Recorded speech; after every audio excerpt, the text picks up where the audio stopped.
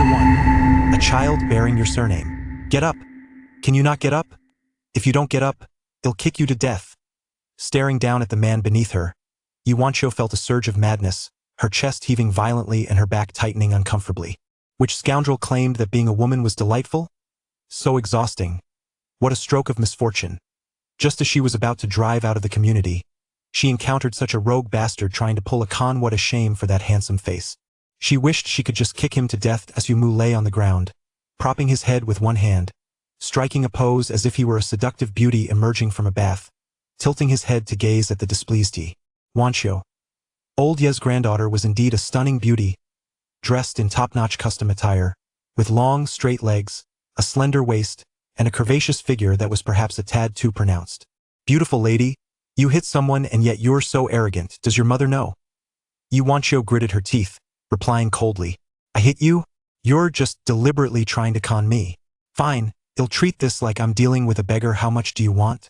Sumu grinned widely. What beggar? This is fate.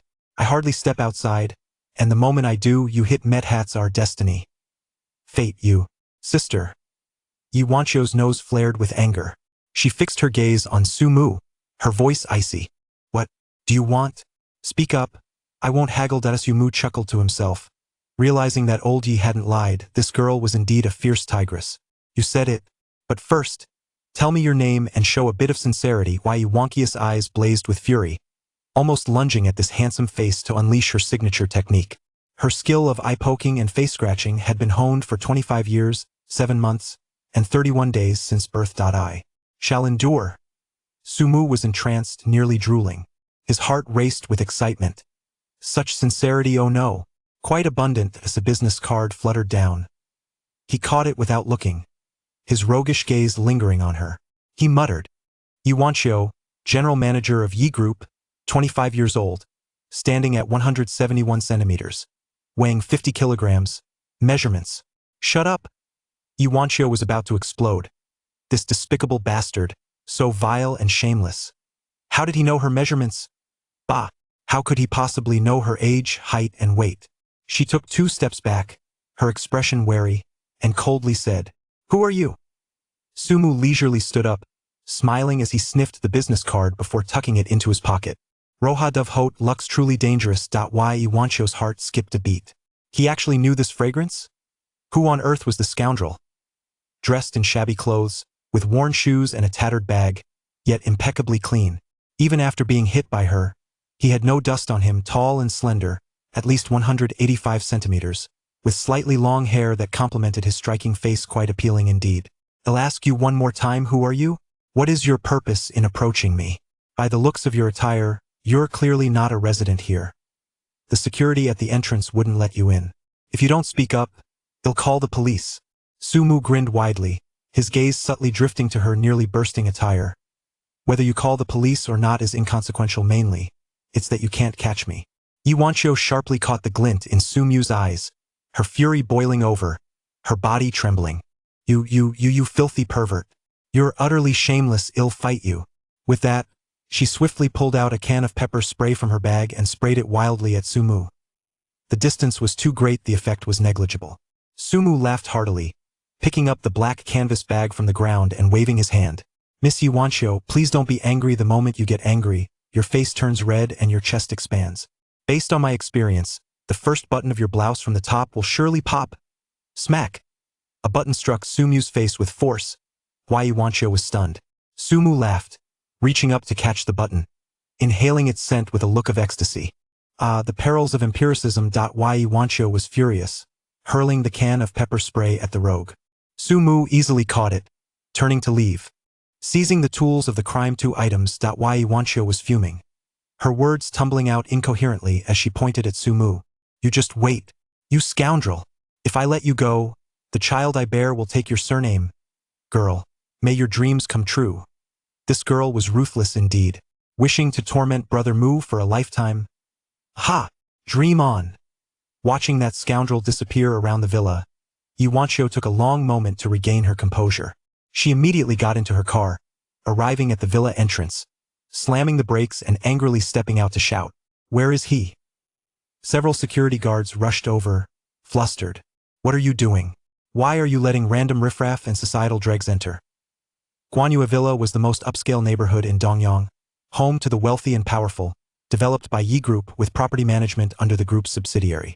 Yi Wanqiu was the boss of these property security guards. The leading guard, having been scolded severely, quickly nodded and bowed.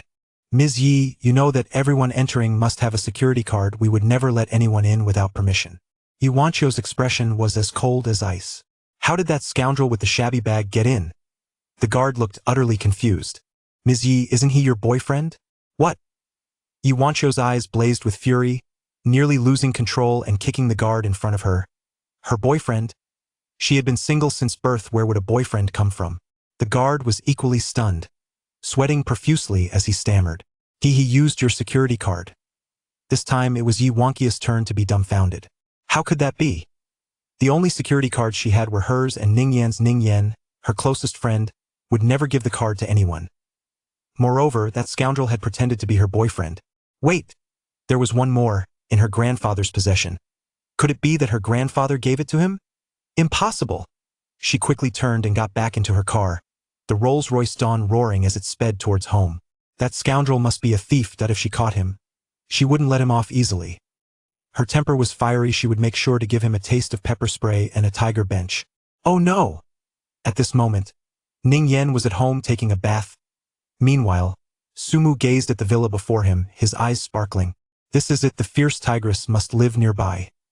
The villa is truly immense. It nearly rivals the bosom of that girl from earlier. What on earth am I thinking? As he fumbled for his keys, he reached for the door only to find it ajar. Impossible. Olji claimed no one resided here. How could the door be unlocked? Truly, this is the most upscale villa district in Dongyang, where the streets are untainted, and even at night, doors remain unlocked, a safety that paradoxically breeds unease. He pushed the door open and stepped inside. Sumu and the woman in the living room froze in place simultaneously. A piercing scream reverberated, nearly shattering Sumu's eardrums. Ah! He shivered, nearly bursting forth with a nosebleed. What have I just witnessed? He promptly shut his eyes and raised his hands, shouting loudly. Miss, you are far too audacious. If you were to open the door to an uninhabited room and discover a woman inside, what would cross your mind? A burglary. However, if it were a stunning beauty, then she would undoubtedly be a breathtaking femme fatale.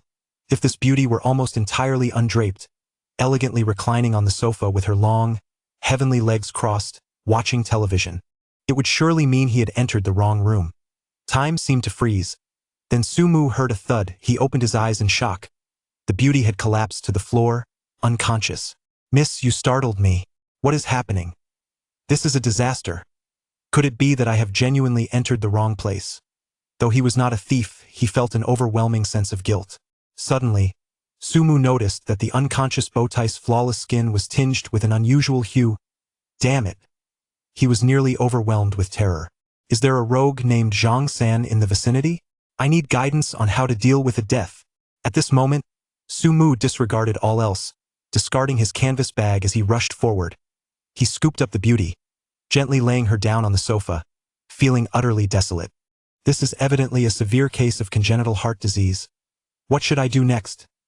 Time is of the essence. I must save her. With a determined resolve, he tore away the last remnants of her clothing. Suddenly, an image of Jackie Chan's shampoo commercial flashed in his mind, complete with dazzling special effects. Oh dear. It's blinding. My eyes may never recover. But I must endure. This too shall pass. Miss, I assure you, this is to save you. He reached out towards her with urgency. At that moment, a scream erupted from the doorway. You filthy rogue! What are you doing? Chapter 2, The Tigress. Yi Wanqiu fell into the living room, and upon witnessing the scene before her, she instantly lost her composure. This wretched rogue was indeed no good. He dared to bully Ning Yan in her own home. In her fury, she didn't even remove her shoes and lunged at Sumu, delivering a barrage of punches and kicks, not caring how many blows he received. Sumu dared not move his body, but his mind was quick, dodging left and right. How infuriating. I am merely trying to save a life here. Feel free to strike. They say hitting is a form of affection. Yet my face must remain intact. My livelihood depends on it. His hands, however, remained firmly grasped on Ning Yan's chest. Filthy rogue. Scoundrel. Release me. Yi Wanqiu seethed, shouting. If I cannot see you rot in prison for life, I shall take your surname. Let go of me. You. Yi Wansu ceased her assault, her expression frozen in shock. The half-naked beauty, Ning Yen, was enveloped in a mist of white vapor. Her once bluish skin began to regain its rosy hue, as if she were emerging from a sauna, radiating a soft pink glow. Yi Wansu realized that the man she had mistaken for a rogue was now pale and swaying, eyes tightly shut. Even she, though naive, understood that this rogue was not merely being lascivious. What kind of miraculous healing is this? Sumu abruptly opened his eyes, drenched in sweat, glancing weakly at Yi Wansu. Quick, take me to the restroom. She quickly grabbed a garment and covered Ning Yen. Did I faint again? Yes, but why does my chest no longer hurt? I feel so warm. Wansu, did a man come in just now? Seeing her good friend's radiant complexion, Yi Wansu felt a mix of concern, anger, and a hint of teasing. What man? There's no man here. Are you feeling frisky? Ning Yen spat, suddenly realizing she was left in only her scanty underwear. She shivered, glancing in horror at Yi Wansu, then at the black canvas bag by the door, before looking down at her own chest. Clear fingerprints were unmistakably visible on her pure, rounded bosom. And away, you rogue. Oh my God! Yi Wansu hurriedly embraced Ning Yen, comforting her. Don't panic, don't panic. The rogue won't escape when he emerges. We shall deal with him together. But first, shouldn't you put on some clothes? Ning Yen, a whirlwind of embarrassment and fury, nearly shed tears as she clutched the garment and dashed upstairs. Take your time. Be careful. Once Ning Yen ascended, Yi Wansu finally sank down, panting, her mind racing with confusion. How could that scoundrel possess my family's access card and key? Suddenly, realization dawned. Of course. It must be Grandpa. There is no other explanation why Yi Wanku's face flushed suddenly. How could she not comprehend her grandfather's intentions? Her prospective suitor turned out to be a rogue? Has Grandpa lost his mind? Grinding her teeth, Yi Wansu sat in the living room for half an hour, the sound of running water from the restroom finally ceasing. Turning around, she caught sight of Sumu, wrapped in her personal bath towel, peeking out before she could speak. Sumu hastily declared, "First, let me explain. I was saving a life, and this is the house gifted to me by Yi Zhengchu. He assured me it was unoccupied." Yi Wansu glared at the scoundrel before her, frost in her gaze. "Who exactly are you? Grandpa would never give you our house keys." Sumu nearly lost his towel. "What do you mean? Isn't your house the one next door? And let me tell you, don't glare at me like that. I'm not afraid of tigers, especially female ones." The mention of a female tiger sent Yi Wansu into a rage, and she leaped up, ready to strike again. Yet Sumu darted away faster than a rabbit. "Wait, let me make a call." "Old man, what do you mean by this?" On the other end, a deep voice resonated, laced with the cunning of a seasoned fox. Kid, I'm getting old and forgetful. I just realized my precious granddaughter lives there. Were you peeping at her while she changed? Let me remind you, the daughters of the Yi family are pure and innocent. Since you've seen her, you must take responsibility. The dowry is ready, come and propose." Sumu gritted his teeth and hung up. "I'll propose to your grandmother." Gazing out the window, Sumu suddenly felt the urge to smoke. Despite all calculations and schemes, I never anticipated being outmaneuvered by that old fox. Yi Zhengchu, the founder of the Yi Group, boasts assets worth billions. His son and daughter-in-law proved to be disappointing, leading him to transfer the company directly to his beloved granddaughter in a fit of rage. Yi Wanqiu is universally acknowledged as the most enchanting goddess in Dongyang, possessing beauty, figure, and wealth that are unparalleled. The number of suitors vying for her affection is staggering, and claiming a line extending a kilometer would not be an exaggeration. Countless scions from prestigious families have exhausted their wits in hopes of winning her favor.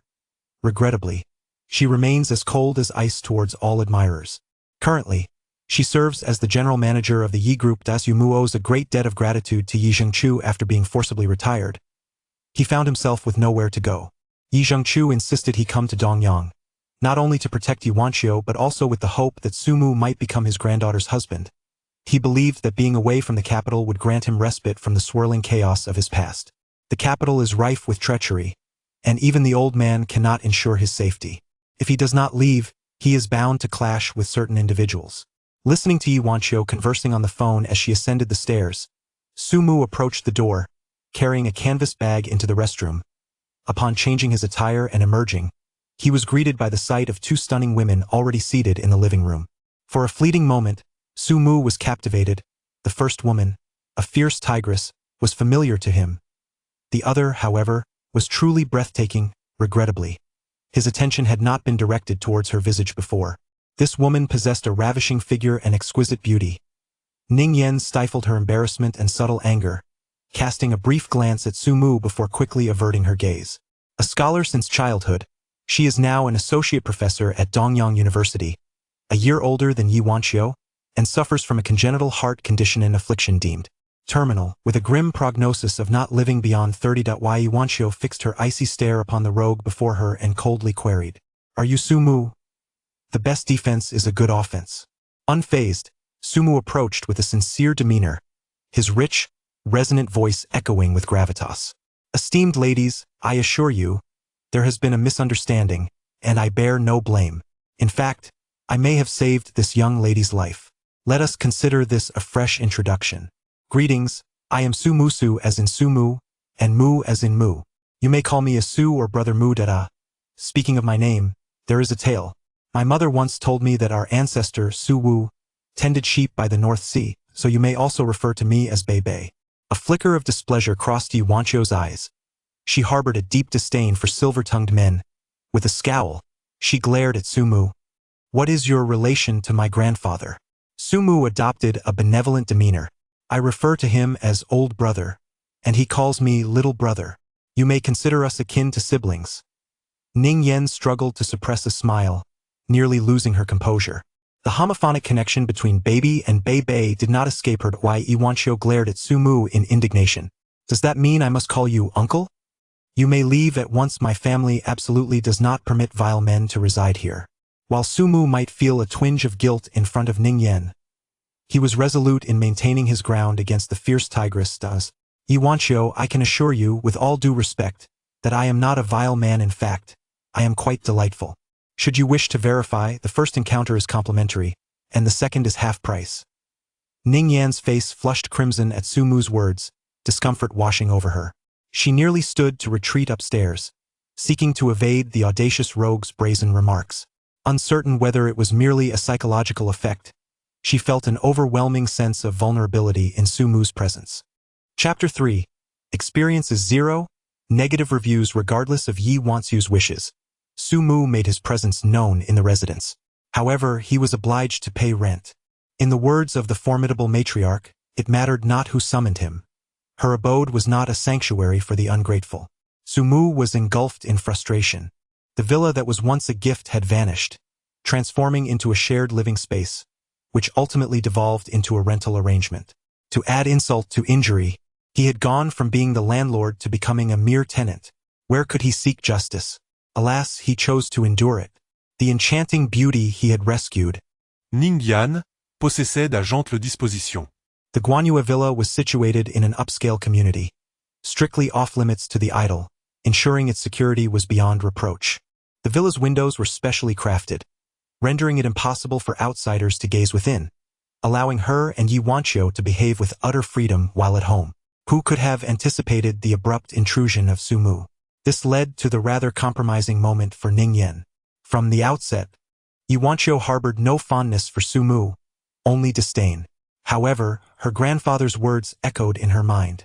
If she were to expel Su-mu, she would be obliged to accept his arrangements, marrying into a prominent family in the imperial capital, thereby leading a life of subservience as a dutiful wife and mother.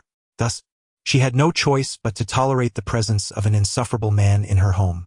The villa was spacious. It could comfortably accommodate not just 3, but even 10 individuals without feeling cramped. Su-mu found himself assigned to a servant's room on the 3rd floor by his stern-faced landlord, a beautiful woman. Regarding the landlord's demeanor, he held the belief that he and Yi Jingchu were akin to brothers. Therefore, the granddaughter of his brother was, in essence, half his own granddaughter. Why should elders quibble with the younger generation? In the living room, Yi Wanqiu was engaged in conversation with Ning Yan. "Sister Yan, are you truly feeling all right?" Ning Yan's expression darkened momentarily, but she quickly regained her composure and replied with a smile. "Wanqiu, I assure you, I feel better than ever. It's quite peculiar.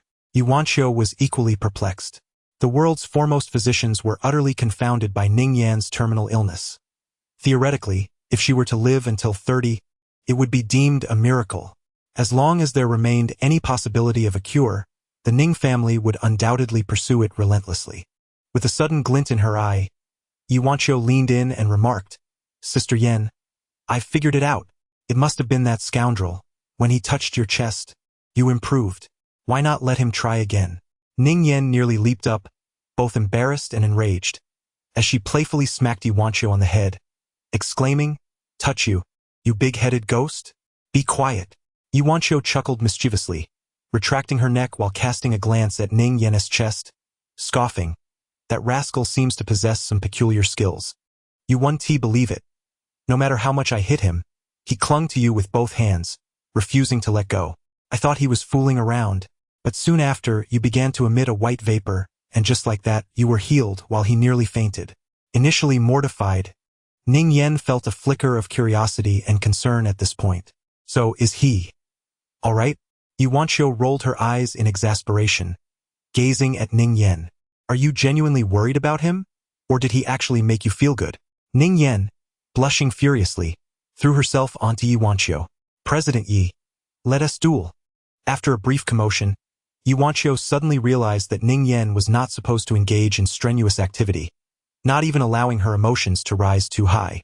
She attempted to halt their playful tussle, only to discover that Ning Yan possessed surprising strength, leaving her momentarily at a loss. Stunned, she exclaimed, "Wait, Sister Yan, could it be that you are truly better?" Ning Yan, sensing a change in her body, took a deep breath, bewildered. "I'm not sure. It seems I'm really fine." Yuanqiu immediately took Ning Yan's hand and headed upstairs. "Sumu, come out here." Upon arriving at Sumu's door, Yuanqiu called out with an air of arrogance. From inside, Sumu's languid voice resonated. "If you want me to come out, wouldn't that be rather undignified? Just so you know, don't barge in. I'm not dressed." Yuanqiu huffed, peering inside to find Sumu sorting his clothes. She attempted to pull Ning Yan in with her, but Ning Yan, blushing, wrenched herself free and retreated to the doorway. "Sumu, I must ask you, did you cure Sister Yan's illness?" Sumu chuckled softly, winking playfully at her. "Are you no longer calling me a filthy rogue?" Ye Yanji Hufet. "How could I possibly know what you were up to at that time?" Sumu turned his head with a grin, gazing at her. "Ms. Yuanqiu, have you come to my room, just the two of us, with the intention of requesting a massage from me?" Yuanqiu instinctively placed her hand over her chest and took 2 steps back, only to quickly regain her composure. She then seized the tattered canvas bag from the bed and hurled it at Sumu. "Go to hell, you filthy rogue." Sumu deftly reached out to take the bag, not even glancing at her, and commanded, "You leave." She feared that this insufferable rogue might take advantage of her. Considering her grandfather's attitude, it seemed her future might be tied to this scoundrel. How infuriating. Ning Yan entered, suppressing her embarrassment, and softly said, Sumu. "I haven't had the chance to thank you for saving me. May I inquire how you accomplished it?" Professor Ning. "There is no need for thanks for a mere trifling act. In truth, your heart's development is fine. It's merely that the walls of your atrial blood vessels are too thick. Modern medicine is unable to perform such a surgery, but fortuitously, I possess a smattering of ancient martial arts knowledge. Henceforth, you need not worry about heart ischemia leading to shock." Ning Yan was momentarily taken aback. She slowly covered her face with her hands, tears cascading down her cheeks, overwhelmed with joy. Who could endure living under the shadow of death every day? What a torment it was. However, Sumu's next remark nearly rendered her utterly mortified. "Just to be safe, I believe we should reinforce this." Ning Yan. Yuanqiu exclaimed in exasperation. "Reinforce your nonsense. You're just trying to take advantage. You're a despicable rogue." Sumu chuckled softly and, gazing at Ning Yan earnestly, said, "What I mean is, we should seek a doctor at the hospital." Ning Yan, with her head bowed and tears streaming down her face, suddenly burst into laughter. Sumu was momentarily taken aback. The rain-soaked pear blossoms complemented the beauty akin to jade. "Sumu, do not refer to me as Professor Ning. Simply call me by my name. This evening, I shall treat you to dinner, as a gesture to welcome you. Yuanqiu was left in a state of disbelief. Could it be that Ning Yan had actually invited a man to dinner? Goodness! Sumu shook his head, saying, "No need, Professor Ning. I do not wish for certain individuals to think that I have ulterior motives." Ning Yan wiped away her tears, her eyes reflecting a hint of disappointment. Yet she smiled as she replied, "It's not like that. Well, let us discuss it when you have time. I am available anytime." Ye Yanji. With a hint of irritation, nudged Ning Yan towards the door, exclaiming, "Let us go. Let us go, Sister Yan. Why bother giving that petty man any attention? He is nothing but small-minded." Sumu chuckled, a glimmer of mischief in his eyes, and said, "Ms. Yuanqiu, do you know what is the broadest thing in this world?" Yuanqiu curled her lips and instinctively inquired, "What is it?" The magnetic voice of Sumu resonates once more. "It is the sea." With a dismissive tone, he continued as Yuanqiu approached the door, "Do you know what is broader than the sea? What is it? It is my heart." Ye Yanji grimajet in disgust. While Ning Yan covered her mouth with a gentle smile.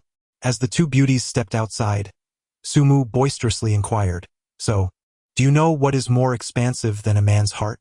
Sumu, believing that the person had already departed, lamented softly, "So that is your infant food brigade. A failed jest, an experience of naught, and deserving of a poor review." At that moment, two slippers flew in from the entrance. The two beautiful women exclaimed in unison, "Drop dead." Chapter 4. I excel at living off others. Sumu's refusal to let Ning Yan treat them indicated that as a newcomer, it was his responsibility to host, while the beautiful lady would choose the venue. Consequently, Yuanqiu selected a location, the Starry Restaurant, the most prestigious establishment in Dongyang, with a minimum expenditure of 5,000 per person.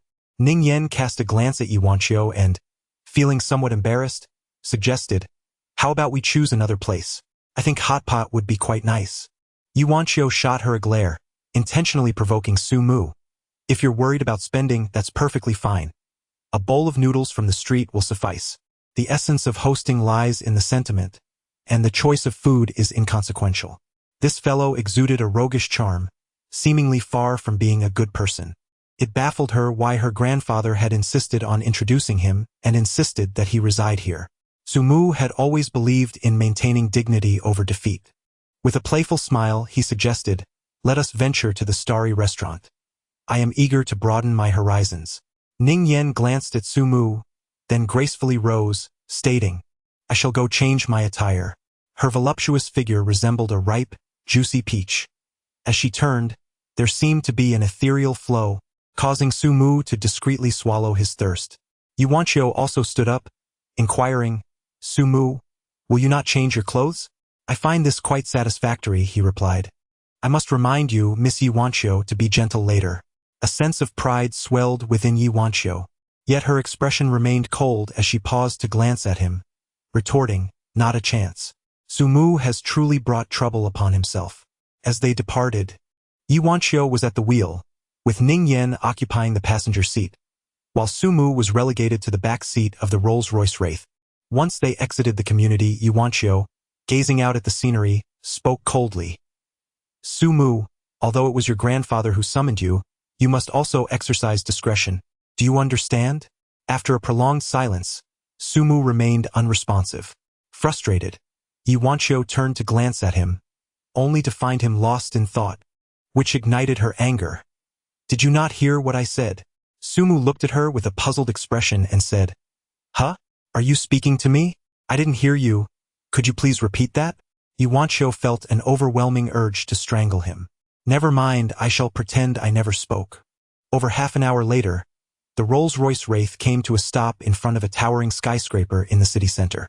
Sumu looked up at the towering, brilliantly illuminated building, his expression one of astonishment. How lofty! Yuanqiu rolled her eyes, striding ahead with a haughty demeanor while clasping Ning Yan's arm, softly uttering 3 words, "Country bumpkin." However, Ning Yan, filled with curiosity, inquired, "Are you not aware of where this is?" Sumu shook his head. Ning Yan smiled and said, "The headquarters of the Yi Corporation is right here, and Yuanqiu is the owner of this building." You are the one assigned to Wanqiu by Grandpa Yi, so you must strive to do your best. Su Mu feigned shyness and said, Are you living off someone else's wealth? I excel at that. The three of them rode the enormous transparent elevator straight to the top floor. The elevator doors opened to reveal the starry restaurant. Two waiters pushed open the glass doors, and a delightful aroma of red wine, champagne, and various delicacies wafted toward them. Upon entering, Su Mu was astonished by the restaurant's vastness. The entire floor was dedicated to dining, designed with a soaring 10-meter ceiling, adorned to resemble a starry sky. Stars twinkled above, and shooting stars occasionally streaked across, creating a breathtaking spectacle. Inside the restaurant, the ambience was vibrant with music, laughter, and an array of beautiful women and handsome men. A dance floor occupied the center, where a live band performed. A stunning woman in flowing white played a precious custom grand piano. The open kitchen and dining area surrounded the building's edge, offering a view of Dongyang's most enchanting nightscape. The arrival of Yi Wanqiu and her companions immediately stirred the entire restaurant. The two goddesses of Dongyang were undeniably the most radiant presence wherever they went. Wait, who is that man? Time seemed to freeze in the restaurant. The melodious piano and violin were abruptly overshadowed by a murmur of speculation. Am I seeing things? Who is that guy? This is explosive news. I would rather believe my eyes are deceiving me. Look, he is actually joking with both Yi Wanqiu and Ning Yan. At one side of the restaurant, by the floor-to-ceiling windows, 2 men and 2 women were dining. Bai Ning, dressed in a black cocktail dress, glanced at her brother Bai Zihua across the table and teased, Brother, someone has beaten you to it. Bai Zihua, in his 30s, tall and handsome with an extraordinary demeanor, elegantly sipped from his wineglass, smiled slightly, and turned to the equally impressive man beside him, asking, Peiyong, who do you think brought that guy? Qin Peiyong chuckled and replied, I don't care who brought him. Let us deal with him later. He abruptly tore the napkin from around his neck, stood up, and strode toward Yi Wanqiu's table. His sister Qin Yue, eager for excitement, jumped up in her red dress to follow, exclaiming, I want to see the commotion. Bai Zihua shook his head with a smile, a glint of coldness flashing in his eyes. He had feelings for Yi Wanqiu, while Qin Peiyong was interested in Ning Yan. At this moment, it seemed that the man was most likely connected to Ning Yan, as she was notorious in Dongyang's elite circles for being indifferent to men, showing no interest in any suitor. Yi Wanqiu's chosen spot was the best table in the starry restaurant, unmistakably prominent. As Qin Peiyong rose, many in the restaurant took notice. Yi Wanqiu sat next to Ning Yan, with Su Mu across from them. Qin Peiyong walked over confidently, smiling. It's rare to see our 2 goddesses of Dongyang together. Ning Yan, won't you introduce me to this young master?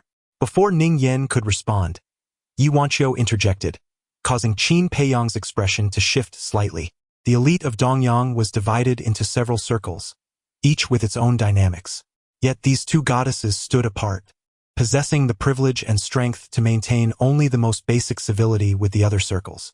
Men were enamored and covetous of them, while women felt envy and resentment. Men fantasized about marrying one of them, while women dreamed of being part of their circle. Wanqiu, it's a rare occasion for you 2 to go out together. I'll treat tonight. Qin Peiyong adjusted his demeanor, although his gaze remained fervently fixed on Ning Yan. Behind him, Qin Yue stepped forward, looking down at Su Mu with disdain, saying, Since you're just a driver, there's no need for you to sit here. This is not a place for you. Her words caused Ning Yan's expression to turn icy, and Yi Wanqiu clearly disapproved of Qin Yue.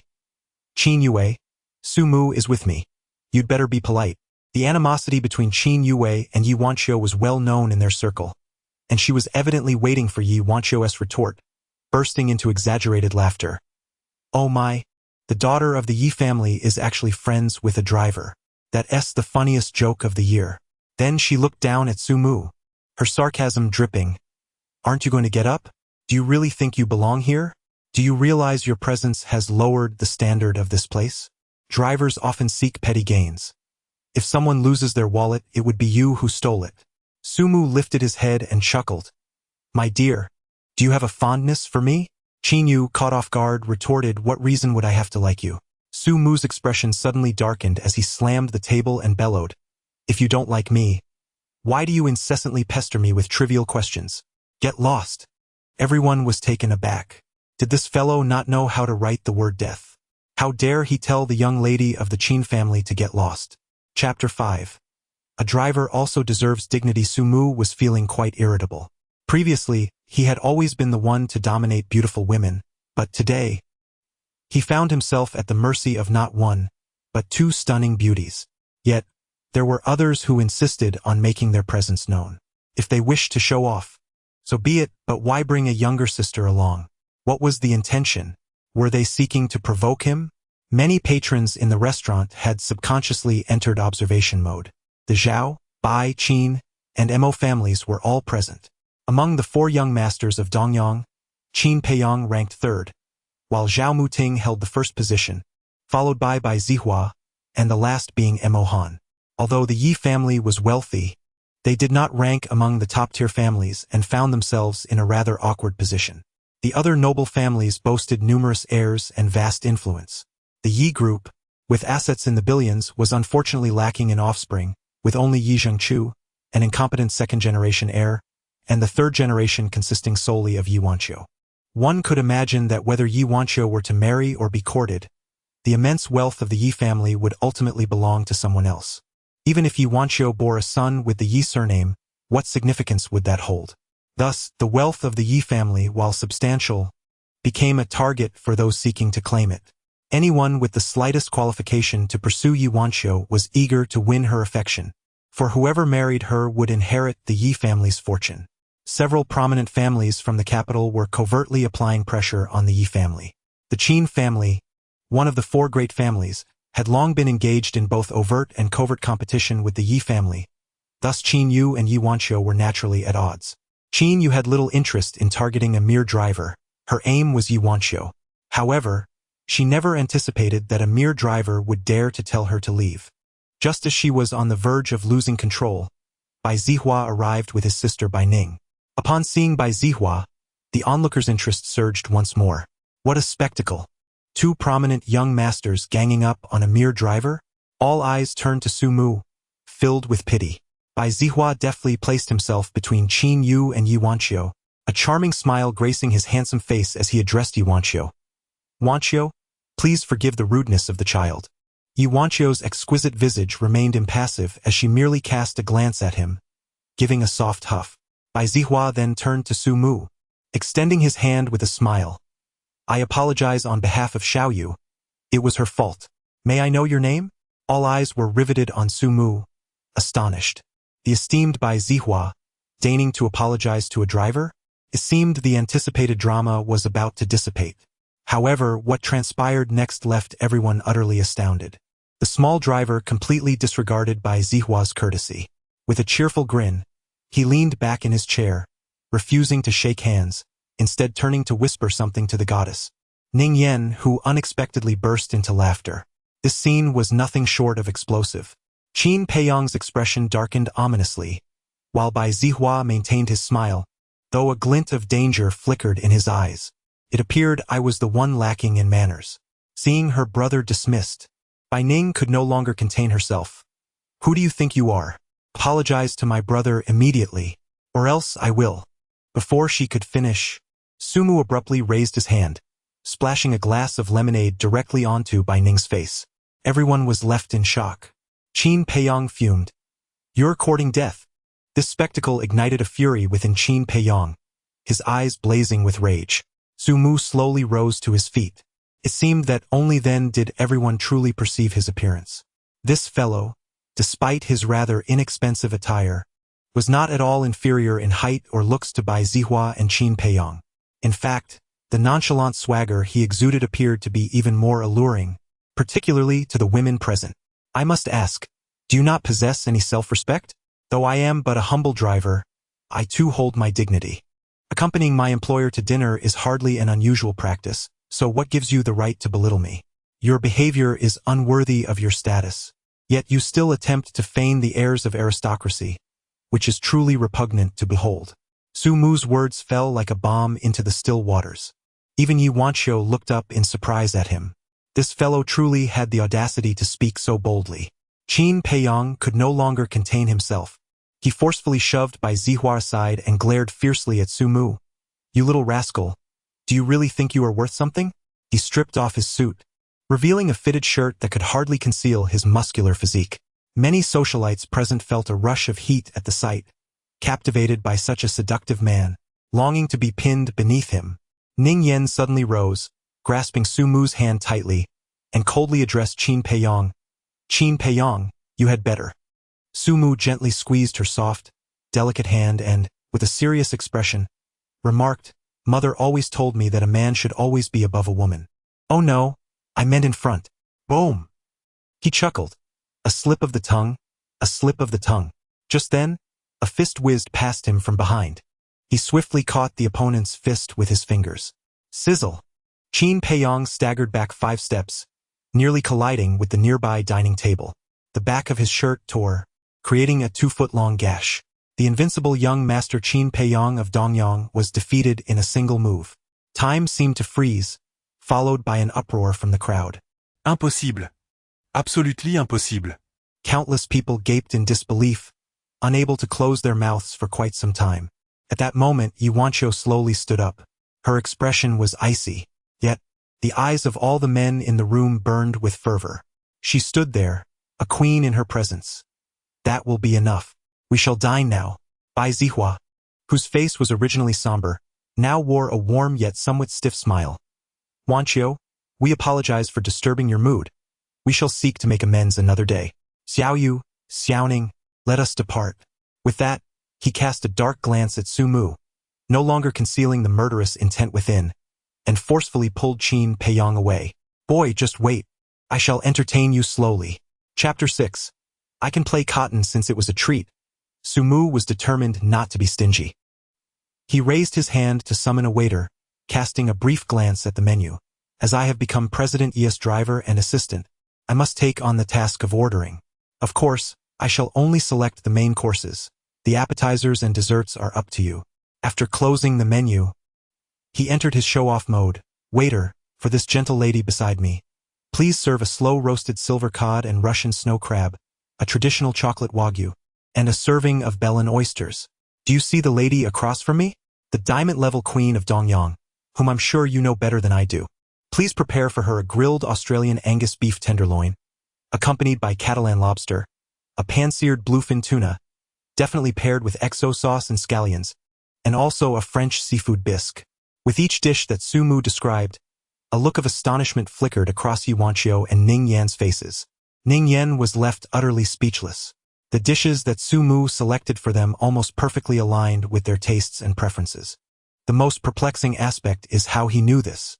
As for me, I am here to present today's chef's recommendations. Sumu handed the menu to the waiter and said, Bring me 2 bottles of wine, 1 dry white and 1 dry red. The dry white should be a month-early Premier Cru from the Laflave estate, and for the dry red, please bring a Premier Cru Pinot Noir from Baron de Belle. Oh, and also a glass of lemonade, but without the lemon. Sir, we truly do not have lemonade without lemon. Sumu chuckled and remarked, This is indeed acceptable. Observing the servant's conflicted expression, Ning Yan could no longer suppress her amusement and shot a sidelong glance at Sumu before addressing the servant. A glass of plain water, please. At that moment, even Yuanqiu couldn't help but let out a soft laugh. Ning Yan gazed at Sumu with admiration, saying, Sumu, you are truly remarkable, possessing such extensive knowledge. Sumu smiled reservedly. Understanding a little about everything makes life a touch more vibrant. Yuanqiu shot a significant eye roll in response, retorting, shameless. Are you capable of bearing children? Sumu shook his head and declared, But I will help you give birth. Go to hell. Yuanqiu's heart raced violently, as if struck at its core. To mask her turmoil, she forcefully hurled the dining knife at Sumu. Before long, the restaurant manager personally arrived with the wine, bringing an end to their quarrelsome farce. As the appetizers were served and they reached the halfway point of the main course, Ning Yan suddenly turned to Sumu and remarked coolly, You shouldn't have been so impulsive just now. Qin Peiyong is indeed hot-headed and easy to manage, but belle.He is far from the gentle and refined persona he presents. Sumu took a sip of water and smiled at Ning Yan, saying, Mr. Qin seems to harbor affections for Professor Ning, while that young master I presume, is fond of President Yi? Ning Yen furrowed her brow slightly and cast a glance at Su Mu, replying, that is his affair, and it bears no relevance to me. Do take care of yourself. Su Mu chuckled, I am unafraid. I am now General Manager Ye's driver, and I will be associating with him in the future. However, let me clarify that my duties are strictly limited to those of a driver. I cannot be expected to serve as a life assistant, nor will I assist in purchasing intimate apparel. My skills in that regard are decidedly lacking. He emphasized the last 4 words with particular weight. Ning Yan's hand trembled, completely shattering her elegant demeanor. Yi Wanqiu was sipping her drink, only to be caught off guard and choked, coughing several times. With her brows furrowed in displeasure, she retaliated by kicking beneath the table, her stiletto heel striking Su Mu's shin with considerable force. Su Mu let out a cry of pain and leapt to his feet. The attendant, startled, hurried over, inquiring, Sir, is there anything you require? Before Su Mu could utter a word, Yi Wanqiu directly stated, he wishes to showcase his piano performance for everyone. Please escort him there. The attendant, taking her words at face value, promptly stepped aside, saying, Please follow me. The piano at the Starry restaurant is open for guest performances, but access is typically reserved for select individuals. Were it an ordinary patron, they would undoubtedly be denied entry. However, given Yi Wanqiu's esteemed status, her recognition is well known throughout the upper echelons of Dongyang. Moreover, the Starry restaurant is situated within her own building. In this venue, could be said that Yi Wanqiu truly reigns as the queen. Su Mu was taken aback. He stared wide-eyed at Yi Wanqiu, stammering for a considerable time before finally raising his thumb in approval.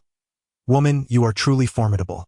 Ning Yen chuckled, her eyes narrowing in amusement, as if anticipating a delightful spectacle. Su Mu, are you not inclined to perform a piece for us? Su Mu rolled his eyes dramatically. I can play the piano. He wiped his mouth with force and addressed the attendant. Let us go. Ladies, you have underestimated us. Who is Mugu? A genius. If he were not a genius, how could he have distinguished himself in the nation's premier Dragon Tamer program, rising to the position of Dragon Tamer leader?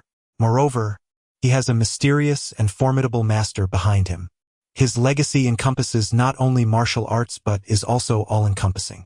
Skills such as music, chess, calligraphy, and painting are utterly trivial, devoid of challenge, mere foundational practices. The elegant pianist clad in white and her ensemble came to an abrupt halt. To everyone's astonishment, the little driver who had just put the 2 prominent young masters of Dongyang in their place, confidently ascended the stage. Whoosh! The spotlight zeroed in on him. What is he about to do? Surely he does not intend to play the piano? Meanwhile, Ning Yen, filled with concern, cast a reproachful glance at Yi Wanqiu. You shouldn't toy with him like this. Yi Wanqiu took a delicate sip from her wine glass and remarked softly, It seems some people have truly become quite comfortable. Ning Yen's exquisitely beautiful face flushed a deep crimson, her embarrassment boiling over as she stamped her foot in frustration. Are you trying to get yourself killed? Yet, Yi Wanqiu exclaimed. Look! Under the spotlight, Su Mu gradually settled before the piano, causing the white-clad beauty beside him to momentarily lose her composure. The others seemed to sense an air of anticipation as well. Upon Su Mu, there seemed to be an inexplicable charm. With an exquisite grace, one hand glided over the piano keys. A profound and melodious tune, akin to a flowing stream, cascaded through the restaurant, resonating within the hearts of all present. In an instant, silence enveloped the room. Su Mu's magnetic baritone emerged, deep and soulful. A philosopher from the East once proclaimed, "Oh man, the utmost power and unparalleled beauty may earn you the emperor's vanity. But do you realize? All that surrounds you is but a treacherous poison and the sting of flattery. Oh man, when you are ensnared by beauty, when you bow before wealth, when you kneel for power, do not forget, I once cautioned you. I shall now sing a song, dedicated to all the women present this evening." At that moment, an overwhelming urge surged within the men to rush forward and deliver a sound thrashing to this pretentious fellow. How dare you? You consider yourself that philosopher, and we mere foolish men? They were taken aback by the sudden twist in his words. Even the ethereal beauty standing by the piano could not suppress a chuckle, though she was more astonished by Su Mu's impeccable piano skills. He was leagues ahead of the rest. As the melody shifted, the song commenced. Who makes your heart race? Who brings you pain? Who makes you yearn to hold her in your embrace? Chapter 7. Are you a chameleon? With the final notes fading, the performance concluded. Sumu rose with a hint of regret. This faude was executed with remarkable perfection, yet it could only receive a score of 99. A single extra point would surely incite unwarranted arrogance. Within the restaurant, even the chefs paused in their culinary preparations. Suddenly, a wave of fervent applause erupted, accompanied by sharp whistles. The ethereal beauty of the pianist, clad in white, could no longer contain herself. She bravely overcame her shyness and rushed to block Sumu's path, her hands clasped over her heart, her expression one of infatuation. The patrons in the restaurant erupted into a chorus of lamentations. Was there truly such an extraordinary young man?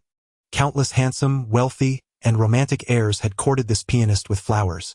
Yet she had paid them no heed. The jealousy among the onlookers was palpable. It was merely singing. After all, even I could do that. Woo! Sir, may I have your contact information? Sumu flashed a smile.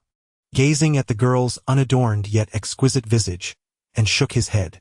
My dear, do not allow the so-called artistry of men to deceive your eyes. Those who seek merely to seduce you offer nothing of real value. With that, he elegantly turned away, leaving the girl with a sense of despondency. Nearby, a man stood in stunned silence. If pretentiousness were a capital offense, this fellow would be riddled with bullet holes. The art of seduction had reached such a level that it could only be described as mastery.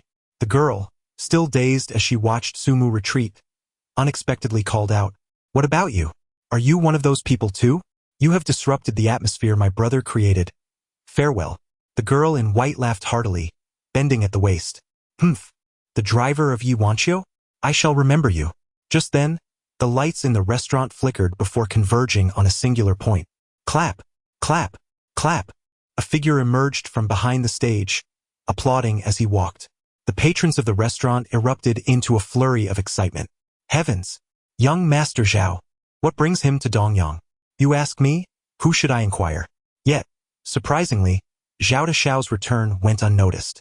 Under the spotlight, a young man strolled forward, his pure handcrafted shirt casually fastened at a few buttons, complemented by tailored dark trousers and exquisite black leather shoes, evidently crafted by Italy's finest shoemakers. His hair was impeccably styled, with a sharply contoured face, and eyes that gleamed with profound intensity.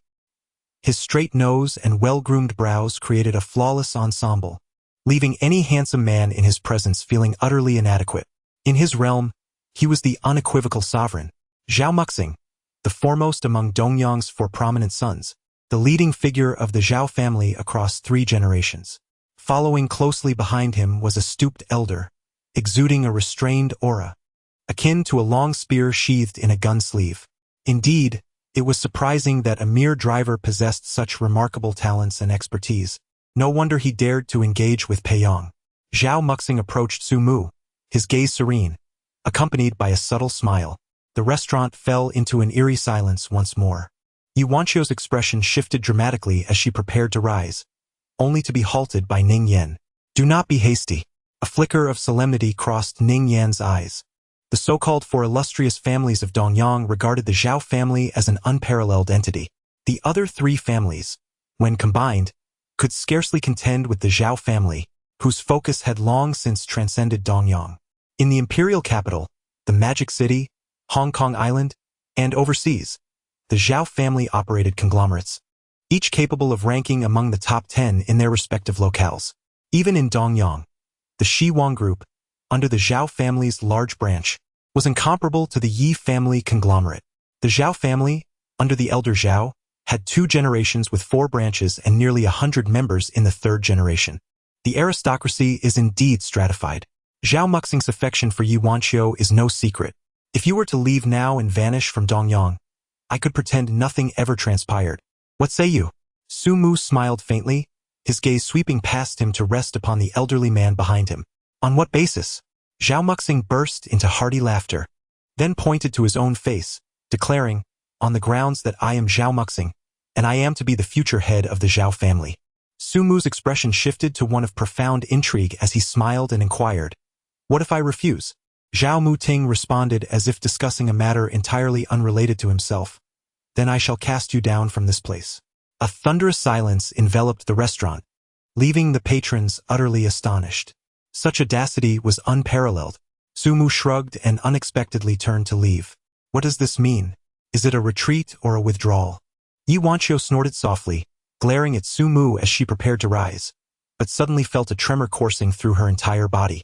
Sumu's gaze instantly turned frigid. A sardonic smile curled at the corners of his lips. Across the entirety of Huagua, and indeed the world, there were scarcely more than 20 individuals bold enough to address him as Zhao Muting did.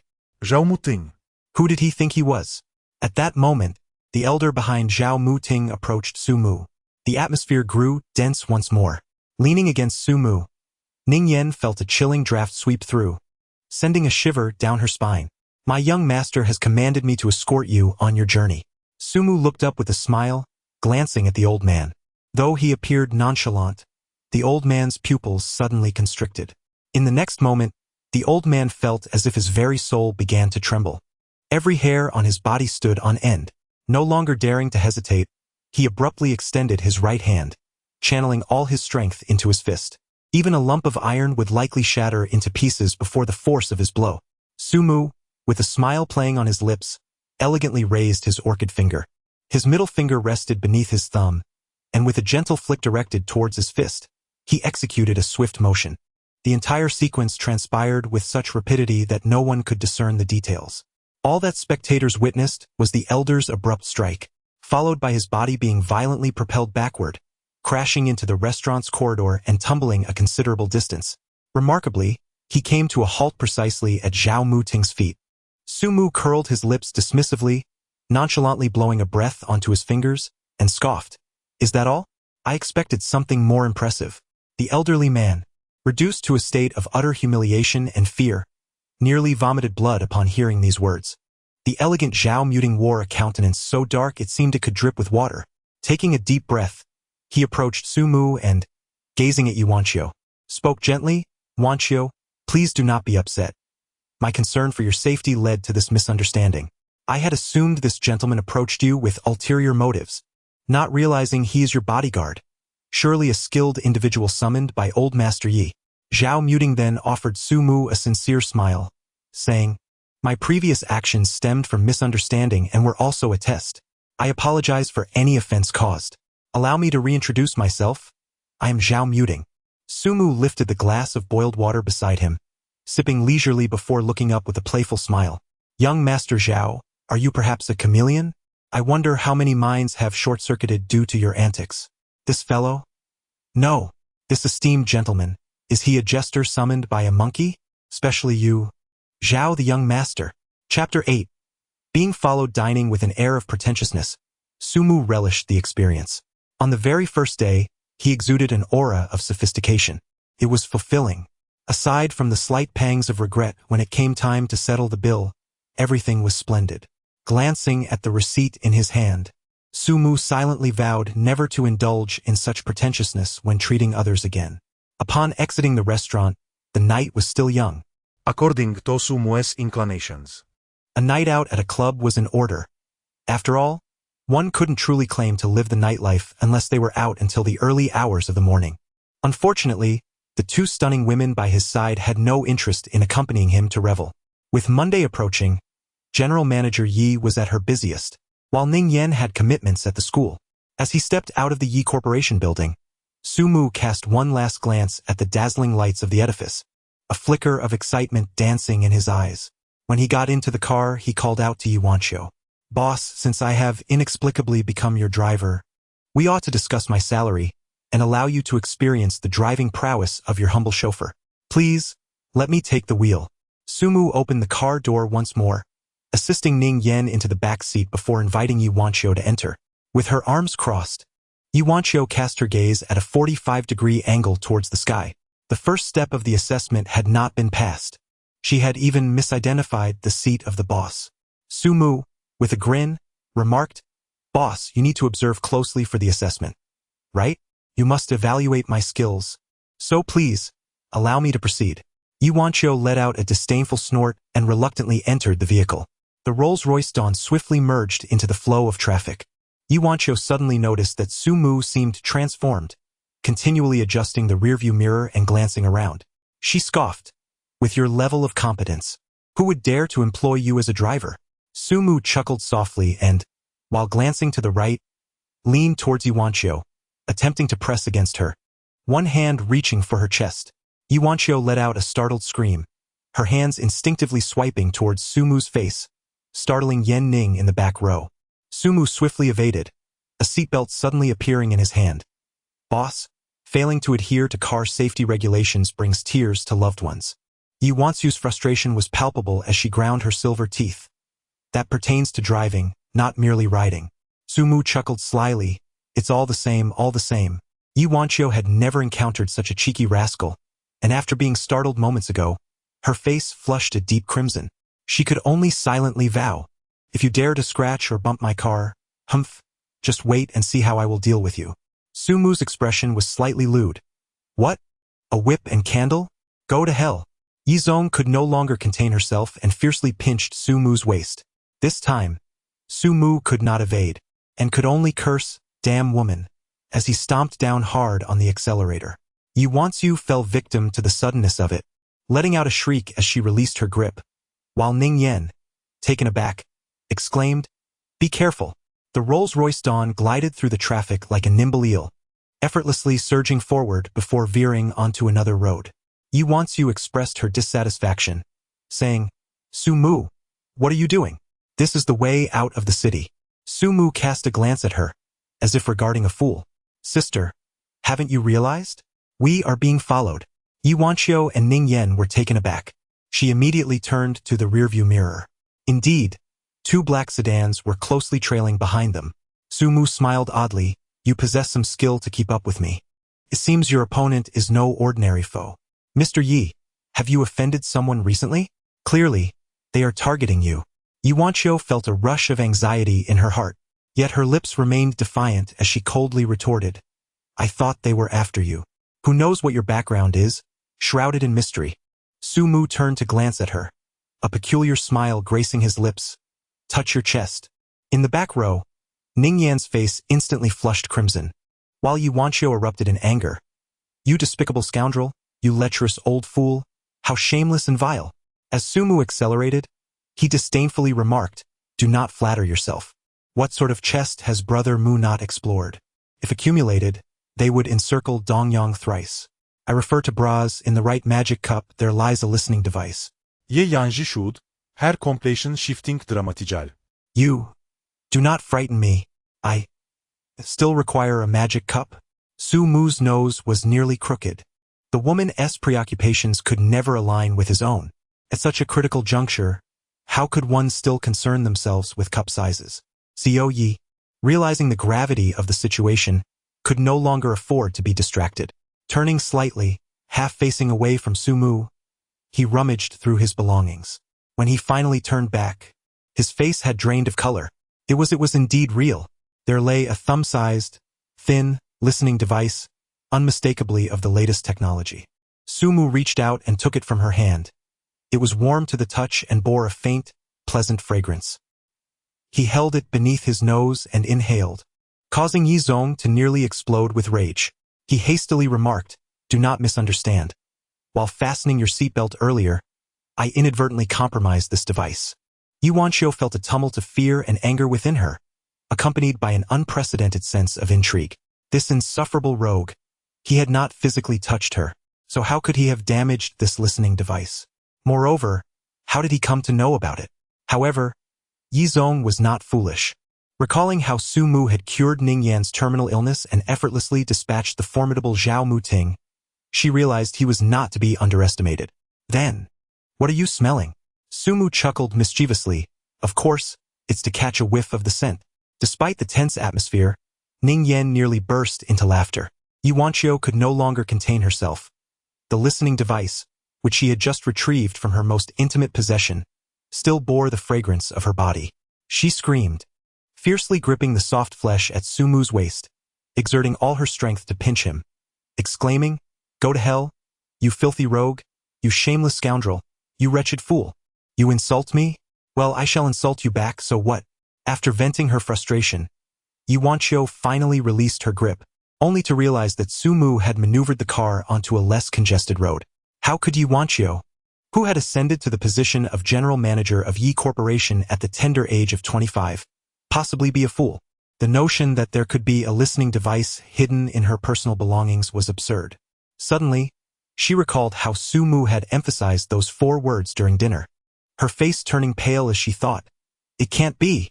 Long Hongyue has been by my side for 3 years. She is my university classmate. Why would she do this?" Yuanqiu had never doubted Ning Yan, and her thoughts immediately turned to her special assistant, Long Hongyue. Sumu wore a smile that was neither fully a smile nor entirely devoid of it. It seemed that there was some intellect present, rather than a complete lack thereof. Ye yanji proudly lifted her chin. Indeed. Suddenly, she was struck by a realization, her heart a tumult of shame and anger. Scoundrel. Sumu, disinterested in further engagement, continued to focus on the pursuers behind, driving steadily out of the city. Although Ning Yan felt a touch of embarrassment, she could not restrain her curiosity and asked Sumu, "You had already noticed, hadn't you? You were aware of it back at the restaurant, weren't you?" Sumu nodded, his expression shifting to one of intense focus. "Professor Ning, President Yi, hold on to the handrails. I am about to accelerate." With that, the Rolls-Royce Wraith roared to life, surging forward with an overwhelming force. The 2 drivers trailing behind, skilled in their craft, had intended to execute a pincer maneuver, only to find their intentions discerned, leaving them powerless as the Wraith vanished from sight. "Damn it, that kid got away," one exclaimed. "Boss, what should we do?" The young master said that if we don't break that kid's legs today, our own will be in jeopardy. "I damn well know what to do." Chapter 9. I'll share half with you what is the essence of infatuation. A woman, upon encountering a man, suddenly forgets everything, realizing only that she has fallen for him. Identity, status, wealth, even her own life, become inconsequential. The girl in white, playing the piano at the Starry restaurant, after settling her bill with the manager, flashed a sweet smile. Manager Liu, startled, quickly replied, "Miss Liu, why? Is the price too low? We can negotiate. I can add 500 for a song." Emoliosu smiled and shook her head, while Manager Liu inwardly cursed Sumu for his actions. "You brat, look at the mess you've caused." Emoliosu bid farewell, exiting through the back door as usual. In the dim light, a black Maybach S65 stood quietly. 2 middle-aged bodyguards, exuding an air of elite special forces, stood like statues by the car door. She entered the vehicle, sitting quietly in the back seat, not instructing the driver, lost in thought, her cheeks flushing slightly, a hint of shyness gracing her expression. The bodyguard in the front seat observed her through the rearview mirror and exchanged a discreet glance with his partner upon witnessing her demeanor. The female bodyguard furrowed her brow and turned to her, saying, "Miss Yu." These 2 bodyguards were descendants of the previous generation of the Mo family's protectors and superlative members of their secret guard. Having watched Emoliosu grow up, they had witnessed everything that transpired in the restaurant, and the female bodyguard had almost rushed in to confront Sumu. When had their young miss ever asked a man for his contact details? Any man who earned her favor was akin to a miracle, yet that fellow had rejected her. "Aunt Chui, I want information on that man, as detailed as possible." Aunt Chui gasped, "Miss, what about the old master?" Emoliosu gently shook her head, her resolve unwavering. Aunt Chui acquiesced and started the car. The Maybach S65 glided through traffic like a specter. Achoo! Achoo! As he exited the vehicle, he suddenly sneezed twice. "Who the hell is cursing me?" And so vehemently, he glanced at Yuanqiu, only to find her looking back at him with disdain, saying, "Are you catching a cold? Keep your distance. We don't want to catch it from you." Sumu chuckled softly. "Mr. Yi, I have indeed rescued you from peril. Is this how you treat your benefactor?" Yuanqiu snorted, indignantly replying, "Do you truly have the audacity to claim the role of my benefactor? Among the 4 prominent families of Dongyang, you have offended 3 in a single night. Do they even know your identity? You are merely my chauffeur, yet they will undoubtedly hold the Yi family accountable for your actions. So, who is truly indebted to whom?" Sumu couldn't help but let out a hearty laugh, feigning an expression of deep gratitude. Indeed, it is truly insightful of you, General Yi, to think so far ahead. In the spirit of repaying your kindness, allow me to alleviate some of your concerns. I shall thoroughly search your room for any hidden listening devices among your lingerie. Rest assured, this time I shall only touch, not sniff. Yuanqiu, infuriated, raised her delicate brows and lunged at him in anger, her sharp nails nearly grazing Sumu's face, startling him into raising his hand to shield himself. As fate would have it, Yuanqiu slipped, and with a scream, she tumbled towards Sumu. Sumu instinctively made a gesture as if lifting something with both hands. What is this? Soft and bouncy, plump and round. What on earth? Sumu felt a chilling shiver coursing through his entire being. Yuanqiu gradually emerged from her state of panic, her heart ablaze with fury, nearly bursting forth from her chest. Sumu! May you perish! Ning Yan, standing nearby, was left dumbfounded. Suddenly, she quivered, as if recalling the two bruised imprints of ghostly claws upon her chest. A woman driven to madness is impervious to reason. Sumu, unwilling to become a mere canvas for her wrath, swiftly extended his hand and gently pressed it against Yuanqiu's exquisite, snow-white neck. In an instant, she succumbed to unconsciousness. With a sense of guilt, Sumu offered a sheepish grin to Professor Ning. As you can see, it was Mr. Yi who lost her balance. Not my intention to take advantage of her. I merely wished to escort her to her room for a moment of calm. Ning Yan's face flushed with embarrassment, her voice barely above a whisper as she replied, I will take you upstairs. Observing Ning Yan flustered and skittish like a startled rabbit as she hurried up the stairs, Sumu had no choice but to scoop up Yuanqiu in a princess carry and follow suit. Ning Yan opened a door and, retreating behind it, averted her gaze from Sumu, softly murmuring, Please, come in. Upon entering, Sumu felt a sudden warmth in his nasal passages. In the room, a large bed adorned with pristine white sheets lay disheveled, with a set of black intimate apparel carelessly placed upon it. The size indicated that it clearly did not belong to President Yi. Could it be? No wonder Professor Ning appeared so flustered earlier. Turned out the two were sharing a room. Sumu hastily set down Yuanqiu and fled in a panic. Professor Ning, I leave President Yi in your care. She will awaken in 10 minutes. Once Sumu had departed, Ning Yan noticed her undergarment from earlier that afternoon lying on the bed. Oh my goodness, how mortifying. I shall never be able to face anyone again. Covering her face with her hands, Ning Yan wished for a crevice in the floor to burrow into. The tingling sensation from when her chest had been vigorously grasped earlier seemed to resurface all at once. Her exquisite visage flushed a deep crimson. Moments later, Yuanqiu regained consciousness, her shriek nearly tearing the roof off. Sumu, you scoundrel, you shameless rogue, just you wait. She sprang up from the bed, her expression menacing. Then she noticed Ning Yan sitting dazedly at the foot of the bed, looking utterly lost and absent-minded. Sister Yan, what is the matter? Did that rogue do something? Ning Yan let out a small sound of surprise. Yuanqiu was taken aback, while Ning Yan hurriedly waved her hands. No, he did nothing at all. Yuanqiu involuntarily exhaled in relief, then gritted her teeth and said, Sister Yan, you are resourceful. Quickly devise a plan to teach that rogue a lesson.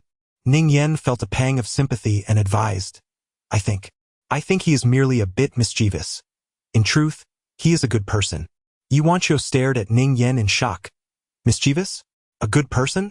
Sister Yan, you mustn't be mistaken about the distinction between mischief and true character. He is nothing but a lecher. Ning Yan shot her a displeased glare. Do not speak ill of him. After all, he is my savior. Very well, you are lost. Ning Yan, Yuanqiu said, her expression one of exasperation. You are not suggesting that this act of salvation warrants you offering yourself in return, are you? Ning Yan, filled with indignation, reached out to strike Yuanqiu. Please, that is a matchmaker your grandfather found for you. I do not have such a palate. Ye Yanji hu fait. Suddenly blushing and murmured, we are like sisters, sharing everything. Why not share half? Ning Yan, incensed, kicked her away. Get lost. Chapter 10.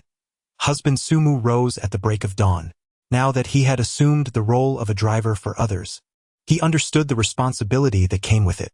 Being a driver demanded utmost seriousness from us.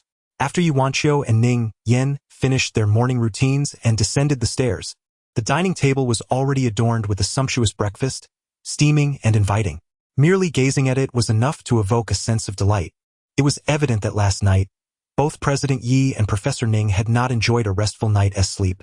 After all, having suddenly welcomed such a large baby into their home, it was hardly surprising that the two ladies found it difficult to sleep soundly. As for the little one, noticing the absence of anyone in the living room, Yi Wanqiu felt a twinge of concern.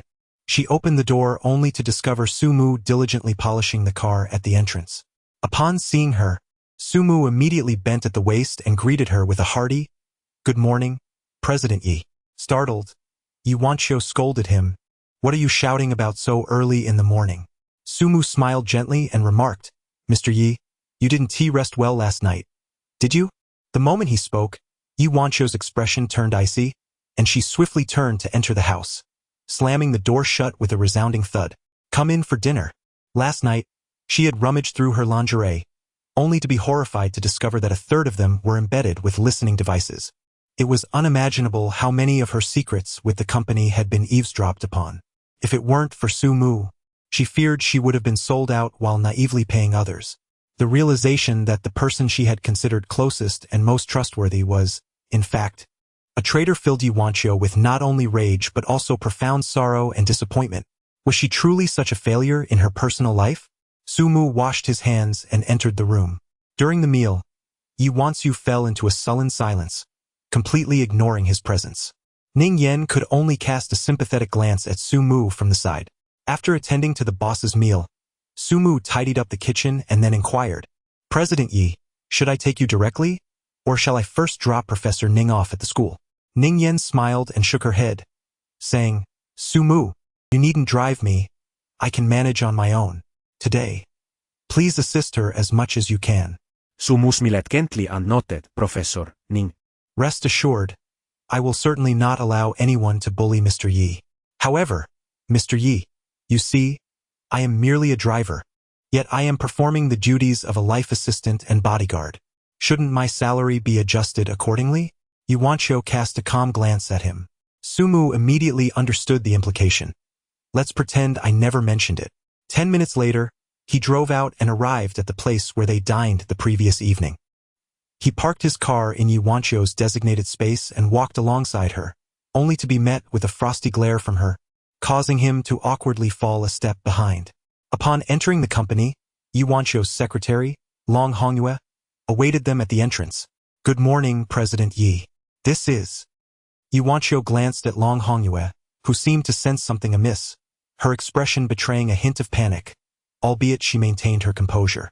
"This is Su Mu, my assistant.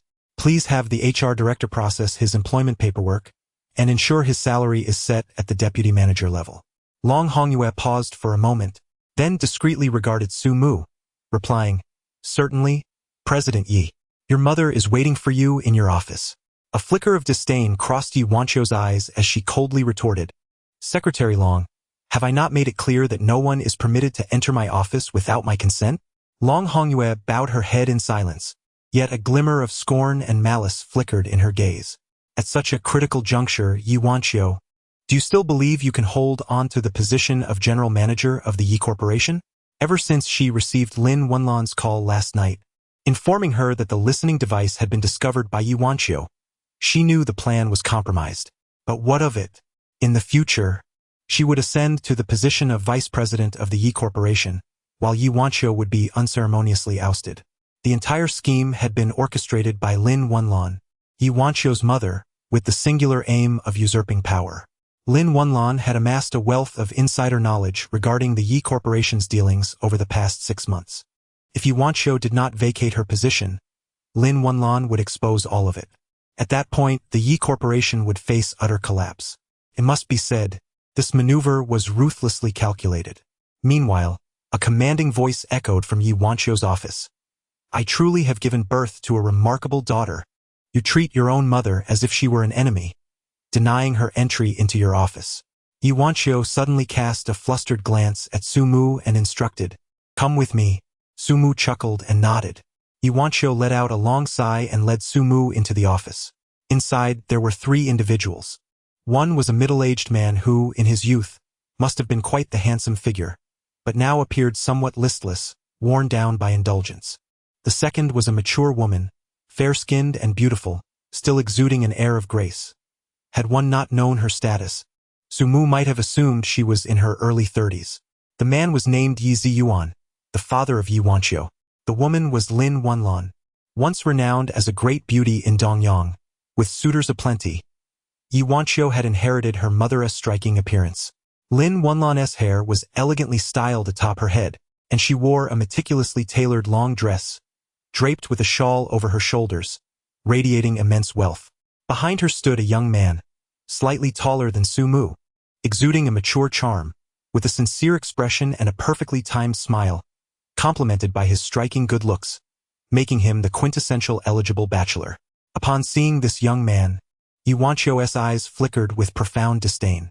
She stepped in front of Lin Wenlan and coldly asked, "What brings you here?" Lin Wenlan, however, directed her gaze straight at Sumu, her face stern as she inquired, "Who is he?" As Sumu was about to speak, unexpectedly, Lin Wenlan interjected sharply, "Silence. Who do you think you are to speak to me?" She then looked down her nose at Yi Wanqiu and remarked, "You truly are my wonderful daughter, casually parading a man by your side. Have you no shame?" Yi Wanqiu replied with indifference, "If you valued your dignity, you wouldn't be replacing your toy boys every few days." A profound silence enveloped the room. Long Hongyue was left in utter disbelief.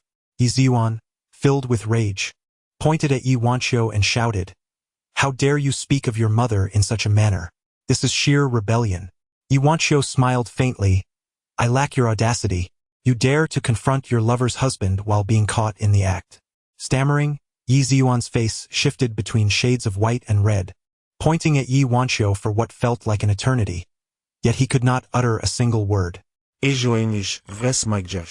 Although he had already uncovered numerous secrets of the Yi family before his arrival, there is a saying, family disgrace should not be aired. To his surprise, Yi Wanqiu boldly severed all ties, tearing the facade apart right before them. This was akin to a dagger aimed at the throat. Lin Wenlan's expression darkened ominously. She had come to usurp power today, yet instead found herself dealt a severe blow. Enraged, she pointed at Sumu and scolded Yi Wanqiu, "You unfilial daughter! How dare you humiliate your parents in front of outsiders? I should have simply suffocated you at birth." Ye Yanji similet faintly. There is no antidote for regret in this world. Moreover, Sumu is not an outsider, he is my husband. Lin Wenlan, Yi Ziyuan, Long Hongyue, and the young gentleman all gaped in astonishment. Husband? Yi Wanqiu actually had a husband? The office fell into a profound silence, each person staring, dumbfounded, at Sumu. According to Lin Wenlan's expectations, once Yi Wanqiu discovered the listening device, she would be in utter disarray, compelled to acquiesce to her threats in order to protect the Yi family. Instead, she remained remarkably assertive. Lin Wenlan could not help but laugh in exasperation. "Yi Wanqiu, you shameless creature, who found you a husband?" Suddenly, a commanding voice resonated from the doorway. "That would be me." Chapter 11. The shameless woman. The office door swung open, revealing a lean, dignified elder clad in traditional attire, leaning on a cane, exuding an aura of authority without raising his voice. Behind him followed a robust middle-aged man, who upon seeing Sumu, bowed respectfully and addressed him, "Young Master Su." Sumu nodded at Chunlei, then glanced at Yi Zhengqiu.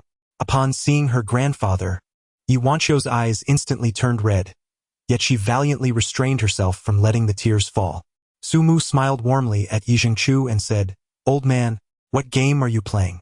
Yi Zhengqiu chuckled softly and inquired, "My dear brother, how did you come to know that I am aware?" Sumu let out a soft snort and remarked indifferently, "You old fox, how could you possibly be unaware?" Yi Zhengqiu gave a somewhat awkward smile, saying, "Let me handle my matters first before we converse."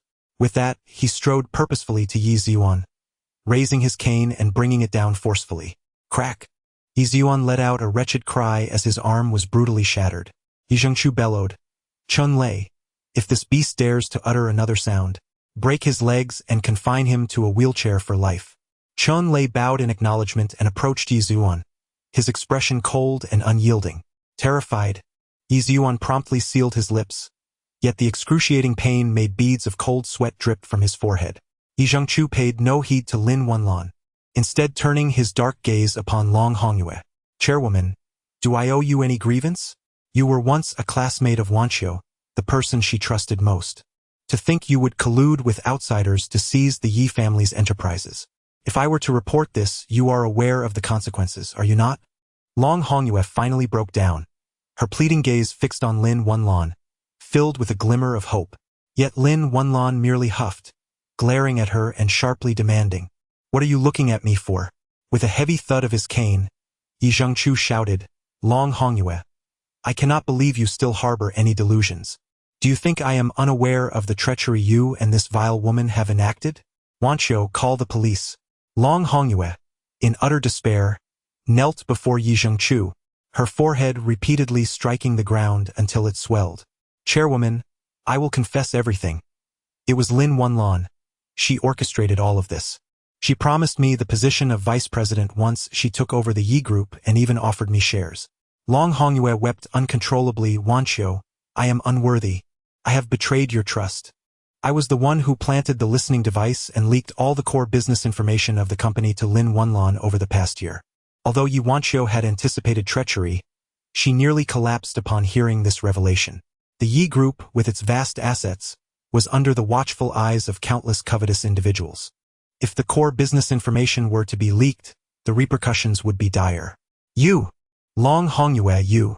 Yi Wanqiu's face turned pale with fury, her finger trembling as she pointed at Long Hongyue, rendered speechless. Yi Zhengchu, however, took a bank card from his pocket, approached Long Hongyue, and handed it to her, saying coolly, "This card contains 2 million. Take it and leave Dongyang, never to engage in such actions again." Ye Yanji stared at Ye Zhengchu in shock, grandfather. "She has committed a crime, you." Yi Zhengchu shook his head, calmly replying, "Do not interfere." Long Hongyue, stunned, hastily rose, accepting the card and rushing out. At the office door, she paused, turning to deeply bow to Yi Zhengchu. Chunlei closed the door. Chunlei complied, shutting the office door and standing guard. Only then did Yi Zhengchu sit down, gazing at Lin Wenlan, stating, "Yizuan is a disappointment, and I acknowledge my misfortune. However, the greatest misfortune of the Yi family is having married you." "Humph." Lin Wenlan showed no respect for Yi Zhengchu, retorting, "Old man, cease your pretense of virtue and spare me any further rhetoric. 1 statement, 2 conditions. I demand 40% of the shares of the Yi Group, along with the position of general manager. Otherwise, I will expose everything and we shall all meet our doom." Lin Wenlan believed she held the lifeline of the Yi family and was confident of her victory. Who could bear to part with assets worth billions? Bankruptcy? Ayest. The thought alone was painful. Once she secured 40% of the Yi Group shares and the general manager position, it would not take a year for the entire Yi Group to belong to her. Yi Wanqiu trembled with rage. "Lin Wenlan, you are utterly shameless." Lin Wenlan scoffed dismissively. "Enough of your idle talk. My conditions are laid bare. You choose. To be frank, over the past year, I have secretly met with all of the Yi Group's partners. I can undercut your contracts by 1/3. Tell me, will they support me or continue honoring your agreements?" Yi Wanqiu's complexion turned ashen. "That would be a breach of contract." Lin Wenlan laughed coldly. "As long as I publish these contracts online, you will be the one at fault." "He? Then who is the real violator?" Yi Wanqiu's eyes glimmered with profound anguish and rage as she glared at Lin Wenlan, gritting her teeth. "How can I have such a shameless mother? The height of disgrace." Lin Wenlan suddenly smiled alluringly, addressing Yi Zhengchu, "Old man, the choice is yours. I am confident you will understand the consequences of choosing incorrectly." Yi Zhengchu maintained a calm demeanor, leaning on his cane, continually caressing its surface. "Lin Wenlan, I wish to know why you are doing this. Do you truly harbor such hatred for your husband and daughter?" Lin Wenlan's expression darkened, her teeth grinding. "Why? Ha ha ha. Old man, how dare you ask me why? When I was young, suitors were abundant, yet I chose that scoundrel Yi Ziyuan. Barely a month into our marriage, he began to stray while I was pregnant. Over that year, I caught him cheating no less than 10 times. I was furious. If he could play, why could I not? Let us both indulge in our affairs, as long as I retain my share of the family wealth. But you, old man, have stripped him of his inheritance, leaving me with nothing. I refuse to be wronged. I seek revenge. Either the Yi group belongs to me, or I will drag the Yi family down to ruin with me. Her voice was loud enough for those outside the office to hear, and the entire office area, filled with hundreds of onlookers, buzzed with shock and whispers. The security personnel of the Yi group rushed in, surrounding the general manager's office. Yuanqiu felt her strength wane, tears streaming down her cheeks, as Sumu quickly reached out to support her. Yizhuan, pale from pain, could no longer contain himself, shouting at Lin Wunlan, "Wretched woman, did we not agree to never speak of this again?" Lin Wunlan erupted into hysterical laughter, tilting her head defiantly. "If not now, then when? I intend to trample your Yi family's dignity into the ground." Chapter 12. The Chu family of the imperial capital clap, clap, clap. Suddenly, a round of applause resounded in the office. All eyes turned toward the source of the applause. A tall, handsome young man standing behind Lin Wunlan, exuding the air of a diamond bachelor. How intriguing. This is simply too entertaining to interrupt. The young man stepped forward with a smile, then slightly bowed to Yi Zhengqiu, courteously introducing himself. "Elder Yi, I am Chu Nan, a descendant of the Chu family from the imperial capital." Before Yi Zhengqiu could respond, Lin Wunlan suddenly shrieked. "What did you say? Aren't you called Nanchu? You despicable pretty boy. How dare you deceive me? Who exactly are you?" Chu Nan's gentle voice resonated in the office. "Haha, it appears that the elder is indeed not an ordinary person. I had initially believed that the plan I devised for Lin Wunlan was flawless, exploiting this foolish woman's hatred to effortlessly seize control of the Yi family enterprise. I never anticipated that Elder Yi would be so well prepared." Enraged, Lin Wunlan lunged at Chu Nan, screaming, "I will kill you." Su Mu's eyes involuntarily narrowed slightly, and a hint of a sly smile crept upon his lips. He subtly shifted his stance, gracefully positioning himself before Yi Autumn. However, he stood at the farthest distance from Yi Zhengqiu. The person named Chu Nan happened to be precisely between him and Yi Zhengqiu. Sumu farbred a dipseated resentment. How infuriating! After tirelessly hunting geese all day, he found himself unexpectedly pecked in the eye today. This fellow named Chu Nan was of merely average strength, yet he had let his guard down. Chu Nan had managed to deceive him entirely by exploiting his own negligence and by skillfully concealing his presence. Without so much as a movement, merely a slight tremor of his left hand, Lin Wunlan was abruptly sent flying several meters, crashing violently onto the floor, rolling over multiple times before finally coming to a halt. With a cry of anguish, Lin Wunlan gazed at Chu Nan in terror. She could hardly believe that this warm-hearted man, who typically obeyed her every word and was as gentle as a puppy, possessed such formidable prowess. "Old Yi," he began, "unlike Lin Wunlan, if I cannot have something, I will destroy it. To be succinct, if you agree to one condition, the Yi group will remain intact. But if you refuse, then within half an hour, all the secrets in Lin Wunlan's possession will be exposed online, leading to the overnight downfall of the Yi family." Yi Zhengqiu never anticipated that events would spiral beyond his control. Initially, he thought Lin Wunlan was the ultimate adversary, only to be confronted by the sudden emergence of Chu Nan. The mention of the Chu family from the capital struck him like thunder in his heart. He had been in hiding for 50 years, evading the Chu family, and now it seemed they had found him once more. Was this mere coincidence, or? Deep within Yi Zhengqiu lay a well-guarded secret. His true name was Chu Zhengye. He, too, hailed from the illustrious Chu family of the capital. A sense of dread began to envelop Yi Zhengqiu as he cast a glance at Chu Nan, narrowing his eyes slightly, a faint smile gracing his lips as he remarked, "Heh, what a remarkable honor it is for my modest Yi group to attract the attention of one of the 9 great families of the inner sea of the capital. I cannot discern whether this is a blessing or a curse. Do share? What is your condition?" Chu Nan smiled slightly, replying, "Old Yi, you are indeed forthright. My demand is quite simple. The Yi group shall henceforth pledge fealty to me, and Yi Wanqiu shall become my woman." Yi Zhengqiu nearly crushed his cane in disbelief. How audacious! The fallen Lin Wunlan was left dumbfounded. She shouted at Chu Nan, "Nanchu, you insufferable pretty boy. You.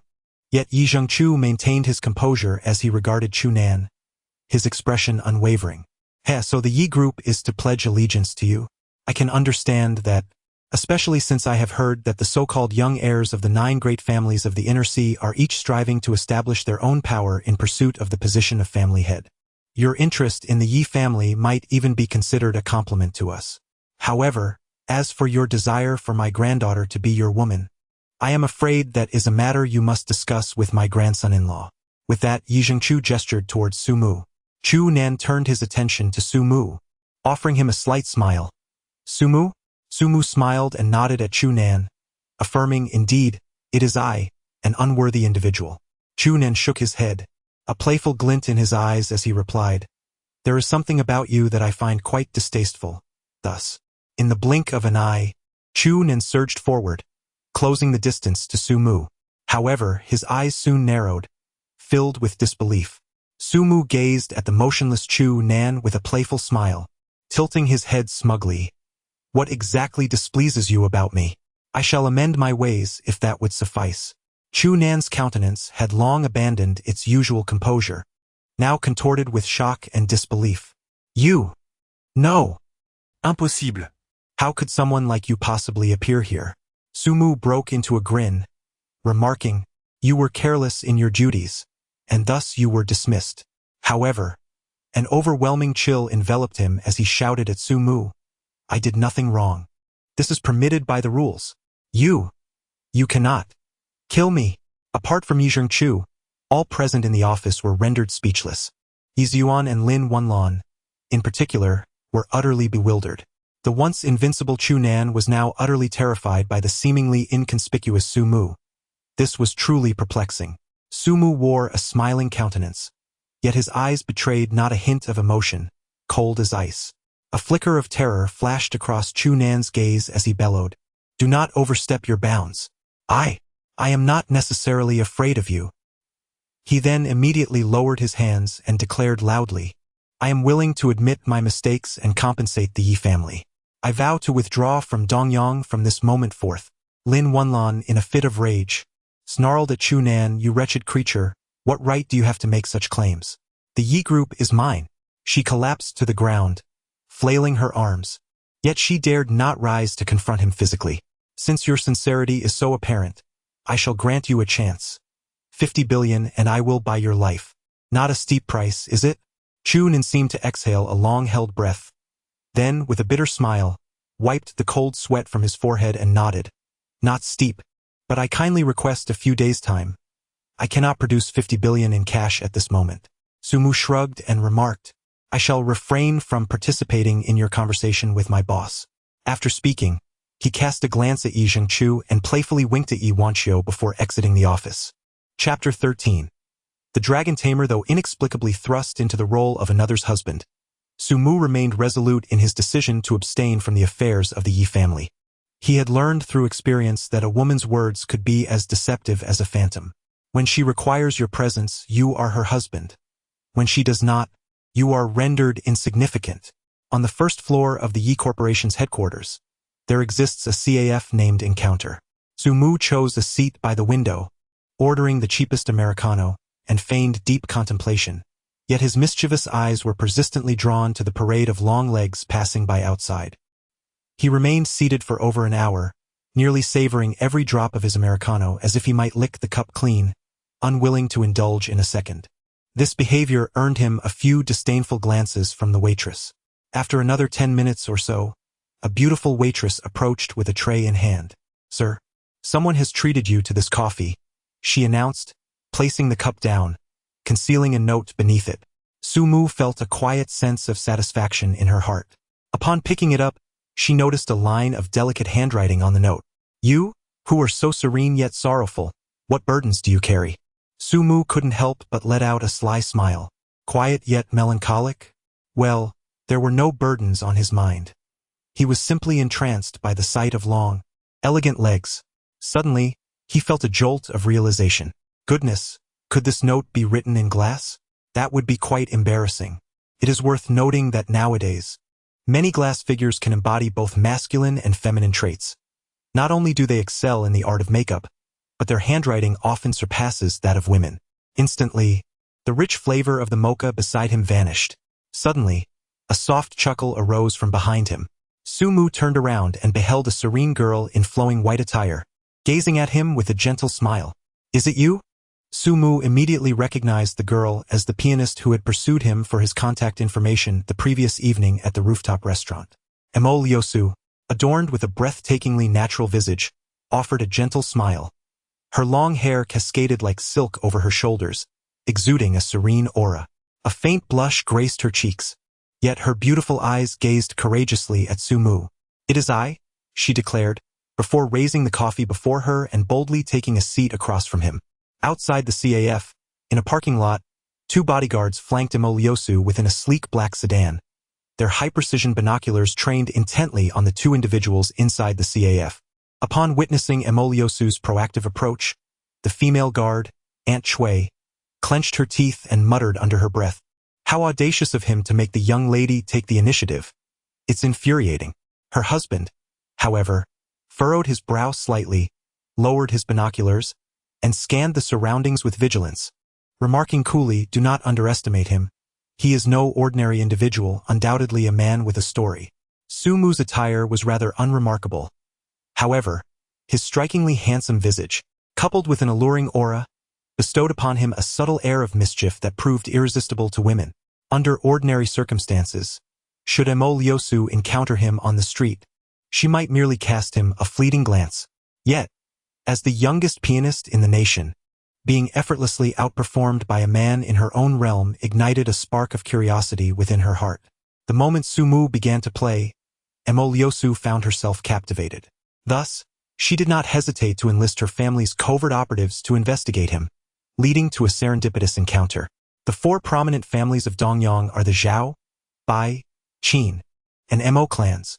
Although she bears the surname Emo, she is not of the Emo family.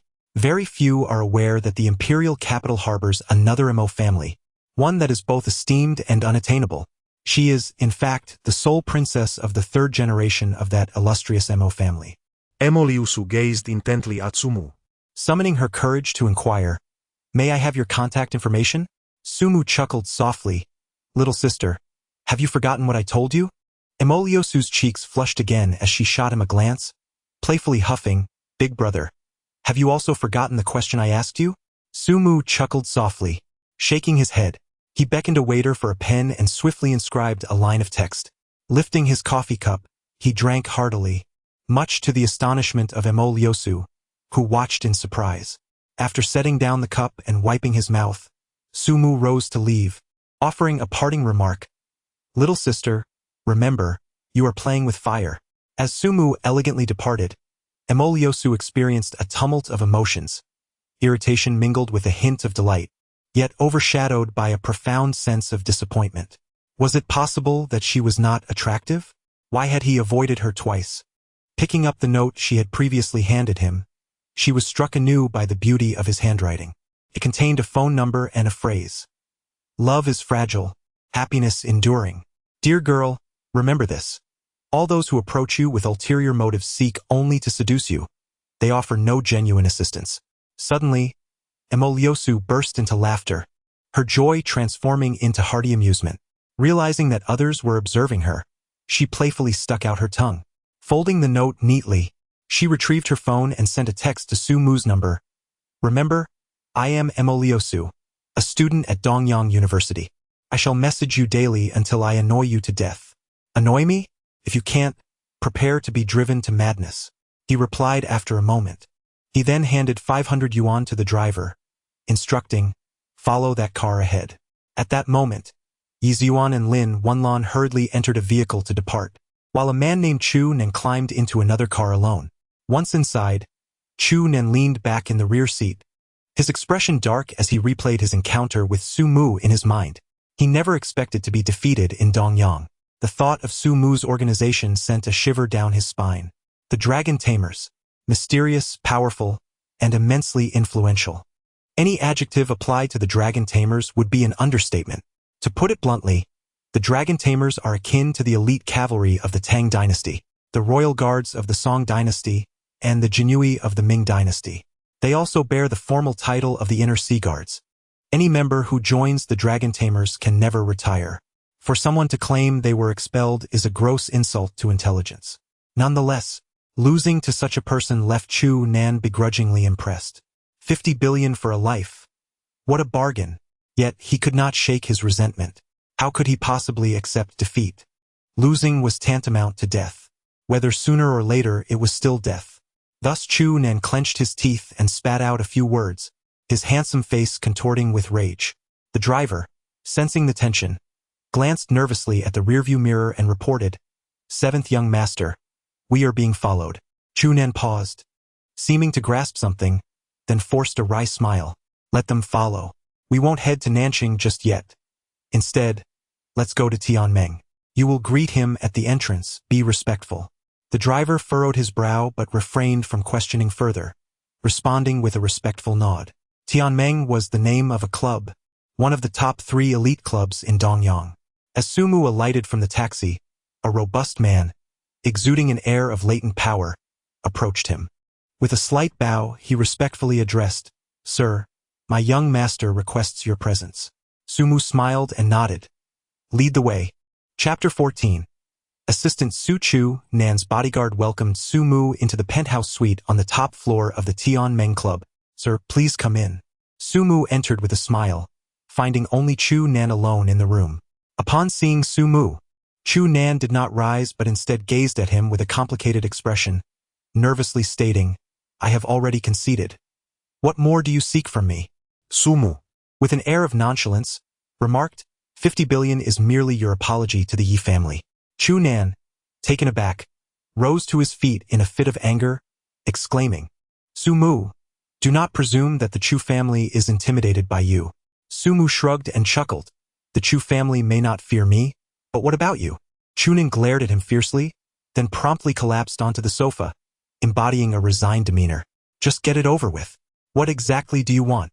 With your capabilities, you should be able to uncover my secrets, far beyond what I can tolerate. Even if it means destroying everything, I will still take a piece of you with me." Sumu remained with a cheerful smile as he took a seat opposite Chu Nan. "I harbor no interest in anything of yours. I sought you out solely for one matter." The smile on Sumu's face was radiant. "You have never seen me? Do you understand?" Chu Nan felt a chill run through him, yet he forced himself to remain composed. Narrowing his eyes at Sumu, he replied darkly, "Why must I keep this a secret and not someone else?" Sumu said with a smile, "Only you are aware of my true identity." Chu Nan coldly snorted, "I am quite curious. What gives the dragon tamer the right to depart from the inner sea? Do not resort to such childish excuses as being expelled. You are not considering defection, are you?" Sumu chuckled softly, savoring his words. "What do you think?" Chu Nan fell into a profound silence. How could it be a defection? The preliminary selection for dragon tamers is an ordeal that is both rigorous and ruthless. Many so-called extraordinary geniuses fail to even pass this initial phase. Encountering you has brought me misfortune. In truth, I never wished for others to witness my predicament in Dongyang, yet I find myself powerless. Chu Nan's gaze bore a hint of bitterness. Though it was not directed at Sumu, I am merely the 7th heir in the lineage of the Chu family, and having drawn lots that brought me here, I am compelled to produce results that are at least somewhat respectable. Sumu said calmly, "I do have a suggestion to offer you a choice." Chu Nan's brows slightly furrowed, yet he regarded Sumu with caution, replying, "Do not suggest that I collaborate with you." "Humph, my modest fortune cannot withstand your whims."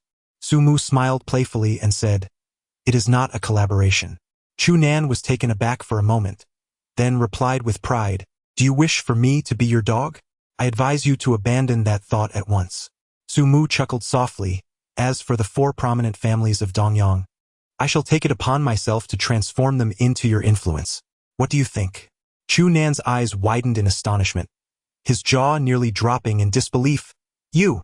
Sumu gradually retracted the smile from his face, the carefree swagger fading away, replaced by an air of tranquility, yet his gaze remained as sharp as a blade. "In fact, I could assist you in ascending to the position of the head of the Chu family." Chu Nan stared blankly at Sumu for a considerable time before he could no longer restrain himself and swallowed hard. "What must I offer in return?" Sumu slowly leaned back against the sofa, gently raising his hand to point at the other person's heart. "I require your unwavering loyalty, never to be betrayed, otherwise. Chunin stared at Sumu in shock, and soon a strange crimson hue appeared on his face, causing his muscles to tremble uncontrollably. Are you certain you are not deceiving me? Sumu's eyes seemed to possess the ability to see through the depths of one's heart. With a soft chuckle, he inquired, "What do you have that is worthy of my deception?" Chu Nen remained silent. Time ticked away, each second stretching into eternity. It was not until more than 10 minutes had elapsed that he, nearly grinding his teeth, finally exclaimed, "Damn it, I refuse to willingly become a stepping stone for my family." Sumu chuckled. "Very well, I shall assign you 3 tasks. Upon their completion, you will come to realize just how astute your choice today truly was." Yi Zhengqiu was still in Yi Wanqiu's office. As he pushed the door open, Yi Wanqiu, upon seeing Sumu, was about to reprimand him, yet Yi Zhengqiu hastily interjected, "Wanqiu, please step outside for a moment. I have matters to discuss with Sumu." With a cold expression, Yi Wanqiu exited the office, allowing Sumu to slump onto the sofa, crossing his legs and gazing at Yi Zhengqiu with a smile.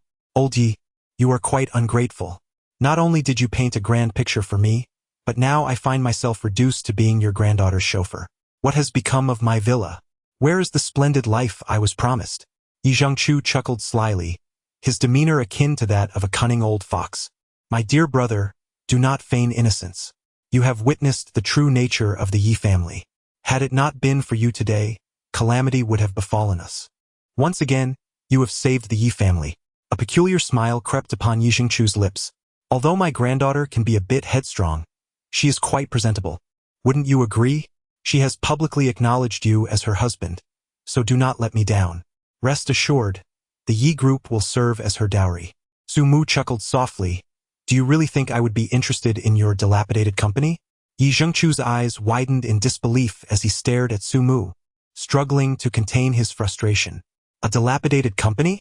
With my 100 billion in assets, how many people covet what I possess? Yet, in your words, it is reduced to a mere dilapidated company? You certainly have some audacity. Regardless, my granddaughter's safety is now entrusted to you. I have just personally announced your appointment. Effective immediately, you are the special assistant to the general manager, on par with the vice president, with an annual salary of 5 million plus bonuses."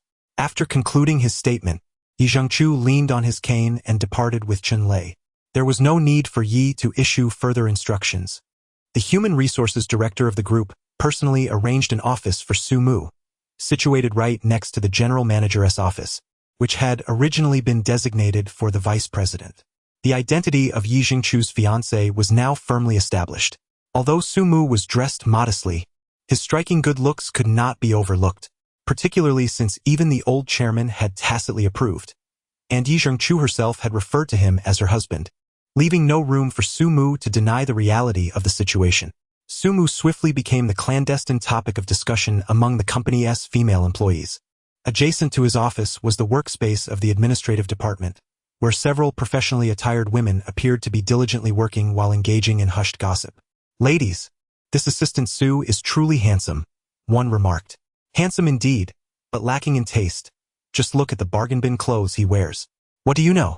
This must be intentional on President Ye's part. Just think, if Assistant Su were to enhance his appearance, how many infatuated women would he captivate? I see you as one of those infatuated women." Though the door to Sumu's office was closed, his acute hearing allowed him to catch every word spoken by the administrative ladies. Just as he became engrossed in their conversation, a chilling voice rang out, demanding, "Aren't you all supposed to be working?" The ladies, startled, immediately fell silent. Yi Wanqiu cast a frosty glance at everyone before pushing open the door to Sumu's office and striding in. "Assistant Su, come with me for a moment." Chapter 15. Slow down, I get motion sickness. Sumu followed Yi Wanqiu into a private kitchen. The morning unfolded with a thrilling intensity, and it was evident that President Yi was famished. Contrary to yesterday's domineering demeanor, today, President Yi was notably silent, yet his pace of eating was remarkably swift. Sumu understood that there was no time for idle chatter and focused intently on his meal. Yi Wanqiu set down her chopsticks, wiped her mouth, and cast a penetrating glance at Sumu before saying, "You went to see that person with the surname Chu again, didn't you?" Sumu could not help but smile ingratiatingly. "I am doing this for you, after all. I currently hold the position of a vice president in the company, and it is everyone's responsibility to care for the organization. Yuanqiu snorted, her expression suddenly turning hostile. Go ahead and laugh if you wish. With parents like mine, I am nothing but a joke. Sumu promptly fell silent, hesitant to utter another word. What a predicament this was. A wise individual would refrain from offering consolation at such a moment. Noting his silence, Yuanqiu fell into a huff and summoned the waiter to settle the bill. In truth, she felt a deep sense of gratitude towards Sumu.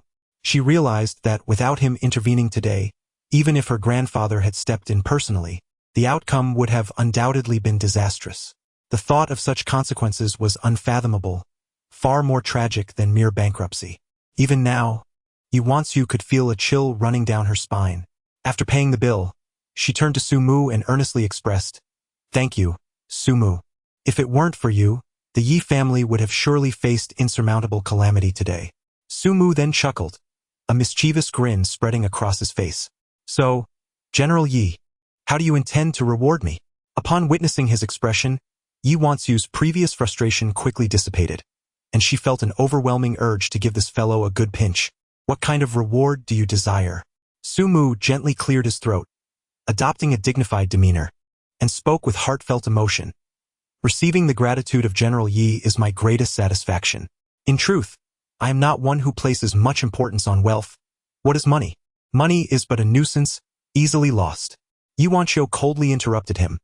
"Well then, let us reduce your annual salary from 5 million to 500,000. Sumu was taken aback. How ruthless could this be? Not only was there a drastic cut, but now it was slashed to a mere 10%. Is it even permissible for salaries to be discounted in such a manner? No. Sumu quickly put on a contrite smile and said, "President Yi, upon reflection, while money may not be omnipotent, a lack of it is certainly insurmountable. I promise to work diligently in the future, to be worthy of every penny you have bestowed upon me." Yuanqiu remained silent, merely turning her gaze towards the window, appearing somewhat lost in thought. President Yi, Sumu called out twice before Yuanqiu finally rose, speaking softly and contemplatively.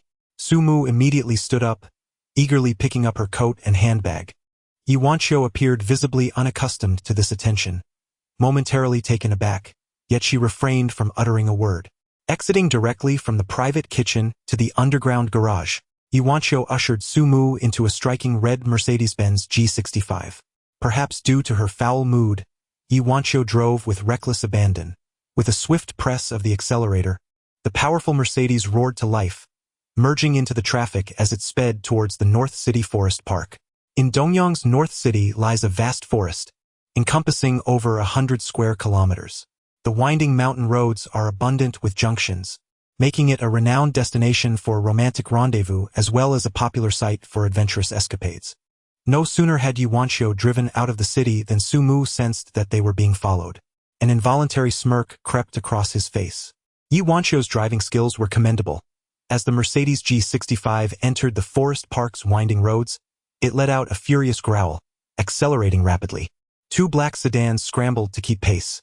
"Boss, there's no way this kid is getting away today, right?" one of them remarked, his face still slightly swollen.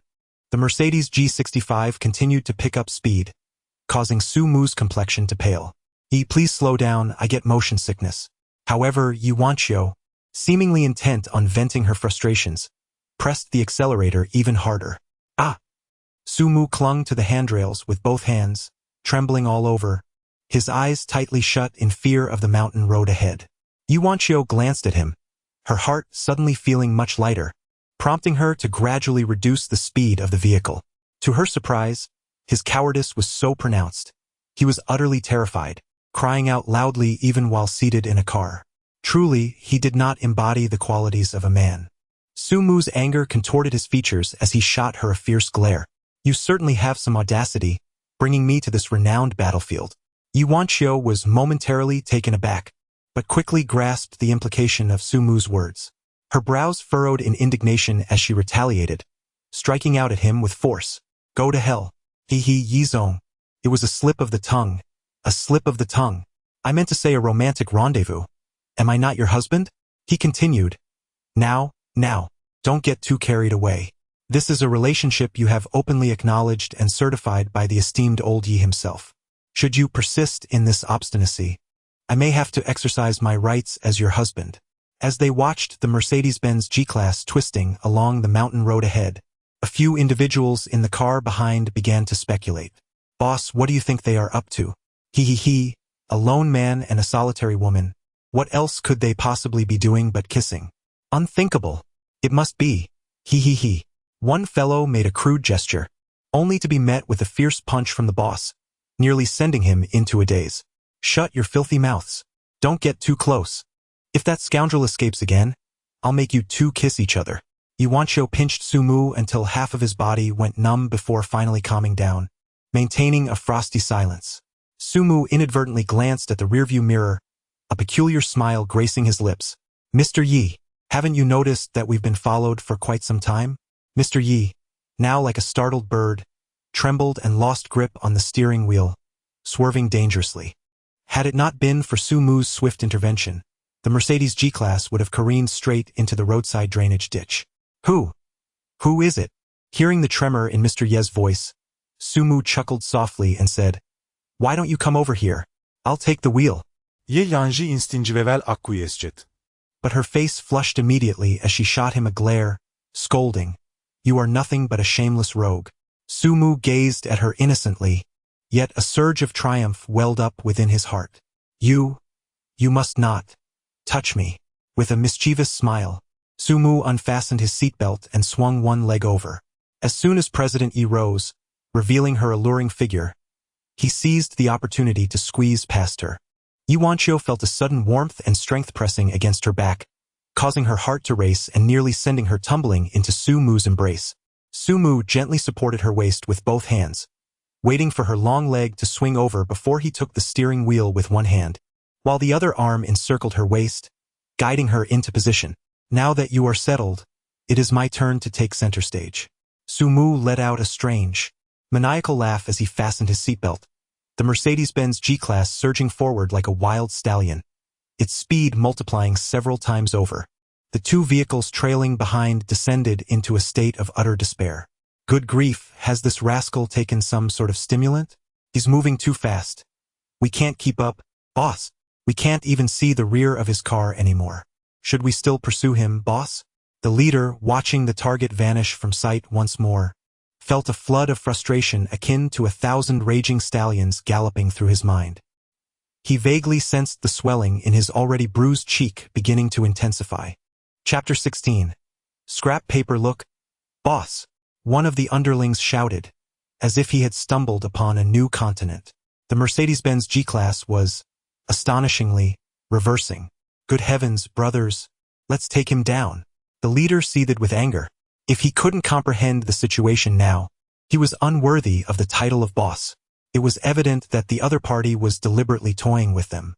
Tianji, if you lose him again, I'll ensure you never drive a car for the rest of your life. The driver, Tianji, summoned all his skills in an attempt to overtake the G-Class, hoping for a pincer maneuver. Unfortunately, the opponent consistently anticipated his moves, blocking him at every turn. The leader, infuriated, nearly smashed the central console in rage. You little brat. Should I ever catch you, you'll wish for death. Tianji ran into him, hit him hard.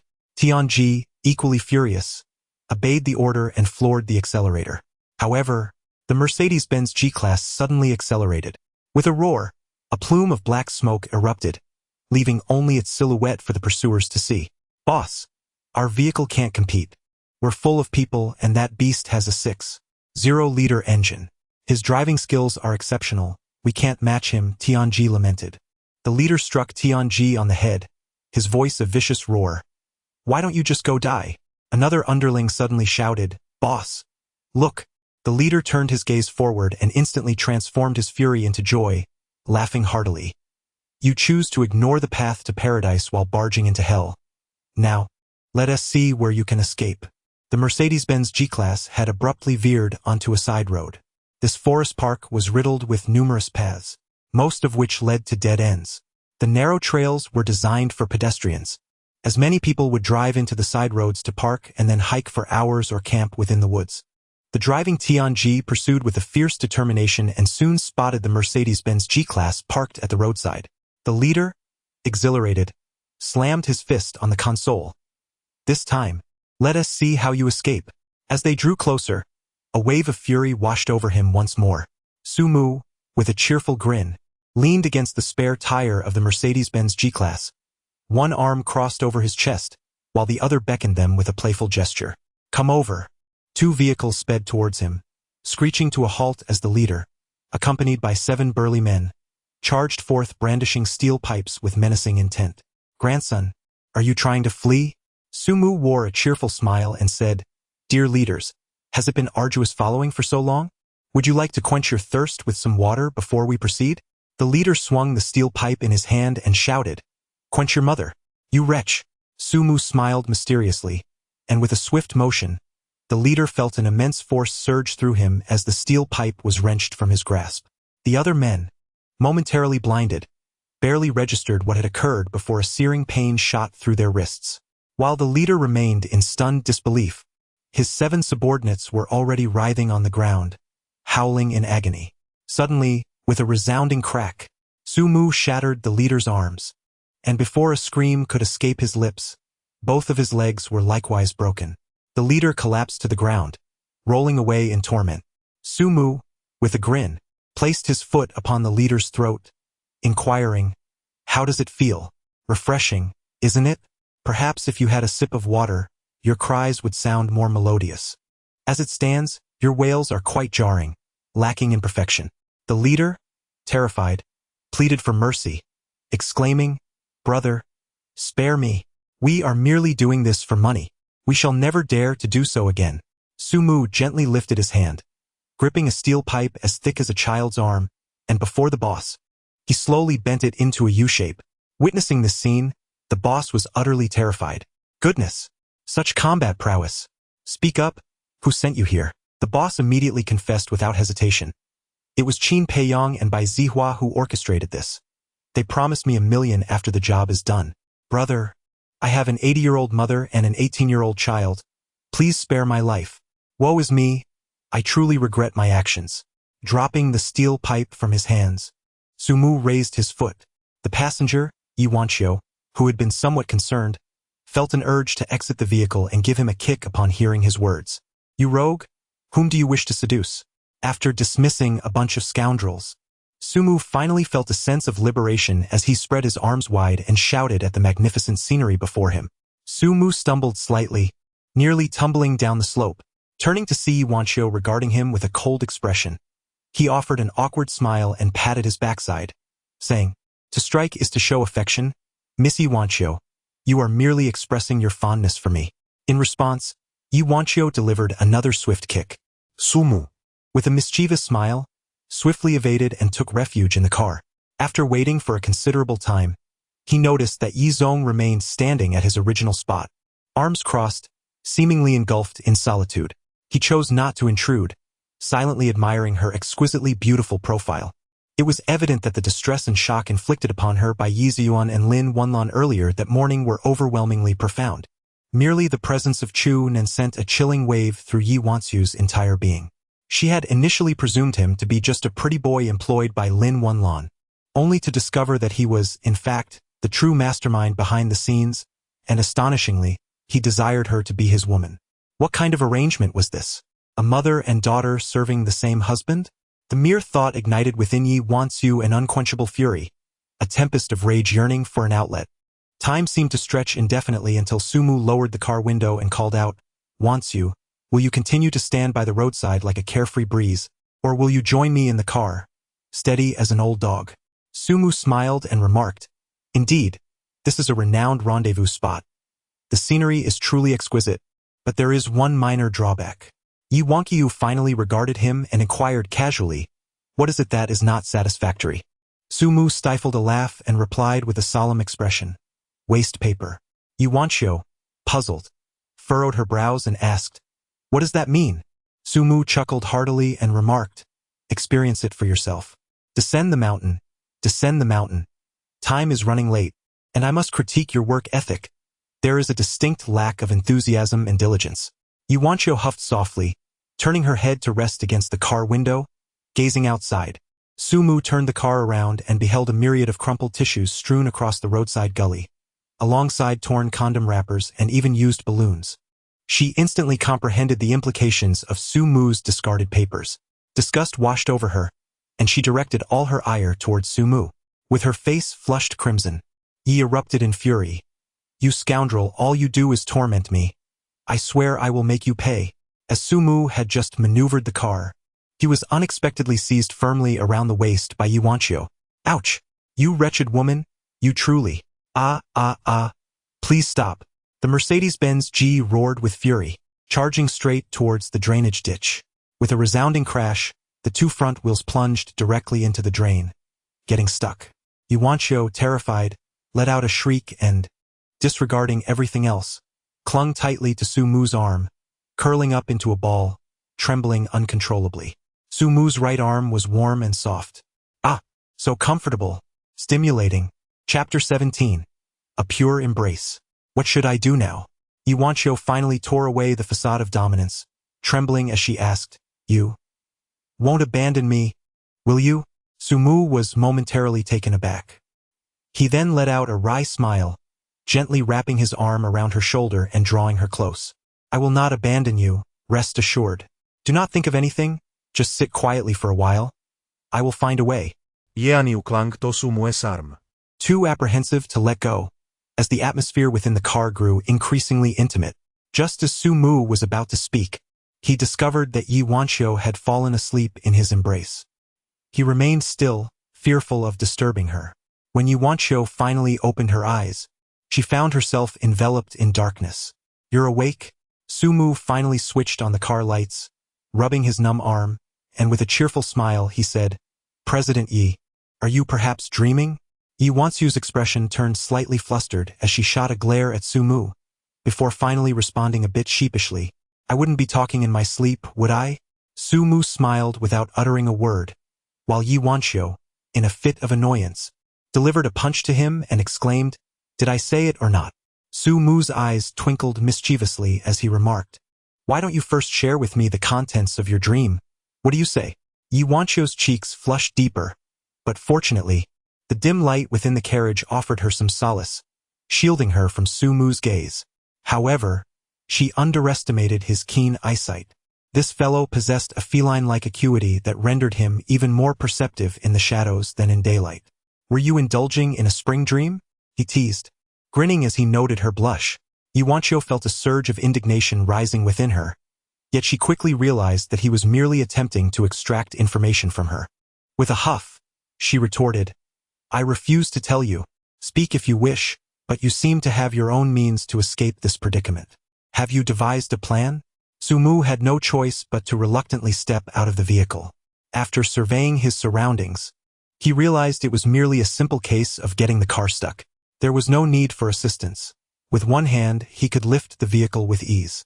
Although the Mercedes G-Class weighed at least 2 tons, it appeared insignificant in his eyes. By this time, it was already past 7 in the evening, and the forest darkened far more swiftly than the city, enveloping the area in pitch blackness, illuminated only by the faint glow of the car's headlights. Inside the vehicle, Yi Wanqiu sat for a while, only to notice that Su-mu had vanished, sending a chill of fear coursing through her. She hesitated to exit the car, confronted by the enveloping darkness of the wilderness. "Su-mu, where are you?" she called out, a mixture of anger, anxiety, and fear coursing through her. Trembling, she finally opened the car door, a gust of night wind sweeping in, accompanied by the rustling of pine trees that sounded like the growls of a beast. There was no sign of Su-mu anywhere. "You scoundrel! How dare you abandon me?" she cried out, her voice breaking into sobs. Just then, she felt a gentle tap on her shoulder, causing her heart to race in terror. A piercing scream echoed into the night. Under normal circumstances, she would have unleashed a flurry of punches and kicks upon Su-mu for such a scare. However, at that moment, overwhelmed by relief, she flung herself into his embrace, weeping uncontrollably. "You despicable rogue! You only know how to bully me." After clinging to him for a while, Yi Wanqiu suddenly recoiled in shock and, fueled by a surge of indignation, began to pummel him with her fists. I'll make you pay for this, you rascal. Sumu felt an overwhelming sense of frustration. What was wrong with needing to relieve himself? He simply sought a discreet moment to answer nature's call. Surely, to do so in close proximity would only serve to further entrench the label of a lewd rogue upon him. Furthermore, how could he be expected to remain entirely composed when such a vivacious beauty was embracing him? It is futile to dwell on such matters, for to do so only invites tears. At my age, I have borne far too many burdens that should not have been mine to carry. Strike me if you must. I am indifferent to the blows. Yet, it remains imperative to maintain a proper attitude of contrition. A sudden, sharp pain radiated through his calf as Yuanchio's stiletto heel struck him fiercely. Wretched woman, are you intent on committing fratricide? Sumu bent down. Grimacing and rubbing his legs. By the time he stood up, Yuanchio had already entered the car and locked the door. What on earth? Sumu was taken aback. With a playful grin, he leaned towards the window and said, President Yi, must you be so ruthless? I have already admitted my fault. Moreover, it was clearly you who initiated the embrace just now. Strictly speaking, it was you who took advantage of me. You must know, I am still an innocent little virgin. Yuanchio nearly retched her lunch. You innocent? You a virgin? Have some self-respect. Why bother with self-respect? I want a red envelope. Quickly transfer the funds. You have taken my first embrace. Shouldn't you show some appreciation? Yuanchio felt a surge of frustration. If it weren't for the car window separating them, her finely honed claws from over 20 years of practice would have been unleashed upon Sumu. Suddenly, she shivered, her cheeks flushing. Gradually, her complexion reddened even further. Damn it! How could I? Yet some things, when destined to occur, inevitably come to pass. When nature calls, even a beauty must heed its summons. Originally, Sumu intended to engage in a playful argument with her. However, upon witnessing her sudden silence, he quickly grasped the situation. He burst into hearty laughter, then turned and approached the front of the car. Leaping into the drainage ditch, he gradually lifted the car's front and gave it a push. With a resounding thud, the Mercedes G-Class was effortlessly extricated from the ditch. Yet, the impact upon landing was quite jarring, nearly causing General Yi to lose her composure. Unable to contain herself any longer, she flung open the car door and, her face flushed crimson, fixed her gaze on Sumu, saying, You accompany me to that big tree over there, shall we? Sumu chuckled, Just hold it in. It won't kill you. Ye Yanji, infuriated. Gritted her teeth and turned to run, exclaiming, I don't need you. Just get lost. Enraged, Yi felt a surge of anger as she stumbled forward for over 10 meters, yet she dared not proceed any further. Ultimately, she lingered behind a grand tree and crouched down. Just as she was about to stand up, she felt an unsettling sensation, as if something in the underbrush behind her was rustling towards her. Turning her head, she beheld the dark forest, which loomed like a gaping maw, staring back at her. Ah!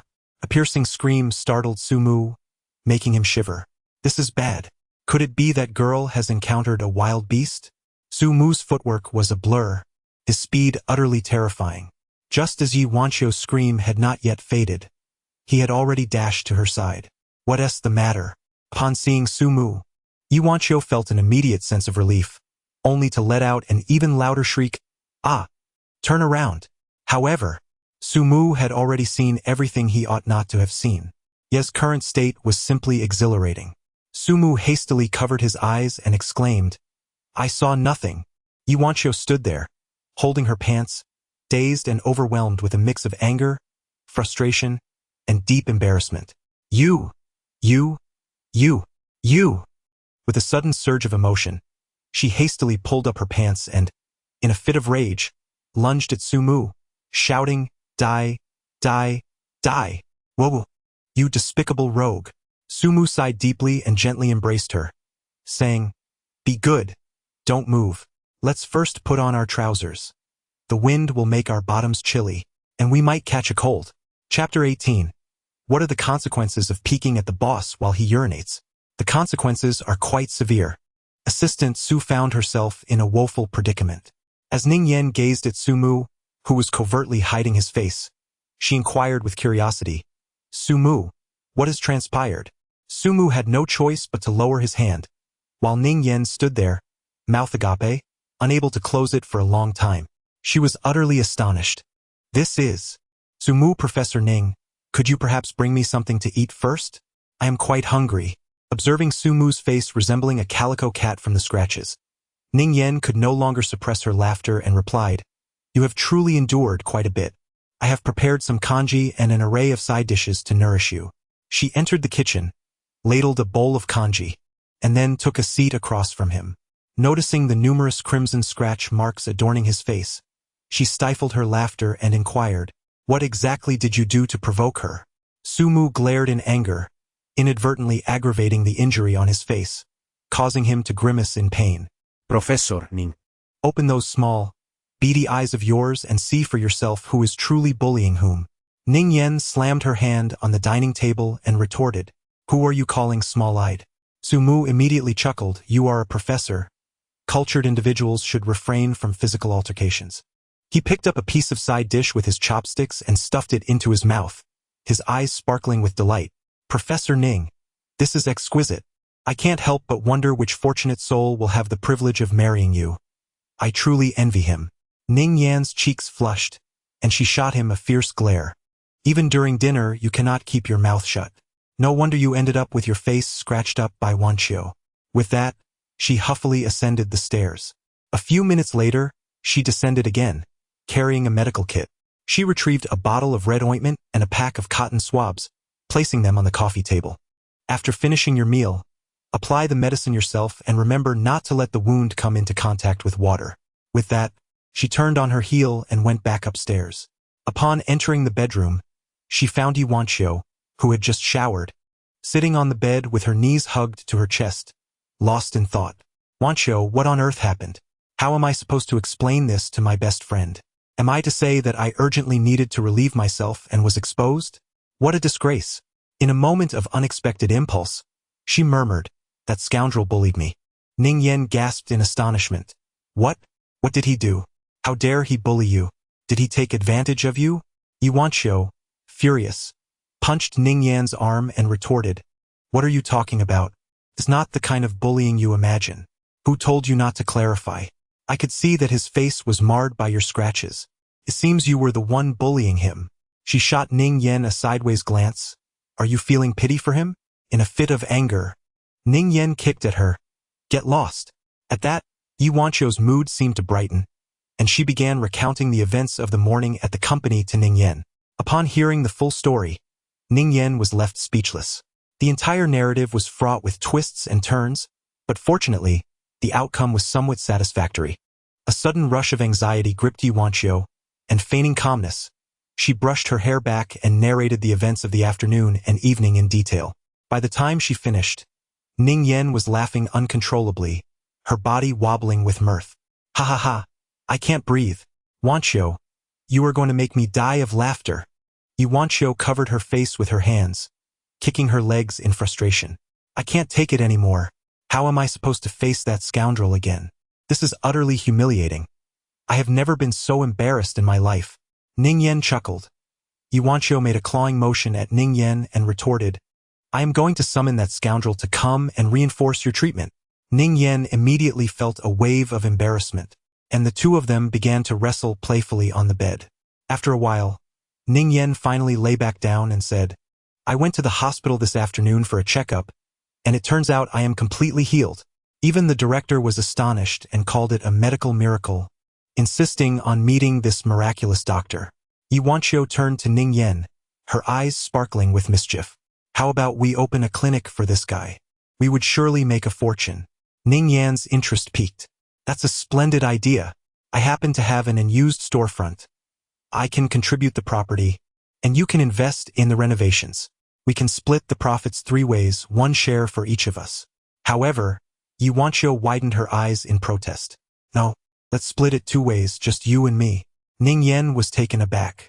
What about Sumu? Ye yanji skofut. Heiress naroing dangerously. He is merely an employee.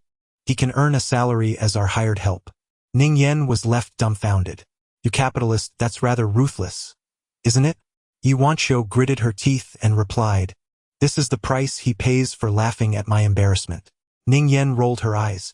Isn't the price you paid scratching his face? That's merely interest. All right, you win. She conceded.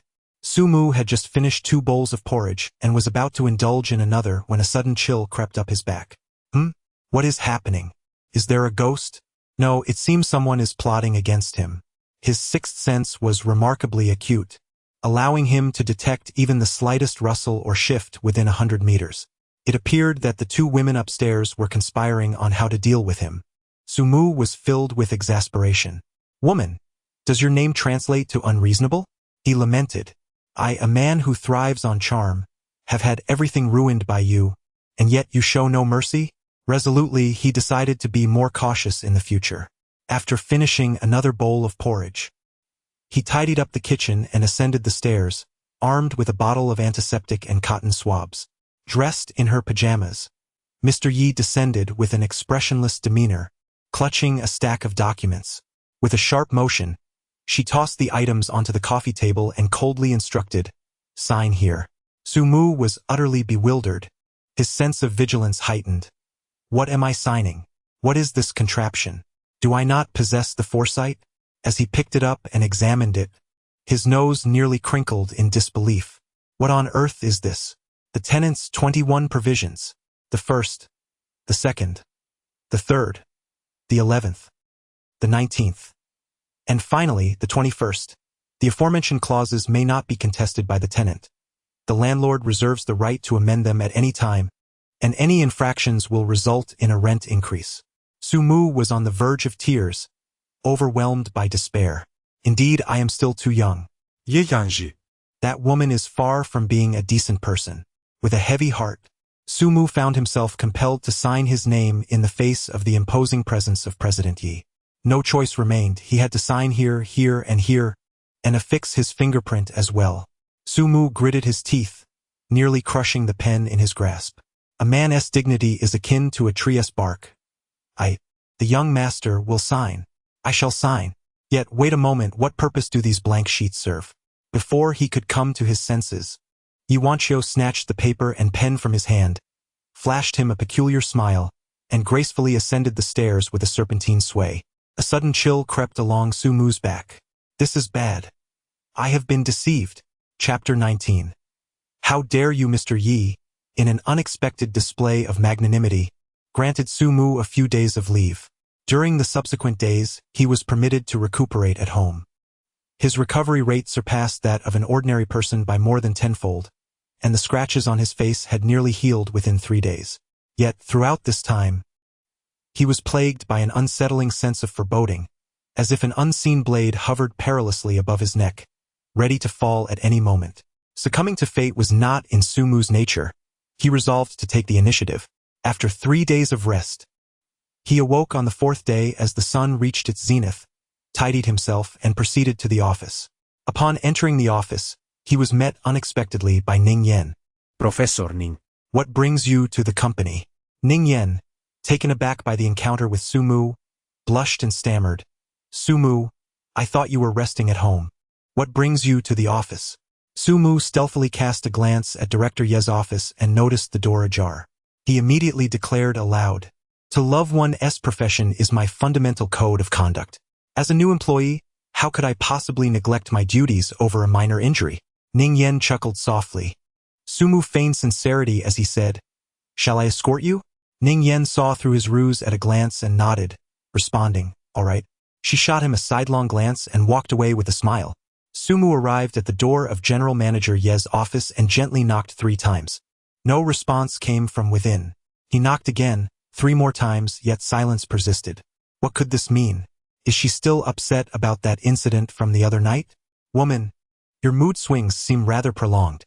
With a determined bite of his lip, he pushed the door open and stepped inside. General Manager Yi sat behind her desk, gazing at him with an expression of calm, not uttering a word. "Hey there, boss, I have returned to work. Reporting for duty," he announced, his face adorned with a cheerful smile. As she beheld this grinning visage, Yuanchio felt an urge to scratch her fingers in irritation. Struggling to maintain her composure, she rose and said coolly, "Assistant Su, what is your annual salary?" Su-mu felt a sense of foreboding and hastily replied, 5 million. Perhaps, Mr. Yi, while my efforts have been considerable, there is no need for a salary increase. 5 million is sufficient.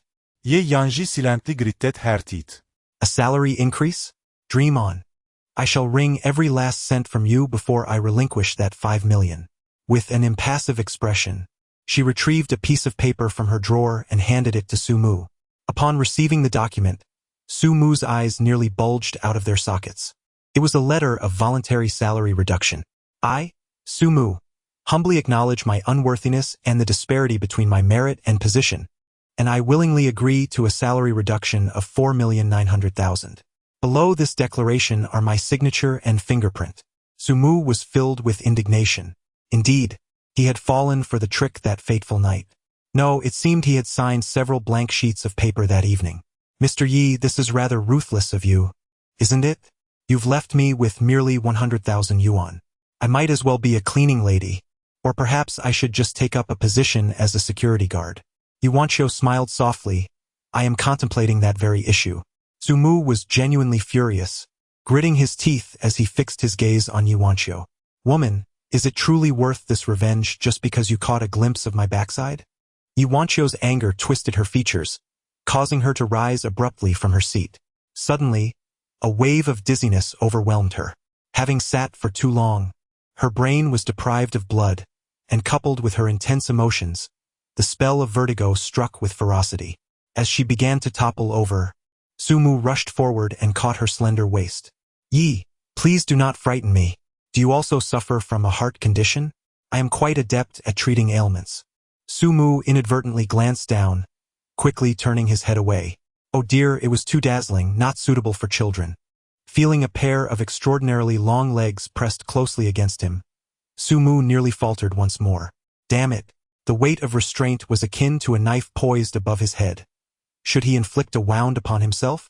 At this moment, he must not provoke this young lady any further. 100,000 is merely 100,000. After all, the Yi group will eventually be his own. Patience is key to reeling in the bigger catch. Su-mu had long been prepared. With a swift movement, he slipped away like an eel, distancing himself by several meters, his face a portrait of lingering shock. Coming again? He exclaimed. Meanwhile, Yi, gritting his teeth in frustration, seized a pen and hurled it towards Su-mu with force. Su-mu chuckled and remarked, Mr. Yi of the Yi group, here is a generous tip for you. I wish you a delightful evening at Hong Romance, filled with joy and merriment. Please take a seat.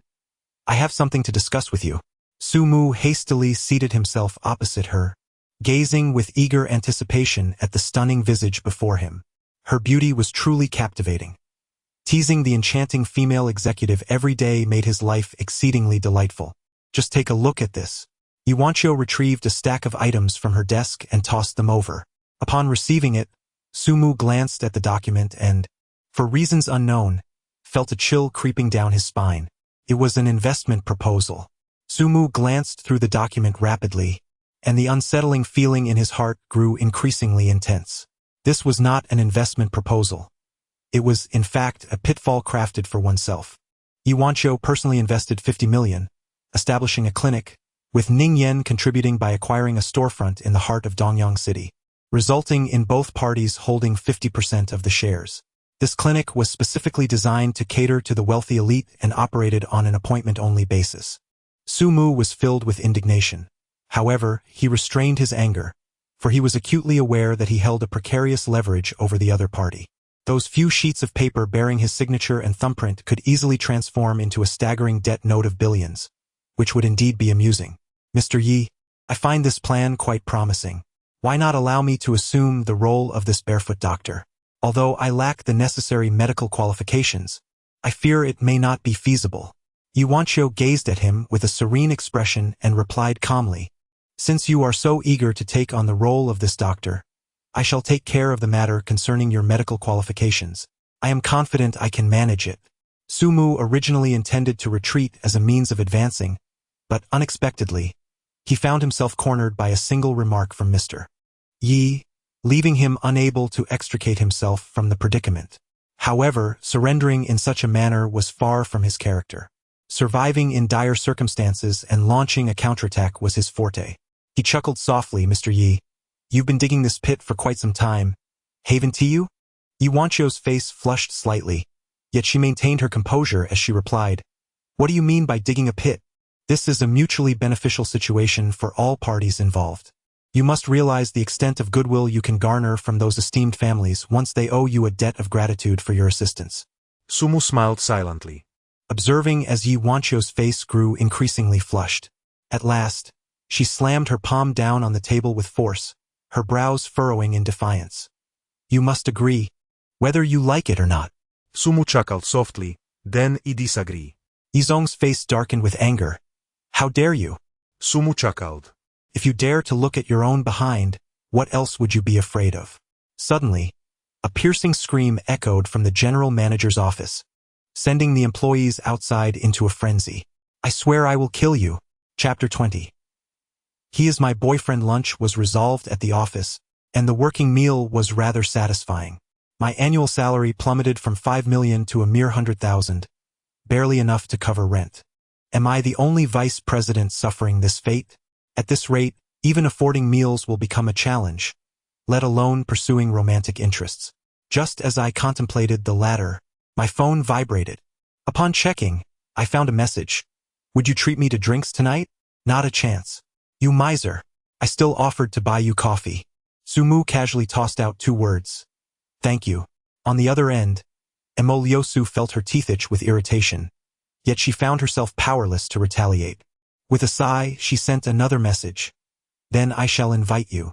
This time, Sumu added 2 more words. Time, location.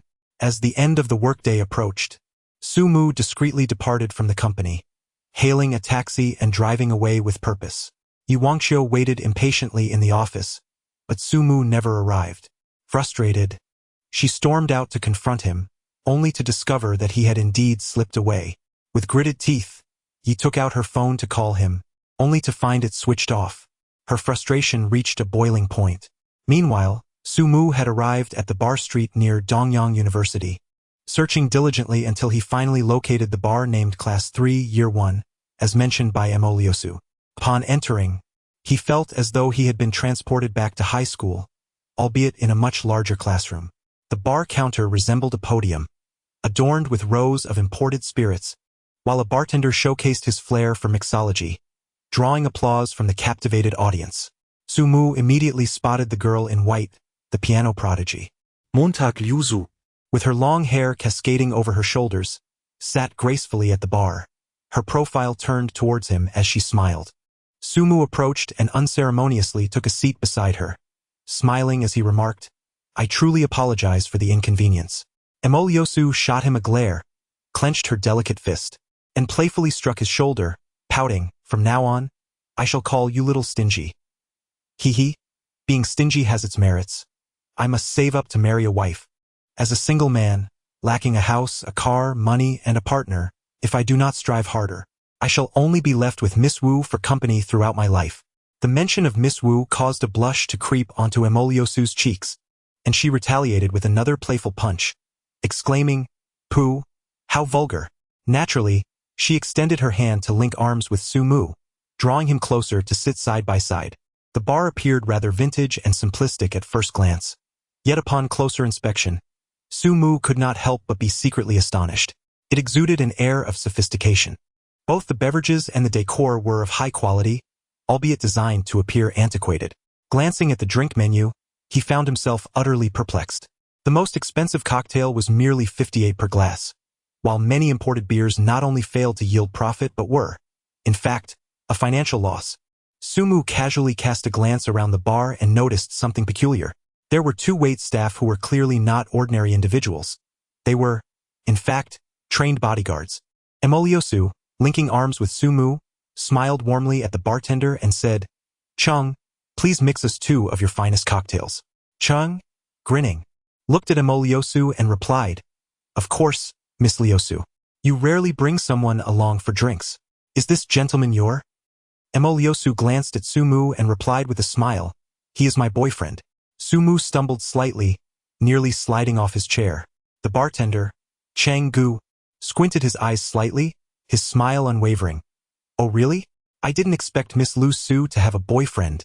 Congratulations." Mo Lu Su suddenly tilted her head and rested it on Su Mu's shoulder, appearing quite intimate. "Chang Go, my boyfriend plays the piano exceptionally well. Even better than I do."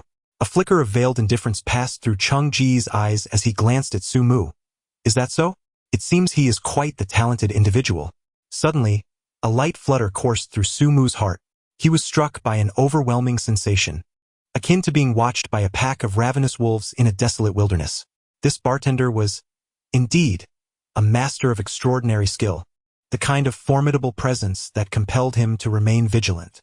Despite his seemingly slender build, Su Mu discerned that this individual was also a practitioner of ancient martial arts. The notion of casually entering a bar only to find the bartender wielding such prowess was profoundly unsettling. It is worth noting that a prestigious family typically bestows offerings of several hundred million to billions annually for just one martial artist. How many cocktails would one need to concoct to amass a mere 100 million? The presence of a martial artist in his 30s serving as a bartender was, without doubt, the greatest anomaly of all. Su Mu directly set his sights on Mo Liu Su. The four prominent families of Dongyang, Zhao, Bai, Qin, and Mo, were all well known. Is Mo Liu Su a member of the Mo family? However, it seems improbable that the Mo family could indulge in such extravagance. It appears that this girl, who engages in daily text conversations with him, is quite extraordinary. Soon, Chef Chang prepared 2 glasses of cocktails, placing them before Mo Liu Su and Su Mu. Mo Liu Su delicately lifted her glass and took a gentle sip, while Su Mu downed his in one go. A peculiar glint flashed in the bartender Chang's eyes as he smiled at Su Mu and remarked, "Sir, cocktails are not meant to be consumed in that manner." Su Mu wiped his mouth and chuckled. "Would you kindly bring me another 10 cups? Your previous performance was rather pleasing to the eye." Chang Gu nearly crushed the cocktail shaker in his grip. This brat was insufferably irritating. Did he truly perceive me as a mere bartender? "Humph. You dare to set your sights on the young lady? You may well be oblivious to your impending doom.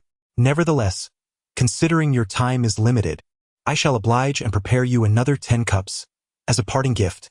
Chang Gu bowed slightly, a glint of sharpness flashing in his eyes.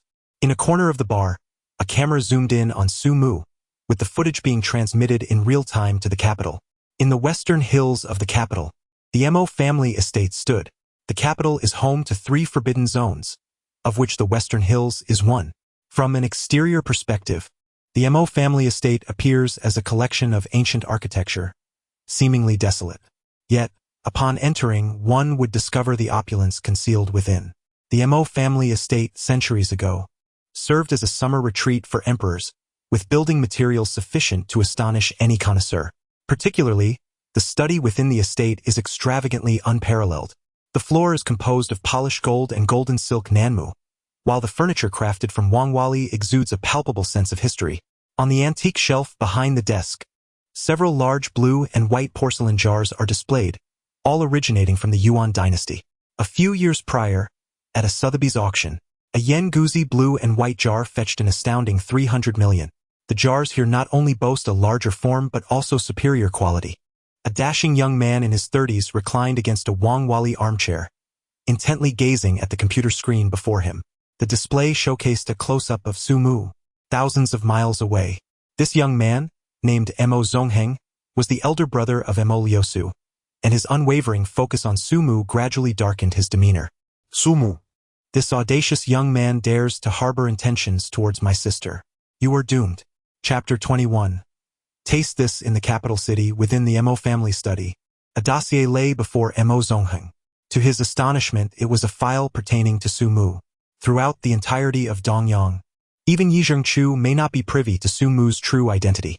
Yet, before Mo Zongheng, there existed the most comprehensive documentation. Name: Su Mu. Age: 25 years. Height: 185 centimeters. Weight: 80 kilograms. Su Mu, whose origins remain shrouded in mystery, entered the Inner Sea Guard at the tender age of 16 and, by 20, had risen to become the most formidable dragon tamer. The subsequent pages, densely filled with accounts of Su Mu's numerous accomplishments as a dragon tamer, as well as various instances of punishment, constituted a stack of documents classified as eternally confidential. The ease with which Mo Zongheng obtained these records underscores the immense power wielded by the Mo family. In the dimly lit corner of the study, a seemingly inconspicuous middle-aged man stood silently behind Mo Zongheng, resembling a mere shadow, yet his presence was palpable. As Mo Zongheng perused the documents in hand, he gently inquired, "Uncle Yuan, what is your opinion of this young man?" Uncle Yuan was one of the Mo family's hidden trump cards, serving as Mo Zongheng's most trusted bodyguard. Few were aware of Uncle Yuan's true strength, and even fewer comprehended the extent of his prowess. After a moment of contemplation, Uncle Yuan replied slowly, "A dragon tamer cannot be dismissed unless he is undertaking a special mission, and it is the young lady who approaches him, rather than the other way around." Mo Zongheng huffed lightly and remarked, "That is not a matter for me to ponder. Any scoundrel daring to approach Lu Su deserves a grim fate. This young man is a dragon tamer, making any outcome with Lu Su improbable, especially since he seems to be entangled with that woman from the Yi family and is rumored to have unclear relations with a lady from the Ning family. Truly, he should be eliminated." Uncle Yuan chuckled softly, saying, "Young master, the young lady is also a grown woman. She possesses her own discernment. Eventually, she will marry, and your overprotection may not be a blessing." Mo Zongheng furrowed his brow. If anyone else had uttered such words, their fate would undoubtedly be dire. Yet, Uncle Yuan's words compelled him to reflect. Gently setting down the documents, Mo Zongheng replied calmly, "Lu Su's fondness for him is inconsequential. My concern lies with her safety. This fellow is a notorious flirt, one whom Lu Su cannot control. I suspect his journey to Dongyang may harbor ulterior motives. You are aware that the capital is currently a web of mutual restraint. No one dares to act recklessly, as one spark can ignite a conflagration, and the consequences are too grave to bear. What if that young man? Shall I test him?" Uncle Yuan proposed. "If." Montag Zongheng interjected hastily. "No, your direct involvement would grant him undue prestige. Let a Chung take the initiative." "Understood." Silence enveloped the study as Mo Zongheng continued to gaze at the screen before him, while Uncle Yuan remained steadfast and motionless. Meanwhile, Brother Chang had already prepared 10 cocktails, which Su Mu consumed one after another. Lu Su, having downed 3 drinks, sported a rosy complexion, her laughter enchanting and breathtaking. "Brother Su, do you dare to drink another 10 cups?" Su Mu laughed heartily, downing the last 2 glasses before proclaiming with grandiosity, "Little girl, you are unaware of my capacity for alcohol. Whether it be 10 more cups or even 100, what of it?" Chang Gu, harboring a cold smirk within, discreetly prepared another drink and handed it over, saying, "Do give this a taste." Su Mu lifted the glass to his lips and tilted his head back to drink. To his astonishment, his face suddenly flushed crimson, and it seemed as though his nose and ears were exuding flames. A searing pain engulfed his throat, nearly causing him to gag. The bartender, Cheng Go, observed Su Mu with an amused yet enigmatic expression, saying nothing as he silently prepared 2 more drinks. One was handed to Mo Liusu, and the other to Su Mu. Witnessing Su Mu's utterly devastated demeanor, Mo Liusu erupted into a fit of delicate laughter, nearly leaning into his embrace. Su Mu exhaled deeply before addressing the bartender. "My good man, please prepare 5 more of that delightful concoction." Chang Go could not help but be taken aback. The previous drink had been a unique blend of his own creation, one that could leave even the most seasoned drinker utterly inebriated. The cocktail was aptly named God of Wine. For the first time, Chang Go regarded Su Mu with a discerning eye. This fellow certainly harbored unexpected depths. 5 drinks? If I don't topple you, I shall surely topple myself. The 5 God of Wine cocktails were swiftly prepared, and as Su Mu exhaled once more, he downed each one in succession, all under the astonished gaze of Chang Go. What a potent brew!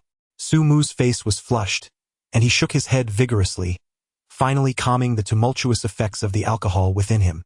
At this moment, Mo Liusu had indulged to the point of inebriation, her resilience waning.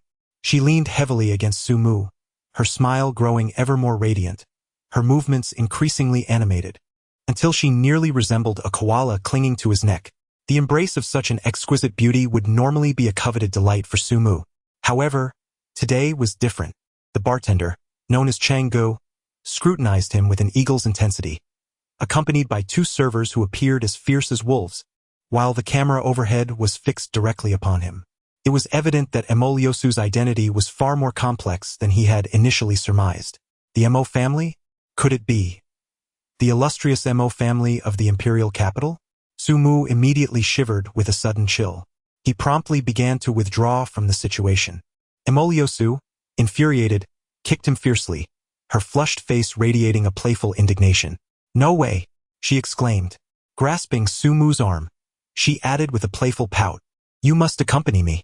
After treating you to so much wine, if you dare not escort me, I shall inform others that you have abandoned me after leading me on." Sumu shivered, and the bartender named Changgu suddenly shot 2 piercing glances at him. "Little girl, do you comprehend the meaning of to engage and then abandon? Do not hastily label me. If you truly belong to the Mo family of the imperial capital, then I shall certainly keep my distance. The Mo family of the imperial capital.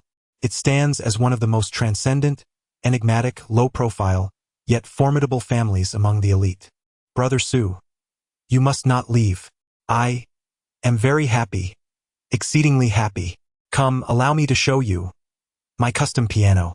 You teach me to play. I will teach you about love, and you can teach me how to express affection." Sumu felt as though he had been ensnared by a little girl. Supporting Emoliosu as they exited the bar, she was thoroughly intoxicated, her small hands gripping his arms tightly, her entire form draped over him. Sumu effortlessly extended his arms and executed a princess carry. The young lady stood at least 1.70 meters tall, yet she felt as light as a feather, weighing barely 100 pounds. Emoliosu casually looped her arms around Sumu's neck, her head swaying gently in his embrace as she murmured softly, "Brother Su, you mustn't take advantage of me. You can't be a lecherous old man." Sumu curled his lips in disdain. "Is there truly no trust left between people?" He chuckled softly. "Let us go." As Sumu departed with Emoliosu in his arms, Changji's hawk-like gaze remained fixed upon Sumu's retreating figure. "Master, what about the young lady?" On the other end of the line, Uncle Yuan's calm voice responded, "Do not concern yourself. Find an opportunity to test him." Understood. Chapter 22. I Seek Solitude. Emoliosu is a junior at Dongyang University. She resides alone in an apartment near the campus. This is an upscale community, where only the affluent can afford to live. Upon entering, Sumu carried her through the door, and his eyes nearly popped out in astonishment. "Wow, little lady, your name should be Mo, truly extravagant and devoid of humanity, Lu Su. This is nothing short of a magnificent penthouse." As soon as he stepped inside, he was greeted by an expansive living room, no less than 200 square meters. The entire space felt vast and empty, save for a grand piano elegantly positioned at the center. The room embodied a minimalist aesthetic, exuding an air of cleanliness and precision. It was evident that a dedicated individual maintained this sanctuary, with the central air conditioning and fresh air system operating continuously, ensuring optimal temperature and humidity levels. As if that weren't enough, there was a second level. The entire first floor, encompassing no less than 500 square meters, featured only a living room, an open-concept kitchen, a dining area, and a colossal bathroom. Beyond that, there was nothing else. "Girl, you're home now, I must take my leave." As Sumu lowered his head, he discovered that Emoliosu had unexpectedly fallen asleep in his embrace. Reluctantly, he carried her upstairs, meandering about until he confirmed the bedroom where Emoliosu typically resided. Only then did he push the door open. The bedroom was astonishingly spacious, featuring an attached dressing room, a makeup area, and an equally grand bathroom. Sumu chuckled softly as he gently placed Emoliosu on the bed and dimmed the lights to their softest glow. He then reached out to lightly pinch her cheek and said, "My dear, I have no desire to bear the stigma of forsaking you after our initial encounter. Rest well. I shall take my leave." With that, he turned to depart. However, upon reaching the door, he hesitated momentarily and smiled oddly. Unbeknownst to him, 2 groups were covertly tracking his movements, one of which emanated a sharp aura that unmistakably locked onto him. Clearly, these were the guardians assigned to Emoliosu. Could it be that she was the illegitimate daughter of the Mo family in the imperial capital? That seemed implausible. An illegitimate child would not receive such high-level protection. The individual responsible for the 3-yearly cocktail event was certainly not someone whom an ordinary noble family could afford as a patron. As for the other fool, he was well aware of his exposure, hiding in a vehicle with a night vision camera, incessantly clicking the shutter at Sumu. Sumu, disinterestad. Summoned a taxi and departed. Upon returning to the Guanyue villa, he discovered the door was securely locked. The 3rd floor, for him, was as effortless as walking on flat ground.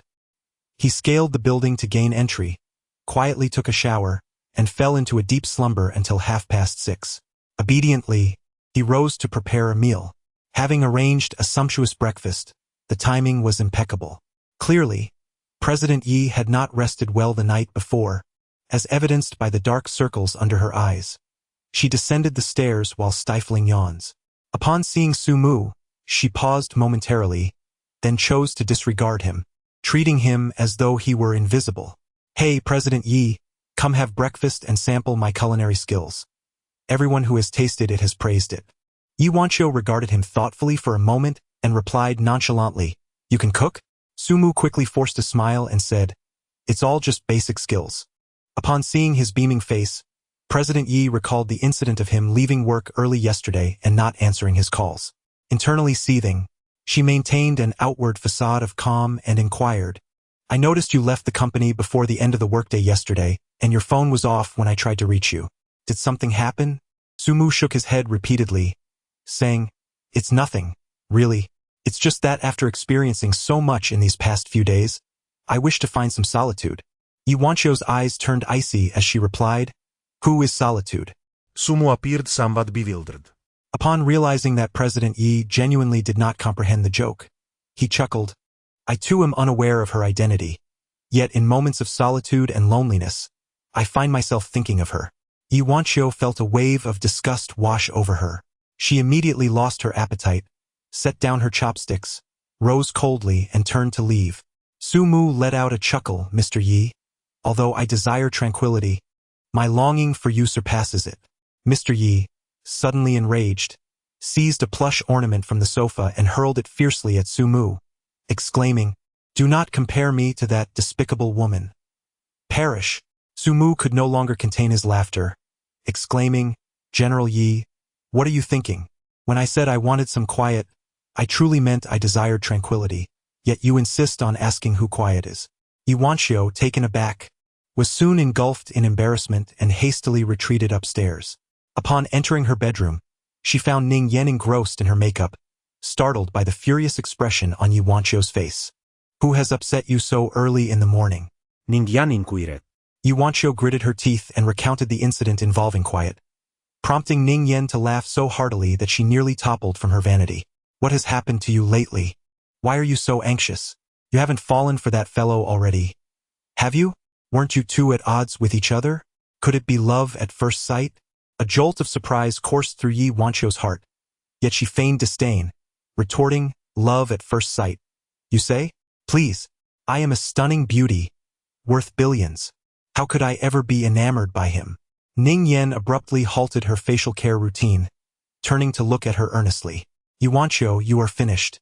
You may not realize it, but when you mention Sumu, despite your dismissive words, there is a glimmer of affection in your eyes that you are oblivious to." Yi Wanqiu was taken aback, exclaiming, "Is that true? I can't possibly show that. I'm hiding it." Suddenly, she became aware, shrieking as she lunged at Ning Yan, "You wicked woman! How dare you deceive me?" From upstairs, the sounds of their playful banter reached Sumu, who gazed at the lavish breakfast spread before him with a hint of annoyance. "If you won't eat, I shall indulge myself. Wastefulness is a disgrace." Halfway through his meal, Professor Ning entered the dining room with a warm, maternal smile, while Yi Wanqiu appeared somewhat uneasy, her gaze flickering when it met Sumu's. "Sumu, did you prepare all this? It's quite impressive. I can only imagine the fortune of whoever marries you in the future," Ning Yan remarked with a smile, casting a glance at Yi Wanqiu, who seemed to scoff at the notion. Sumu rubbed his belly and let out a satisfied burp. "Please go ahead and eat. I am quite full now. I shall prepare the vehicle.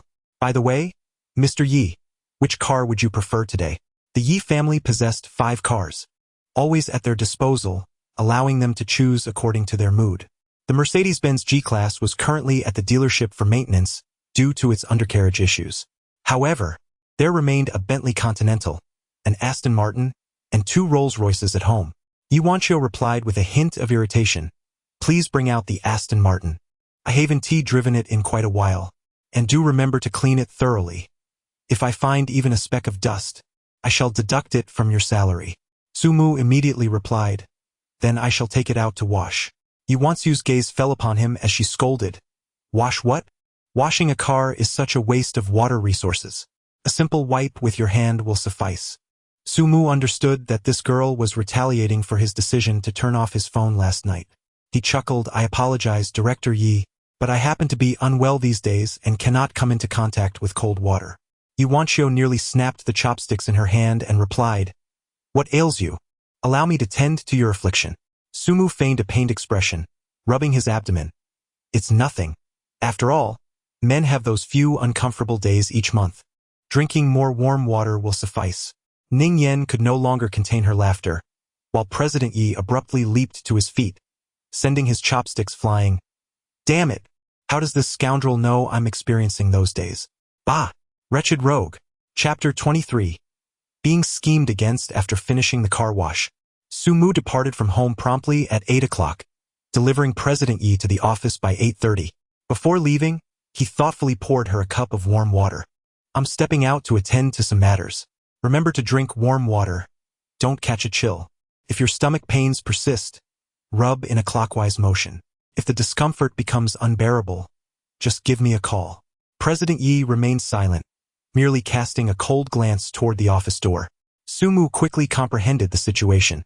After exiting the office, he descended to the basement and drove away. Having been followed the previous night, he was determined to uncover the identity of his pursuer. Among Dongyang's 4 prominent young masters, he had already offended 3 right from the start. Bai Zihua and Qin Peiyong had sent individuals to break his legs, only to find themselves on the receiving end of that fate. These 2 were unlikely to retaliate swiftly. Therefore, could it be Chunan?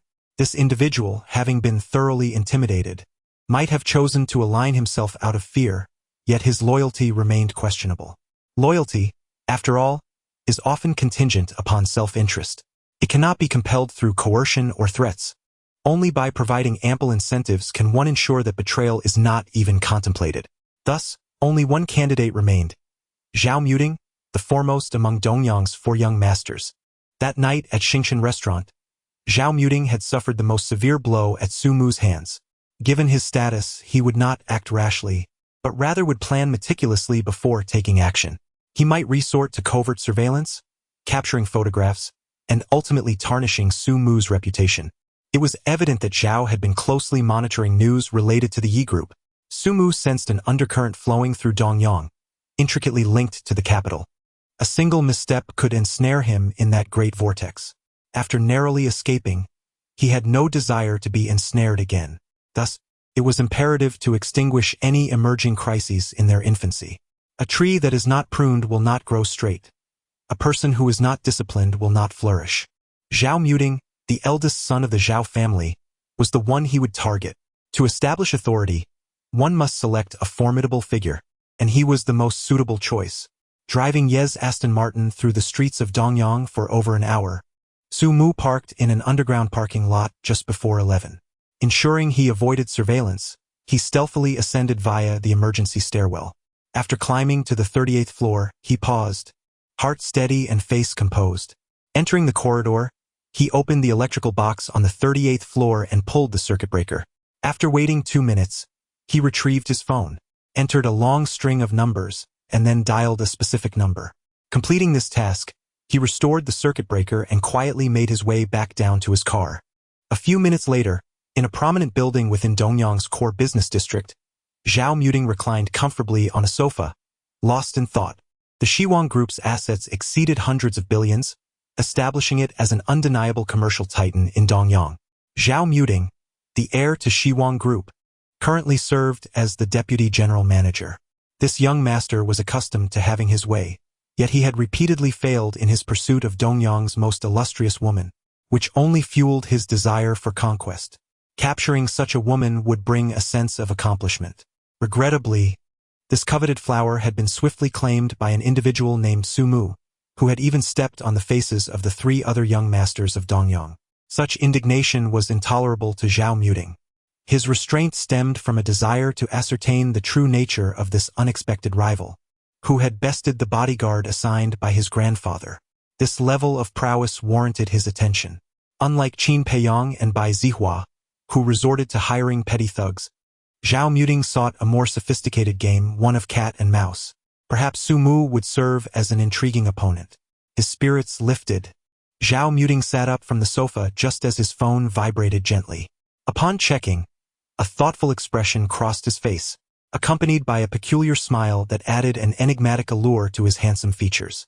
A little over 10 minutes later, he descended via a private elevator to the basement, driving away in an inconspicuous black Mercedes.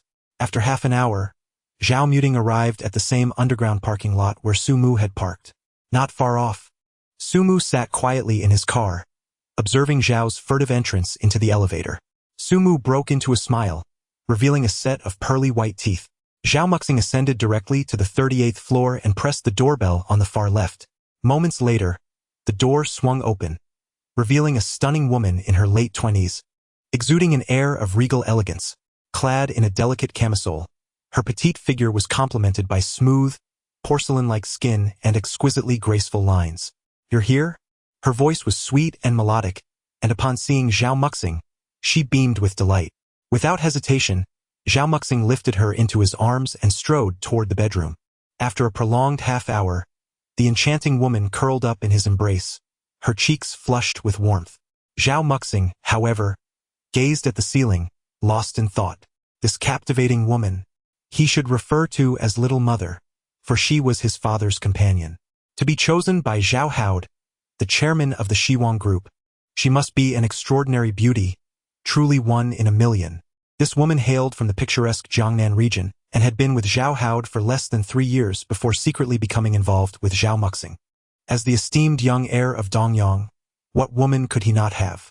Yet, he had willingly offered a piece of paradise to his father. "Do you have something on your mind?" She affectionately caressed Zhao Muxing's handsome face, inquiring gently. Zhao Muxing smiled slightly, one hand gliding over her satin-like skin as he replied softly, "What could be troubling me? By the way, my father would undoubtedly want to keep you tethered to him. How did you manage to escape?" The exquisite woman assumed he was jesting and playfully punched him. "How mean? Wasn't it you who invited me out?" It was as if a bolt of lightning had struck Zhao Muxing's mind. He sprang up from the bed, his face ashen as he fixed his gaze upon her. "When did I invite you? Wasn't it you who messaged me?" "You? Vixen, what are you plotting?" The beautiful woman was taken aback, realizing the gravity of the situation. Zhao Haud was not a benevolent man. If he discovered the affair between her and his son, her fate would be most dire. He had threatened her more than once, warning that should she betray him, she would be sold into servitude in Africa. The Shiwang Group had substantial investments there, with strong ties to numerous dictatorial warlords, making her elimination a simple task. Was it not you who sent this message?" She stammered, panic-stricken, as she hurriedly retrieved her phone and handed it to him. Upon glancing at the screen, Zhao Muxing's expression darkened significantly. He had been ensnared in a trap. Someone had manipulated his phone to send her a message, while simultaneously using her phone to message him. Hence, within this room, it was clear that everything that had just transpired must have been recorded. If it were his father, Zhao Haud, he would have had no need for such subterfuge. Who could it possibly be? At that moment, a sudden knock echoed from the door. Zhao Muxing's heart sank into despair. What was destined to come would inevitably arrive. Chapter 24. Kneel down and be my dog. Upon opening the door, Zhao Muxing found himself surprisingly calm. If it were his father, Zhao Haud, it would be a matter of no return. However, the person standing there was Su Mu. "Ah, Zhao young master, what a delightful surprise." Su Mu left. "Indeed, it is you." Zhao Muxing glared at Su Mu, his teeth clenched in frustration. He realized that the woman Yi Wanqiu would likely have little significance in his life moving forward. Zhao Muxing understood he had made a grave miscalculation. He had underestimated Su Mu. "What is it that you desire? Wealth? Beauty? Power? Speak freely." There are few things in this world I cannot procure. Zhao Muxing swiftly took control of the situation, reclining comfortably on the living room sofa, crossing his legs as he regarded Su Mu with a relaxed demeanor. Su Mu, seemingly with intent yet feigning indifference, cast a glance toward the bedroom, a peculiar smile gracing his lips as he casually inquired, "You are correct. In this world, there are no impossible transactions. However, how do you intend to deal with this woman?" Zhao Muting merely snorted, withholding his words, yet the glint of menace in his eyes was unmistakable. Within the confines of the bedroom, the stunning young woman had evidently overheard the conversation in the living room, leaving her utterly paralyzed with fear, trembling uncontrollably. She understood that her most favorable fate might very well be to take her own life, thus sparing herself from the unimaginable humiliations and torments that awaited her. Su Mu gazed at Zhao Muting, a wave of disdain washing over him. Is this the so-called first young master of Dongyang? What a farce. Let us converse. Zhao, esteemed heir, demonstrate your utmost sincerity, for I shall not afford a second chance. Zhao Muting furrowed his brow slightly, narrowing his eyes as he scrutinized Su Mu, inquiring, "Who exactly are you? Whom do you represent? I refuse to believe that a master of your caliber would stoop to serve as a mere chauffeur for the Yi family. Yi Zhengchu lacks the standing to employ someone of your prowess, does he not?" Su Mu chuckled. "Why must I have someone backing me? Can't I simply be myself?"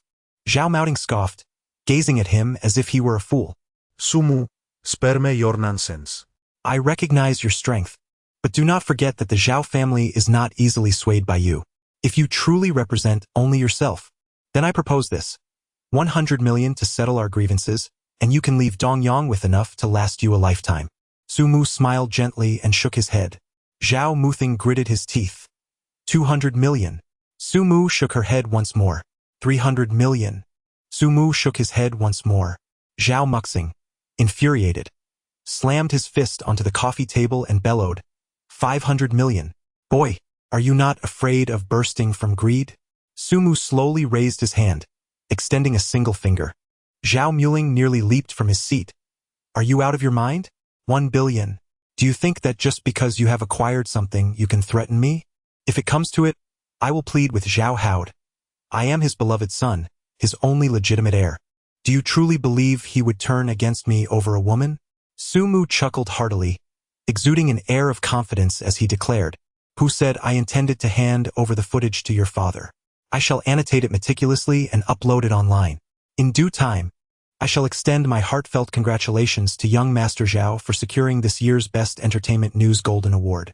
Who knows, this very video might even pave his way into the illustrious 91 film circle, propelling him to become the reigning champion of the year." The smile at the corners of Su Mu's mouth gradually faded. At that time, who would dare to marry their daughter to you? The heir of the Shi Wang group, yet not a single noble marriage to match your stature. Humph, can you truly maintain your position as an heir? Zhao Muting's nose twisted in anger. How venomous. Indeed, the esteemed first son of Dongyang, his reputation utterly ruined due to the exposure of his affair with his father's mistress. In the end, not only will the Zhao family suffer, but he will also face a dismal fate. At that moment, Zhao Muting no longer felt the relief he had earlier. He yearned for this predicament to have been orchestrated by his father. Family scandals should remain concealed. After all, it was merely a woman's life at stake. 10 billion, I will give. Zhao Muting gritted his teeth and acquiesced to Su Mu's demand. Yet Su Mu shook his head. It is not 10 billion. Zhao Muting was taken aback. He stared at Su Mu in disbelief, only to suddenly burst into laughter. You desire 100 billion? Ha ha ha. Su Mu. Do you even comprehend what you are proposing? 100 billion. Do you understand the magnitude of such an amount? You are utterly insane.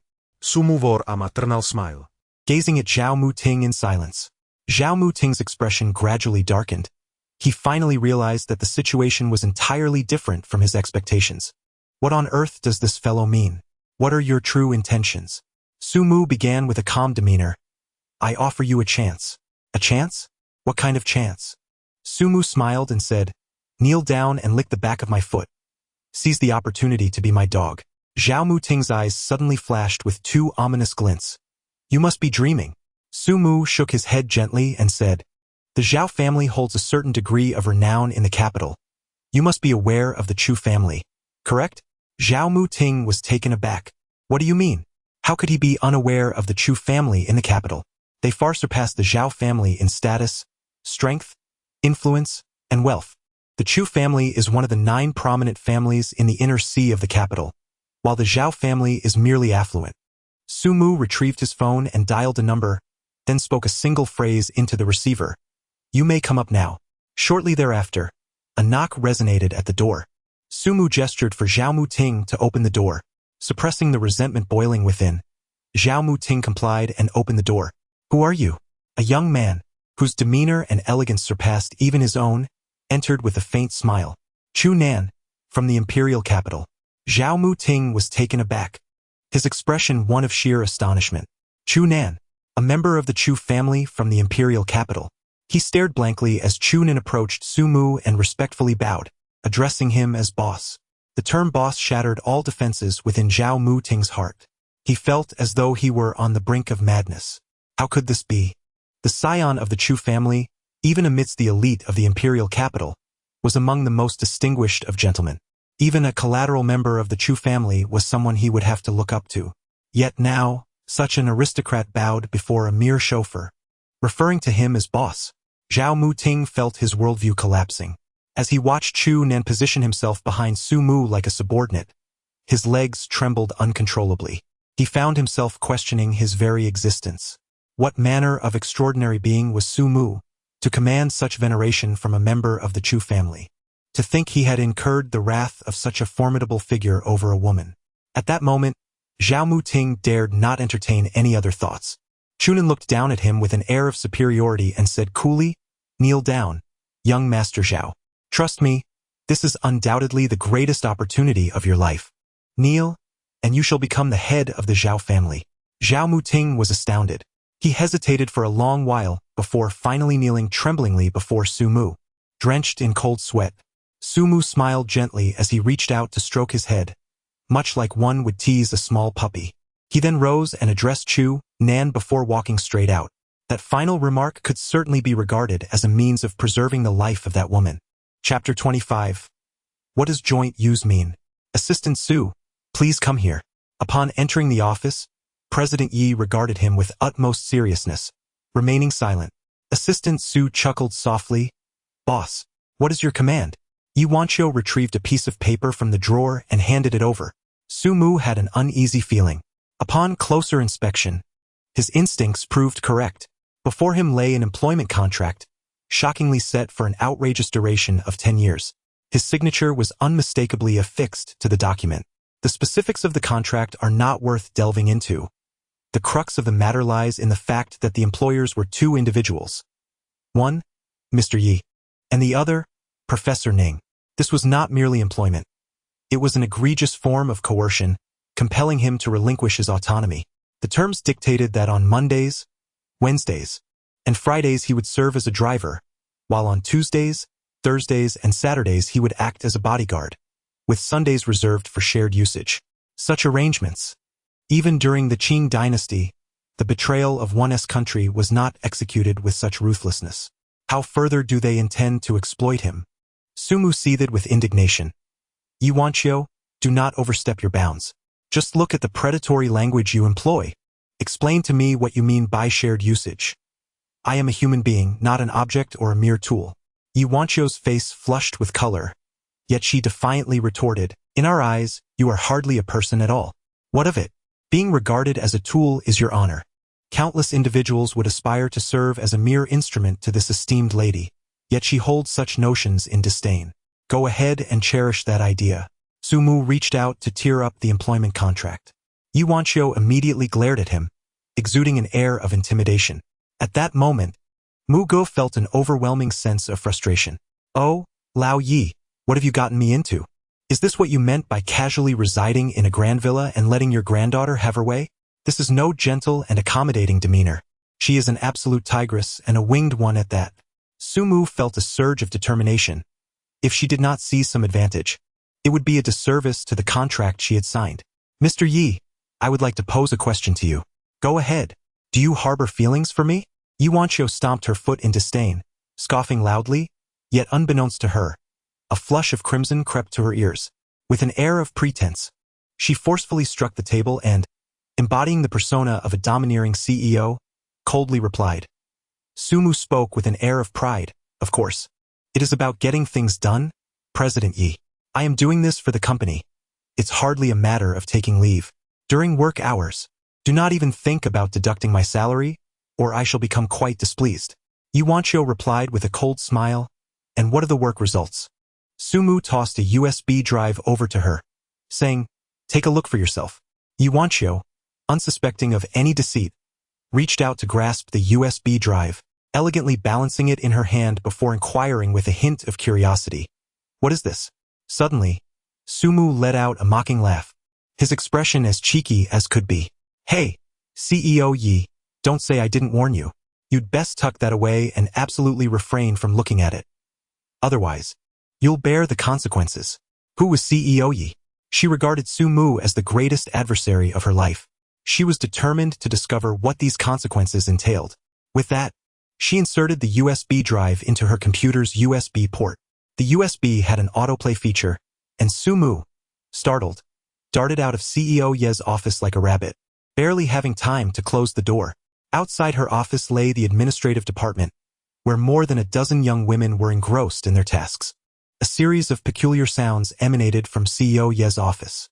The young women simultaneously looked up in shock, exchanging glances before hastily covering their ears, their faces flushed. CEO-He Had a penchant for watching such things. Even the most prideful beauty could not resist her physiological needs. In the employees' minds, the formidable persona of CEO-He as a domineering female leader crumbled into dust. Inside the office, Yuanqiu was on the verge of collapse. The video was in high definition, the angle of filming reaching the pinnacle of human artistry. One had to admit that Sumu had the potential to become the world's foremost paparazzo. The man on the screen was someone Yuanqiu could never mistake, Zhao Muting. Sumu. You scoundrel! Her scream nearly shattered the office glass.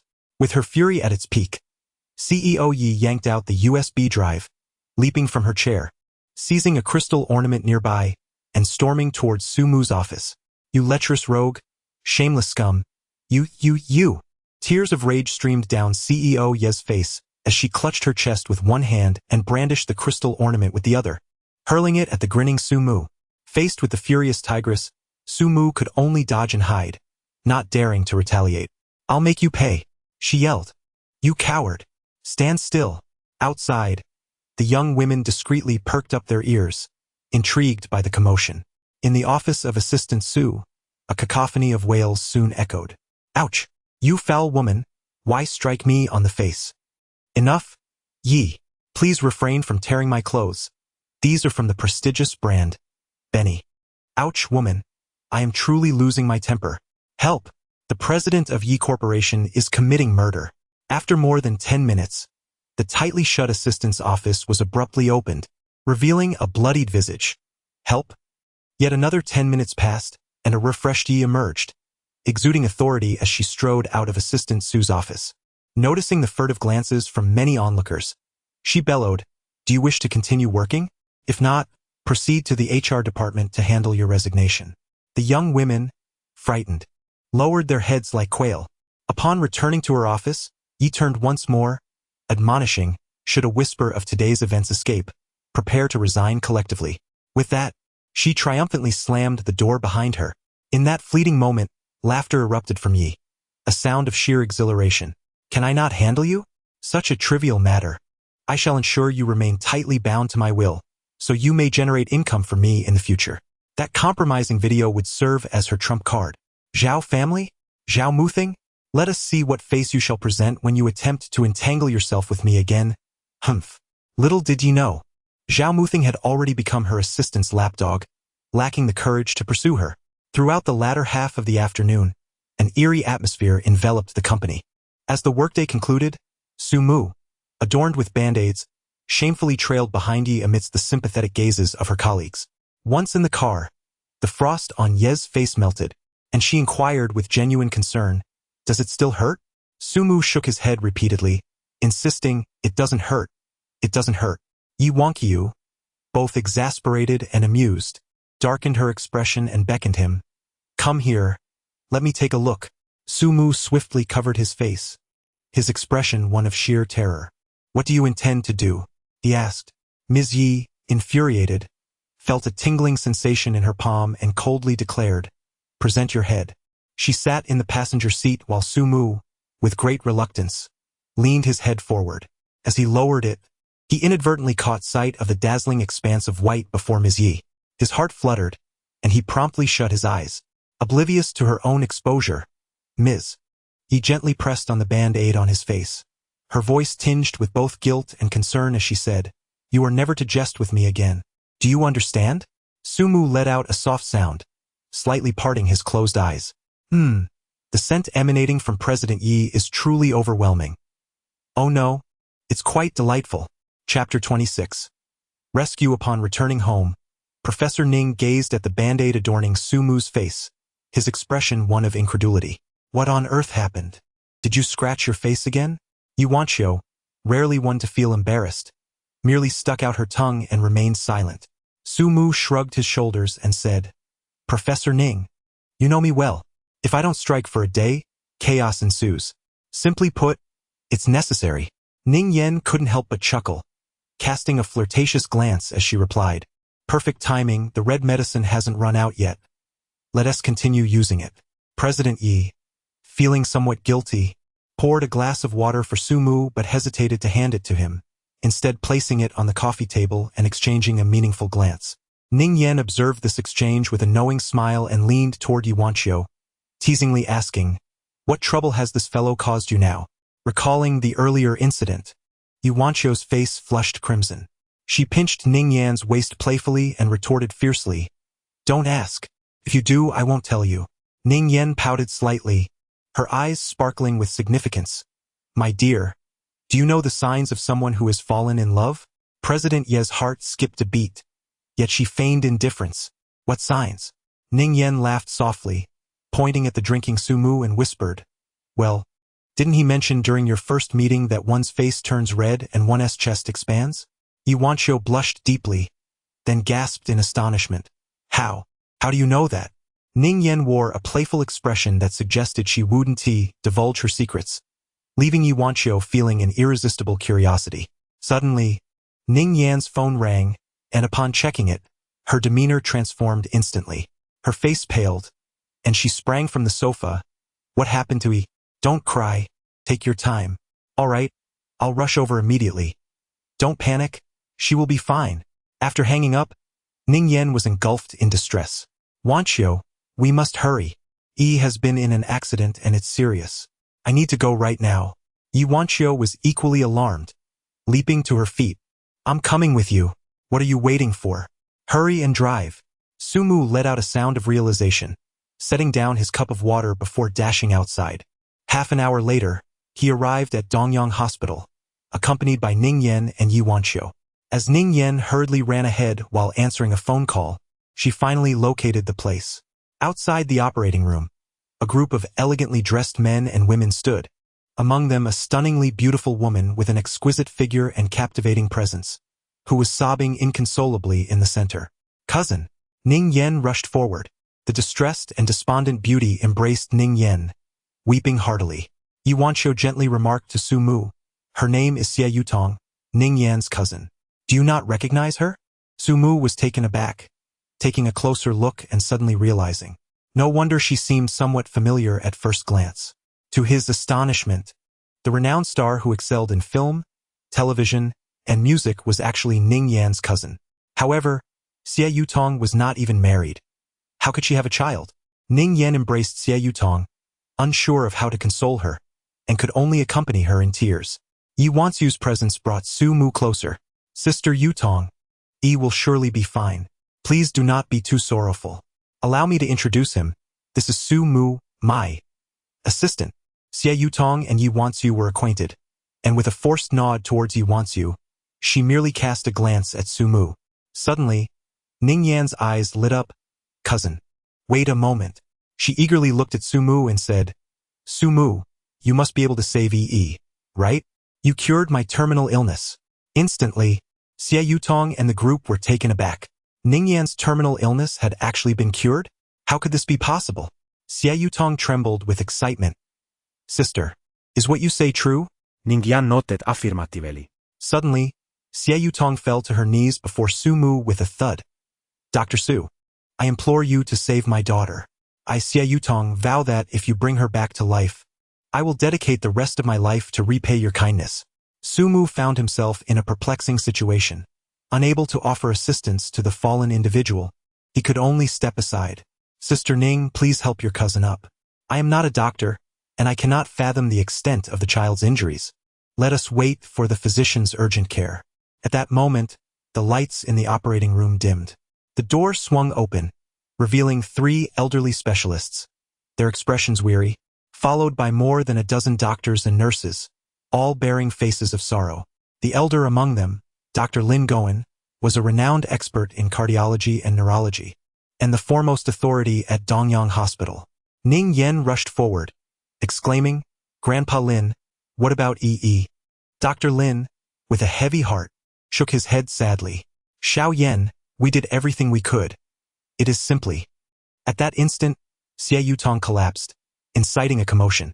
Ning Yen burst into tears, suddenly throwing herself at Su Mu. Su Mu, please save EE. You must have a way, right? Su Mu could only support her, offering a bitter smile as he said, Sister Ning, if the experts can't help, how can I possibly succeed? Suddenly, Ning Yen also knelt before Su Mu, pleading, please, just give it a try. Lin Goen, standing nearby, seemed to grasp the situation and strode over, fixing his gaze on Su Mu. Are you the one who cured Xiaoyan's terminal illness? How did you accomplish that? Who is your mentor? Young man, come with me inside to take a look. Lin Goen seized Su Mu and rushed towards the operating room. On the operating table lay a small girl, the ECG having transformed into a flat line. Xie Yutong awakened groggily, frantically following them into the operating room. Everyone, get out. Ning Yen quickly pulled Xie Yutong back, while Lin Goen firmly shut the door of the operating room. Su Mu stood before the surgical table, his hands resting on the chest of the little girl who had been declared dead, as if a tremor emanated from his palms, causing the very air to quiver. A veil of white mist gradually enveloped the child. Time ticked by, second by second. Suddenly, the heart monitor emitted a sharp beep. Beep, beep. Lin Goen was left speechless. The girl's heartbeat, her pulse, astonishingly, began to revive. Tears of joy streamed down his face as he flung open the operating room door, shouting, She has been saved. Quick, continue the surgery. Outside, Ning Yen and the others were nearly overwhelmed with joy. A flurry of doctors and nurses sprang into action. Yet Su Mu hesitated to release his hold, struggling to maintain his composure. A wave of despair washed over him. This endeavor had cost him dearly. However, saving a life is worth more than building a pagoda of 7 levels. Perhaps Brother Mu had accumulated some virtue. The astonishment of the doctors and nurses was palpable. How could someone who had been pronounced dead in the realm of medicine still exhibit signs of life? Was this sorcery? How could it be? Yet, this miraculous event unfolded right before their eyes, leaving no room for disbelief. Who exactly was this young man? Chapter 27. Suddenly gained a sister more than 10 minutes later. Su Mu emerged from the operating room, drenched in sweat. Xie Yutong approached him, her face filled with gratitude, bowing deeply. Dr. Su, thank you. Her previous impression of Su Mu had been quite negative. A man covered in band-aids with shifty eyes. Who would have imagined that he was a miraculous healer? She felt a deep sense of shame for her earlier superficial judgments. What kind of divine intervention was this? Sensing Xie Yutong's remorse and appreciation, Su Mu shook his head, the band-aids on his face now disheveled. Yuanqiu, witnessing his weakened state, felt a pang of concern and swiftly reached out to support him. Are you all right?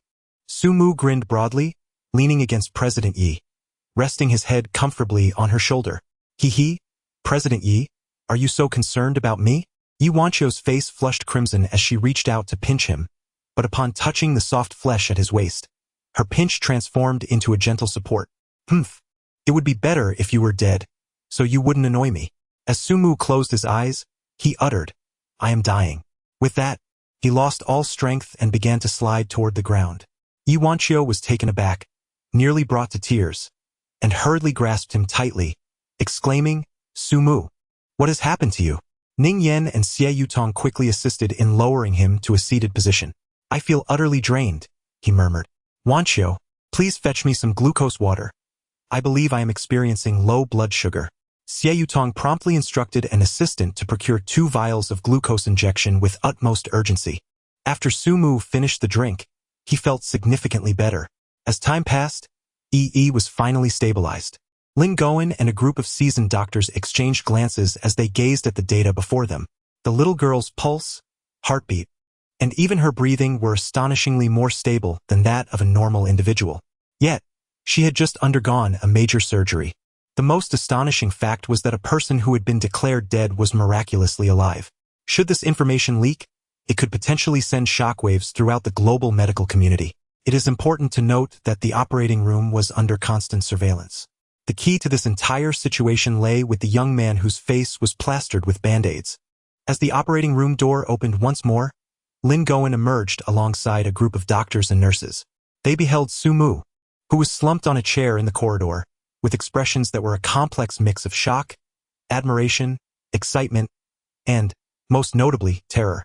Xie Yutong, filled with anxiety, grasped Lin Goen's hand and trembled as she inquired, "Uncle Lin, how is Yi?" Lin Goen, with a look of profound complexity, replied with a smile. The surgery was exceptionally successful. Yi's vital signs are all remarkably stable, and there will be no aftereffects. All of this, he gestured towards Su Mu.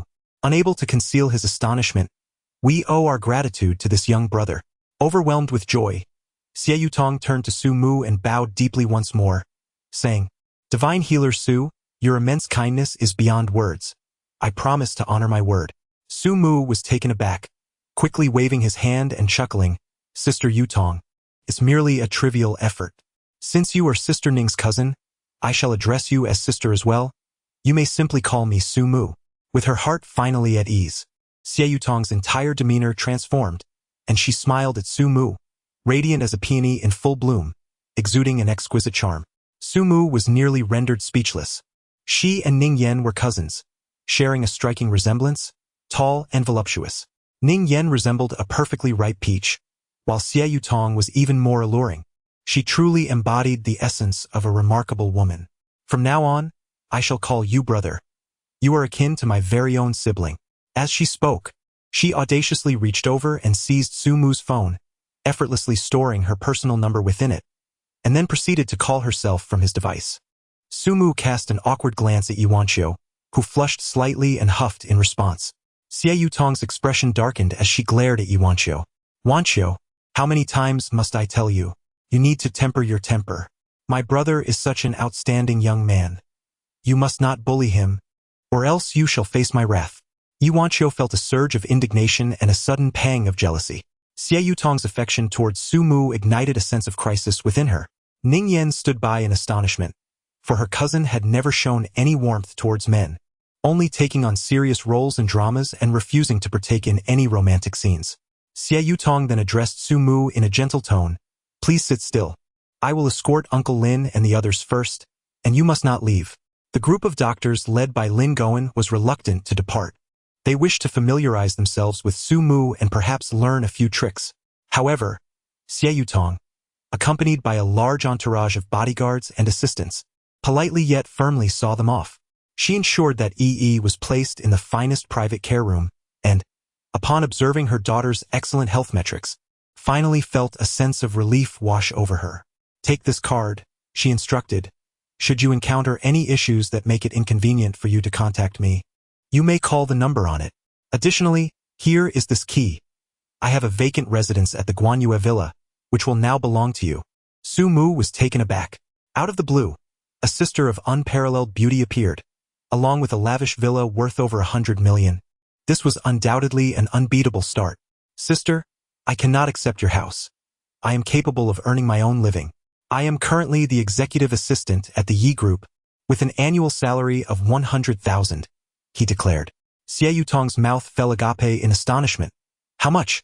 Su Mu could sense a palpable aura of menace emanating from Xie Yutong, directed squarely at Wanqiu. The usually domineering Yi, at this moment, resembled a quivering quail, trembling in trepidation. "Wanqiu," Xie Yutong's tone carried an edge of severity, If I recall correctly, your company's vice president earns an annual salary of 3 million. Correct? Internally, Yi Wanqiu seethed with resentment toward Sumu, yet dared not retort. He is my brother. His salary is 10 million, not a penny less. Yi could only respond with a resigned "oh." Ning Yan, her makeup ruined from previous tears, could no longer suppress a chuckle. It was a case of the mighty being subdued by the mighty. Sumu had no choice but to accept the house and card. As Xie Yutong treated him with the familiarity of a younger brother, her decisiveness unwavering. Upon glancing at the card, Sumu's heart jolted violently. What on earth? What kind of background does my sister have? The card bore the name of the Hongwu Zhu family, accompanied by a phone number on the reverse side. The mere sight of Hongwu Zhu sent a buzzing sensation through Sumu's mind. The Hongwu Zhu family was once the progenitor of a dynasty, known for their immense power and prestige. With the phrase "the emperor guards the national gate, the king dies for the country" echoing through history. Centuries ago, they were a royal lineage of unparalleled depth, reigning supreme among the secular aristocracy of the East. Even the so-called 9 great families of the inner sea bowed before them. Suddenly, this newfound sister, Professor Ning, had a background that was astonishingly formidable. My reliance on her is becoming ever more pronounced. Chapter 28. Therefore, let us proceed. Xie Yutong accompanied Sumu to the car, lingering until he was out of sight before reluctantly turning away. Ning Yan could no longer contain her curiosity and asked, "Sister, why do you treat Sumu so differently? Xie Yutong cast a glance at Ning Yan, who appeared somewhat evasive. After your brother-in-law passed, Yi became my everything. He saved Yi. He is a benefactor of the Zhu family, deserving of anything I can offer. Now he is my brother. My true brother. Yenner, you like him, don't you? Ning Yan was taken aback, her heart racing as she blushed and playfully protested. Sister, what are you saying? Xie Yutong's beautiful eyes seemed to pierce through Ning Yan's facade.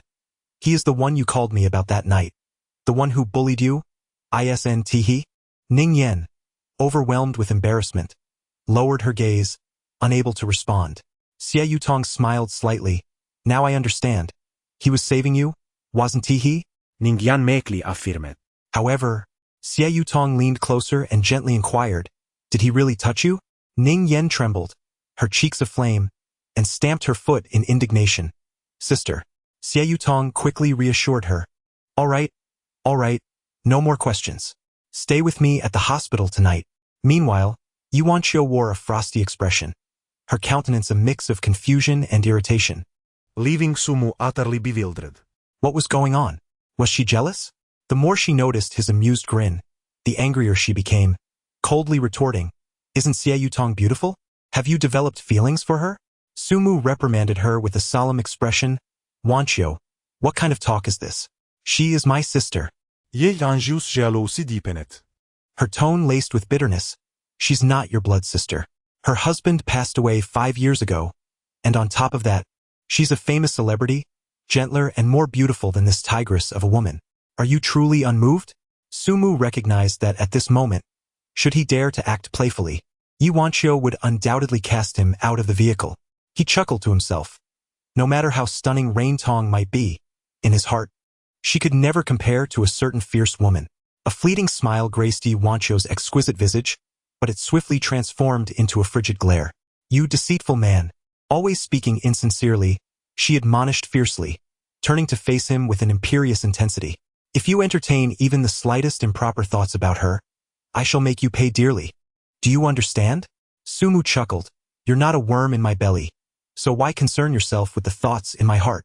Ye Yanjiu's gaze suddenly darkened. And just as she was about to explode, Sumu reached out and grasped her hand. All right, General Yi, I promise that when I am with you, my heart will belong solely to you. Instantly, a flush crept across General Ye's face, transforming her bitterness into sweetness. However, she abruptly came to a realization. When my heart is with you, it is with me.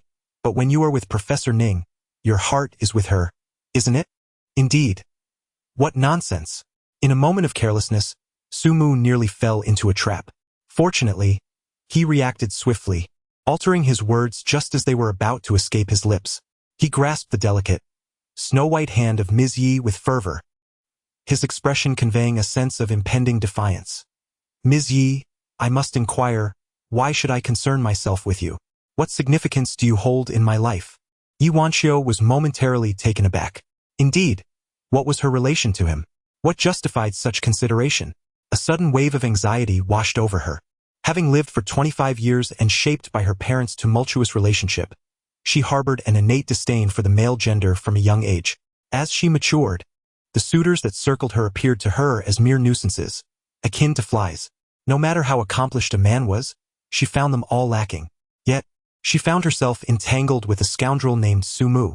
Had they truly known each other for only a few days? The experiences they shared in that brief span seemed far more intimate than those of newly minted lovers. Particularly that night on the mountaintop of the forest park. An episode that would haunt her with embarrassment for a lifetime. Was it truly so simple to fall in love? A trace of melancholy flickered in Yi Wanxiu's eyes as she glanced at Su Mu, then forcefully withdrew her hand from his grasp, stating coolly, "You are correct. I am no one to you." Now it was Su Mu's turn to be stunned. He cursed inwardly. He had misstepped. Prior to arriving in Dongyang, he had diligently gathered information about Yi Wanxiu, a habit ingrained in his profession. She appeared to be a figure of apparent dominance and aloofness. Yet within her lay a heart that was extraordinarily sensitive, soft, and even plagued by insecurity. Her parents' indiscretions were the most profound humiliation etched in her soul. At this juncture, any further words would be superfluous, perhaps even counterproductive. Thus, he resolved to proceed. Suddenly, Su Mu leaned forward, cradling Yi Wanxiu's head in his hands, forcefully turning it to face his own face, which was adorned with numerous adhesive bandages. Then, he planted a fierce kiss upon Yi Wanxiu's delicate crimson lips. After the kiss, he triumphantly released her, a smirk playing on his lips as he proclaimed, "Now, you belong to me." Yi Wanxiu's mind went blank. Her foot, unbidden, pressed down on the accelerator, resulting in a resounding crash as the Rolls-Royce Wraith collided violently with the car ahead. The driver of the vehicle in front was left in tears. "What have I done to deserve this?" he lamented. "I was merely trying to avoid any intimate encounters with you, knowing full well that I couldn't handle it. I kept my distance, yet you still chose to pursue me? What am I to do now? Perhaps sell my house? Wait, that doesn't seem right. It is you who is tailing me."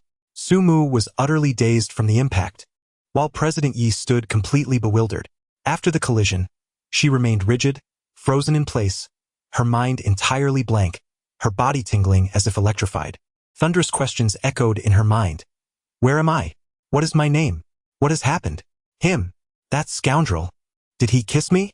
Did he force a kiss upon me? Yet, he actually forced a kiss on me. President Ye's body went limp, collapsing into her seat. Suddenly, a loud crash erupted from behind. The Rolls-Royce Dawn was violently rear-ended by the vehicle trailing it. It was at this moment that Yi Wanxiu regained her senses. She hastily covered her mouth with her hand, her eyes wide with the innocence of a frightened lamb, gazing at Su Mu in terror. This expression sent a jolt through Su Mu's heart. Indeed, it was her. His gaze softened immeasurably as he gently embraced Yi Wanxiu, whispering tenderly beside her ear, "Don't be afraid. I am here. I will protect you for a lifetime." With that, he unfastened his seatbelt, opened the car door, and stepped outside. The drivers of both vehicles had gathered around, their demeanor aggressive. The driver of the rear vehicle unleashed a torrent of curses. "Do you think driving a Rolls-Royce makes you special? Is the road your family property? A pair of shameless lovers, kissing in broad daylight? Are you in such a hurry to find a room?" The driver in front remained silent, though his displeasure was evident. Three young men, brimming with hostility, emerged from the rear car, their eyes gleaming with menace, clearly not to be trifled with. Yi Wanxiu, still in a daze, exited the vehicle, her expression vacant. The trio nearly drooled at the sight of her. Upon noticing Su Mu, whose forehead was lined with band-aids and whose hair clung to his forehead from the rain, they began to hurl insults. What a beautiful flower planted in a pile of dung. The one who had been shouting suddenly turned to Yi Wanxiu with a lewd grin. "Hey, beautiful. You seem quite adventurous. How about letting us have some fun with you?" Yi Wanxiu's face darkened abruptly. "Go play with your mother." Chapter 29. Who sent you here? Su Mu cast a glance at the three individuals in the car behind him. It was past 9 in the evening, and the Rolls-Royce Wraith, being a coupe, enveloped its interior in dim light, rendering it impossible to discern the occupants' activities through the rear window. How, then, Could they possibly know I was kissing? Moreover, there was a gap of at least 5 seconds between the collision with the vehicle in front and the impact from the car behind. What does this indicate? It suggests that they have been tailing me, and their collision was intentional. Sumu could not help but inwardly reproach himself. As a distinguished dragon tamer, how could he commit such a trivial blunder? It must have been the exhaustion from his previous efforts in saving lives at the hospital. Thus, a question arose. Who were these 3 individuals sent to trail him? Upon noticing the 3 dubious characters in the following vehicle, the driver of the front car hastily retreated a few steps, distancing himself significantly. After all, the rear-end collision would be entirely their responsibility, and considering they were driving a Rolls-Royce, he had no cause for concern. Sumu gently smiled at Yuanqiu and said, "Please, get in the car." Yizong frowned slightly, murmuring a soft acknowledgement, and obediently entered the vehicle. Sumu closed the car door for her and turned to face the 3 individuals before him, a playful smile adorning his face as he inquired, "Gentlemen, shall we resolve this privately or publicly?" The man in the middle, possessing a pair of slanted eyes, grinned ominously and replied, "Kid, if you allow my friends and me to enjoy your girl for a few days, we can consider this matter settled. What do you say?" Sumu cast a contemplative glance at the car that had collided behind him, shaking his head slightly. "Who sent you here?" The 3 individuals momentarily froze, a flicker of astonishment passing across the face of the one with slanted eyes, though it quickly vanished. With a cheeky grin, he replied, "Kid, we have no idea what you're talking about. In any case, let me make it clear. The girl that Wang Dongqiang has set his sights on, no one can escape." The other 2 fellows wore expressions of smug satisfaction. "You should consider who our strong brother really is. Indeed, if he has taken an interest in your girl, consider yourself fortunate. From now on, he will look out for you." Meanwhile, onlookers, reveling in the chaos of the luxury car accident, hastily brandished their phones to capture the moment. Sumu regarded the 3 oblivious individuals before him and, with an unhurried demeanor, remarked, "I find myself in a rather jovial mood today, so I am inclined to engage in a bit of idle chatter with you. Reveal to me who orchestrated your actions, and I shall not hold you accountable for the deliberate collision. Furthermore, I shall offer to cover your repair expenses." Wang Dongqiang, with his slanted eyes narrowing, took a couple of steps forward, his face contorting into a mocking grin as he audaciously slapped Sumu's face in a humiliating manner. "Boy," he sneered, "even if someone did incite us, what recourse do you have against us?" His laughter was rife with arrogance and self-satisfaction. Sumu smiled mischievously and remarked, "Do you know what became of the last person who slapped my face?" Wang Dongqiang chuckled heartily, but abruptly delivered a resounding slap to Sumu's cheek, exclaiming, "Not only do I slap." Before he could finish his sentence, Wang Dongqiang suddenly found the scenery before him blurring. The face, adorned with a multitude of band-aids, rapidly diminished in his view. With a thunderous crash, he collided forcefully with an advertising billboard at the roadside. The massive billboard toppled to the ground as a result. This astonishing spectacle left all onlookers utterly astounded. Sumu, however, paid no heed to these matters.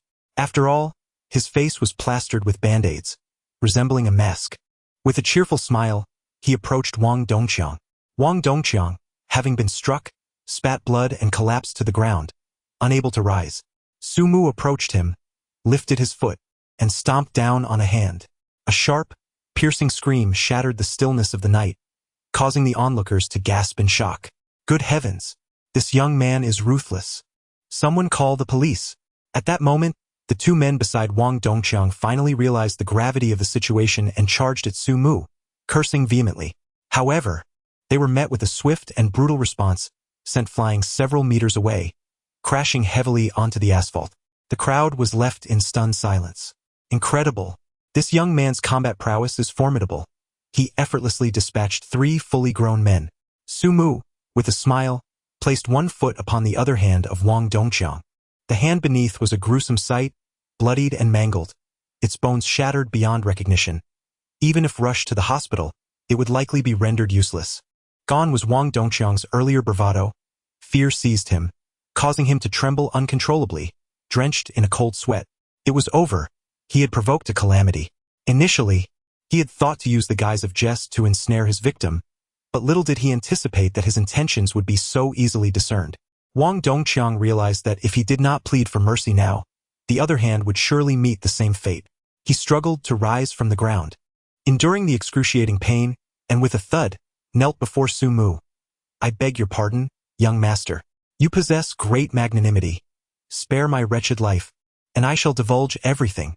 The onlookers were equally astonished by the rapid twist of events, discovering that it was not the young man who was the bully after all. Su Mu smiled faintly and remarked, "Did you not wish for my girl to accompany you for a few days?" Wang Dongqiang repeatedly bowed his head, pleading, "Young master, I was wrong, I truly was. I beseech you to grant me a chance at survival. Someone is seeking my boss, wishing for us to." Before he could finish, gasps erupted from the crowd. With a sudden crash, more than 10 thugs wielding clubs surged forth from the onlookers. Among them, a burly bald man shouted, "Brothers, let us teach him a lesson." As Su Mu turned around, he found himself encircled by more than 10 thugs. The bald man fixed his menacing gaze upon him and sneered, "Are you Su Mu?" Su Mu nodded with a cheerful smile, saying, "Brother, even with my face all bandaged up like this, you still recognize me? It seems I have become somewhat of a celebrity." The bald man let out a cold laugh and replied, "Even if you were to wear underwear on your head, I would still recognize you. Someone is willing to pay for your life." Su Mu narrowed his eyes slightly and asked, "Is this cockroach brother one of yours?" The bald man was taken aback and replied, "What cockroach brother?" Su Mu chuckled lightly, "Isn't that brother Xiaoqiang?" The bald man, filled with rage, shouted, "Beat him up. First, break his limbs, so he crawls like a dog for the rest of his life."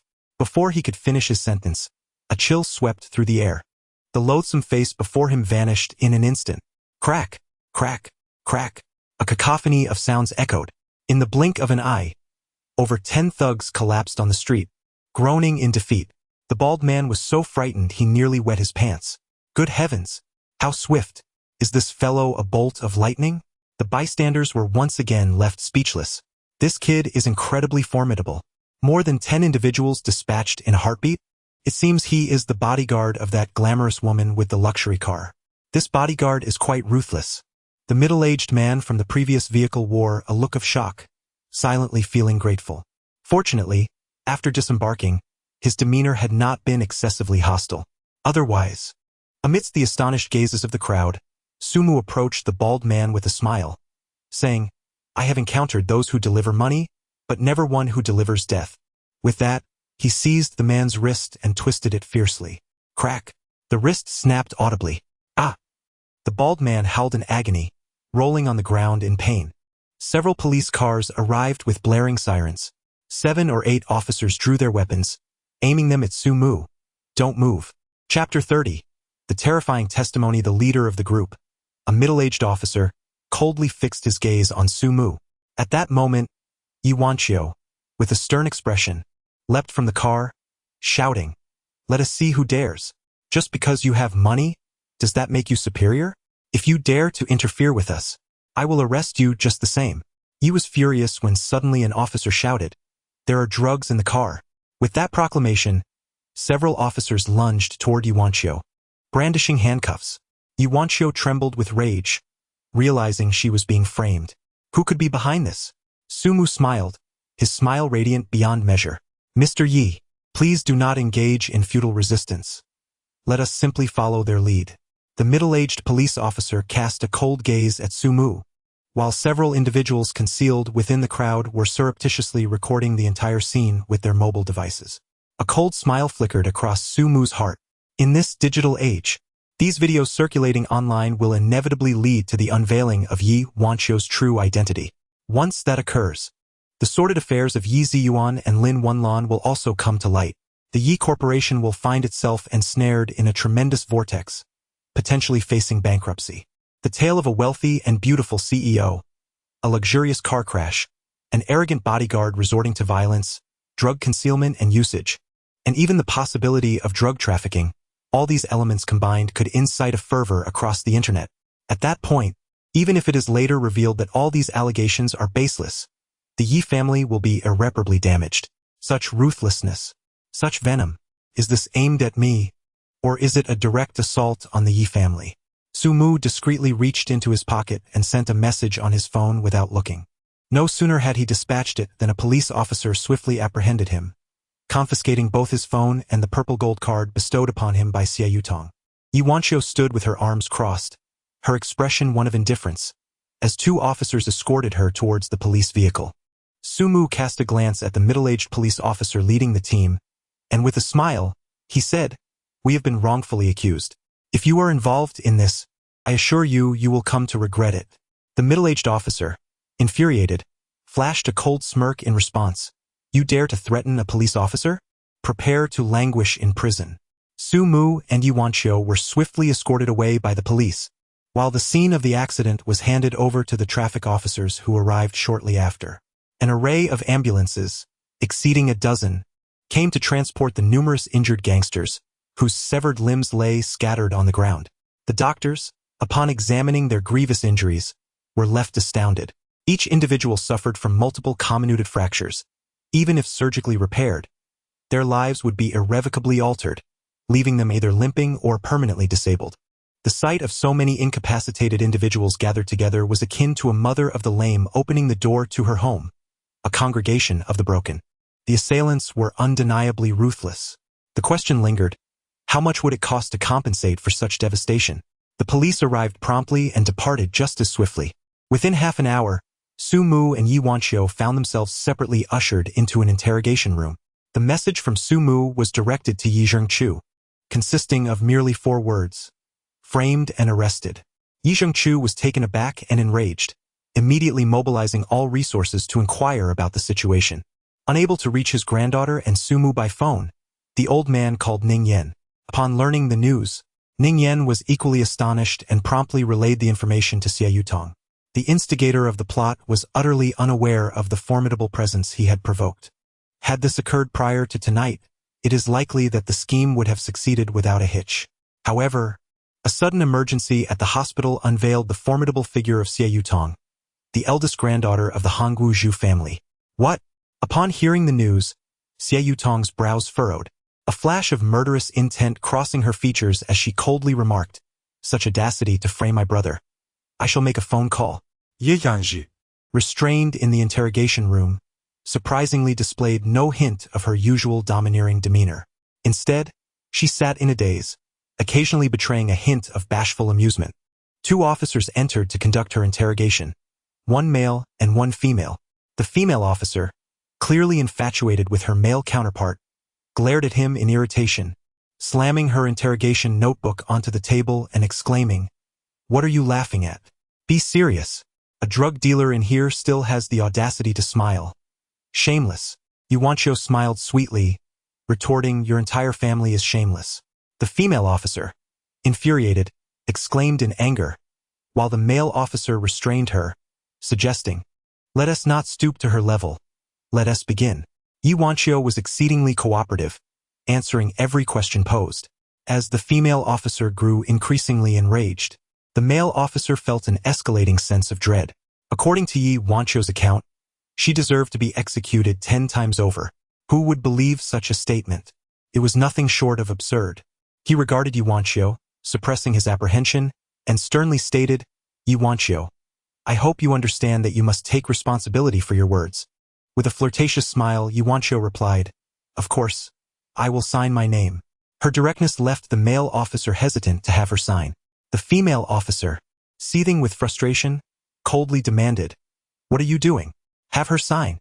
The male officer, feeling uneasy, leaned closer and whispered, "Wait, she is clearly lying. I need to step out and consult." After he exited the interrogation room, the female officer stood up, handing Yuanqiu the interrogation record and pen. "Sign here and put your thumbprint." Yuanqiu promptly took the materials and swiftly wrote her name, pressing her thumbprint with remarkable speed. Just then, the male officer rushed back in, his face paling at the sight. "You can't sign." The female officer, nearly incensed to the point of apoplexy, shouted at him, "What do you mean? You've been flirting with this drug dealer all night, and you lack the integrity expected of a police officer?" The male officer, his face a shade of fury, glared at the female officer and stormed out. Meanwhile, Sumu's interrogation concluded swiftly as well. His confessions were far more chilling than Yuanqiu's. The officers conducting the interrogation were nearly overwhelmed with terror.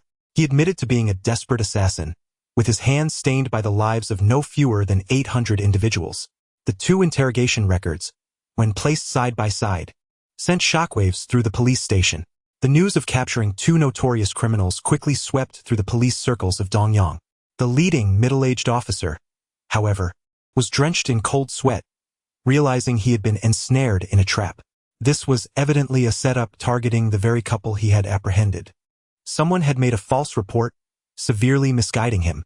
With his extensive experience, the middle-aged officer immediately recognized that this incident would likely be leaked, potentially reaching the internet. At that point, the police would find themselves in a precarious position, and the reputations of the couple would be obliterated due to a wave of online harassment. The ultimate goal was to strike at their family, and amidst the chaos of online outrage, the law would be powerless, leading to an inevitable resolution. There was no way for him to enter and clarify this as a misunderstanding, allowing it to pass. Now, if these two interrogation records were to circulate online, what kind of tempest would that unleash? The middle-aged officer shuddered at the thought. Though Sumu may be disregarded, Yi Wanqiu is undoubtedly the most revered goddess of Dongyang. Who would dare to believe that she is entangled in the nefarious trade of illicit substances? Who is the scoundrel that reported such a false alarm? Chapter 31. The Zhu family's old servant in a private club in Dongyang. Qin Peiyong gazed at Bai Zihua, a hint of concern etched across his face. Zihua, do you think this plan will work? Bai Zihua, with his handsome visage, offered a faint smile. Peiyong, do not fret. Once this matter escalates and the Yi family finds themselves in peril, I shall personally intervene to assist them in navigating this crisis. At that moment, Yi Wanqiu will have no choice but to submit to me. Qin Peiyong harbored affection for Ning Yen. Although he harbored disdain for Su Mu, he did not wish for matters to spiral out of control. An inexplicable sense of foreboding gnawed at him. Among Dongyang's four young masters, Mo Han was reserved, Qin Peiyong impulsive, Bai Zihua cunning, and Zhao Muthan domineering. Tonight's scheme was orchestrated by none other than Bai Zihua. Casting a glance at Qin Peiyong, Bai Zihua assured him, "Rest easy. Everything is under control." Qin Peiyong managed a reluctant smile and shook his head. "I too wish to deal with that rascal, but it would be disastrous if the Yi family were to face bankruptcy. Do not let your cleverness lead to folly." Bai Zihua scoffed, "My strategy is flawless. How could it possibly backfire? Do you still doubt me?" Qin Peiyong shook his head, choosing silence. In truth, neither Bai Zihua nor Qin Peiyong were inherently malevolent, but Bai Zihua's cunning was undeniable. With a cold chuckle, Bai Zihua remarked, "Even if complications arise, who would suspect my involvement? This is all the doing of that scoundrel Sun Huai, who believes he reigns as the underground emperor of Dongyang. After taking my money, he reports false alarms and schemes against me. He deserves his misfortune. By the way, is the person liaising with Sun Huai still in Dongyang?" Qin Peiyong nodded. Bai Zihua's expression darkened abruptly. "Did I not instruct him to leave yesterday? Why is he still here?" Qin Peiyong, somewhat disgruntled, replied, "You must allow people to arrange their affairs at home." Bai Zihua quickly nodded, smiling, "I am not blaming you, Peiyong. You simply lack the ruthlessness required in our positions. It is not about brute force. It's about this." He gestured towards his head. Qin Peiyong huffed, "If I could think, I would not be playing this game with you." At that moment, Bai Zihua's phone rang. Sporting a composed smile, he stated, "See, the plan is unfolding as intended." However, upon answering the call, his countenance shifted dramatically. A voice, unfamiliar and slightly aged, inquired, "Are you Bai Zihua?" Bai Zihua stammered, "Who are you?" The voice, calm and dispassionate, continued, "Presumptuous young man, I am Zhu San, an old servant of the Hanggu Zhu family. There are matters that can and cannot be pursued. Otherwise, prepare for the disappearance of your Bai family from Dongyang." With that, the call ended.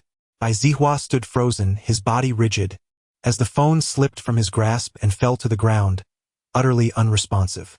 Qin Peiyong, having never witnessed Bai Zihua so flustered, felt a surge of alarm. "What has happened?" Bai Zihua leaped to his feet, his eyes blazing with fury as he glared at Qin Peiyong.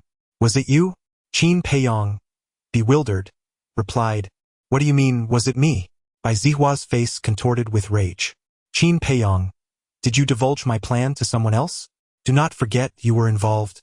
Those ruffians causing trouble were your recruits. Infuriated, Qin Peiyong shouted, Bai Zihua, is this how you perceive me?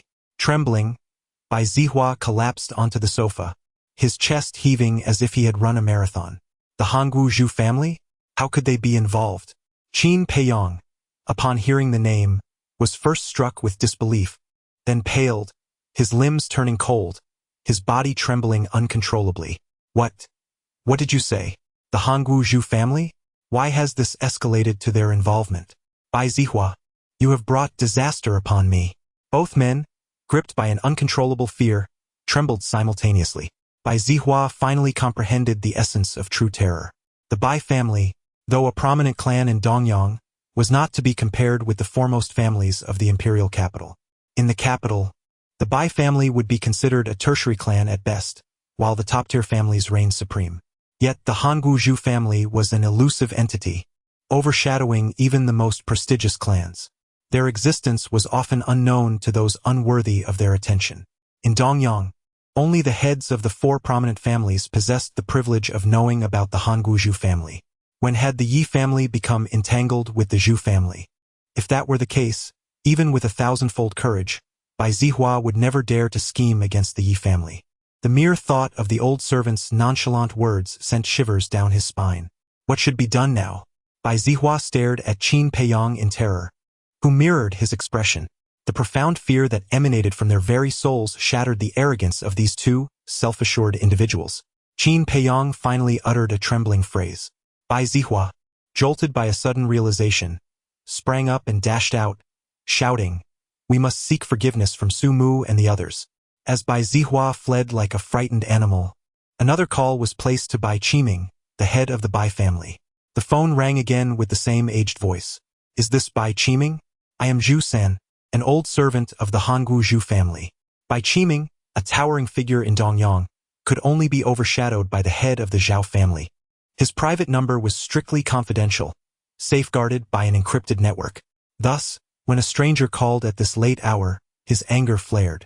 Yet, in the blink of an eye, the ire of having his number leaked transformed into a deep respect as he leaped from his study, cradling the phone with utmost reverence, speaking in the gentlest tone. "How may I assist you?" The old servant replied coolly, "Your grandson, under your direction, has conspired against Su Mu, the brother of my lady. Does your Bai family wish for annihilation?" With that, the old servant hung up. Bai Qiming was left in a state of shock, nearly losing control of his faculties. In the hospital, Xie Yutong received a call from the old servant. "Rest assured, my lady. Everything has been arranged." After hanging up, Xie Yutong, still feeling uneasy, turned to Ning Yan. "I must go and support my brother."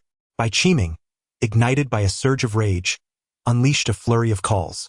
The first call came from Yu Yangda of the Dongyang police station. "Yangda, how has uncle been treating you? There's a matter that requires you to employ all your resources to investigate. A young friend of mine has been apprehended by your officers. It was a misunderstanding. If even a single hair falls from him, we shall never meet again." Yu Yangda stared in shock at the phone in his hand, bewildered. He immediately began to frantically inquire about the situation. The more he questioned, the more he understood, and he nearly exploded with fury. "Old Lu, are you out of your mind? How dare you arrest someone on false charges?" Soon, several groups rushed towards the police station where Su Mu was being held. Chapter 32. How do you intend to handle this? When Xie Yutong arrived, Bai Qiming and Yu Yangda had just reached the scene. Following them was Yi Zhengchu, who stormed in with the entire legal department of the Yi Group in tow, each lawyer recording the events on camera. Bai Qiming managed to maintain a semblance of composure in front of Yi Zhengchu, but upon learning of Xie Yutong's identity, he trembled in fear. Xie Yutong dismissed him with a single remark. "If my brother suffers even the slightest grievance, you shall repay it manifold." This statement nearly caused Bai Qiming to faint from shock. The identity of the grand lady of the Hanggu Zhu family was utterly terrifying. Yu Yangda was drenched in cold sweat as he stormed into the police station, shouting, "Where's old Lu? Get him out here." The police station was already in chaos. In truth, after the testimonies of Su Mu and Yi Wanqiu emerged, many realized the gravity of the situation. It was absurd. If these two testimonies were to be leaked, the implications would be catastrophic.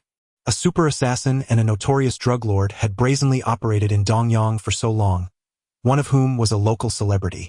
Could this not be considered police negligence? Just this alone could lead to severe consequences for many. If the testimonies were fabricated, it would raise even more troubling issues: torture, wrongful convictions. Furthermore, if such horrifying charges were used to frame someone, all involved would face dire repercussions. In any case, misfortune loomed over everyone. Not only Yu Yongda but even the police officers harbored resentment towards their chief for this debacle. While others might have camaraderie with their leader, this leader had led them into a pitfall. Old Lu emerged, drenched in sweat, while Yu Yongda seethed with rage, his hands trembling. In front of everyone, he shouted at Old Lu, "You can retire now." Old Lu was left speechless, yet felt profoundly wronged. Someone reported a crime, and I responded. What's the issue? I 1T accept this. 1T accept it? You dare. Yu Yongda nearly kicked his former subordinate in frustration. He bellowed, "Speak. What on earth did you all do? If there's even a single word of concealment, you will all bear the consequences." Old Lu, stubborn as ever, retorted, "My actions were entirely legitimate. That kid named Su Mu injured someone in public. Was I wrong to arrest him? And the drugs found in Yi Wancho's vehicle, was I wrong to detain her?" Yu Yongda's mind buzzed, leaving him momentarily blank. Old Lu, you must choose your moments wisely.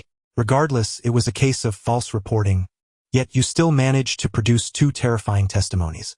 The fact that these testimonies were fully documented terrified Yu Yongda to his core. Under any other circumstances, even with the 4 prominent families involved, he would have been confident in mitigating the fallout. However, the involvement of the Hangu Zhu family complicated matters. The grand lady stood silently, observing like an ice-cold statue, her gaze chillingly frosty. Yu Yongda gasped, then composed himself and commanded, "Mobilize all resources. Spare no effort in capturing the true culprit behind this. As for you lot." His gaze swept over the trembling crowd, and he grit his teeth, shouting, "You are all to write a self-reflection." Su Mu and Yi Wancho were released, and Bai Zihua and Qin Peiyong also arrived.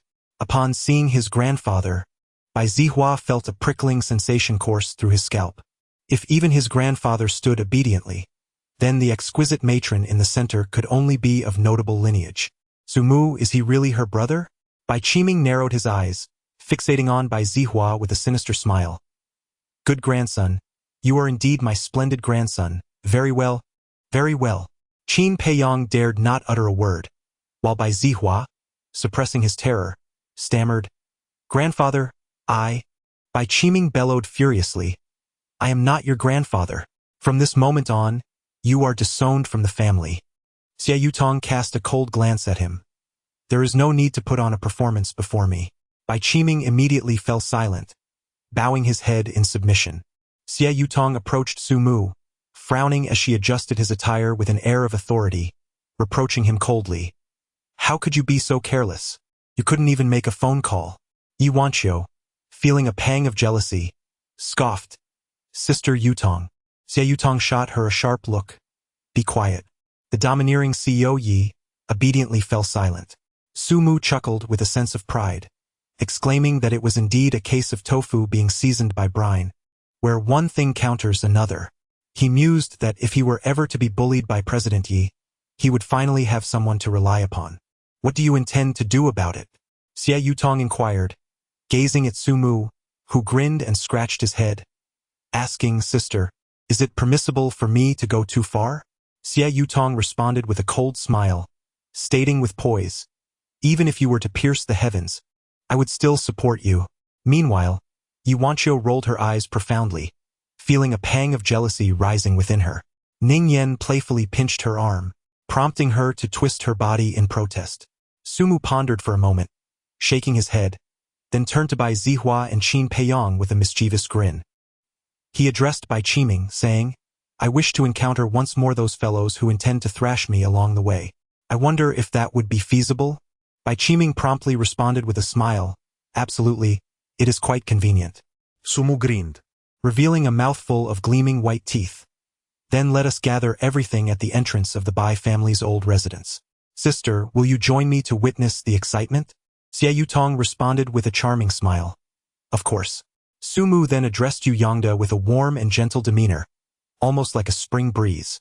Yu Yongda nearly stumbled in surprise. However, the tension that had weighed on his heart finally dissipated. Not every affluent family is filled with debauchery. Just look at this young master, so amiable and approachable. Yet, dear young master, are you truly speaking in earnest? Sumu personally drove to the Bai family's old residence, where more than a dozen ruffians who had been lying in the hospital were completely brought over. Sumu wasted no words. Amidst the terrified gaze of the ruffians, he approached the bald man. Pray tell, what is your esteemed name? The burly man, still oblivious to the unfolding situation, retorted defiantly, You're as good as dead, kid. You've crossed me. Before he could finish, Sumu swiftly delivered a resounding slap. the force of the blow sent the bald man staggering. With one hand suspended and the other clutching his face, he stared incredulously at Sumu and exclaimed, How dare you strike me? Sumu nearly laughed out loud. On a rainy day, beating my son is merely a way to pass the time. The burly man, infuriated, roared, Grandson, do not be arrogant. I assure you, you shall not leave today unscathed. If you have the audacity, let me make a phone call. Sumul broke the silence, cheerfully calling out, Whose phone can I borrow? Chapter 33. As long as my brother is happy. The Bai family had long been alarmed. It was said that the head of the family was so frightened that he trembled, and the entire Bai household felt an overwhelming sense of impending doom. As Sumu spoke, the butler of the Bai family stood by, promptly presenting the mobile phone with utmost respect. The bald man took the phone and dialed, Boss, things have gone awry. Yes, my brothers and I have all sustained injuries. This rascal is quite skilled. We are currently being taken to. You rascal, dare you reveal our location? Sumu chuckled softly, the Bai family's ancestral home. The bald man sneered, Boss, you should come over immediately and bring plenty of people to eliminate him. After hanging up the phone, the bald man looked at Sumu with a smug expression. Kid, just wait. Once my boss arrives, your fate is sealed. Hehe. Sumu chuckled softly, shaking his head before turning to Bai Qiming, gently stating, Is it not a tad disrespectful to commit murder right at your doorstep? The expression on Bai Qiming's face was a tapestry of complexity. What en affront? A blatant slap in the face. This was a quintessential demonstration of killing the chicken to scare the monkey. Here I am, the master of the Bai family, feeling both awkward and constrained, angry yet forced to tread carefully. Murder? In my presence? A wave of unease washed over him. Could it be that he intended to kill Bai Zihua as well? As time ticked away, half an hour passed before several SUVs thundered into the Bai family estate. After a clamor of noise, over a dozen decisive and fierce thugs stormed in. Baldy, what the hell are you doing here at the Bai family's doorstep? Who dares to be so brazen? My men, do they not fear retribution? The leader, Zhu Laoda, bore a long scar across his face, his gaze menacing as he strode in with an air of arrogance. The bald man promptly pointed at Sumu, exclaiming, Boss, it's this punk. He is a formidable fighter, and my brothers are wounded. Boss, avenge us. Zhu Laoda turned, his sinister gaze falling upon Sumu, and his expression abruptly shifted. He stood there, dumbfounded, staring at the man before him, Bai Qiming. Zhu Laoda felt as if a thunderclap had struck him, rendering him numb. Despite his reputation as the dominant figure in Dongyang, he suddenly felt his legs weaken, and he stumbled, collapsing onto the ground. The bald man rushed to help him. Boss, did you just crawl out from a woman's womb? How many did you bed today? Did those 2 high school girls lose their innocence? Leave them for the brothers to enjoy. Zhu Laoda felt a surge of rage, nearly plunging a knife into the bald man. This was disastrous. This time, it was truly a complete catastrophe. In every arena, there exists a stringent hierarchy. Zhu Laoda was known for his ruthless demeanor, often resorting to violence and mayhem. Yet today he found himself in the presence of Bai Qiming, the true sovereign of Dongyang's 4 great families. At that moment, the expression on Zhu Laoda's face was nothing short of remarkable. He was not foolish. A mere glance at Bai Qiming's countenance revealed the calamity his subordinates had wrought. A devastating disaster. Just considering the current situation was enough to cost Zhu Laoda several lives. Shut up. You dare silence me. Somehow, Zhu Laoda found the strength to leap from the ground, delivering a vicious slap to the bald man's face. The bald man stood in shock. In his mind, his boss was invincible, a law unto himself, commanding respect from even the most formidable figures. Yet, Zhu Laoda's slap left him utterly dumbfounded. What on earth just transpired? Why did the boss strike me? Suddenly, Bai Qiming let out a soft huff, moving closer to Su Mu, leaning slightly forward with a tone that was quiet yet resolute. Mr. Su, whom do you wish to eliminate? Given that they had already lost face, it seemed prudent to extend their cheeks further for another slap. If you vent your anger, everyone else will breathe a sigh of relief. It is worth noting that Bai Qiming held a position of considerable influence in Dongyang. He had no need to show deference to anyone, not even to officials who sometimes had to acquiesce to him. However, his grandson had offended the Hanggu Zhu family. The Zhu family, while not prominently known, had long since transcended the traditional concept of power. Even with the backing of a formidable force from the capital, Bai Qiming understood that this support would have to be courteous in the presence of the Zhu family matriarch. Such was the profound legacy of the Zhu family. Su Mu turned his head to glance at Bai Qiming, a smile dancing on his lips. Elder Bai, are you not feeling troubled? Bai Qiming gritted his teeth and replied resolutely, these scoundrels deserve their fate. Just call me Old Bai. I shall provide you with a satisfactory resolution to today's matter. Su Mu grinned, his tone exceedingly flippant as he inquired, I intend to eliminate Bai Zihua. You have no objections, do you? Bai Qiming was momentarily taken aback. You may sever 3 fingers from each of your companions, and then you are free to leave. The expression of the venerable Zhu shifted dramatically. His face contorted in despair as he exclaimed, Master, we. Su Mu chuckled lightly, do not compel me to take action. Otherwise. With a resounding thud, Zhu Laoda fell to his knees, exclaiming, Young master, spare me. This entire affair was orchestrated by someone else. We merely accepted payment to divert the disaster. The more than 10 ruffians accompanying Zhu Laoda were all fierce and reckless brutes. Upon hearing that Su Mu intended for them to sever 3 of their fingers, they realized it would render them incapacitated for life. Witnessing their leader's cowardice, several of the thugs exchanged furtive glances and, in unison, brandished their daggers, lunging towards Su Mu. Su Mu smiled oddly, and in an instant, he was like a gust of wind. Mere seconds later, the entrance of the Bai family was permeated with a thick stench of blood.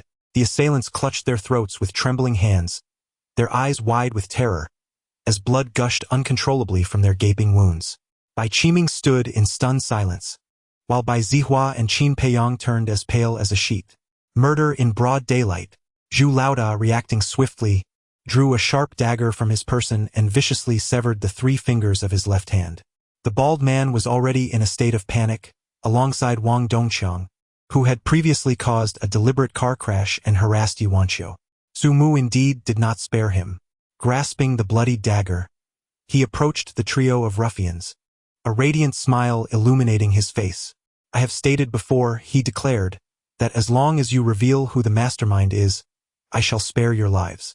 Wang Dongqiang, trembling in terror, pleaded pitifully, I will tell you, spare me. Su Mu shook his head, slowly placing the dagger upon Wang Dongqiang's heart, gradually piercing it deeper. Until his last breath, Wang Dongqiang could not comprehend the nature of the entity he had provoked. Releasing his grip, Su Mu rose and approached Bai Qiming, smiling as he said, Old Master Bai, for your sake, I shall let this matter pass. However, let there be no next time, or else. He glanced back at the Bai family ancestral home, a mischievous grin spreading across his face. Bai Qiming hastily responded with a forced smile. Young Master Su, rest assured, I shall take full responsibility for this scoundrel. Su Mu nodded and walked out with a smile, never casting a glance at Bai Zihua or Qin Peiyong throughout the encounter. Yuanqiu and Ning Yen sat in the car, too apprehensive to witness the gruesome scene outside, while Xie Yutong observed everything from a distance, her expression remarkably serene. Behind her, an elderly man clad in black bowed and remarked, Young madam, do you think Su Xiao's actions may be a tad ruthless? You hastily acknowledged him as your brother. Xie Yutong turned her head to glance at the old man, who, frightened, immediately knelt to the ground, stammering, "Young madam, I acknowledge my mistake." Xie Yutong resumed her gaze out the window and replied coolly, "Remember, he saved He. He is my true brother, ruthless. I do not perceive it thus. As long as my brother is content, that is sufficient." Chapter 34. A monumental achievement before departing, Xie Yutong unreservedly reprimanded Su Mu. "In the future, should such matters arise, contact me immediately." Yuanqiu, unable to express her indignation in front of Xie Yutong, immediately adopted a stern demeanor once in the car and declared, "You are not to seek Sister Yutong's assistance again." As Su Mu drove, he chuckled, "President Yi, if you admit to feeling jealous, I won't pursue it any further." The vehicle was a Rolls-Royce Wraith, left behind by bodyguard Chen Lei at the behest of Yi Zhengqiu. The car had sustained significant damage and required a lengthy repair process, taking at least 6 months to complete. Jealous? Me? Yuanqiu's brows furrowed, yet her heart raced with unease. Regardless of the comparisons, she seemed to be only a few years younger than Sister Yutong. After all, don't men typically prefer mature women? With this thought, Yuanqiu's frustration bubbled over. "Fine, fine, fine." Su Mu quickly surrendered. Yuanqiu's expression softened considerably at this, and she pressed further.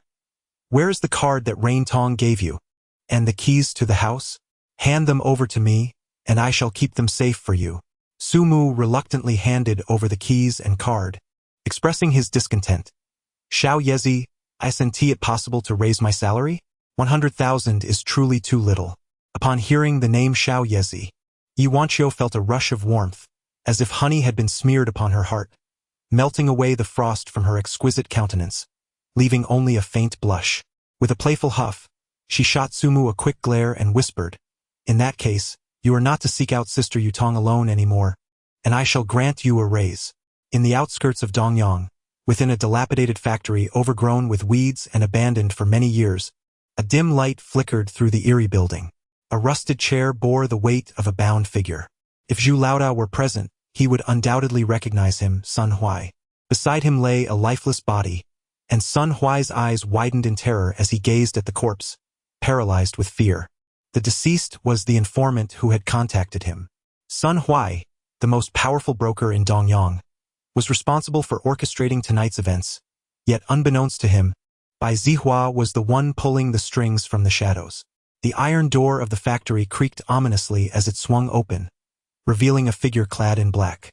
With a gentle smile plastered across his face, he regarded Sun Huai, though his eyes betrayed a chilling indifference. Approaching Sun Huai, the man in black delicately produced a snow-white handkerchief, covering his mouth as he coughed twice before stating coolly, "What makes a lowly creature like you worthy of my attention? Alas, you have offended my esteemed young mistress. How fortunate you are, indeed." Sun Huai's face turned ashen with fear, desperate to speak but finding himself silenced. "You have wasted so much of my time, so I shall grant you a death filled with excruciating agony." As he spoke, the man in black retrieved a small box from his person, opening it to reveal 3 syringes neatly arranged within. Just as he reached for one, Sun Huai began to thrash violently, his eyes pleading as if he had something crucial to convey. The man in black paused, momentarily repulsed, and used the handkerchief to cover his hand as he gently removed the cloth from Sun Huai's mouth. "Please don't kill me. I have information here that could save my life." The man in black chuckled softly. "How amusing. What could a creature like you possibly know that would compel me to spare you?" Sun Huai, eyes wide with fear, shouted, "I know that tonight's car accident was no accident." The man in black's pupils narrowed, a sinister glimmer igniting within them. The young mistress had just arrived in Dongyang with her daughter when a severe car accident occurred. With the influence surrounding her, no trace of human interference could be found. How daring for this insignificant insect to utter such claims. Realizing the gravity of the situation, the man furrowed his brow, contemplating for some time before closing the box and retrieving another, smaller one. Upon opening it, he revealed yet another syringe. His gaze fixated on it. A fervent desire mingled with reluctance danced in his eyes. "Do you know what this is? Each vial of this truth serum is worth 20 million. Even the most elite intelligence agencies only utilize its 3rd-generation predecessors. Those who are deemed worthy to use it are among the most exceptional in this world." With a sly grin, He looked at Sun Huai. Thus, to apply it to you is indeed a stroke of fortune. You shall die without regret. Sun Huai struggled once more, but the needle was already piercing his neck. The man in black gazed softly at Sun Huai as his struggles subsided, sighing. If not for the severity of the matter, how could I bear to use it? A sudden wave of pleasant sensations coursed through Sun Huai's body, akin to a gentle electric current, enveloping him in comfort. This sensation spread through his very core, rendering him euphoric. He finally understood the feeling of his soul leaving his body. The man in black appeared to transform into the woman he trusted and cherished most. The man in black began his inquiries. What is your name? Sun Huai. How old are you? 45. How much did you receive from the other party? 20 million. Have you ever killed anyone? I killed 4. After a thorough interrogation consisting of over 50 questions, the man in black finally asked, Now, share what you know about tonight's car accident. Sun Huai immediately responded, 3 nights ago, one of my brother's subordinates had a habitual thief who stole from a safe. Inside, there was not only a substantial amount of cash but also a letter. That evening, when I met with my brother, I overheard him boasting to others, claiming that no matter the crime, someone would surely bail him out the next day. When the others expressed disbelief, emboldened by drink, he revealed he possessed a monumental secret, one that could lead to the demise of many. When pressed for details, he mysteriously declared that a car accident would occur in 3 days, resulting in the death of a distinguished young girl from the capital, disguised as an unfortunate accident. The man in black felt an overwhelming chill wash over him, his smile growing ever gentler as he inquired, And how did you come to know the identity of this girl from the capital? Sun Huai, seriousness etched on his face, replied, I've been instructing people to track Yi Wanqiu, knowing that Su Mu took her to the hospital to save a girl who had been declared dead due to a car accident. The man in black chuckled, resembling a nocturnal predator. What a stroke of serendipity.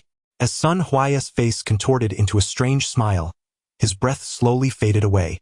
The man in black turned to leave, fully aware that he had achieved a significant accomplishment, an extraordinary feat. Someone intended to target the only direct descendant of the Hanguju family. This was a matter of monumental consequence. Chapter 35. The absence of humanity in interpersonal relations. Xie Yutong sat within the confines of her car, her eyes gently closed. A faint, alluring fragrance filled the air, not the scent of perfume, but rather the essence of a person's natural aroma. The events of the day had left her utterly exhausted. Her daughter had been involved in a car accident. The subsequent investigation revealed it to be an unfortunate mishap. Yet, an unsettling intuition gnawed at her, whispering that this was no mere coincidence. At the moment her daughter was declared dead, Xie Yutong felt herself teetering on the edge of losing control. The emergence of Su Mu has salvaged everything. Thus, she has developed an unprecedented trust and intimacy towards him. Gaining her trust is akin to scaling great heights for anyone else.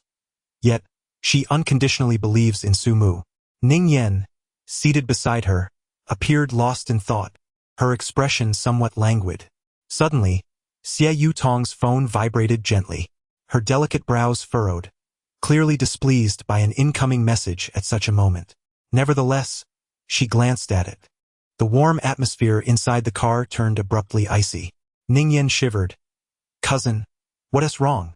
Xie Yutong shook her head, slowly closing her eyes, her entire being trembling slightly. As expected, how dare they lay a hand on my daughter? The adversary is astute. In this digital age, every whisper leaves a trace. Thus, they resort to the most primitive form of communication, handwritten letters? She opened her eyes languidly, gazing at the car ceiling, her lips parting softly. Oh, pitiful and tragic soul. The one who benefits is the true culprit lurking in the shadows. Have they finally learned to think? How dare they provoke me? She muttered softly, leaving Ning Yan bewildered. Cousin, what is happening? Xie Yutong's expression darkened slightly, ignoring her, and coldly instructed the driver. Ning Yan gasped in alarm. Cousin, Yi just completed her surgery. How can she board a plane? Xie Yutong suddenly smiled sweetly, taking her hand gently, saying softly, Yenner, you like Su Mu, don't you? Ning Yan's face flushed crimson, stamping her foot in protest. Cousin, we're talking about Yi. Why bring him up again? That awful man is not my type. Xie Yutong gazed deeply at Ning Yan, causing her heart to race. Does she truly have feelings for him? It seems so, but he is Yi Yi's suitor, although he has seen her in her most vulnerable state, touching her. That was merely for medical purposes. It signifies nothing. He is a miraculous healer. Patients cannot shun their ailments. Yet why does the sight of him growing closer to Yi leave her feeling melancholic? What is wrong with me? Xie Yutong sighed, gently caressing her delicate face. When I see you, I am reminded of my younger self. Yenner, if you like someone, pursue them without hesitation. Some things, if left undone, will lead to regret. Finally, with a flushed face, Ning Yan lowered her gaze and whispered in a fluster. Cousin, how can one compete with their own sister for a man? Besides that fellow, how could he possibly like me? There is no chance for us. Xie Yutong chuckled, her laughter vibrant. So you finally admit it? What did you say earlier? Ning Yan mortified exclaimed, cousin. Xie Yutong suddenly sighed softly, looking at Ning Yan with affection. You were once gravely ill, unable to pursue love. Now that you are well and have encountered someone you like, you must be brave in your pursuits. A woman's heart can be as profound as the ocean at times, and at others as shallow as a stream. To like someone, to love someone, does not necessarily mean to grow old together. Xie Yutong's gaze drifted outside the car, murmuring, by his surname, I am named by him. That is enough. Ning Yan was taken aback. This is cousin encouraging me to pursue both him and Yi simultaneously. Goodness, how could cousin entertain such a notion? It utterly shatters conventional beliefs. Xie Yutong turned, smiling at Ning Yan's astonished expression, her voice gentle and calm. Do not be startled. This is but a trivial matter. Yenner, you must remember, the subtlety between men and women lies in disregarding the so-called morals perceived by society. I have said all I need to. You must navigate this yourself. Inside the car, she hesitated for a long while before finally sending a message to Su Mu. Brother, due to certain circumstances, I must take Yi away from Dongyang. Take care, and when Yi recovers, she will be delighted to have another uncle. After bidding farewell to her cousin, Ning Yan retrieved her keys and entered the house. She knew that Su Mu and Yi Wanqiu had likely just returned home and should be in the midst of bathing and changing clothes. Indeed, the first floor was empty. However, a series of sounds from the upper floor made her cheeks flush. Ning Yan was stunned. Goodness, so soon? Ah, hiss, how delightful. Little Yi, be gentle, just a bit more gently. Hiss, truly delightful. The moans were unmistakably Su Mu's. Who else could produce such sounds? The other sultry voice could only belong to Yi Wanqiu. Is it satisfying? Bear with it. The best is yet to come. Ning Yan felt her face grow hot, her heart racing as she sought to hide for a moment, only to bump into something in the living room. Crash! The sound of shattering glass rang out. Ning Yan cried out as she fell to the ground. The commotion from upstairs immediately ceased. Su Mu sprang to his feet with remarkable swiftness and dashed down the stairs. Without the need to switch on the lights, he could see Ning Yan sprawled on the floor, wiping her tears. Professor Ning, what has happened to you? He illuminated the room, revealing her face marred with bruises and redness, while her clothes remained impeccably intact. In that instant, Ning Yan comprehended the situation. She was applying medicine. Unable to contain her emotions any longer, she burst into tears, exclaiming, Why are you screaming? Woe is me. It hurts so much. Su Mu was momentarily taken aback, but soon comprehended the situation. With a hearty laugh, he approached, intending to assist Ning Yan to her feet. However, Ning Yan's face turned pale from the pain as she exclaimed, Do not move. Do not move. I've hurt my back. Su Mu smiled gently and extended his hand, saying, Do not move about. I shall carry you up. Ning Yan exclaimed softly and hurriedly waved her hand. No, I can rise. As she spoke, she struggled to get up, only to be met with a sharp pang of pain that caused beads of cold sweat to form on her forehead. Su Mu gently yet assertively lifted her into his arms, leaving Ning Yan both embarrassed and flustered, her hands at a loss for where to rest. Yi Wanqiu peeked her head out from upstairs, her face flushed, clearly having overheard Ning Yan's earlier complaints. Sister Yan, How could you be so careless? Where did you hurt yourself? I'm just tending to Su Mu's injury. Let me help you as well. Ning Yen, infuriated, shot a fierce glare at Yi Wanqiu and retorted, can iodine and antiseptic really treat a sprain? Yi Wanqiu, is this your idea of concern? Have you lost all sense of humanity now that you have a romantic interest? Let us end our friendship. With a blush, Yi Wanqiu chuckled mischievously, a surge of satisfaction swelling within her. However, upon seeing Su Mu carry Ning Yen into the house, she appeared to recall something, and her expression instantly fell. Research indicates that the likelihood of a man developing feelings for his girlfriend's best friend is an astonishing 999. Suddenly, Yi Wanqiu was engulfed in uncertainty. Chapter 36. A complementary role. The injury on her face would likely require several more days to heal, and she was relieved not to have to return to work the following day. All right, sister, do take care. If you need anything, just let me know. Upon awakening, she discovered that Yi Wanqiu had driven herself to work, while Professor Ning, having twisted her waist, also took a leave of absence to stay home. Sister Ning, what would you like for lunch? Professor Ning was watching television in the living room as Su Mu descended the stairs, nearly approaching 11 o'clock. Oh, anything will do, but it seems we forgot to buy groceries. Su Mu entered the kitchen and rummaged for quite a while, only to find little to eat. However, there remained a bag of noodles in the cupboard, along with eggs and tomatoes in the refrigerator. I shall prepare a meal for you now. Su Mu casually uttered a remark. Ning Yen, engrossed in her drama, responded absent-mindedly. All right. However, the atmosphere in the living room suddenly turned peculiar. Ning Yan's face flushed crimson, and she nearly wished to find a crack in the floor to hide. That insufferable man, that shameless rogue, you must be deliberately teasing me. How despicable. Su Mu thought to herself. What a ridiculous notion that you would blush. I never expected Professor Ning to be such a master of wit. She protested. I am quite innocent, you know? The sight of his flushed face left her feeling utterly embarrassed. Fortunately, at that moment Ning Yan's phone rang, and she seized the opportunity like a lifeline, hurriedly answering it. After a prolonged and convoluted conversation, she hung up with a look of distress. Su Mu, could you possibly take me out for a while? In the kitchen, Su Mu was preparing to boil water when he paused, surprised by her request. Out? Are you not going to eat the noodles I made? Ning Yen felt an overwhelming urge to lash out. She stood up from the sofa with irritation. You can eat by yourself. I'm going upstairs to change. She spoke, suppressing a twinge of pain in her waist, and hurriedly ascended the stairs as if fleeing. Su Mu regretfully turned off the gas, pondering to himself, if you are not eating, what am I to eat? Each field has its own expertise, and this is certainly not something I can consume. Half an hour later, Professor Ning descended the stairs.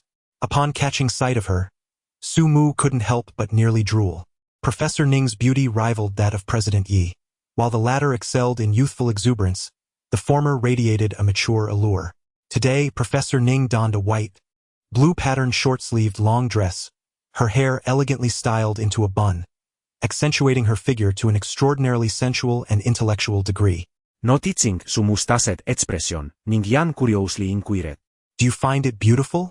Su Mu swallowed hard, a look of rapture on his face. Professor Ning, I must admonish you, dressing like this to teach your students is a transgression. Ning Yen felt a sweetness in her heart but huffed softly, muttering, This is a brand new dress I just bought. No one has seen it yet. As Su Mu felt a shiver of anticipation, he quickly forced a laugh, saying, I'll go drive, you wait for me at the door. Take it easy, you've just injured your back. Professor Ning's vehicle was a pristine white Maserati Quattroporte, and it was the first time Su Mu had the privilege of driving such a car. Upon entering, he was enveloped by a subtle, enchanting fragrance, distinctly different from the scent within Mr. Ye's car, an indescribable aroma that captivated his senses. Taking a deep breath in delight, Su Mu skillfully started the engine and exited the garage. Ning Yen was already waiting at the entrance. Once she settled into the car, Su Mu chuckled and remarked, Sister Ning, this car, has anyone else driven it? Ning Yan's cheeks reddened as she curiously inquired, How did you know? As Su Mu drove out of the residential complex, he remarked, Your car's seating arrangement hasn't changed in a year. Even the car wash attendants dare not touch it. Perhaps you possess a mild form of obsessive-compulsive disorder and a penchant for cleanliness. No one is permitted to lay a finger on your belongings. Am I right? Ningyan. Taken aback, slightly parted her lips in astonishment and leaned forward with curiosity, inquiring, "Have you studied psychology? How fascinating." Sumu inadvertently glanced down. Momentarily blinded by the sight that nearly caused his titanium alloy eyes to pop out in shock. "What are you staring at? Close your eyes, or I shall pluck out your eyeballs." Sumu curled his lips and obediently closed his eyes, saying, "All right, Professor Ning, please remember to guide me. Driving blind is not my forte." Ning Yen, startled, let out a sharp scream and quickly reached for the steering wheel, striking his shoulder forcefully with one hand. "Are you trying to get us killed? I told you to close your eyes, and if I get into an accident, I won't forgive you." Sumu let out a peculiar laugh, opening his eyes to wink at her. "Whatever Sister Ning instructs me to do, I shall comply. If I disobey, I'll face the consequences myself." Ning Yen, her cheeks flushed, shot him an exasperated glare, crossing her arms defiantly, and scolded him sternly. "If you continue to tease me like this, do you believe I won't inform your little Yezi?" The corner of Sumu's eye was once again provoked, and he nearly let a stream of saliva escape his lips in a rather undignified manner. "Hehehe, Professor Ning, it seems you are overthinking things. When have I ever teased you? Just as he had at home moments ago." "Silence, you rogue!" Ning Yen exclaimed, her foot stamping down in frustration, Causing Sumu's heart to leap violently. The sound of Long Ge's special shampoo reverberated with newfound intensity. "Duong duong." Casting a somewhat resentful glance at Sumu, Ning Yan's expression dimmed slightly as she spoke softly. Sumu nearly blurted out, "I crave white noodles, Italian pasta, and perhaps a pizza as well." Ning Yan's heart skipped a beat. Could this be a case of mutual understanding? "I too desire pizza and pasta. There is an exquisite Italian restaurant near the school. Allow me to take you there." "Absolutely." The Maserati sedan merged into the flow of traffic and swiftly arrived at Dongyang University. Entering through the main gate and following Ning Yan's directions, they turned in front of an office building. As Sumu alighted from the car, he glanced upward and curiously inquired, "Sister Ning, is this where you work?" Ning Yan smiled at him and replied, "Indeed. Let us ascend. Please assist me in bringing down my belongings." Sumu chuckled softly and said, "Aren't you afraid that others might misunderstand and think I am your boyfriend?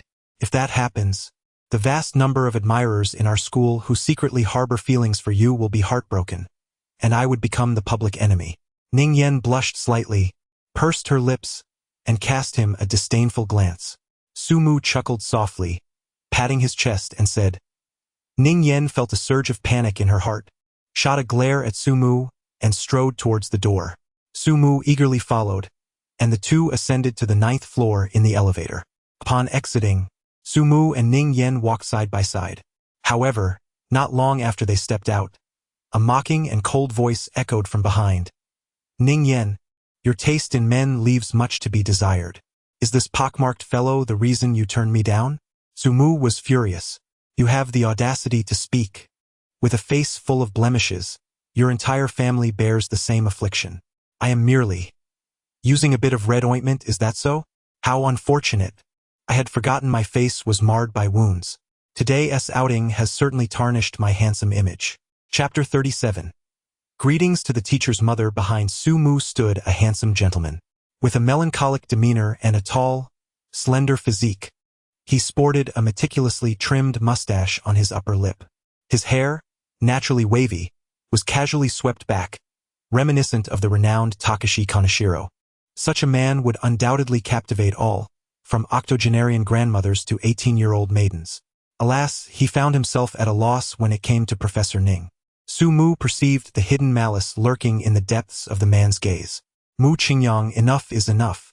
The choice of whom I wish to date is my prerogative. I have reiterated countless times that you do not fit my preferences. Out of respect for our professional relationship, I implore you to cease this embarrassing behavior, if you will." The man named Mu Qingyang smirked ominously, scrutinizing Sumu for a prolonged moment before his gaze shifted to Ning Yan, where a fleeting glimmer of greed sparkled in his eyes. "Ah, Ning Yan, your initial words were quite different," he taunted. Ning Yan's expression turned icy. Mu Qingyan. What do you mean by initial? Did we ever have a beginning? From the very first day I met you, you showered me with unwarranted attention. When your relentless pursuits followed, I rebuffed you time and again. Ultimately, I was left with no choice but to fabricate excuses to evade you. What more do you wish to convey? Mu Qingyan's fury ignited. Evade? So you have been deceiving me all along? You claimed to be unwell and unsuitable for romance, asserting that only once you recover could you consider it. Yet now you appear positively radiant. It seems that you are indeed unwell, for not engaging with men will not remedy your affliction, will it? Ning Yan, infuriated, felt her old back injury flare up, her face darkening with anger, yet she found herself unable to utter any harsh retorts. Sumu chuckled softly, gently wrapping his arm around Ning Yan's waist. A surge of genuine energy emanated from his palm, transforming into a warm flow that coursed through her torso. The pain vanished instantly. Hey there, my good fellow. While you may see through our little secret, there's no need for envy or resentment regarding my private life with my girlfriend. Kindly take your jealousy elsewhere and refrain from interrupting us. Mu Qingyang's handsome face twisted in frustration. You arrogant brat, mark my words. There will come a day when you truly comprehend my prowess. Sumu chuckled disdainfully, retorting, with that pitiful look of yours, how formidable can you possibly be? Instead of engaging in petty banter, you would do well to hit the gym more often, lest you find yourself lacking in vitality. Ning Yan, blushing, shot him a glare, yet could not suppress a giggle. Mu Qingyang, seething with rage, ground his teeth in frustration, and with a sinister smile directed at Sumu, he declared, very well. Young man, I shall remember this. Just wait, I will ensure you come to understand the meaning of regret. With that, he turned on his heel, intent on departing. Sumu, however, called out to him with a grin, stop right there. Mu Qingyang was taken aback for a moment, then turned around with a cold smile and said, are you afraid? Kneel down and beg me. If you do, I might just let you go. Sumu, with a playful grin, pointed to his own nose and said, brother, do you know who I am? Do you know my name? Are you aware of where I reside? What I mean to convey is that I sincerely hope you come to confront me, but I fear you might not be able to find me. If that were to happen and you become infuriated, wouldn't I be held accountable? Ning Yan nearly burst into laughter, playfully punching Su Mu's shoulder with a gentle yet firm touch. To Mu Qingyang's eyes, this gesture was merely an exhibition of their illicit romance. Shivering with indignation, he raised his hand to point at Su Mu and, after a prolonged pause, declared with palpable resentment, if you have the guts, state your name. Su Mu curled his lips in disdain, as if gazing upon a fool. I won't be going, but if you seek me, you may visit Professor Ning's residence, for we live together. Ning Yan shot him a discontented glance, clearly displeased. Su Mu's statement is undoubtedly accurate. The two individuals indeed reside together, albeit as roommates. However, those unaware of the situation would certainly not perceive it in that manner. Let us go, and Ning, we shall move our belongings and then enjoy a meal. Su Mu strode confidently, wrapping his arm around Ning Yan's waist, and walked away. Mu Qing's eyes blazed with fury as he glared for a considerable time before descending the stairs in a fit of rage, gritting his teeth. Meanwhile, upon entering, Ning Yan blushed and swiftly turned away from Su Mu, gently remarking, our colleagues might misconstrue this. Su Mu chuckled softly, casting a disdainful glance at her. Sister Ning, at this moment you resemble certain scoundrels who, after pulling up their trousers, refused to take responsibility. Ning Yan blushed fiercely and retaliated with a forceful punch. Just then, the office door swung open, and a flurry of charming figures burst forth. Both sides froze in that moment. Su Mu was utterly astonished. Was this a university or a land of enchantresses? How could the benefits at universities be so extravagant nowadays? A bevy of stunning women serving as instructors. What were the school administrators thinking? Completely disregarding the capacity of the male students to cope. 7 beautiful women, forming a close-knit group, were making their way outside when they happened upon Ning Yan, who was bashfully playfully hitting Su Mu. The ladies were equally taken aback. Good heavens! What am I witnessing? Is it possible that a rare bloom has appeared on an iron tree? The renowned Professor Ning, revered for her beauty, was actually engaging in flirtatious banter with a man. This man, Oh my, he is rather unattractive. No, wait. His face is covered in scratches? Among these beauties, some possessed exquisite features, others boasted enviable figures, and still others radiated charm. Each was a unique masterpiece. What was most striking, however, was their tall statures. Are these truly university professors? How are they even in the office? The women exchanged glances, and the atmosphere erupted with excitement. Ning Jie, why don't you introduce us to this gentleman? Yes, should we refer to him as brother-in-law or... I see, Ning Jie, you've truly hidden this well. You have quite the skill in managing your partner. Ning Yen blushed intensely, unable to interject, and could only stamp her foot in embarrassment. You all need to be quiet. He is not your brother-in-law, he is my... The beauties giggled. All right, no brother-in-law. Let us call him our matriarch. Come on, sisters. Let us all bow to our matriarch. In unison, the 7 beauties performed a deep bow towards Su Mu, exclaiming, Greetings, matriarch. Ning Yen let out a long sigh, her expression one of utter despair. Su Mu was taken aback. Goodness, is this really a student of Professor Ning? The quality of female students at Dongyang University is astonishingly high, isn't it? Each of them, if taken to any university, would undoubtedly be qualified to compete for the title of campus beauty. What are they studying? Observing Su Mu's dazed expression, Ning Yen placed a hand on her forehead and called out to the group of enchanting young women. A bunch of alluring beauties. They giggled as they brushed past Su Mu. Goodbye, teacher's wife. Please take care of yourself. Once they had walked away, Ning Yen sighed and stamped her foot, saying, I miscalculated. I shouldn't have brought you here today. Su Mu chuckled and remarked, Professor Ning, isn't there a bit too much fluff in your professorship? What are they studying and what do you teach? Ning Yen, incensed, gritted her teeth and coldly turned to enter her office. Su Mu chuckled as he followed along. Chapter 38 Husband, Dear. Ning Yan's belongings were contained within a sizable cardboard box, which was quite heavy in his arms. Su Mu shook the box gently and discerned that it likely contained some books and other items. Ning Yan appeared to hold this box in high regard, yet there was an unmistakable air of reluctance to allow others to touch it. Su Mu felt a quiet amusement within. Professor Ning's mild obsession with cleanliness and compulsive tendencies had evidently flared up. He could discern the contents of the box without even opening it. His perception was marginally sharper than that of an X-ray machine. After placing the box in the car, the two finally departed from the school.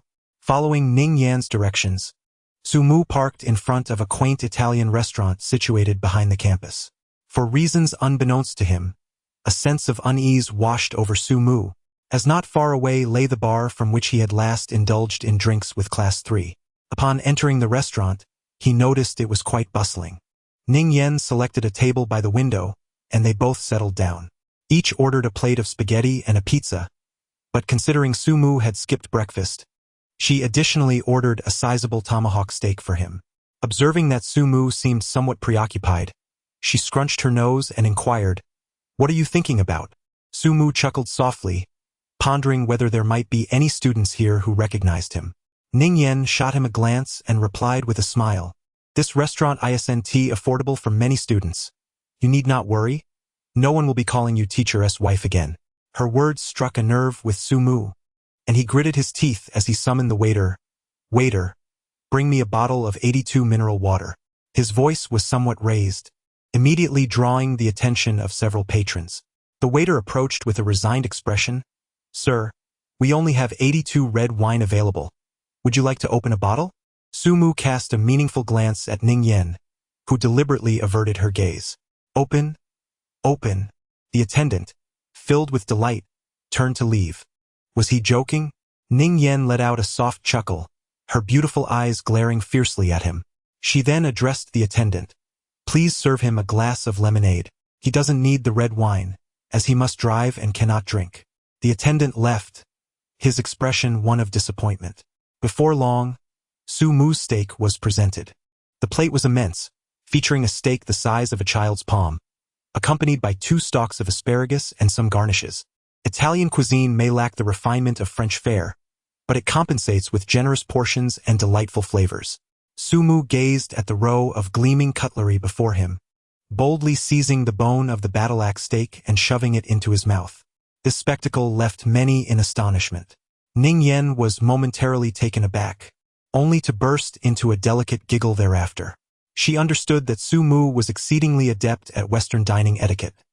His eagerness likely stemmed from genuine hunger. Eating in such a manner will surely invite ridicule, she mused. Su Mu remained utterly unconcerned as he opened his mouth and savored his meal with delight. What is there to fear? As long as I am not embarrassed, it is others who will feel awkward. Ning Yan smiled radiantly. Seemingly indifferent to the astonished or disdainful glances cast her way. In her eyes, everything Su Mu did was a source of joy. Perhaps this is what it means to see a beauty in one's beloved. She even fetched a white napkin and handed it to Su Mu, saying, "Take your time, wipe your mouth. No one is competing with you." Su Mu, with a mischievous glint in his eyes, extended the steak in his hand towards Ning Yen, grinning as he said, "Would you care for a bite? It's quite delicious." Ning Yen shot him a glare, feigning a look of disdain, and replied, "It's all covered in your saliva. I would rather not." Su Mu lamented, "Professor Ning, adhering strictly to conventions will deprive your life of much joy." Soon, the pasta and pizza arrived, and Su Mu indulged with increasing delight. Just as he was about to finish, two elegantly dressed women, each possessing striking beauty rated at least an 85, approached Ning Yen. "Ning Yen, is that really you? I hardly recognized you." Ning Yen lifted her gaze, her smile momentarily strained. "You Xian, Yu Tong, it's truly a coincidence to see you here." Su Mu glanced up and met the gaze of the others, noticing their expressions exuding an air of haughty indifference. "Ning Yen, who is he? Aren't you going to introduce him?" Ning Yen pondered for a moment before smiling and responding, "He is my boyfriend, Su Mu." The woman named Yu Tong scoffed dismissively, her disdain palpable as she remarked, "Ning Yen, with your exceptional qualities, how could you not find someone better? Instead, you chose a pauper. Did you see how he devoured that steak? Quite revolting." The one called Yu Xian quickly chimed in, embodying the persona of an aloof goddess, as if to ward off intruders. "Indeed, a man of such lowly aspirations is hardly impressive. Just look at his attire. He reeks of dependency." "Ning Yen, allow me to introduce you to a truly affluent heir, Master Qian, who hails from a family of wealth and possesses considerable fortune." Su Mu cast a glance at Ning Yen and inquired, "Who is this remarkable individual?" Ning Yen, with a sense of resignation, gestured to him, "A university classmate." Su Mu nodded slightly, a smile gracing his face as he regarded the two individuals before him. "My dear friends," he began, "I must express my discontent. Your lack of manners is quite apparent and shows a complete disregard for my presence." Yu Tong shot a sharp glance at Su Mu, her tone icy as she retorted, "There is no need for courtesy towards you, is it, Su Mu? If you had any sense, you would take your leave immediately and cease your pursuit of Ning Yen. You shall never find a place within our circle." Su Mu chuckled, a hint of mockery gracing the corners of his mouth. "Then may I take you all out for a bit of fun?" Yu Tong and Yu Xian, incensed, were about to unleash their wrath when a crude voice interrupted from behind. "What nonsense are you spouting? Can you get it done or not? If not, I'll handle it myself." A young man, his face flushed and neck thick from drink, staggered toward them, flanked by two bodyguards, dressed in a disheveled manner. He approached with a greedy gaze fixed on Ning Yen, bursting into a raucous laugh. "Indeed, you are a stunning beauty, far surpassing the two of them. Hello, beautiful, I am Qian Shaojiang. You may call me young Master Qian. Let us get acquainted. We shall be friends henceforth." Ning Yan's expression darkened, her gaze sharp as she glanced at her two classmates. "I'm sorry, but I have no interest in knowing you, nor do I wish to be your friend." Qian Shaojiang let out a hearty laugh, slamming his palm on the table, nearly sending the dishes crashing to the ground. "Refreshing. I adore your forthright demeanor. It makes for a more exhilarating experience. So, tell me, how much will it cost to spend the night with you? 5 million? Or perhaps 10 million? We are all adults here. Let us cut to the chase." Ning Yen felt a surge of blood rush to her head. She regarded the man named Qian Shaojiang with a cold stare, silent and unyielding. Believing the price was the issue, Qian's eyes narrowed as he leered at her exaggeratedly ample figure, saliva pooling as he wickedly proposed, 30 million for a month of your company. How does that sound? Suddenly, Ning Yan broke into a smile, a subtle allure dancing within her expression. She turned to Su Mu and, in a sweet, playful tone, said, "Darling, are you really going to stand by and watch me be bullied like this?" Both Chen Xiaojiang and Su Mu were left dumbfounded. Good heavens, Professor and I. How can anyone withstand such temptation? Darling, you, don't tease me. I might take it seriously. Su Mu understood that, with Professor Ning resorting to such ruthless tactics, it was clear that certain individuals were facing misfortune that transcended mere bad luck. Chapter 39. The smooth path. Chen Xiaojiang hailed from a wealthy family. Not only did they possess immense riches, but they also wielded considerable influence. His father, Chen Dagong, owned a large-scale energy mine, generating an annual profit of no less than 1 billion. Moreover, the Chen family had formidable backing, a true powerhouse, belonging to one of Dongyang's 4 prominent families, the Bai family. This is why Chen Xiaojiang exhibited such arrogance, living by the motto, "Those who follow me shall prosper, those who oppose me shall perish." He had few interests, save for a penchant for beautiful women. Greedily gazing at Ning Yan, Chen Xiaojiang's attention shifted to Su Mu, a sinister smirk curling at the corners of his mouth. "Are you her husband?" Su Mu nodded with a smile. Chen Xiaojiang suddenly pointed at Su Mu and commanded, "Take him down." Without hesitation, the 2 bodyguards lunged at Su Mu. The restaurant erupted into chaos, with patrons scrambling to evade the fray. Without even raising his eyelids, Su Mu launched a punch. Bang! One of the bodyguards was sent flying, crashing into a dining table, juices splattering everywhere. Another bodyguard, though not slow to react, realized he was up against a master upon witnessing his companion being sent flying by a single blow, and quickly attempted to evade.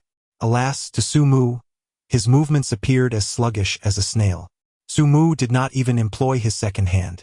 The second bodyguard had at least 5 ribs shattered in his chest and was similarly sent flying, crashing onto another table. Chen Xiaojiang was taken aback and attempted to flee, but alas, a fork was thrust directly into his palm, pinning him to the table. The excruciating pain caused his vision to blur, and he let out a series of anguished wails. The sheer agony, compounded by the struggle of his attempted escape, likely rendered his hand incapacitated. Ning Yan's 2 classmates were so terrified that they nearly soiled themselves, while the other patrons in the restaurant were left utterly dumbfounded. Su Mu slowly rose to his feet, a sinister smile spreading across his face. "Master Chen, what audacity grants you such confidence? To be so arrogant and overbearing? Is it Liang Jingru?"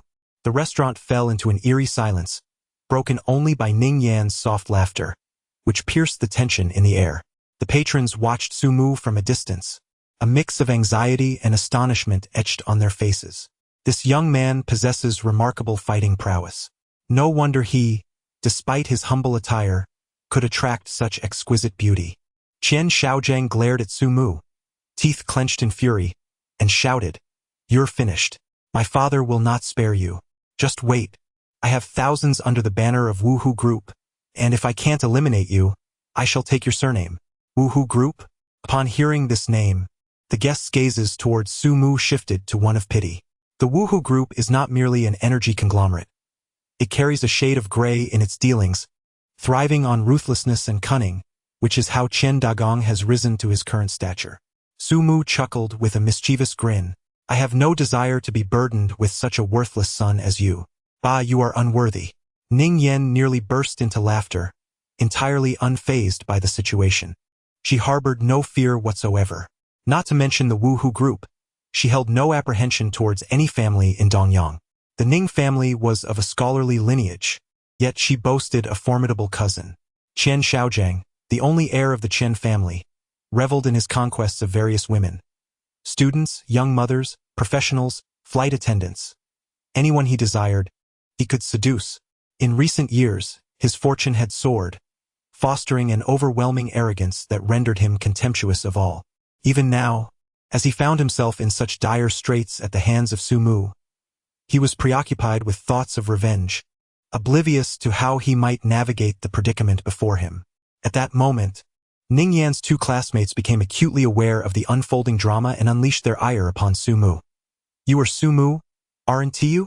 You're finished. Dare to harm young Master Qian? I advise you to release him at once and kneel in supplication. Perhaps you might save your life. Indeed, Ning Yan, you must intervene. You have no idea how terrifying the Wu-Hu group truly is.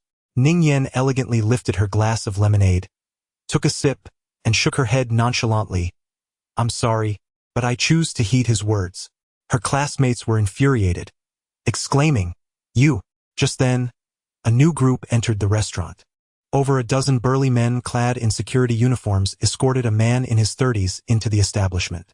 This man, Yubin, was the secretive owner of the restaurant. Upon witnessing Qian Shaojing's hand impaled on the table, Yubin's expression shifted dramatically. Young Master Qian, what has transpired? Damn it! Who dares to lay a hand on our young Master Qian?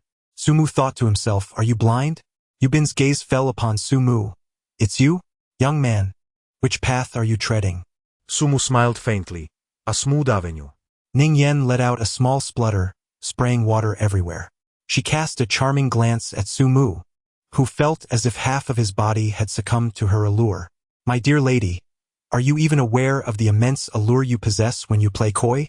Embrace your humanity. Sophistication and grace are your true essence. Yubin, filled with indignation, laughed heartily. Young man, I've encountered arrogance before, but never quite like yours. I shall grant you a path. Kneel down and bark like a dog 100 times, and I will overlook your misdeeds in my restaurant. As for your grievances with young Master Qian, that is a matter between you two. Sumu chuckled lightly, casting a glance at Yubino. After a moment of contemplation, he retrieved his phone and dialed a number. The phone rang several times before a voice, weary and seemingly still in slumber, finally answered. Who is it? Sumu smiled gently, uttering 2 words. It is I. These words struck like a thunderclap, reverberating in by Zihua's ears. Following the events of the previous night, he found himself confined within the 4 walls of his home, spiraling into utter despair. He awaited the inevitable calamity with bated breath. A sleepless night dragged on until noon, yet there was still no sign of anything amiss. Exhausted beyond measure, he resolved to surrender to slumber, even if it meant becoming a ghost in his sleep. Just as he succumbed to slumber, Sumu's call interrupted him. You! Sumu, what do you intend to do? Grant me a swift end. Bai Zihua shouted through gritted teeth. Sumu chuckled lightly. Don't be so agitated. We can still remain friends. By the way, I have a little matter that requires your assistance. I hope it's convenient for you. Bai Zihua's nostrils flared with indignation. There's no one as humiliating as you. The moment your sister's identity is revealed, even the most formidable figure in Dongyang, Zhang Anping, would bow before you. What am I, then? Just a nobody? You have gone too far. Sumu thought to herself, do I really have it? Chuckling softly, she replied, Indeed, I will give you 20 minutes. There is an Italian restaurant behind Dongyang University. Hurry and come to my rescue. Bai Zihua was taken aback once more. Are you serious? Sumu hung up the phone with an air of annoyance. Whether you come or not, I've given you the opportunity.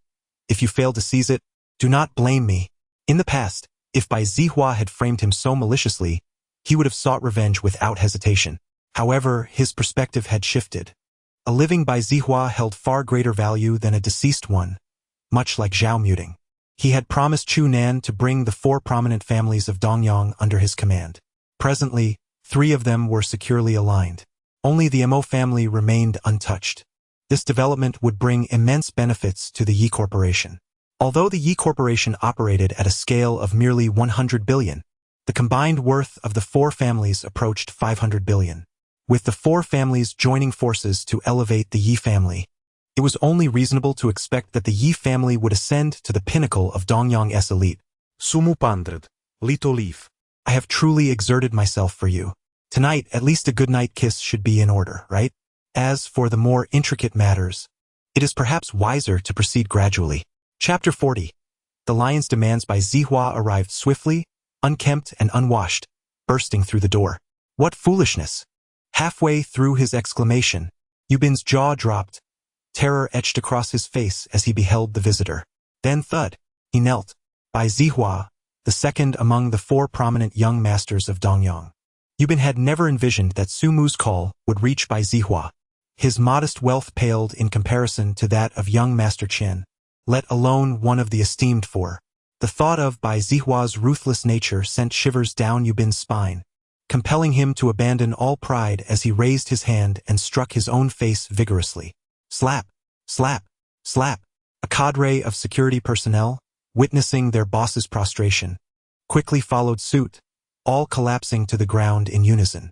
The sound of resounding slaps echoed throughout the restaurant. belle.He, with a swift kick, sent Yubin sprawling onto the floor, barking, "Get out!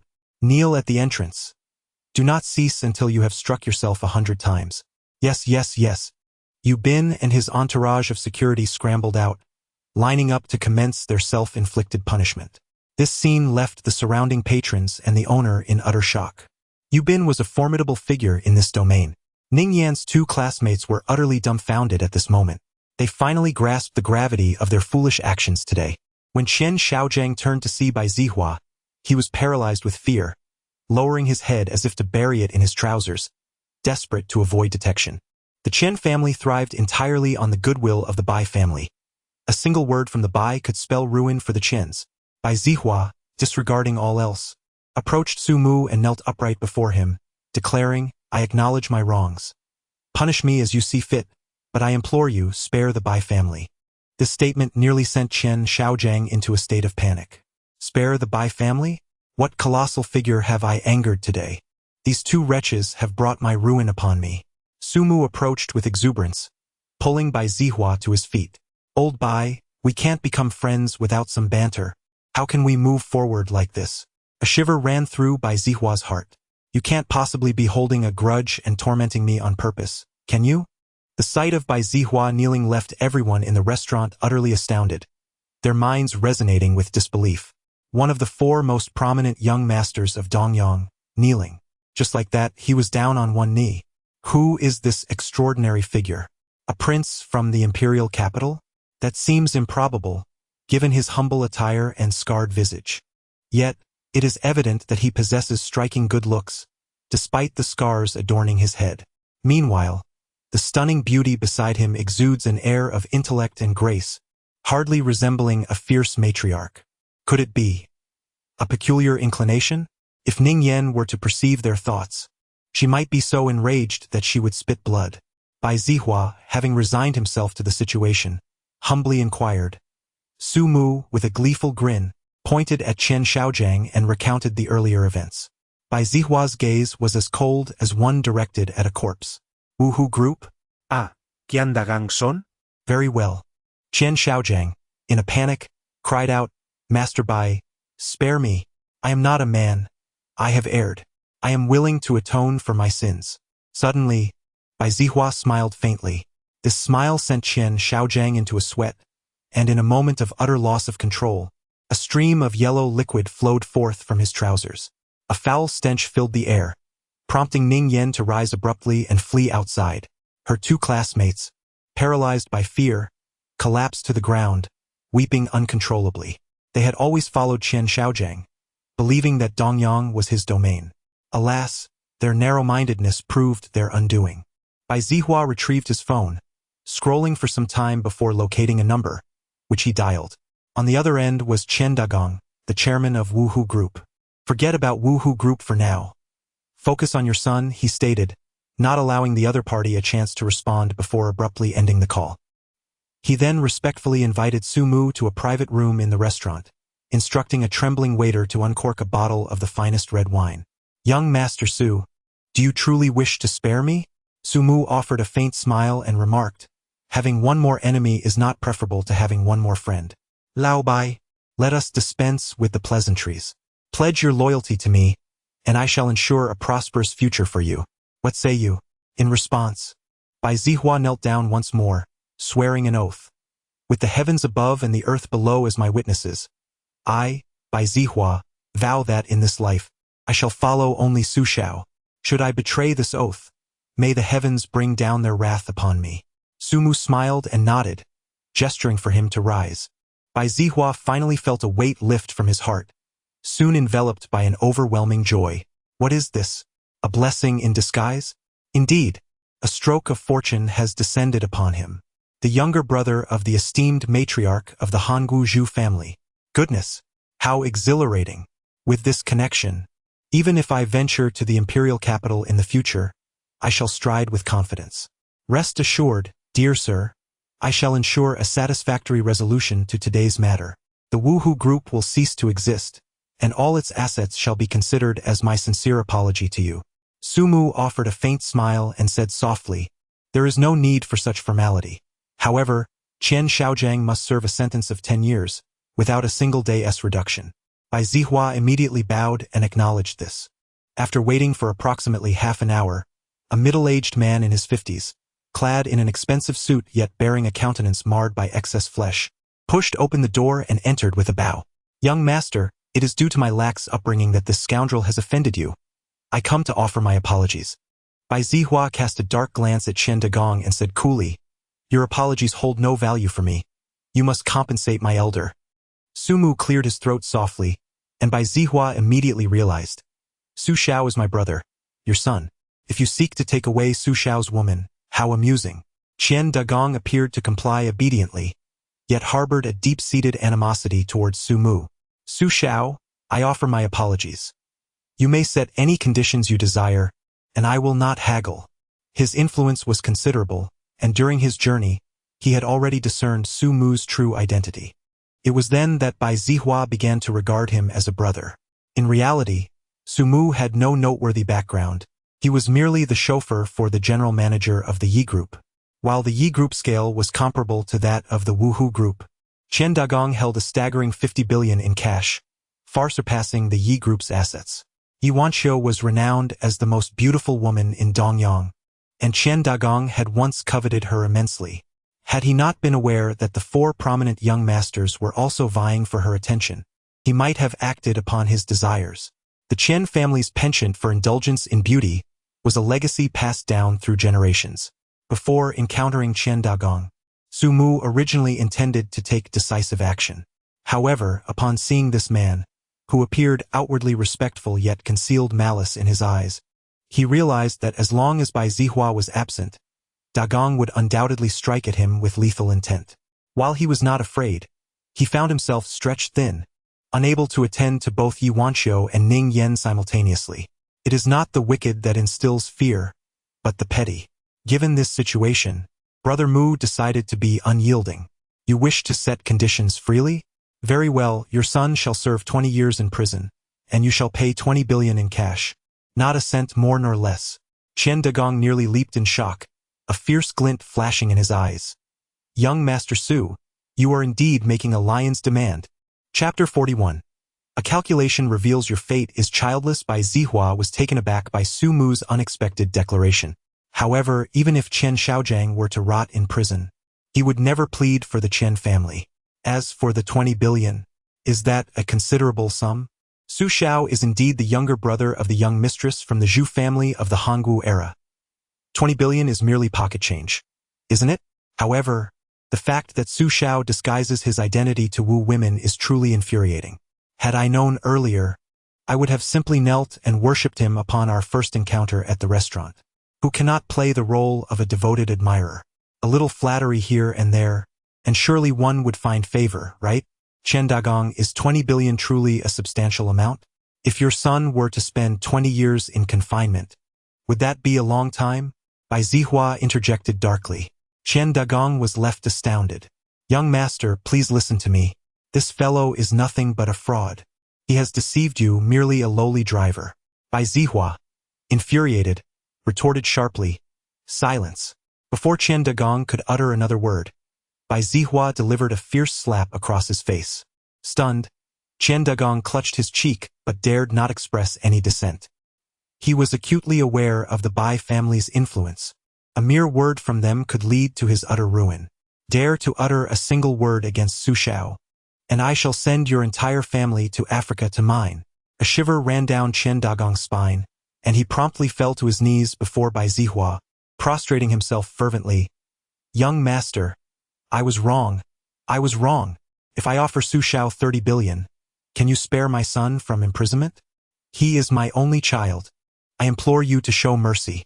belle.He chuckled coldly, your pleas are futile. You must beseech Su Xiao. With no other recourse, Qian Dagong buried his resentment and began to bow before Su Mu. Su Xiao, you possess a magnanimous spirit. Please spare my son this once. I am willing to offer 30 billion in tribute to you. Su Mu suddenly stood up with a cheerful smile and approached Qian Dagong. Old Qian, he said, I understand your thoughts. You believe me to be a fraud. That's quite all right. Not only am I a swindler, but I also possess the talents of a charlatan. How about I read your fortune? Qian Dagong appeared somewhat taken aback, gazing at Su Mu, and stammered, young Master Su. I. Su Mu feigned an air of mystery, raising his right hand with a delicate gesture, murmuring incantations as he fidgeted with his fingers. After a considerable pause, he adopted a demeanor of profound insight and spoke lightly. Old Qian, your father passed away when you were 3, and your mother when you were 5. You have endured a life of solitude until the age of 26 when fortune finally smiled upon you. Am I correct? Qian Dagong's eyes nearly bulged out in astonishment. belle.He was equally taken aback, as he was unaware of Qian Dagong's past. How did Su Mu come to know this? Could it be that he truly possesses the ability to predict the future? Young Master Su, you are truly remarkable. Indeed, you are entirely correct. I only achieved prosperity at the age of 26. Su Mu chuckled softly, shaking his head in regret as he spoke. Your fate is inherently unfavorable, marked by the ominous star of solitude, destined to be childless. However, your financial prospects are quite promising, albeit characterized by a tendency for financial leakage, akin to sewing garments for others. Qian Dagong nearly leaped from his seat. The admiration he once held for Su Mu swiftly morphed into a tempest of fury. What do you mean by the ominous star of solitude? Childless? How do you explain the existence of my substantial son and my grandson? This is far from over. belle.He was also taken aback. Su Mu chuckled heartily and remarked, there's a saying I would like to offer to Boss Qian. As a man, if you wish to lead a comfortable life, you must embrace a touch of green upon your head. belle.He was left speechless, while Qian Dagong was seething with rage. Su Mu, you audacious scoundrel. Su Mu chuckled disdainfully and remarked, Boss Qian, when you were 17, you were trapped in the mine for 3 days and nights, the cold seeping into your bones, rendering you incapable of procreation. After all these years, have you not pondered how many women you have bedded without a single one becoming pregnant? Qian Dagong felt as though he had been struck by a bolt of lightning. The incident of his entrapment was one of his closely guarded secrets, indeed his most significant one. He survived because he had slain a fellow worker who was trapped alongside him. To his utter dismay, Su Mu had unveiled this truth so brazenly. You are a demon. Qian Dagong stared at Su Mu in terror, collapsing onto the ground and retreating in fright. Su Mu, disinterested in further conversation, stood up and addressed belle.He. I shall take my leave now. The rest is in your hands. Qian Shaojiang will serve 20 years, and the 20 billion will be transferred to my account tomorrow. I will send you the account details shortly. With that, he exited the private room, striding away confidently. At the entrance of the restaurant, a line of individuals was kneeling, while a crowd of onlookers pointed and whispered from a distance. Ning Yan's Maserati Quattroporte was parked at the entrance. He entered the vehicle and, flashing a grin at Ning Yan, remarked, Ning Jie, in the future, please refrain from dressing so exquisitely when you go out. It puts immense pressure on me. Irritated, Ning Yan punched him lightly and retorted. At that moment, Su Mu's phone vibrated gently. He glanced at it and saw a message from Emoliosu. You old lecher, where are you? Su Mu nearly spat out a mouthful of blood. You reckless girl, are you playing with fire? He scoffed. If you have the ability, why not come and pursue me? Pursue your sister, she retorted. I am indeed your sister. Leave. Where exactly are you? At home, sleeping, indulging in spring dreams. Hee, you can't even lie properly. I clearly saw you getting into a Maserati. That is Professor Ning's car, isn't it? A chill breeze swept across Su Mu's back, prompting him to turn and glance around. Yet he found no trace of Emoliosu. Ning Yan, with a curious expression, inquired, What are you searching for? Su Mu gritted his teeth and said, Find a little gopher. I want to strangle her. Ning Yan, possessing a woman's sixth sense, instantly caught on. She looked at Sumu with a semblance of a smile and asked, "Is it a girl?" Sumu smiled awkwardly and replied, "Guess." Ning Yen pursed her lips and said indifferently, "It's that girl who played the piano at the Starry restaurant on your first day. Isn't it?" Sumu was taken aback, his mouth agape in astonishment, unable to close it for quite some time. What on earth is happening? Woman, your ability to discern and predict is nearly on par with mine. How did you come to know this? Ning Yen replied with a charming smile. Guess. Sumu, Filled with rage, was about to strike, but suddenly realized that this was not President Yi and that he could not act impulsively. What if a moment of fury led to unforeseen feelings? How would he navigate such a situation? Ning Yen's beautiful eyes widened in disbelief, her expression fierce. "Do you intend to hit me? You despicable man. How dare you raise your hand against a woman?" Sumu chuckled softly. "No. "I merely intended to frighten you a little. You just want to hit me." Ning Yen, for reasons unbeknownst to her, felt tears streaming down her cheeks. Sumu was so taken aback that he was at a loss for what to do. He yearned to reach out and wipe her tears, yet felt it inappropriate. Hesitating to act, he was also unable to bear her sorrow. Ning Yen suddenly burst into laughter, unexpectedly finding that her tears had come swiftly, leaving her nose congested. With that laugh, a glistening bubble of snot emerged. No matter how beautiful and intelligent a woman may be, the sight of her adorned with a string of mucus was quite a spectacle. The air inside the car became instantly thick with tension. Sumu stared blankly at Ning Yen, then quickly covered his eyes with both hands, exclaiming, "I saw nothing. Oh dear. Please don't pinch me." Ning Yen had gone mad. Chapter 42. The Badge. Ning Yen and Sumu tacitly refrained from mentioning the events that transpired today. The long-awaited bedtime kiss that Sumu anticipated dissipated into thin air, leaving him hesitant to climb through the window. After all, Professor Ning and President Yi were sharing a bed, and the thought of mistakenly kissing in the dark was a scenario that sent shivers down his spine. By 10 o'clock the following morning, Bai Zihua had transferred 2 billion to the account designated by Sumu. With both President Yi and Professor Ning having left for the day, Sumu tidied up briefly and summoned a taxi. An hour later, he arrived at a certain residential complex in the urban village of Dongyang. With a bold swipe of his card, he entered the complex and descended to the underground parking garage via the elevator. After a few minutes, he emerged driving a somewhat used black Volkswagen sedan, slowly exiting the complex. After wandering around the city for over an hour, he casually stopped at a roadside stall for lunch before driving to a street lined with banks, just a stone's throw from Dongyang's vibrant commercial district. He drove directly into the underground garage and parked amidst a cluster of luxury cars before retrieving his phone to make a call. A few minutes later, he entered an elevator that ascended to the 8th floor. Upon arriving, he found himself in a spacious lobby of over 200 square meters. At the elevator's entrance stood 2 bodyguards clad in black. A white man in his 50s awaited him there, and upon seeing Sumu, he bowed slightly with respectful elegance, saying, "Sir, it is my pleasure to serve you. This way, please." Sumu nodded and followed the Caucasian through the grand lobby into a private lounge. This establishment was one of the 7 representative offices of UBS in the East. Little did anyone know that Sumu was among the most esteemed clients of UBS. Unlike the ordinary members of the Nehai Guard, he often undertook overseas missions with significantly higher risks and confidentiality. Each assignment could be likened to a dance with death. These elite missions frequently resulted in him seizing the wealth of his targets, wealth commonly referred to as black gold. This bounty was considered an ancillary profit, exempt from declaration. Over the years, his amassed fortune reached a staggering $7 billion. He held this wealth under an alias at UBS, entrusting the bank with asset investment and optimization, yielding a conservative annual return of no less than $5 billion. A substantial portion of these profits was discreetly donated to domestic charitable foundations, while another fraction was clandestinely shared with former comrades. UBS was not a conventional bank. Merely storing money yielded no interest and required a custodial fee. However, it could offer comprehensive services, including but not limited to investment. Naturally, such advantages required a significant financial commitment.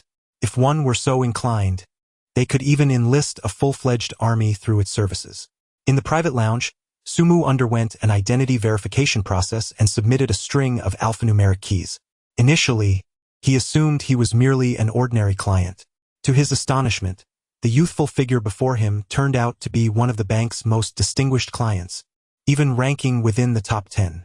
My God, the Caucasian, visibly flustered and anxious, stammered, "Esteemed sir, please forgive my rudeness. With my current authority, I am not qualified to serve you. However, as you are aware, I am the highest-ranking employee here at the moment. I hope for your understanding."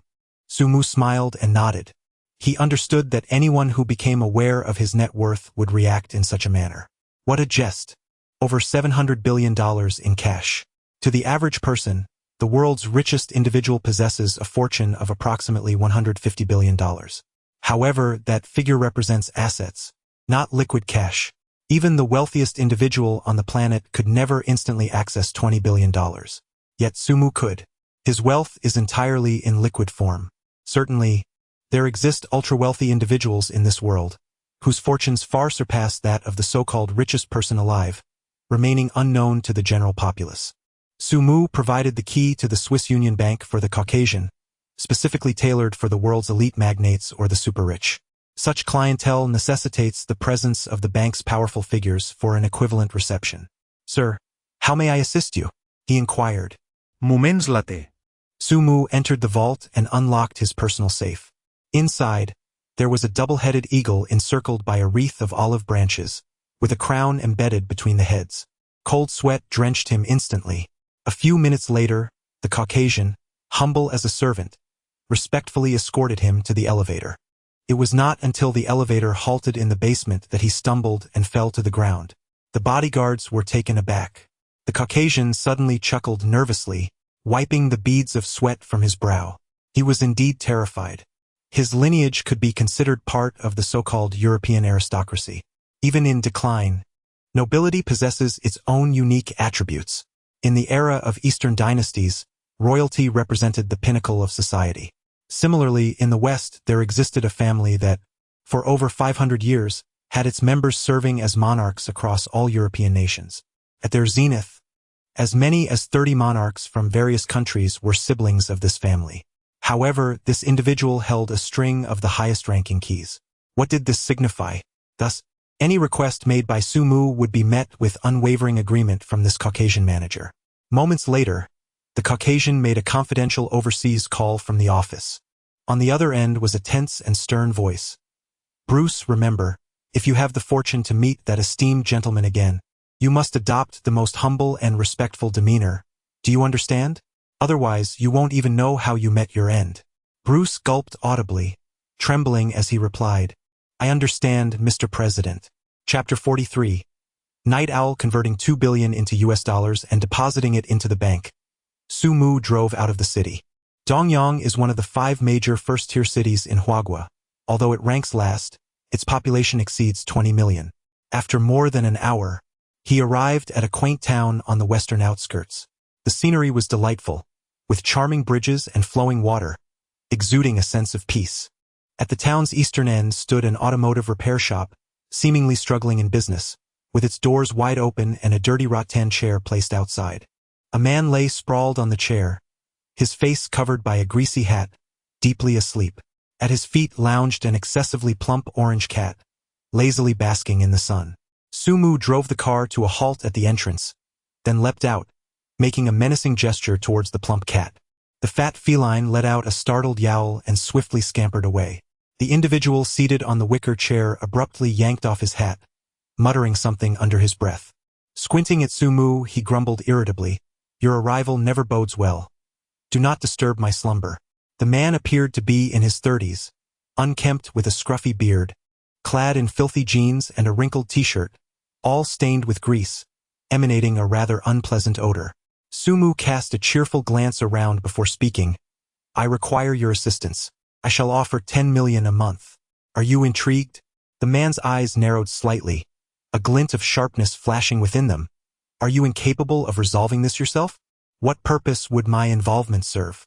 Sumu chuckled and shook his head, saying, "I merely suggested you take on the role of a bodyguard, dealing with some petty thugs." The man scoffed, replying, "Petty thugs are not worth 10 million. Do not seek me for life-threatening tasks, as I have yet to exhaust my days. Sumu, in a fit of irritation, kicked the other party and jestingly scolded, Your life belongs to me. It is time to return it. Enough with the nonsense. We are heading into the city tonight.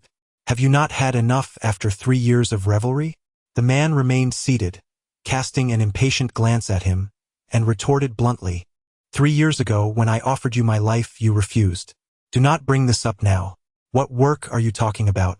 Sumu casually uttered a few words, piquing the man's interest. Do you fancy that girl? Heh, aren't you the one who boasts about wandering through flower gardens, untouched by any petals? A heartless seducer is truly your nature. Sumu, filled with rage, forcefully discarded a card before turning to leave in his vehicle. It was only then that the man slowly rose from his rattan chair, reaching for the card that lay beside him. Beneath his tousled long hair, a pair of elongated, bright eyes gleamed with a cold and piercing intensity. An air of subtle femininity began to envelop him. 3 years prior, the world's foremost assassin vanished after executing a lucrative contract. This assassin, known by the moniker Night Owl, had once held the title of the #1 killer in the world. Little did anyone know that the legendary Night Owl had taken refuge in a small town on the outskirts of Dongyang, spending 3 years in seclusion. Here, he maintained a clandestine hideout. The house had been specially modified. From the outside, it appeared indistinguishable from the dilapidated structures of the neighborhood. However, within its walls lay a hidden world. Not even the most skilled thief could infiltrate its defenses, and should anyone manage to breach the entrance, the alarm system would be triggered instantly. Sumu has never engaged in futile endeavors. Distancing oneself from the whirlpool of the imperial capital does not imply that the whirlpool will refrain from seeking you out. Therefore, he prefers to devise strategies before taking action. His journey to Dongyang serves both as an escape from the tumult and as a respite. Sooner or later, certain debts must be settled, and some grievances avenged. Chu Nan is but a pawn in his game, though not someone he can trust implicitly. Zhao Muti and Bai Zihua will also serve as cards in his hand. His assessment of these individuals is that they are utilitarian. Unlike them, Yi Xiao is a person he can rely on. Entrusting Yi Xiao with the protection of Yi Wanqiu or Ning Yan brings him peace of mind. The world's foremost assassin is not merely a title. 3 years ago, Yi Xiao's attempt on Sumu's life nearly resulted in his demise. Of course, a monthly remuneration of 10 million might be somewhat unjust to Yi Xiao. After inspecting the equipment at the base, Sumu quietly exited the complex. Just as he stepped out, he received a call from Emoliosu. He felt a bit taken aback. Shouldn't she have sent a message instead? Before he could utter a word, Emoliosu's anxious voice resonated from the other end. Sumu, why aren't you coming to save me? I'm being bullied at school. Before Sumu could utter a word, the phone call was abruptly terminated. His immediate instinct was to suspect that Emoliosu was deceiving him. Since that day of drinking, he had sensed that Emoliosu's identity was anything but ordinary. The mere presence of her bodyguards revealed a cadre of genuine experts, particularly that bartender, Chang Gu, who instilled a sense of trepidation within him. With such formidable protection at her side, how could she possibly be bullied? If she refrained from intimidating others, it would only mean that those who crossed her path were fortunate indeed. Yet, Sumu remained deeply unsettled. What if, with no other recourse, he hailed a taxi and thrust 500 yuan into the driver's hands upon entering? Driver, I need you to reach Dongyang University within 30 minutes. This money is yours. If you can arrive earlier, I will add 100 for each minute saved. The driver, invigorated by the offer, sprang into action as if propelled by an unseen force. Sumu was taken aback, unable to suppress his admiration. It is undeniable that true talent often resides among the populace. Dongyang University stands as one of the premier institutions in the country, typically ranked around 7th. Those fortunate enough to gain admission to this esteemed university are usually academic overachievers. Naturally, the local elite, often the offspring of affluent families, frequently secure their spots through various donations and financial contributions to embellish their credentials. At the very moment when Emoliosu was placing a call to Sumu, a striking Lamborghini supercar was parked in front of the music department's teaching building at Dongyang University. Su Xiao sat within the confines of the vehicle, seemingly oblivious to the flirtatious glances that occasionally fluttered around him. A throng of superficial admirers, even if they wished to entice him, would find that this gentleman remained impervious to their charms. Su Xiao's catchphrase is to drink the finest wine and to sleep with the most beautiful women. The Su family, while not considered a top-tier clan in Dongyang, possesses formidable influence. However, this is not the true reason behind the Su family's ability to navigate the world with such assertiveness. Su Xiao's elder sister married into a certain third-rate family, the L family, in the capital. L Lang, the fifth son of the L family, is also a student at Dongyang University. Upon entering the school, he immediately set his sights on several campus beauties. However, L Lang advised him, "Xiao, do not act recklessly. There are a few individuals here that neither you nor I can afford to provoke." Su Xiao called out to L Lang with a sense of feigned enthusiasm. Yet deep within, he harbored a profound resentment. His elder sister was wed to the eldest son of the L family, enjoying the privileges of a grand lady, while L Lang was merely an illegitimate child born of a concubine. The reason he found himself overshadowed by L Lang was solely due to the L family's influence. "Hey, Lang, enlighten me. Who possesses such extraordinary prowess?" A flicker of enigmatic brilliance danced in L Lang's eyes as he cryptically responded. "Among the 4 prominent school beauties, there is one named Yu Shishir. She hails from the esteemed Yu family of Magic City. Do not even entertain the thought. Countless young aristocrats from the imperial capital are vying for her affection." Su Xiao chuckled softly. "This girl is indeed beyond my reach. What about the other 3? LV Lang replied with a faint smile. "Do not even entertain thoughts of Chen Xiener. The Chen family is an esteemed old aristocracy in the imperial capital, far more influential than Yu Shishir. As for the third one, Zhu Rue, you likely lack even the qualifications to initiate a conversation. The combined stature of the Yu and Chen families is insufficient to compete." Su Xiao listened in awe, secretly expressing gratitude for not acting impulsively. The thought of Zhu Rui's identity nearly left Lu Lang breathless. However, that Emoliosu, who held no notable background, could be worth a try. She typically worked part-time outside and came from an ordinary family. Yet, she had always remained indifferent to any suitors. Su Xiao chuckled. "Lang Go? Whom are you interested in?" A flicker of mature intellect passed through Lu Lang's eyes as he chuckled softly. "I am drawn to those who embody maturity, much like Professor Ning." The thought of perhaps one day pressing Professor Ning's peach-like figure beneath him ignited a sudden warmth in Lu Lang's abdomen. Chapter 44. The consequence of pretentiousness. Emoliosu maintained an exceptionally low profile at school, so much so that everyone perceived her as an ordinary girl who needed to work part-time jobs to support her studies. Although she was the youngest pianist in the country, she had yet to attain the status of a pianist. Within the school, she was the favorite of all her teachers. Being one of the 4 school beauties, the other 3 held such esteemed positions that ordinary boys could hardly approach them. However, Emoliosu was different, making her the most adored among the school beauties. All the boys who mustered the courage to confess their feelings to her, despite ultimately facing rejection, never found themselves humiliated. "You are a good person," was Emoliosu's standard response to all suitors. Upon seeing the car parked at the entrance of the teaching building, a flicker of disdain crossed her face. That scoundrel! Su Xiao had already pestered her several times. Today, she dressed in a youthful manner, pairing sneakers with jeans and a fitted short-sleeved t-shirt that accentuated her long, striking legs. Her cascading black hair fell gracefully over her shoulders, framing her delicate features that exuded an air of scholarly elegance. At school, she would not allow her covert bodyguards to intervene. She was capable of resolving any issue herself. Should she encounter relentless harassment, she would approach a teacher for assistance. From the very first encounter with Su Xiao, she felt a strong aversion. Although he stood at a height of 6 feet, handsome, and adorned with a diamond earring in his left ear, exuding a carefree charm that rendered most girls defenseless against his allure, coupled with his ownership of a fleet of luxury sports cars and his status as a wealthy heir, who could possibly resist? After finishing a call with Su Mu, Emoliosu calculated the time and stepped outside. As anticipated, Su Xiao was there waiting for her. "Liusu, I've waited for you for quite some time. You cannot refuse me today. I've reserved the best table at the Starry restaurant, the finest Western restaurant in Dongyang where you used to play the piano." Yoshu regarded Su Ziao with an expression of indifference, shaking her head as she replied, I'm sorry, but I want to be going, Su Ziao.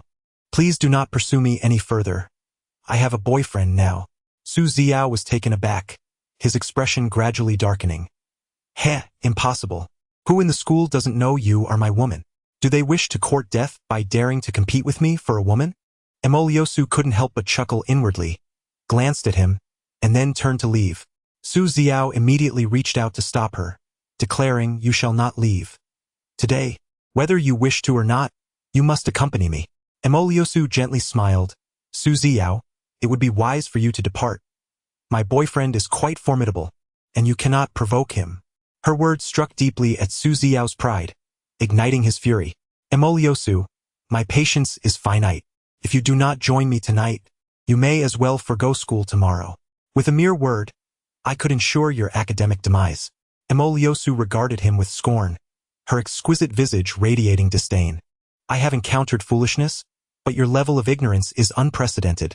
Su Ziao, how pitiable you are.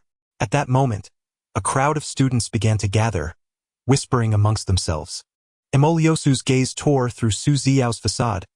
Ah, little harlot, since you have a boyfriend, does that not imply you have been defiled? Why pretend to be pure? No wonder, after just a few days you appear to have matured considerably, perhaps a result of male influence? I am not averse. Tonight, I could teach you a few new positions that would surely elevate your pleasure. Yosu had never encountered such vulgar and crude language, and she trembled with indignation. Shameless, Su Ziao chuckled nonchalantly, disregarding the surrounding students, and brazenly reached out to grasp the ample bosom of Yosu. Startled, Yosu let out a piercing cry, instinctively shielding her chest with both hands and retreating hastily. In the distance, within the confines of a vehicle, the dark guardians, Aunt Chui and her husband, seethed with indignation at the scene unfolding before them, yet dared not intervene. The young mistress had instructed them not to approach in the event of any disturbance.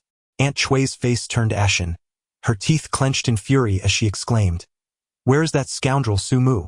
Why hasn't he arrived yet? Her husband's eyes widened in astonishment as he replied, He's here, that fellow is remarkably swift. Aunt Chui turned to glance, and indeed, a figure hurtled towards Yosu with astonishing speed, trailing a faint afterimage in his wake. This velocity left many of the students utterly astonished. Goodness, is that 100 meters in 5 seconds? 3 seconds. Su Ziao's hand grasped a firm muscle. A man, his face marred by long, thin scars, was smiling at her with a glint in his eyes. Does it feel good to squeeze? Su Ziao was taken aback for a moment, then immediately erupted in anger. Who the hell are you? Yosu peeked out from behind Su Mu with a smile, and said, He is my boyfriend. The surrounding students instantly erupted in a chorus of astonishment. The campus belle, known for handing out good person cards, had quietly acquired a boyfriend? Who was this fellow? An athlete, perhaps? How could he run so fast? Su Mu felt a splendid body pressed closely against his back, the delightful elasticity nearly causing him to lose his composure. He quickly shifted forward slightly, only to be astonished as Yosu directly wrapped her arms around his waist. Oh!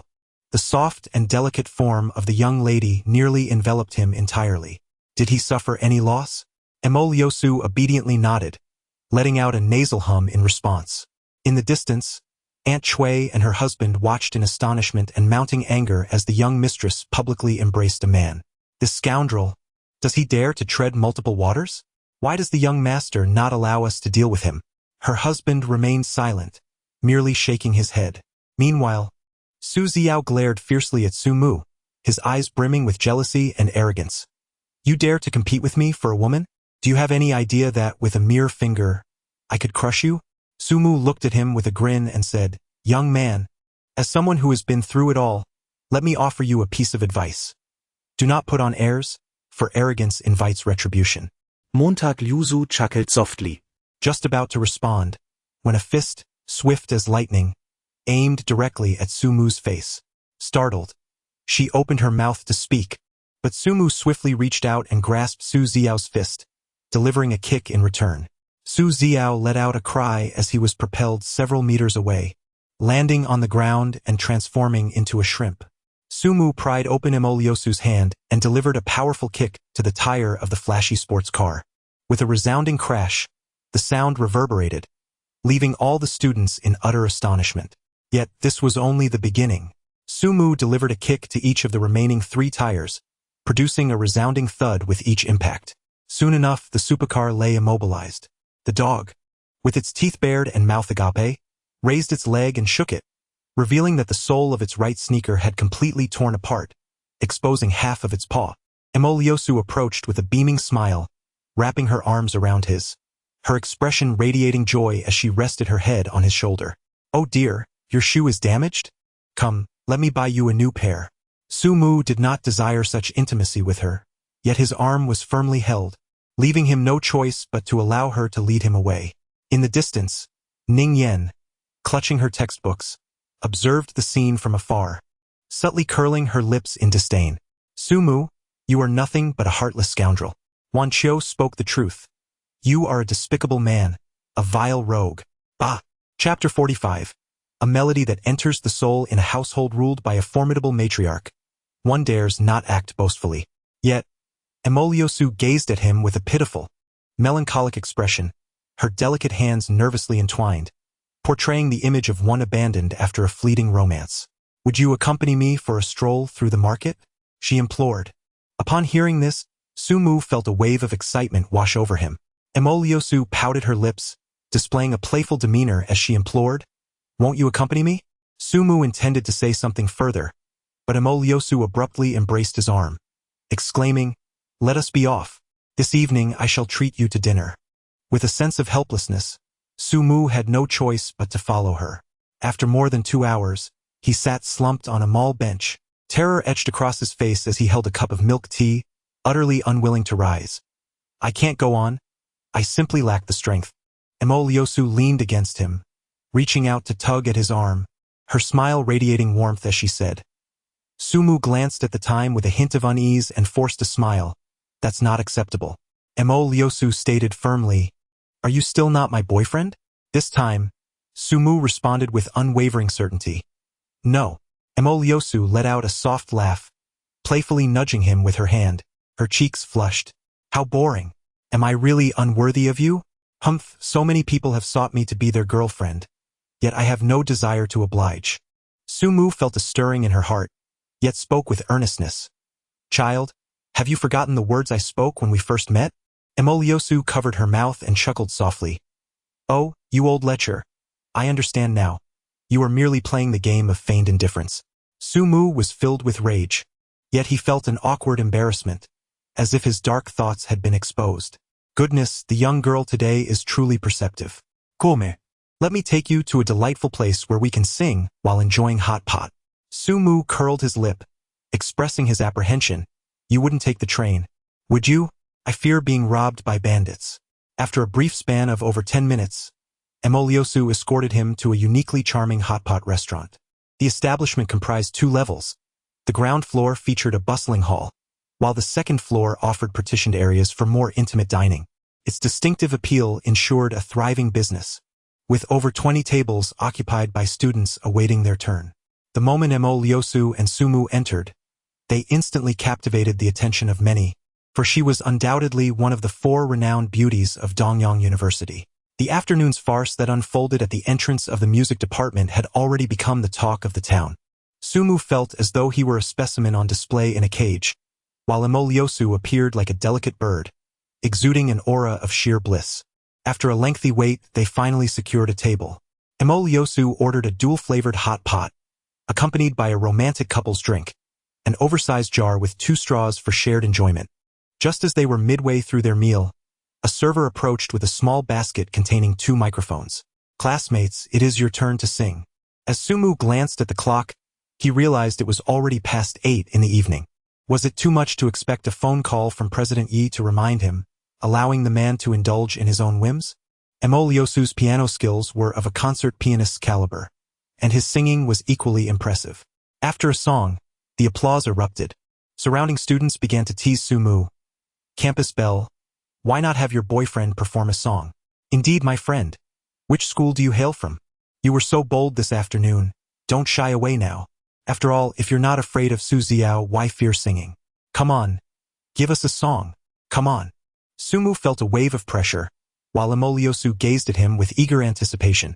Reluctantly, he forced a smile and said, I shall sing a song, albeit with the hope that you will be forgiving should it not meet your expectations. He requested the waiter to play a Cantonese song, Let Everything Drift Away. As the music began to play, Sumu cleared his throat softly, and his resonant baritone filled the air.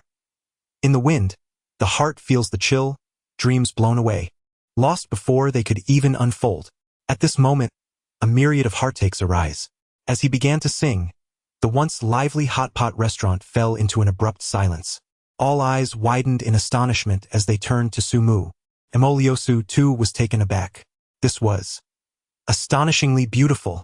Initially, many students had joined in the raucousness, hoping for a laugh at the expense of the campus beauty's boyfriend. Yet now they realized how gravely mistaken they had been. Was this fellow a professional singer? In the chorus, Sumu's voice soared, becoming both ethereal and piercing. A myriad of emptiness. Cold, cold, cold. The dreams in the wind awaken. When he reached the final line, allowing everything to drift away, an eerie stillness enveloped the hot pot restaurant. Every table of patrons set down their chopsticks, oblivious to the boiling pot before them, as if entranced. Was this truly a scene worthy of a king of songs? It was a performance that resonated deeply. After what felt like an eternity, applause erupted, echoing through the establishment.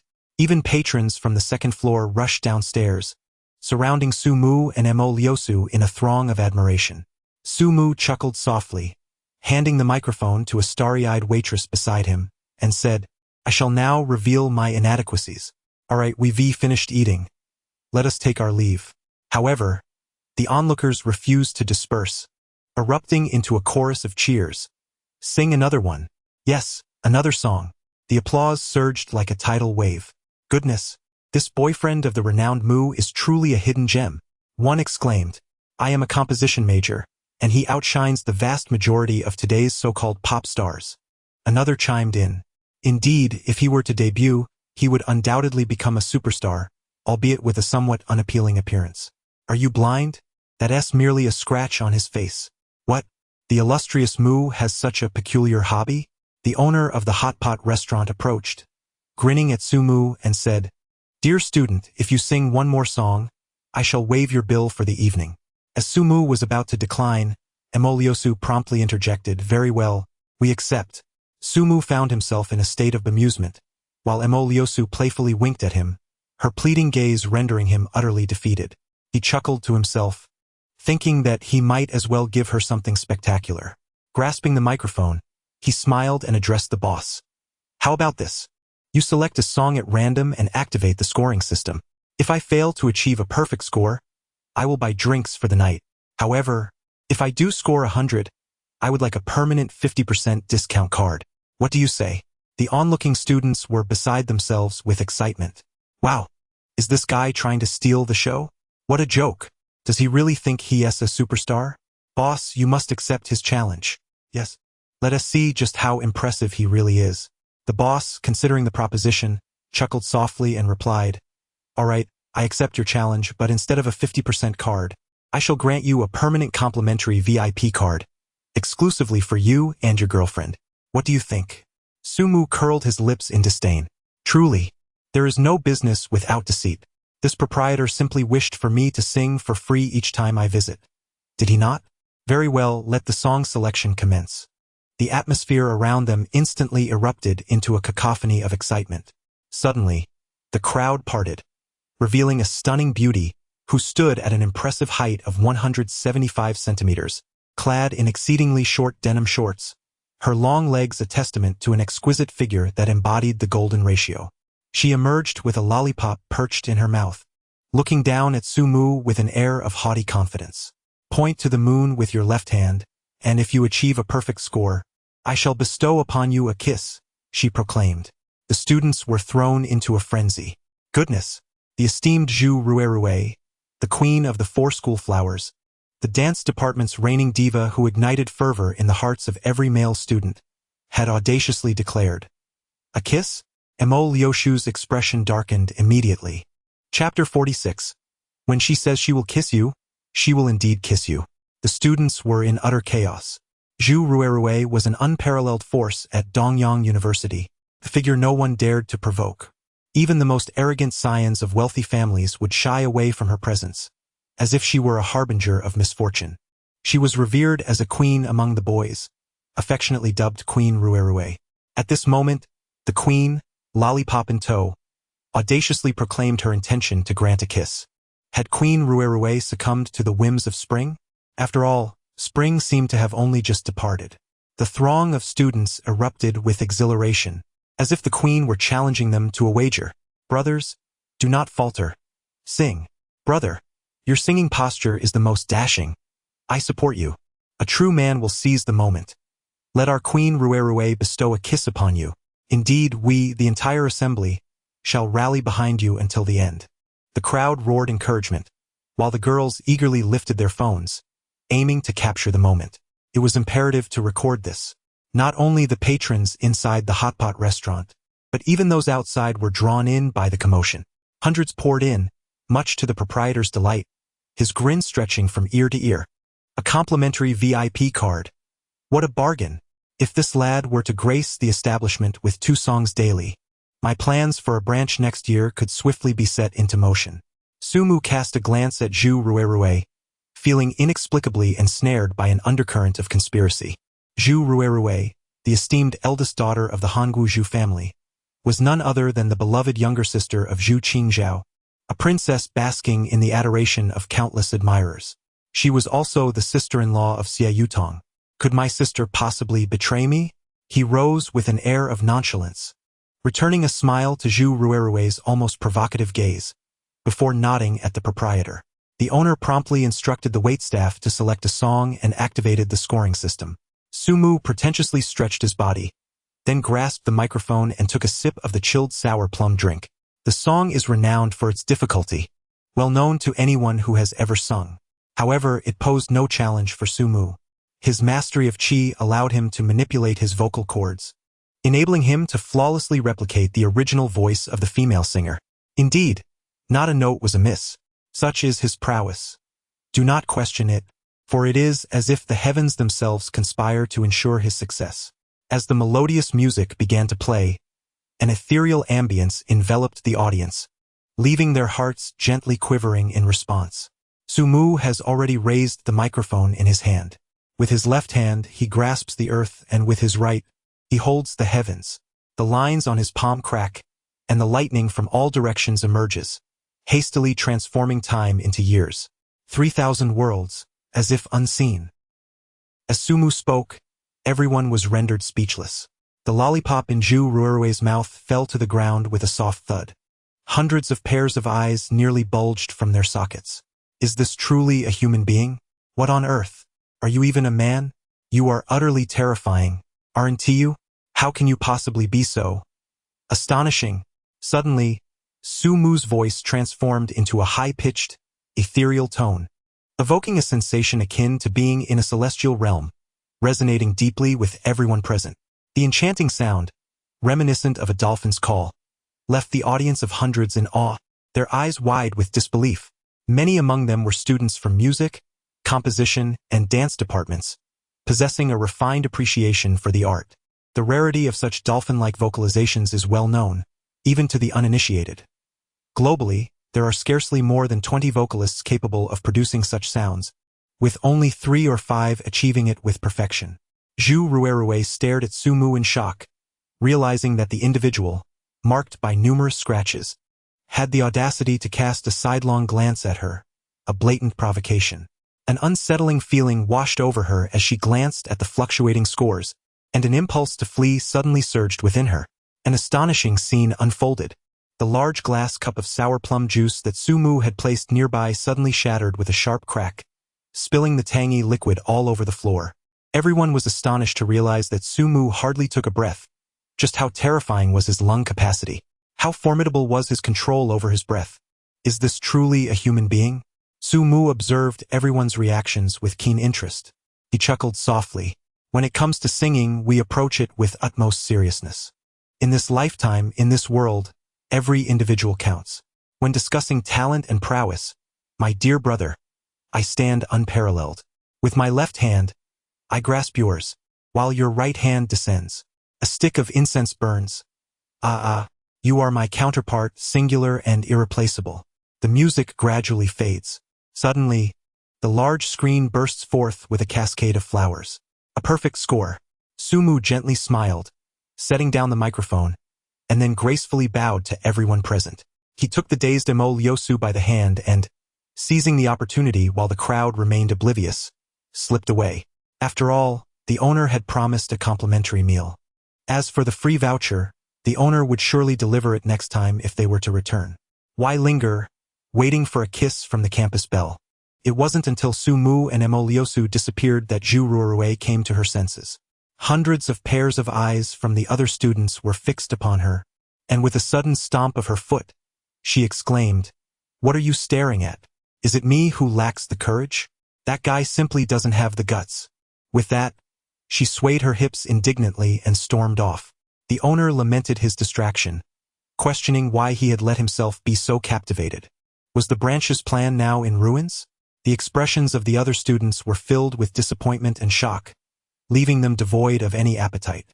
It was utterly unbelievable. The god of song had graced their midst. Meanwhile, Sumu led Emo Lyosu away like a thief, hastily making their way to the school gate, where he finally exhaled in relief. Emo Lyosu gazed at Sumu in utter astonishment, her eyes sparkling like stars. Suddenly, she let out a shriek, startling the students at the gate. Then, she leaped toward Sumu, wrapping her long legs tightly around his waist and clutching him in an embrace that nearly left him breathless. The students recognized Emo Lyosu, their shock palpable. Was this truly the usually aloof and serene campus beauty? The four campus flowers of Dongyang, Mei, Lan, Zhu, and Ju each possessed their own unique charm. How could one be so extraordinary? It was simply unfair. She was making them feel inadequate. Emo Lyosu babbled incoherently, oblivious to the intensity of her actions on Sumu. In the distance, the secret guard, Aunt Chui, watched the scene unfold, her eyes blazing with indignation. This boy deserved punishment. Yet her husband merely smiled and remarked, "I actually think he and the young lady make quite the pair." At the school gate, students came and went, all turning their heads to gaze at the embracing couple. Just when one might think the scene could not become more astonishing, a breathtakingly beautiful woman, radiating an aura of confidence, approached in shorts and a crop top. She strode directly toward Sumu and, in a flash, planted a gentle kiss on his cheek. After the kiss, she laughed playfully and sauntered away, declaring, "I said I would kiss you, and I did. Can you escape that?" Sumu stood there, as still as a wooden chicken. The surrounding students were momentarily frozen in place. Was that the illustrious Ruiru, the foremost among the four great school beauties? Oh my goodness, what have I just witnessed? Am I blind? Good heavens! Just then, Emo Lyosu's furious voice erupted. "Zhu Ruiru, you shameless wretch!" In the distance, Aunt Chui was so incensed that she seemed ready to explode. "I will kill that scoundrel." Chapter 47. Please grant me a chance to justify myself. Zhu Ruiru was a third-year student in the dance department of Dongyang University. Her identity was shrouded in mystery, yet her life was anything but. Throughout her 3 years at university, she had always resided in the dormitory. Sharing her living space was Chan Xian-er, another campus beauty. Although they belonged to different departments, their formidable family backgrounds made their cohabitation a trivial matter. That despicable man! How dare he disdain me? I shall not let him off easily. Chan Xian-er, a year her senior, was brushing her teeth at that moment. Seeing Zhu Ruiru's distressed expression, she curiously inquired, "What man? What has happened?" Zhu Ruiru cast aside her doll and embraced Chan Xian-er, her voice filled with feigned sorrow. "I lost my first kiss in a bet." Chan Xian-er was so taken aback that her toothbrush nearly fell from her mouth, incredulously asking, "Really? You lost it?" With a pitiful nod, Zhu Ruiru confirmed. Chan Xian-er pressed further. "Was it a man?" Through gritted teeth, Zhu Ruiru replied, "Yes, a scoundrel. Just wait. I will log onto the school forum, and you will see." She opened her laptop and accessed the Dongyang University forum. Indeed, the pinned post highlighted Su Mu's song, Left Hand Points to the Moon. After reading it, Chun Xian-er was left utterly stunned. She turned to Zhu Ruiru and remarked, "You had it coming." Su Mu was unaware that he had become a sensation at Dongyang University. Ning Yen sat cross-legged on the sofa, a laptop resting on her lap. Yuanqiu wore a frosty expression, her gaze fixed intently upon him. With a sardonic smile, President Yi remarked, "Student Su, I too wish to request a song. I wonder if that would be permissible?" Su Mu was taken aback and quickly grasped the situation. He shot a glare at Ning Yen, then forced a smile as he approached Yuanqiu, lowering his gaze submissively and said, "Little Yi, what would you like to hear? I can sing for you right away, even for an entire evening. My specialty is singing while kneeling on the keyboard. Would you like me to perform a piece?" Then he was left dumbfounded. Yi, the boss, reached behind her and produced a keyboard, handing it to him. "I heard from Sister Yen that you possess a remarkable skill, kneeling only on the S and B keys. Go ahead, please commence your performance." Ning Yen laughed so hard that tears nearly streamed down her face. Sensing Su Mu's fury, she could only silently express her apologies. "There's gold beneath a man's knee, Yi. Do not overstep your bounds. I shall not hesitate to retaliate." Su Mu, with a face full of indignation, pretended to ascend the stairs. Mr. Yi gracefully extracted a piece of paper and handed it over. Su Mu merely glanced at it before swiftly seizing the keyboard and cradling it in his arms, smiling as he spoke. Ning Yen scoffed lightly, curling her lips in disdain. "Who cares to see? And as for remembering, we share the same room. It would be wise for someone not to wander about recklessly, or they shall face the consequences." With that, she rose and ascended the stairs, her computer in tow. Su Mu stood before Mr. Yi, cautious and restrained, as the latter's gaze was imbued with a palpable menace that sent shivers down his spine. To his left, he embraced a stunning school beauty, while another showered him with affectionate kisses on the right. "I grant you leave not to indulge in frivolities but to recuperate." Mr. Ye's voice grew increasingly irate, teetering on the brink of rising to unleash his formidable skills. Su Mu, startled, promptly declared with utmost seriousness, "Xiao Yezi, please grant me an opportunity to defend myself." President Yi gritted her teeth and let out a hum of acknowledgement, saying, "Speak." Su Mu gently touched his chest, speaking with utmost sincerity. "Then what?" Ye's nails began to itch incessantly, and she struggled to suppress the urge to strike out. Su Mu set down his keyboard and approached her with a tender demeanor, yearning to take her hand, yet fearing the possibility of being rebuffed. He cautiously settled beside her, gazing earnestly as he declared, "Little leaf, I must confess, in my heart, you are the only person I cherish. Do you believe me?" President Yi let out a cold snort, fully aware that a man's words can be deceiving, yet her heart inexplicably fluttered with sweetness. Just as a hint of warmth began to thaw her icy demeanor, Su Mu cheekily interjected, "Do you feel a sense of urgency? A treasure like me is quite sought after. You ought to cherish me." Instantly, President Ye's brows furrowed in irritation, glaring fiercely at Su Mu as she seized him, exclaiming, "Cherish you? Nonsense! Have you become so full of yourself?" Taking advantage of the moment, Su Mu seized her hand and gently pulled her into his embrace. In a flash, he extended his tongue and lightly licked Ye's crimson lips. Startled, Yi exclaimed, "Ugh! How disgusting!" By the time she regained her composure, Su Mu had already snatched the paper from her grasp and triumphantly ascended the stairs, clutching the keyboard. That piece of paper was the contract for his salary increase. A wave of weakness coursed through Yi, and though she wanted to erupt in anger, a peculiar tingling sensation overwhelmed her, rendering her devoid of strength. This rascal had become increasingly audacious. Yet, he had never made any explicit declarations. That day in the car, he had stolen a kiss, uttering only, "You are mine." What am I to you? A milk tea? A yolmai? At the very least, you should say, "I am your girlfriend." With a mixture of indignation and helplessness, Yi sighed, cautiously touching her lips, then disdainfully shaking her hand. Yet, her cheeks flushed as she gently covered her mouth with her hand, as if wanting to forever retain that faint flavor. Unbeknownst to her, when she verbally expressed her disdain toward a man, while simultaneously striking him with her fists and feet, Deep down, she had already grown accustomed to these feelings. Thus, she had unwittingly fallen into a trap from which there was no escape. Old Lecher, hurry and log on to our university's forum. You're furious. Little girl, it's all your fault. Let us not meet again. Emoliosu sent a pitiable expression. Aren't you his boyfriend anymore? The mere mention of this set Sumu ablaze with fury. When did I ever admit to that? Don't tarnish my reputation. How will I ever marry someone in the future? Emoliosu chuckled. Marry me, I'll take care of you. After all, you're already living off someone else. So why not seek a more substantial benefactor? Sumu gritted his teeth in anger. Relying on others for sustenance? What do you know about a man's affairs? This cannot be deemed as dependency. It is evidently earning a living through one's own capabilities. Emoliosu displayed a look of disdain before falling silent. Without a computer at hand, Sumu scratched his head in frustration for a considerable time before deciding to borrow Professor Ning's device. However, how should he approach the matter? Seizing the opportunity while Mr. Yi was still downstairs, he stealthily approached Professor Ning's door and gently knocked.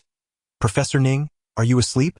Ning Yen, clad in her pajamas and reclining against the headboard, felt a sudden jolt at the sound of Sumu's voice, accompanied by an inexplicable thrill. Was this a theft? Quietly slipping out of bed, she opened the door to find Sumu peering around with a furtive expression. Blushing, she shot him a glare and asked, What are you doing? Sumu chuckled softly. Shall I go in for a while? Ning Yen, taken aback, exclaimed, Have you lost your mind? Sumu quickly covered her mouth and said softly, I would like to borrow your computer for a moment. Ning Yen took a step back, her face flushed with embarrassment, and shot him a fierce glare before turning around and hurling the computer from her bed at him, exclaiming, Get out. Chapter 48. Your mother wants to kill me. Gazing at the pinned post on the Dongyang University forum, Sumu was both amused and somewhat vexed. In less than 3 hours, the post had garnered over 100,000 views and more than 30,000 comments. This equated to every student at Dongyang University leaving an average of 1 comment each.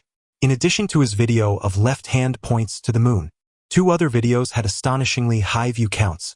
The first was the song Let Everything Float Away, and the second captured the moment at the school gate when Emoliosu embraced him like a koala, just as Zhu Ruerue brushed past and kissed him. The most captivating aspect of this video was Zhu Ruerue's bold declaration. If I say I'm going to kiss you, then I will kiss you. Can you escape that? This statement was simply imbued with an air of audacity. The video concluded with Zhu Ruerue raising her middle finger. Sumu has become a sensation. Not only has he gained notoriety at Dongyang University, but he has also captivated several other institutions in Dongyang. Countless individuals are left pondering one singular question. Who is this remarkable individual? The University Alliance Forum has erupted into a cacophony of debate. Ultimately, the consensus reveals that this extraordinary figure is not a student. The students of Dongyang University found themselves collectively restless last night. 2 esteemed goddesses, both vying for the affections of a single man, has proven to be the utmost humiliation for them. The forum is awash with peculiar remarks. What does this signify? Do we lack handsome and talented individuals at our school? Is it merely because he possesses a melodious voice? May I inquire if it is still feasible for me to begin singing lessons at this juncture? Apologies, but perhaps one should consider a rebirth in the next life. Have you not noticed that this fellow is, in fact, quite handsome? Just look at his visage. Is it not a fusion of Takashi Kaneshiro and Edison Chan? The astute observer upstairs has keen insight. At this moment, I feel compelled to compose a verse. In poverty, one cultivates oneself. In prosperity, one aids the world. The unattractive rely solely on their right hand, while the handsome charm the campus beauties. The discourse continues below. The remarks below may not resonate, yet the choice of words above seems inaccurate. I believe the phrase should be altered from charm to embrace or conquer for greater effect.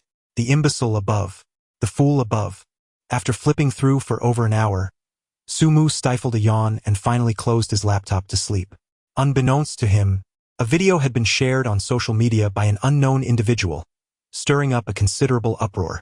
Upon awakening the next day and arriving at the office to attend to President Yi, he noticed that the gazes of the surrounding beauties seemed somewhat peculiar. With a cheerful grin, he approached a girl with whom he had always maintained a friendly rapport. Xiao Mei, Do I have something on my face? Xiao Mei. Adorned with a few delicate freckles, felt a blush creeping onto her cheeks. Assistant Su, you are quite impressive. Me? Indeed, you are unaware? Unaware of what?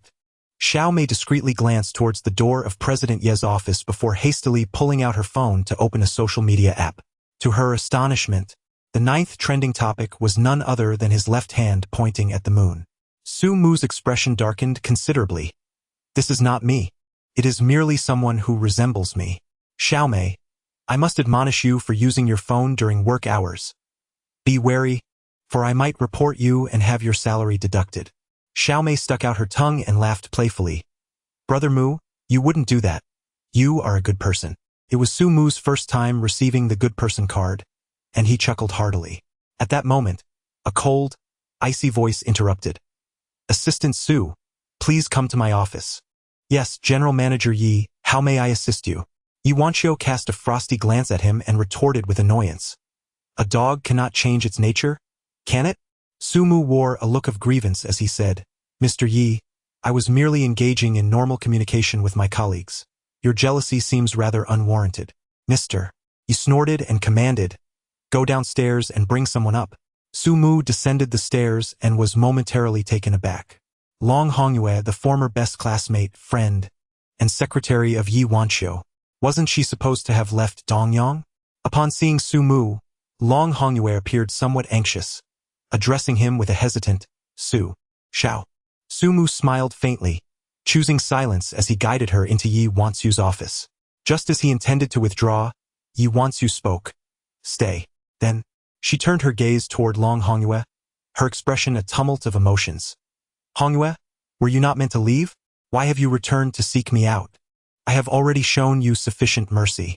Long Hongyue's countenance turned slightly pale. A flicker of dread crossed her features as she glanced at Su Mu. Gritting her teeth, she knelt before Yi Wanqiu. Wanqiu, please save me. I am utterly powerless. I was in the wrong for betraying the company's secrets. I am so sorry, but your mother intends to kill me. Yi Wanqiu's heart sank in shock. Could Lin Wenlan truly be so deranged? Did she dare to commit murder?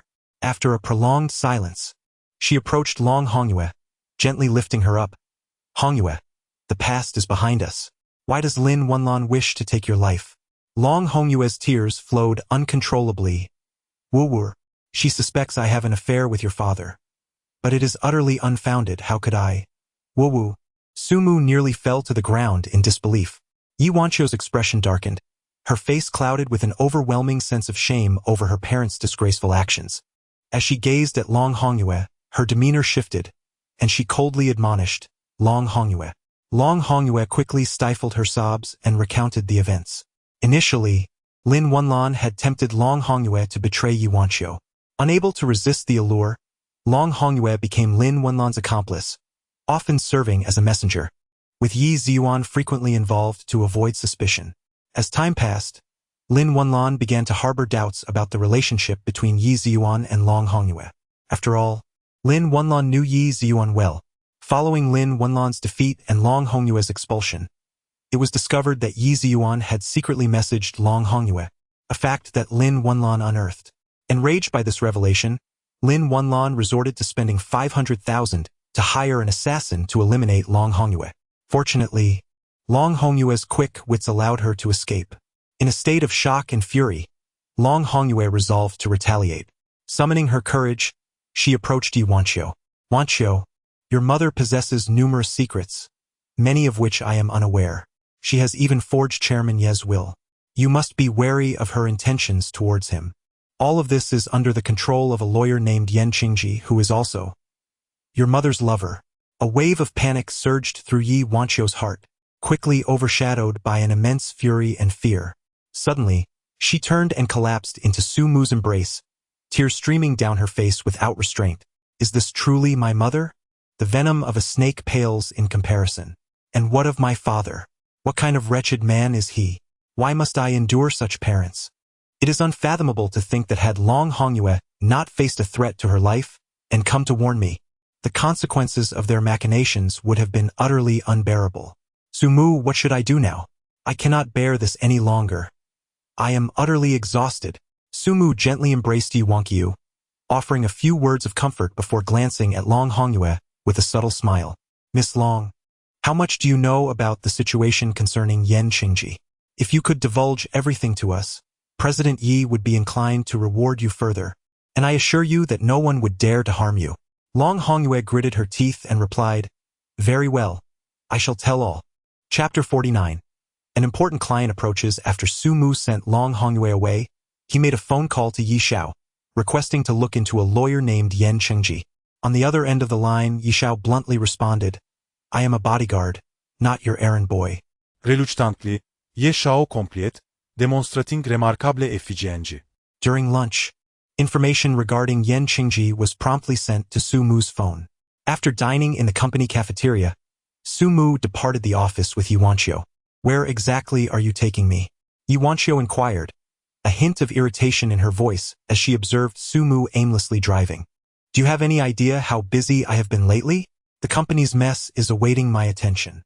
Su Mu smiled mysteriously, grasping her hand and said, Xiao Yezi, if you bestow upon me a kiss, I shall reveal my secret to you. Otherwise, permit me to kiss you instead. Without hesitation, General Yi resolutely declined his proposition, stating, Keep your distance as far as possible. Su Mu could only purse his lips in response. It seemed that Mr. Yi felt his demeanor was somewhat inappropriate, and he tightly grasped Su Mu's hand, speaking with a hint of arrogance. Do you really think I am foolish? You intend to seek out Yan Qingji. Su Mu chuckled with delight. Bingo, my little Yezi is truly intelligent. Yi, however, cast him a sidelong glance. Yet a hint of amusement danced at the corners of her eyes. Su Mu seized the moment, leaning in with half of his face. I'll reward you with a... What awaited him was the icy palm of General Yi. General Yi, somewhat perplexed, responded, Why are we rushing to find him?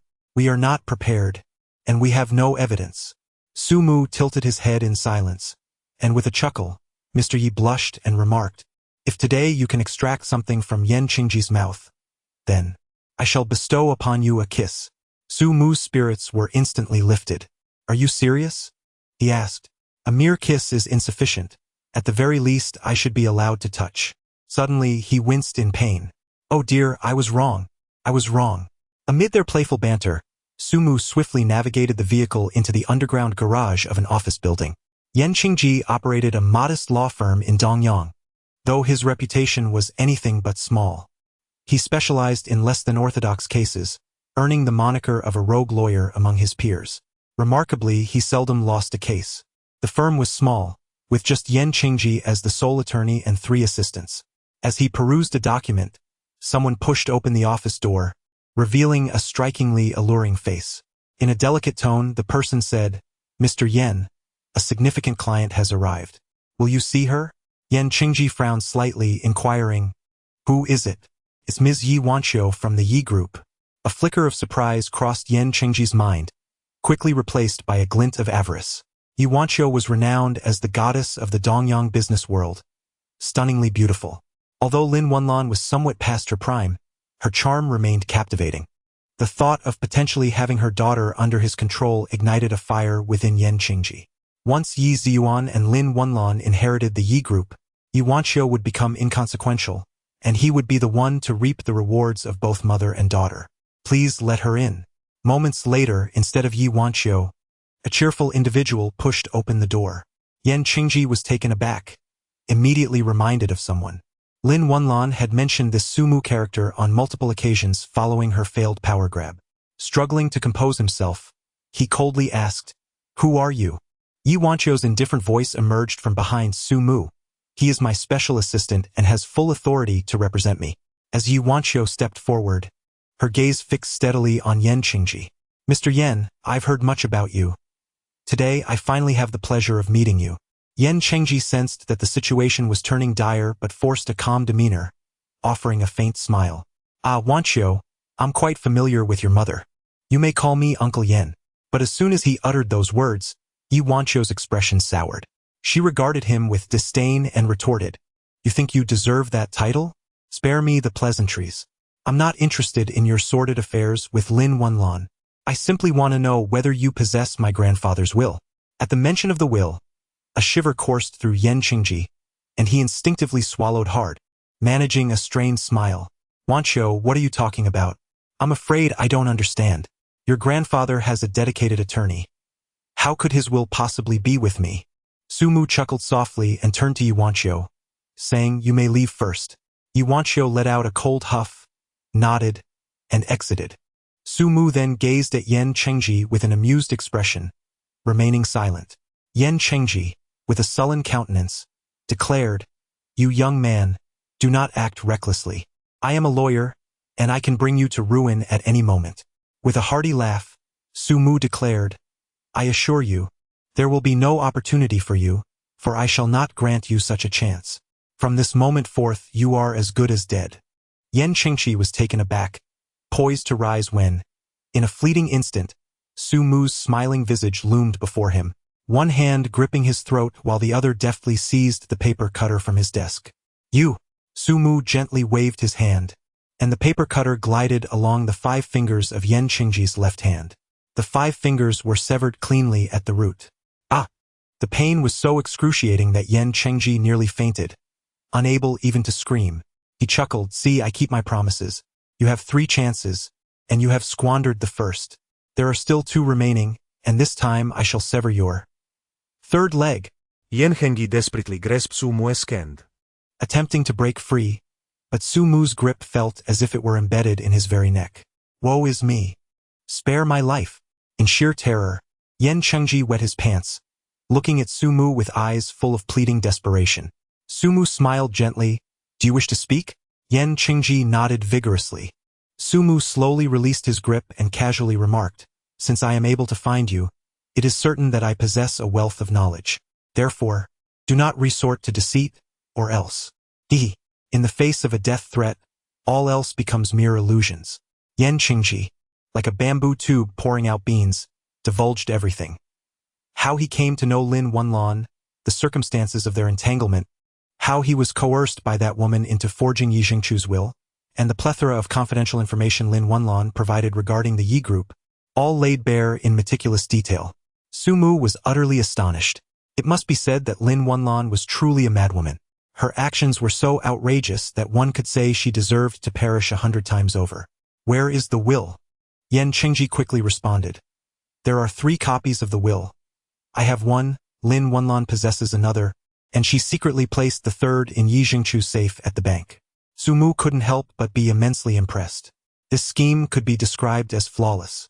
If Yi Jingchu were to perish, this will would possess legal validity, unalterable. At that time, Yuanchio would likely find herself destitute, perhaps even cast out. Hand over everything, including all that Lin Wenlan entrusted to you. Chapter 50. Arrived too late? Yan Chengji endured the pain of his severed fingers and tremblingly opened the safe hidden in the bookshelf. Before he could even reach for anything, Sumu seized him by the neck from behind and tossed him aside. Well, Lawyer Yan, it seems you have quite a treasure trove here. Sumu candidly declared. Enough, the contents within this matter no longer concern you. Yan Chengji, utterly terrified, exclaimed, Su Xiao, you cannot do this. This contains the privacy of all my clients. If they discover this information has been leaked, I would be left with no way out. Faced with the gravity of his situation, Yan Chengji gazed at Sumu in sheer horror, rendered speechless. Sumu casually grabbed a nearby bag, sweeping the documents, various USB drives, cash and jewelry from the safe, leaving it utterly bare. Yan Chengji nearly spat in disbelief at Sumu's audacity. Get lost. I never want to see you again. You have gone too far. Is there anyone who would act in such a brazen manner? Are you leaving anyone any room to breathe? Even bandits do not behave like this. Yan Chengji's only thought was to escape Dongyang as swiftly as possible once this harbinger of misfortune departed. The people here were decidedly unfriendly. Fortunately, most of his wealth was safely tucked away in a Swiss bank. That fortune would suffice for a lifetime of indulgence. Under the fearful and resentful gaze of Yan Chengji, Sumu departed vite Yanji. Once back in the car, Sumu retrieved the forged will from the bag and handed it to Yuanchio. As she examined the document, a wave of dread washed over her. It was unfathomable to consider the consequences should this piece of paper become legitimate. While she perused the will, Sumu sifted through a pile of USB drives, selecting the one belonging to Lin Wanlan. Keep these safe. They will serve as the most advantageous evidence when the time comes. Yet, Yuanqiu fixated on the collection of contracts and USB drives, inquiring, "What do you intend to do with these?" Sumu smiled mischievously and said, "Little Leaf, tell me, how much profit do you think we could bring to the company by returning these items to their rightful owners?" Yuanqiu paused for a moment, then scoffed, replying, "I disdain to engage in such coercive tactics." Sumu smiled noncommittally, remaining silent. Yuanqiu suddenly trembled, her gaze fixed intently on Sumu as she exclaimed, "We can return these items to them intact, and then—" Sumu chuckled. "Indeed, if you were to truly give up, I would surmise that you are ill-suited for the position of general manager at Yi Group. After all, you are a businessman." Yuanqiu, brimming with confidence, replied, "I am not so foolish. Entrust these matters to me, and I shall undoubtedly maximize their potential in the future." Sumu spoke earnestly. "Child, just as I praised you, you swiftly doused me with a bucket of cold water. The Yi Group is currently facing challenges. Cannot you utilize these resources to mitigate the situation now? Why wait until later?" Yuanqiu was momentarily stunned. She had not considered this perspective. Indeed, why postpone? Moreover, with the 50 billion extorted from someone named Chunan, the Yi Group could potentially see its assets double or even triple within a year.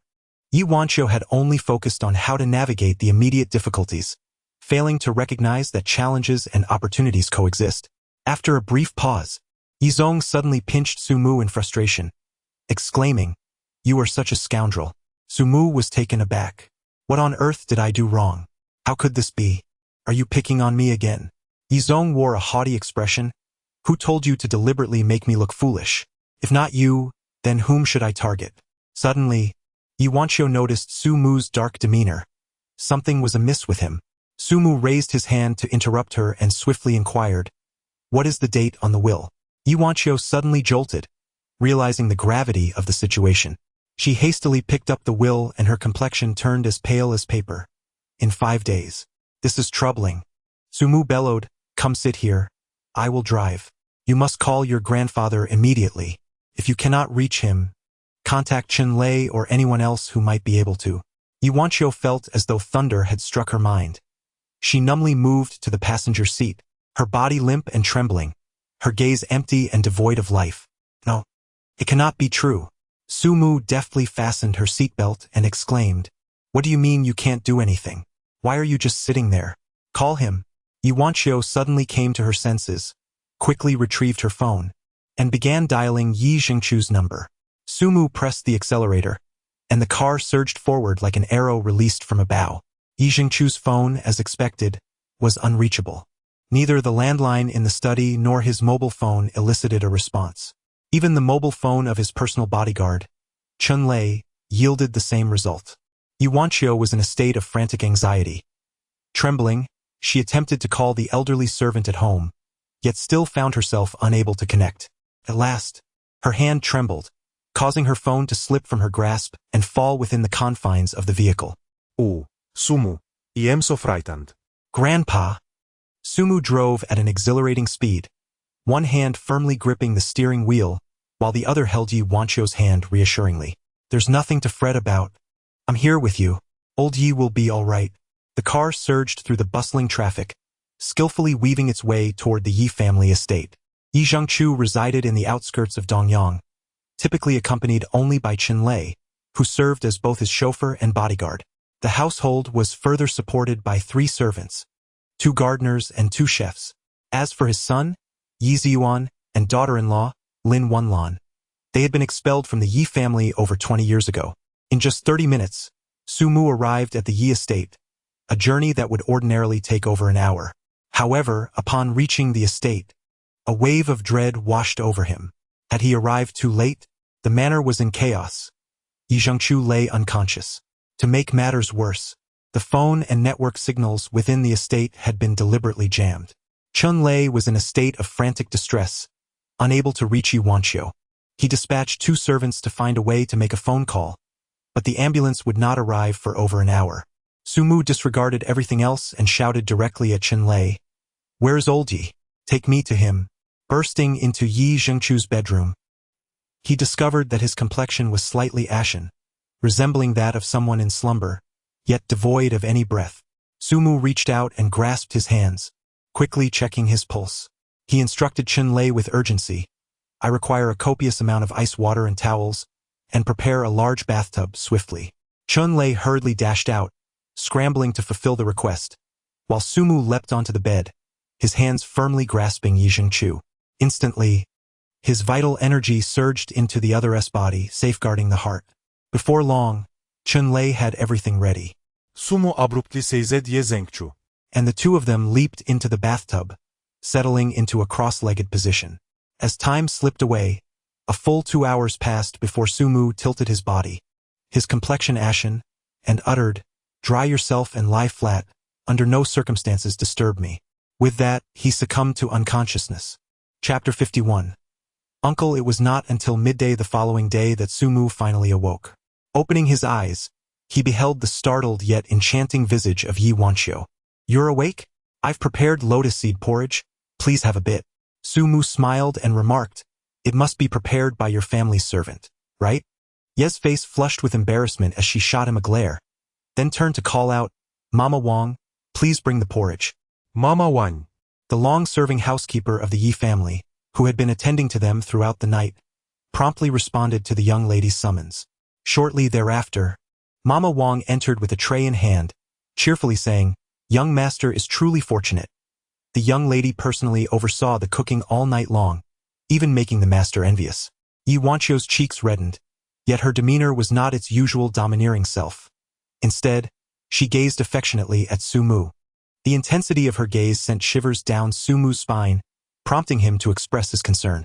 Yi Wanxiu shot him another glance, picked up the lotus seed porridge from the tray, and, sitting beside him, began to blow on it gently before feeding it to him, saying, "Come, my dear, it's time for your medicine."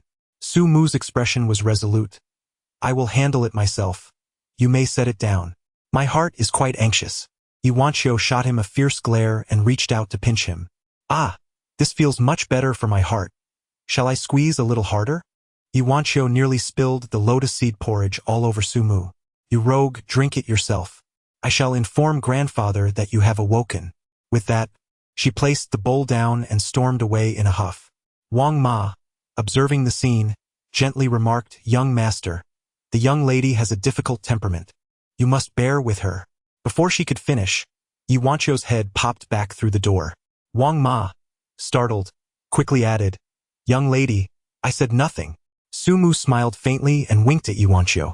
Before finishing her bowl of porridge, Yi Wanxiu assisted Yi Zhengchu into the room. Chunlei stood vigilantly at the door, unwavering. Yi Zhengchu appeared significantly more dispirited, yet paradoxically, his physical condition seemed to have improved. With a bitter smile, he slowly settled himself at the foot of the bed, striking the ground with his cane and gritting his teeth as he lamented, "Our family is beset by misfortune, my dear brother. I have become a source of mockery for you.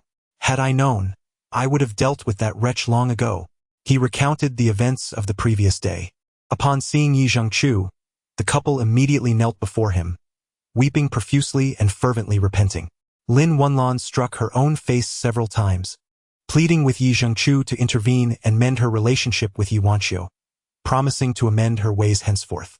Yi Zhengchu had long since relinquished any hope for the couple, yet when it came to his granddaughter, his heart softened. He understood the immense pressure and humiliation Yi Wanxiu had endured over the years. Who would wish for such parents? It was a shameful reality that left one unable to hold their head high. Thus, her arrogance and aloofness were mere facades. While indifferent towards his son and daughter-in-law, he could not oppose anything that would benefit Yi Wanxiu. After all, regardless of the circumstances, Yi Ziyuan was still his son. Yesterday, the couple had acted their roles so convincingly that Yi Zhengchu was deceived. Hence, he allowed Yi Ziyuan and Lin Wenlan to share a meal with him. The trouble arose during this very meal. In the midst of it, Lin Wenlan personally served Yi Zhengchu a bowl of soup. After he consumed it, Yi Ziyuan and Lin Wenlan hastily departed from the Yi family estate. Before Yi Zhengchu could even leave the dining table, he collapsed unconscious. Chunlei, stationed at the door, seethed with fury upon hearing this, growling, "Damn it, I shall go and eliminate that pair of scoundrels at once." Yi Zhengchu sighed bitterly. Chun Lei, why the agitation? I am still among the living, am I not? Yi Wancho's face, too, was filled with a palpable aura of vengeance. Sumu chuckled softly. A profound light flickering in his eyes. Old Yi, you are concealing something from me, and it is of great significance.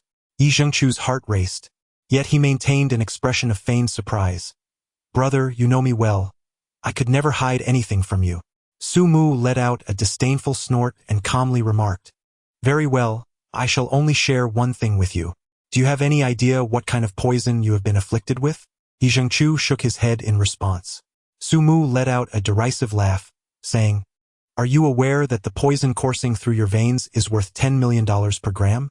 Currently, only the highest intelligence agencies of 3 nations possess such a toxin. Lin Wenlan and Yi Ziyuan are utterly unqualified to even be aware of its existence.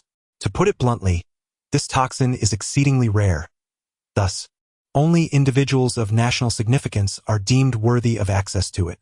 Yi Zhengchu's expression instantly transformed into one of profound distress. Su Mu glanced at the astonished Yi Wancho and said with a smile, Old Yi, why don't we put on a little performance for them? There are many truths we need no longer conceal from little Yi. She is more than capable of bearing them. Besides, it is better to endure a brief pain than to suffer a prolonged one. Let us sever the root of this matter. Yi Zhengchu sighed and nodded. Then let us proceed as you suggest and bring this to a conclusion. However, dear brother, I entrust my precious granddaughter to you from this point forward. You must never let her down. Otherwise, even in death, I shall not spare you. Yi Wancho, both exasperated and amused, stamped her foot and playfully scolded, Grandfather, what sort of hierarchy is this? Su Mu chuckled and winked at General Yi, saying, Come, my little niece, call out uncle for me to hear. Yi Wancho's expression darkened as she fixed her gaze on Su Mu, gritting her teeth and retorting, If I call you that, would you dare to respond? Su Mu quickly smiled and pleaded for mercy. I wouldn't dare, especially with that gourd in your hand. Yi Wancho clearly understood the joke, while Yi Zhengchu appeared utterly bewildered, asking, What gourd? Yi Wancho shot a sharp glance at Su Mu, then approached with a cheerful demeanor, reaching out to support his arm. All right, you've eaten enough. Let us move around a bit. Come, I'll help you take a few laps. Su Mu shivered all over. No. I think it's best for me to lie down. You should go assist your grandfather. You are also my grandfather and my uncle as well. Feeling an excruciating pain in his arm, Su Mu let out a cry of despair and quickly jumped up. All right, let's each stick to our own matters. Mr. Yi, before you, I shall forever be your little driver and assistant. By the way, old Yi, you should tidy up quickly. I fear that your son and daughter-in-law might catch wind of something and flee in haste. Yi Zhengchu chuckled, nodded, and rose to his feet, leaning on his cane as he made his way outside. As soon as Mr. Yi watched his grandfather exit, he immediately turned, hands clawing towards Su Mu in a playful manner. With a deft motion, Su Mu pushed her hand, and she gasped, falling into the embrace of the man. Feeling the softness enveloping her, a flutter coursed through Su Mu's heart, yet her lips cried out, Injustice! Help! Yi Zhengchu, seemingly oblivious to the situation, suddenly poked his head through the doorway, exclaiming, You all? I saw nothing. Chapter 52. The illegitimate son of the Chu family in the imperial capital in the presence of old Yi. Embracing his granddaughter led to the unexpected consequence of Su Mu being transformed from a little brother into a young lad. Su Mu was utterly disheartened. His status had plummeted by 2 ranks, diminishing the delight he once derived from teasing Mr. Yi. However, this was not the moment for such grievances. He, along with Yi Zhengchu and Yi Wancho, conspired together, and then he and old Yi set off in their vehicle, followed closely by Chun Lei and Yi Wancho. Yi Ziyuan and Lin Wenlan resided in an upscale villa district in Dongyang, a property belonging to Lin Wenlan's mother. At that moment, the two were in a state of despair, packing their belongings in preparation for an overseas escape. Before leaving, Yan Chengji had called Lin Wenlan, unleashing a torrent of invective that nearly sent her into a fit of rage. Shortly thereafter, news arrived from Yi Manor that Yi Zhengchu had regained consciousness. Yi Ziyuan was nearly petrified with shock, but Lin Wenlan acted decisively. Let us go abroad. Lin Wenlan's mother was in the living room watching television when she saw Yi Ziyuan and Lin Wenlan descending the stairs, each carrying a large suitcase. She paused in confusion. What are you two doing? Where are you going? Lin Wenlan exchanged a glance with her mother and replied. Lin's mother's expression darkened slightly as she looked at Yi Ziyuan and asked, Haven't you two gotten yourselves into trouble again? Lin Wenlan exploded in anger. Just focus on your soap opera and leave us be. Can you even do anything about it? Worry less and you might live longer. Infuriated, her mother trembled with rage, casting aside the remote control as she shakily ascended the stairs. Lin Wenlan then berated Yi Ziyuan. How did I end up marrying such a worthless fool like you? Aside from indulging in vice, what else can you do? If you want to avoid prison, let us get moving, you talk too much. The two, in a state of panic, were about to exit when they found themselves confronted by Su Mu and Yi Zhengchu at the doorway. Yi Ziyuan, terrified, crumpled to his knees. Meanwhile, Lin Wenlan let out a shriek, dropping her suitcase and bolting upstairs. As she ran, she screamed hysterically, Yi Zhengchu, you old wretch, why don't you just die? You relentless specter. I'll kill you. Lin's mother, disturbed by the commotion, came downstairs and was taken aback upon seeing Yi Zhengchu, exclaiming, In-law, what on earth has happened? Although she had driven Yi Ziyuan and Lin Wenlan away years ago, Yi Zhengchu still held her in considerable esteem.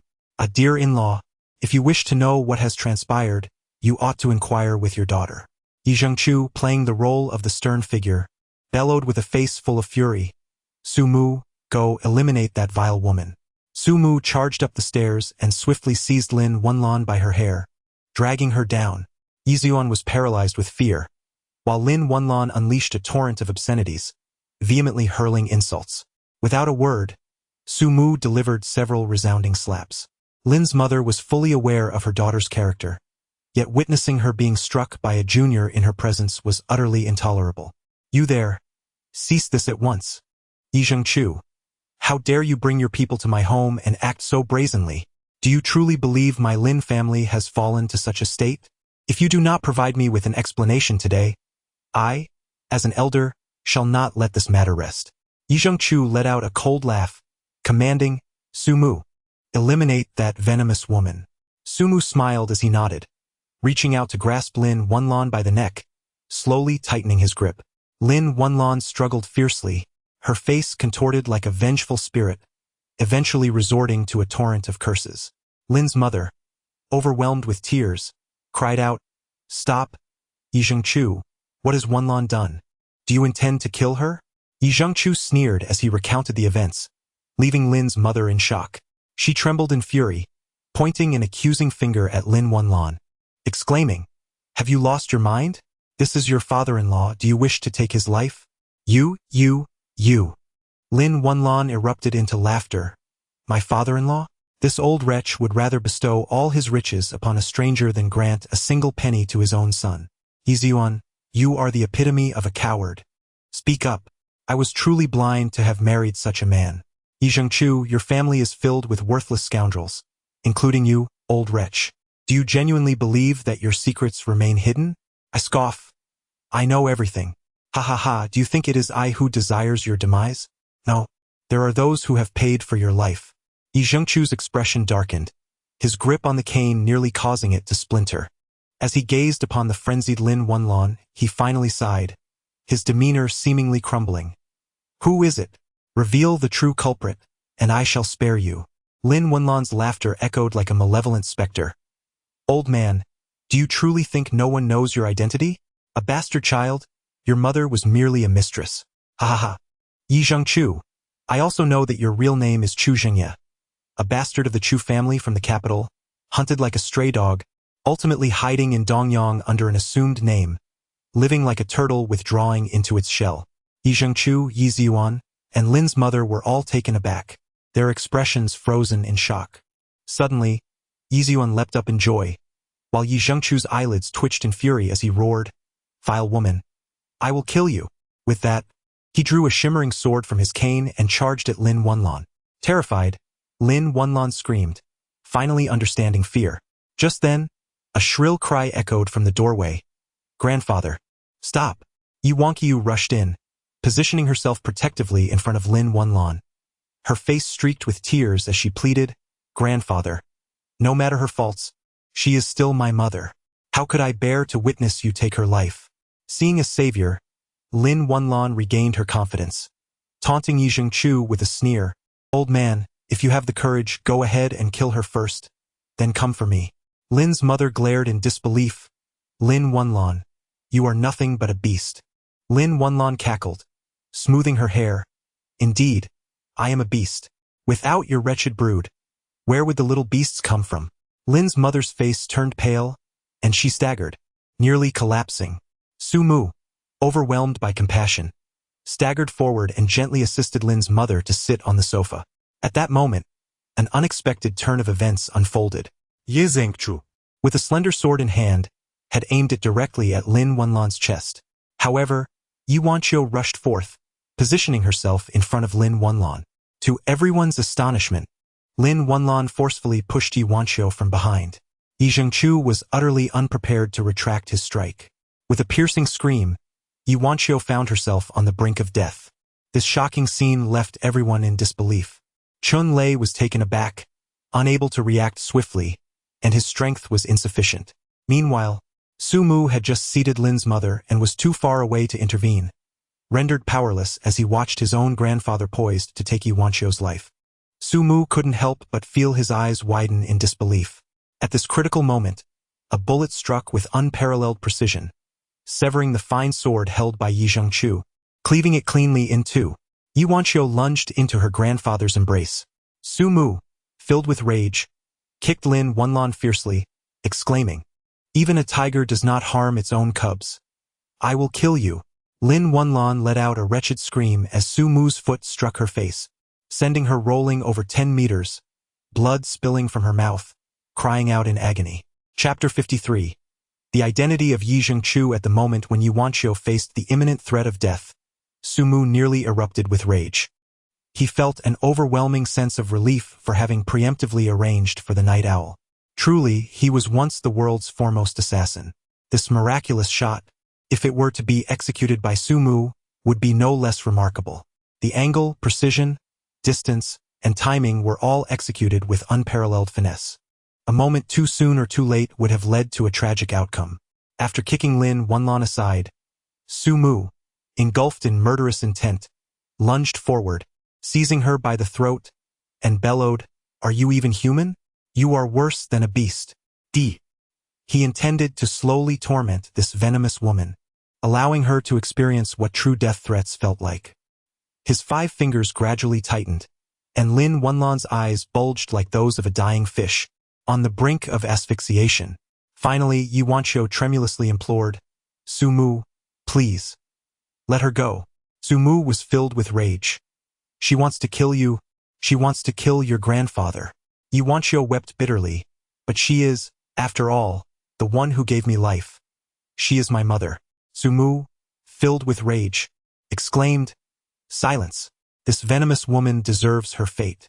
Yi Wanqiu, suddenly driven to madness, picked up the broken sword from the ground, aimed it at her own heart, and shouted at Su Mu, "If you wish to kill her, I shall die alongside her."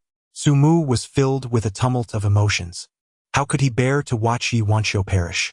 After grinding his teeth for what felt like an eternity, he finally relaxed his grip, releasing Lin Wunlan, and stepped toward Yi Wanqiu. Gently, he removed the broken sword from her hand and embraced her softly, saying, "All right, I shall not take her life. I understand your feelings. Let your grandfather handle the rest." Yi Wanqiu collapsed into Su Mu's arms, weeping uncontrollably. "I loathe her, and even more, I despise myself. Yet, she will always be my mother, and I cannot bear to see her die before my eyes. If you take her life, no matter what, I could never be with you. But without you, how am I to live on?" Sobet Ye Yanji. Su Mu was on the verge of tears. This damned little woman. So it was like this. "All right, let us depart. I shall leave the matters here to your grandfather. A satisfactory resolution is assured." At that moment, Yi Wanqiu bore no trace of the domineering CEO. She curled up in Su Mu's embrace, resembling a delicate bird seeking refuge. Before stepping out while holding Yi Wanqiu, Su Mu addressed Old Chen, "Ensure Old Ye's safety. I have arranged for assistance outside. Chun Lei's face bore a fierce expression. Rest assured, young master.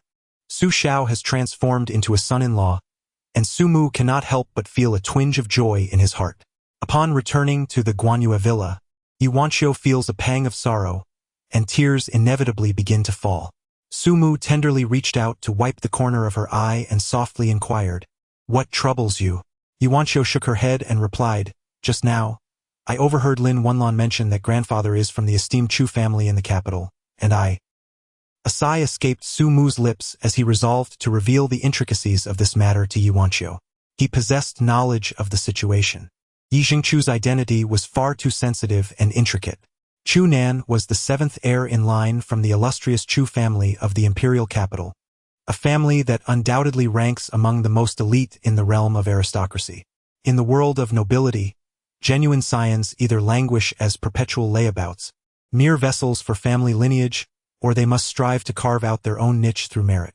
As a third-generation descendant with claims to inheritance, Chu Nan was obliged to toil in designated arenas to earn his rightful place. However, his so-called position in the line of succession was little more than an illusion. He would only ascend if the 6 heirs before him met their demise. Theoretically, he could inherit the family fortune, yet in reality, such a prospect was utterly unattainable. Ironically, his very claim to inheritance rendered him vulnerable, for within noble families, the bloodletting is far more ruthless than any external conflict. Fathers and sons, brothers, and even the closest kin can become bitter rivals, a microcosm of imperial power struggles. With only one position available, ascending often necessitates the slaying of kin. According to familial hierarchy, Yi Zhengqiu is, in fact, Chu Nan's great-uncle, while Yuanqiu is his cousin. The current head of the Chu family is none other than Chu Nan's grandfather, who is also Yi Jingchu's second cousin. This is where the problem lies. Yi Jingchu's father, as the direct heir of the Chu family, was the obvious choice to become its head. Yet what is often deemed inevitable is frequently anything but. In the world of high society, love is a mere illusion. Marriages are solely transactions defined by interests. The internal strife within such families can turn brothers, once inseparable, into bitter enemies, while those who are outwardly at odds may find themselves compelled to unite. Marriages among the aristocracy are rarely founded on happiness. Interests reign supreme. Yi Jingchu's father was not exempt from this rule, yet he was enamored with a woman, Yi Jingchu's mother.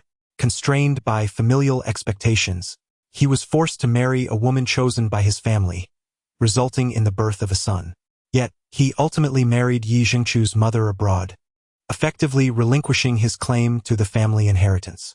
The plot thickens with the untimely death of Yi Jingchu's half-brother at the tender age of 5, a tragedy that sent shockwaves through the Chu family. This child was the embodiment of the purest lineage, and his death severed the family's most direct line of succession.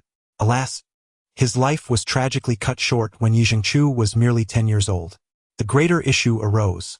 While the family had no direct heirs, the direct lineage could not idly watch power slip away, thus setting their sights on Yi Jingchu. Legally, he was also a child born of a legitimate marriage, making him a legitimate heir rather than a bastard.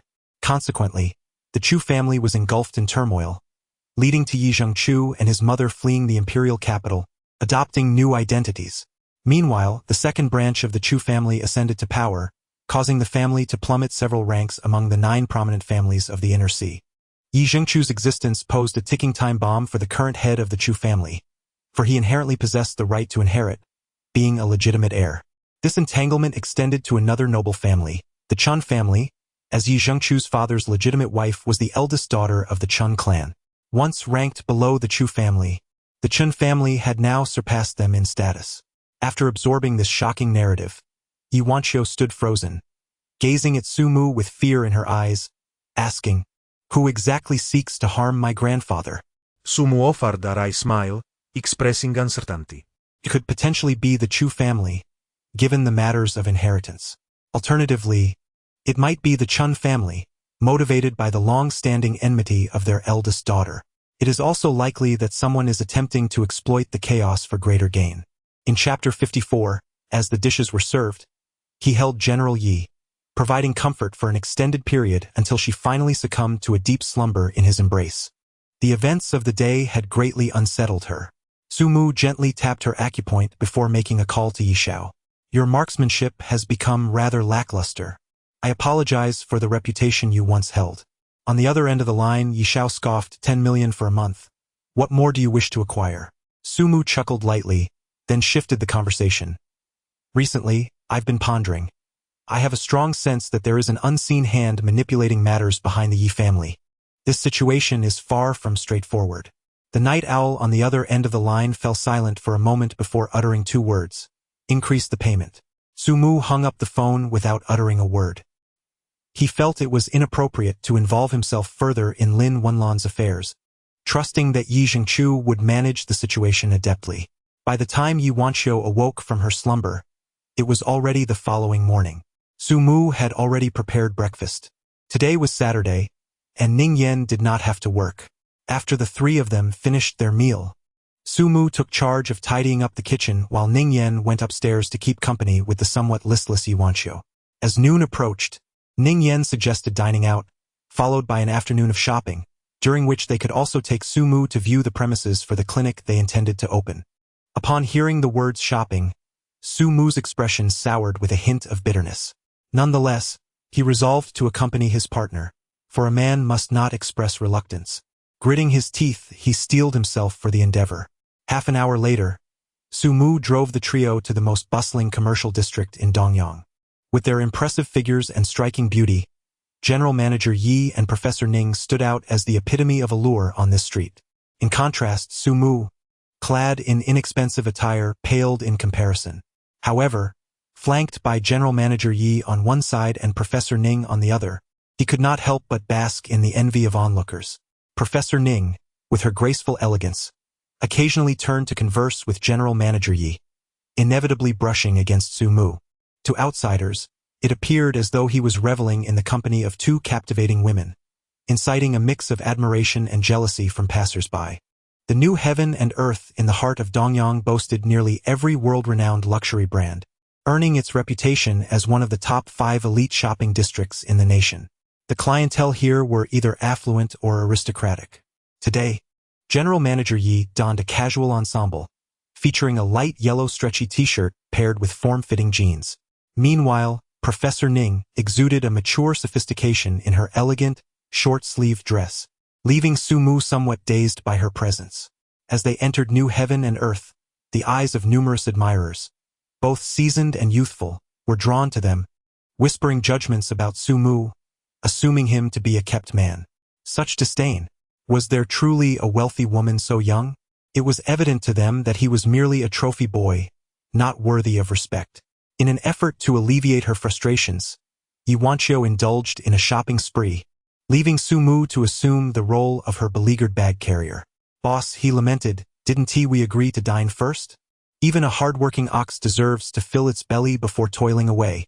Sumu hung 4 bags around his neck and held no fewer than 10 in his hands, resembling a veritable mobile shopping cart. Ning Yan stifled a laugh, yet President Yi shot him a glare. No, I'm not hungry yet. An hour later, Sumu, utterly exhausted, found himself seated in a restaurant atop the Xintiandi. He raised his hand to summon the waiter. Bring out the dishes. The waiter maintained a polite smile, though inwardly he felt a twinge of disdain. Were it not for the 2 exquisitely dressed beauties accompanying Sumu, he likely wouldn't have been granted entry into the establishment. Sir, please place your order. Sumu waved his hand dismissively and said, What are you hesitating for? Just bring the last volume. The attendant, feeling exasperated, was met with a sharp glare from Yi Wanqiu, who retorted, Can you even handle it? Sumu chuckled heartily. Rubbing his belly, Even if you were to bring me a whole cow, I would devour it all. Mr. Yi addressed the attendant, Go fetch him one. The attendant, with a wry smile, replied, You must be jesting. Ning Yan, smiling, took the menu and ordered several signature dishes from the restaurant, along with a fruit salad, 2 desserts, and a bottle of red wine. By this time, the dining hour had passed, so the dishes arrived promptly.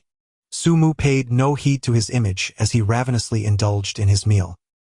His gluttonous demeanor drew scornful glances from the few patrons scattered throughout the restaurant. In a more secluded corner sat 3 distinguished young individuals. 2 of them were clearly siblings. The brother exuded arrogance, while the sister maintained a cold demeanor, both radiating an air of noble heritage. Opposite them sat a gentleman in his 30s, equally charming but lacking the commanding presence of his counterparts. The siblings were adorned in custom-tailored attire and accessories. Even the most inconspicuous cufflinks were embellished with diamonds the size of corn kernels, each worth no less than $1 million. Such individuals undoubtedly hailed from illustrious backgrounds. As Sumu arrived, Yuanqiu and Ning Yen instantly captivated the attention of the siblings. The proud young master smiled lightly and inquired, "Mo Han, does Dongyang still boast such exquisite beauties?"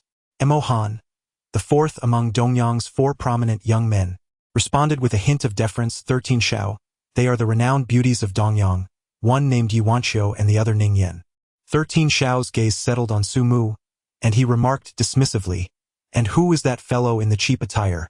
Mo Han chuckled and shook his head. "It is said he serves as Yi Wanqiu's driver. Yet there is an air of mystery about him.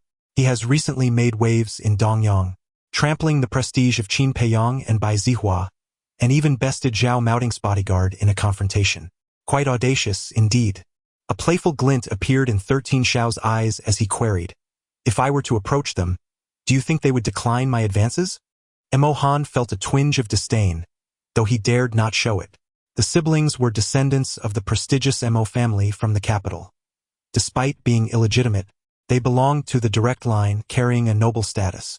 For 50 years, a branch of the Mo family had established itself in Dongyang, culminating in the present-day Mo family of Dongyang. Thus, even though Mo Han was the 3rd successor of Dongyang's Mo family and one of the 4 prominent young men, he found himself compelled to show respect in the presence of 13 Xiao. The Mo family of Dongyang had always sought to curry favor with their kin in the capital, and now that these siblings had arrived in Dongyang, the Mo family promptly assigned Mo Han to attend to them. However, after a few days of interaction, Mo Han perceived that these siblings were merely self-important fools, holding others in contempt due to their lineage, even treating Mo Han's grandfather, the current head of Dongyang's Mo family, with disdain. 13 Xiao, possessing a noble identity, would be fortunate to be regarded by them. Mo Han smiled and suggested, "Since I am acquainted with them, why not allow me to bring them over to join you, 13 Xiao?" The smile on 13 Xiao's face brightened at this proposal. "Do so." As Mo Han stood to leave, 13 Xiao called him back. "Mo Han, allow me to handle it myself." With that, he rose resolutely. Mo Han couldn't help but furrow his brow, sensing trouble.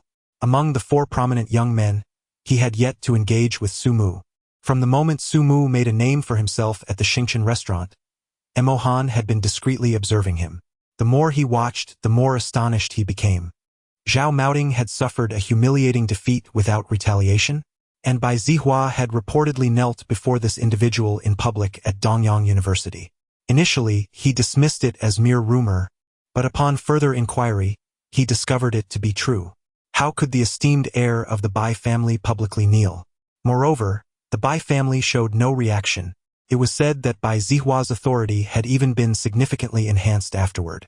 What did this indicate? It suggested that the seemingly unremarkable driver, Sumu, was far from ordinary. Bai Zihua must have been privy to some insider information, prompting such a drastic act of humility. Mo Han had initially planned to casually approach and find an excuse to defuse the situation. However, he never anticipated that this insufferable 13 Xiao would take matters into his own hands. Should a conflict arise, there would be no chance for reconciliation.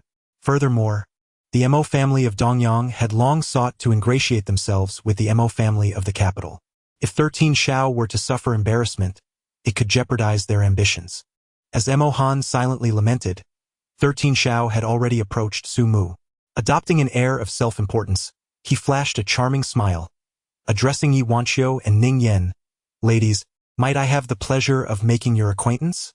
I am Mo Yibing, hailing from the capital." Yi Wanqiu and Ning Yen exchanged glances but remained silent. For them, such advances were utterly commonplace. Sumu chuckled softly, casting a glance at Mo Yibing, and remarked, "Ning Yen nearly choked, while Yi Wanqiu elegantly sliced her steak, as if to suggest that I had not erred in my words." Mo Yibing's brow furrowed slightly, her gaze descending imperiously upon Su Mu. A servant must possess the awareness befitting their station. Who granted you the audacity to interject in the conversation between myself and your superior? Su Mu, with a light-hearted demeanor, shoved a piece of fruit salad into his mouth and gazed at Mo Yibing, saying, "Who is this woman named Liang Jingru that has bestowed upon you such audacity, allowing you to flaunt yourself like a peacock in full display?" The words immediately cast a shadow over Mo Yibing's expression, which darkened significantly. He cast a deep look at Su Mu, a faint smile gracing his lips as he replied, "Very well. I hope that when you find yourself toothless, you can still wield your sharp tongue with such fervor." Su Mu chuckled softly, raising the red wine in front of him to take a gentle sip. Casually, he retrieved his phone, scrolling to a number he dialed. "Do you know someone named Mo Yibing, the fool?" Mo Yibing felt a sharp twitch at the corner of his eye, incensed. "Damn it, am I a fool? Very well." On the other end of the line, Mo Liusu inquired with surprise, "How do you know that name?" "He is my cousin." There was a hint of disdain in Mo Liusu's tone as he continued, "A worthless fellow, relying on the family to live off of their support. You still haven't told me how you came to know him." Su Mu chuckled and remarked, "I do not know him. It is he who insists on parading his superiority before me. Do you think if I were to give him a good thrashing, there would be any consequences?" Mo Liusu let out a soft laugh. Su Mu shivered involuntarily, casting a swift glance at Yezong, only to discover that she seemed oblivious to whom she was calling. Mo Yibing's brow inexplicably twitched, a foreboding feeling washing over him. With a tempestuous gaze fixed on Su Mu, he pondered whether this rascal was being deliberately mischievous or genuinely engaged in a call. Just then, Mo Yibing's phone rang. He glanced at the screen, and his expression transformed into one of exquisite turmoil. The number resembled a death knell. Torn between the impulse to answer and the trepidation of doing so, he found himself clutching the phone, his face a mask of conflict. Finally, gritting his teeth, he lowered his head and hastily moved aside before answering the call. "Lu Su, what prompted you to call 13th brother?" The excitement in his voice was palpable. On the other end, Mo Lu Su huffed impatiently, "Apologize to the person in front of you immediately, or I shall call grandfather and impose a year-long house arrest upon you." Mo Yibing trembled with fear, yet a morbid curiosity gnawed at him. Yes, I. Who is that lad?" Mo Lu Su merely uttered 3 words before terminating the call. "My man." These words struck like thunder, leaving Mo Yibing utterly dumbfounded. "My man? Good heavens." The singular thought that coursed through Mo Yibing's mind was to slap himself soundly. In the illustrious Mo family, spanning 3 generations, only 2 individuals were permitted free access to the old master's study. The family's designated heir, Mo Zongheng, and Mo Lu Su herself. Even Mo Yibing's father trembled like a mouse before a cat in the presence of Mo Zongheng. The old master of the Mo family had but one favorite, Mo Lu Su. Had he truly dared to offend Mo Lu Su's man? Regardless of how bizarre or unreasonable the situation appeared, Mo Yibing felt any semblance of pride dissipate. He hastened to Su Mu, drenched in cold sweat, and with a forced smile, pleaded, "Young Master Su, I beg your pardon. I was in the wrong. Please forgive me." In the distance, Mo Han stood in stunned silence. 13th young Master Mo was a figure of immense stature, even within the capital city. The title of the 9 great families of the Inner Sea commanded respect that could shake the very foundations of the nation. They wielded wealth and power beyond the imagination of ordinary folk. Even on a global scale, such esteemed families reigned at the pinnacle of society. And now, Mo Yibing was bowing and scraping in apology? Mo Yibing, too, was at his wit's end.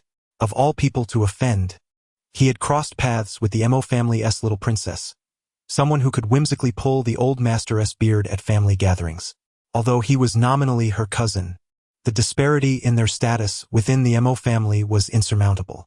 Suppressing the fear, astonishment, and a deep-seated humiliation that coursed through him, he remained bowed, too frightened to rise.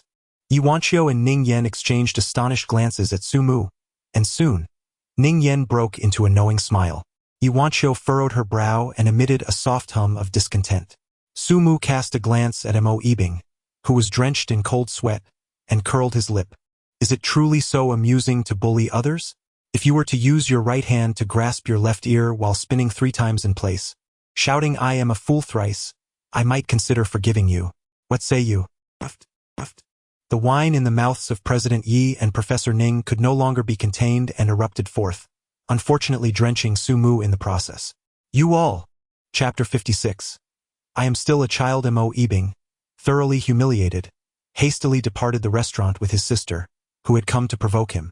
Mo Han trailed behind, unable to voice a word, while his sister seethed with fury. Brother, what is our standing? How could you endure such indignity?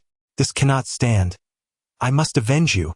Mo Yibing, having bowed before so many and shamefully spun thrice while touching his ear, felt utterly degraded. He impatiently huffed, What do you know? Let us go. I do not wish to linger here for another second.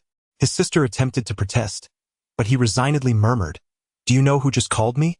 Who? Montag Liuzu. His sister's expression shifted dramatically, quickly transforming into one of utter astonishment as she inquired, He is. Mo Yibing, still shaken, nodded and whispered, She said that fellow is her man. Mo Yibing's sister nearly collapsed in disbelief. Mo Han, bewildered, dared not inquire further and silently drove on. Meanwhile, Su Mu had acquired yet another label. Mo Yibing, a notorious scion in the elite circles of the capital, was thoroughly intimidated by a single phone call. This alone warranted an elevated regard for Su Mu. Mo Han contemplated whether he should seek an opportunity to meet that individual, hoping to forge a favorable connection. After finishing their meal, Su Mu exited the restaurant, while Ning Yan gazed at him with a silent smile. However, Yi Wanqiu's demeanor was markedly different. Su Mu. To whom did you make that phone call? Su Mu feigned a mysterious smile, yet shook his head. Yi, with her delicate brows arched, seized his arm, applying relentless pressure. Yan, hurry and assist me. Restrain that hand of his, for if I do not extract the truth today, I shall no longer bear the surname Yi.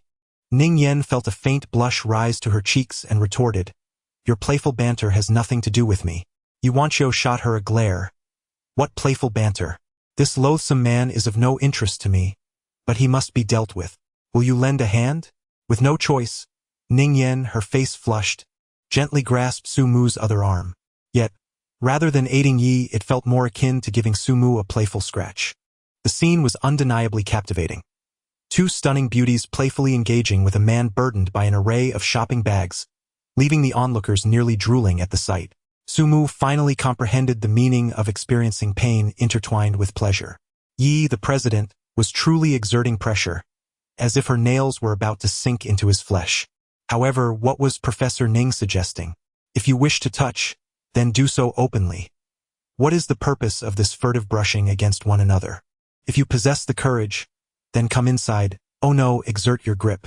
Do not toy with me by teasing without fully engaging. I am not one to be easily swayed. Ning Yan appeared to be assisting Yi Wanqiu in restraining Su Mu, yet her hands clasped his arms more like a couple entwined rather than a mere hold. The subtly ambiguous atmosphere thickened gradually. President Yi, indifferent to these nuances, widened her eyes and stared intently at Su Mu. Will you speak? If not, I shall never divulge. Ye's silver teeth ground together fiercely as she twisted and pulled him mercilessly. Hiss! Su Mu gasped in pain, exclaiming, Oh dear! What on earth do you intend to do? Yi Wanqiu suddenly flashed a charming smile, wrapping her arms around his and drawing him closer to her. Leaning in towards his ear, she softly whispered, If you tell me, I shall visit your room this evening. Su Mu was momentarily taken aback, but soon felt invigorated, as if his entire being was infused with vitality. Hey, is that what you said? He deliberately leaned closer to President Yi, seeking to casually brush against him. The fellow who interrupted the weapon in your hand yesterday was once a friend of mine. He is notorious in the capital, with a fearsome reputation that most young masters are well aware of. Mo Yibing, being a notorious rake in the capital, naturally instilled a sense of dread in him, especially since I once navigated the same circles in the capital. So, when that name is mentioned, he is bound to be terrified. Before Yi Wanqiu could respond, Ning Yan could no longer contain herself and rolled her eyes dramatically. How could she possibly be unaware of whom Su Mu had called? While she was not well acquainted with Mo Liusu, She was quite familiar with the profiles of several campus beauties from Dongyang University. President Yi scoffed, her expression rife with skepticism. Are you certain you are not deceiving me? Sumu spoke with utmost seriousness. Xiao Yezi, if I deceive you, I shall be akin to a dog. Ning Yan glanced at Sumu in astonishment. This man was truly formidable. She was taken aback. Could there exist such shamelessness in the world? Goodness!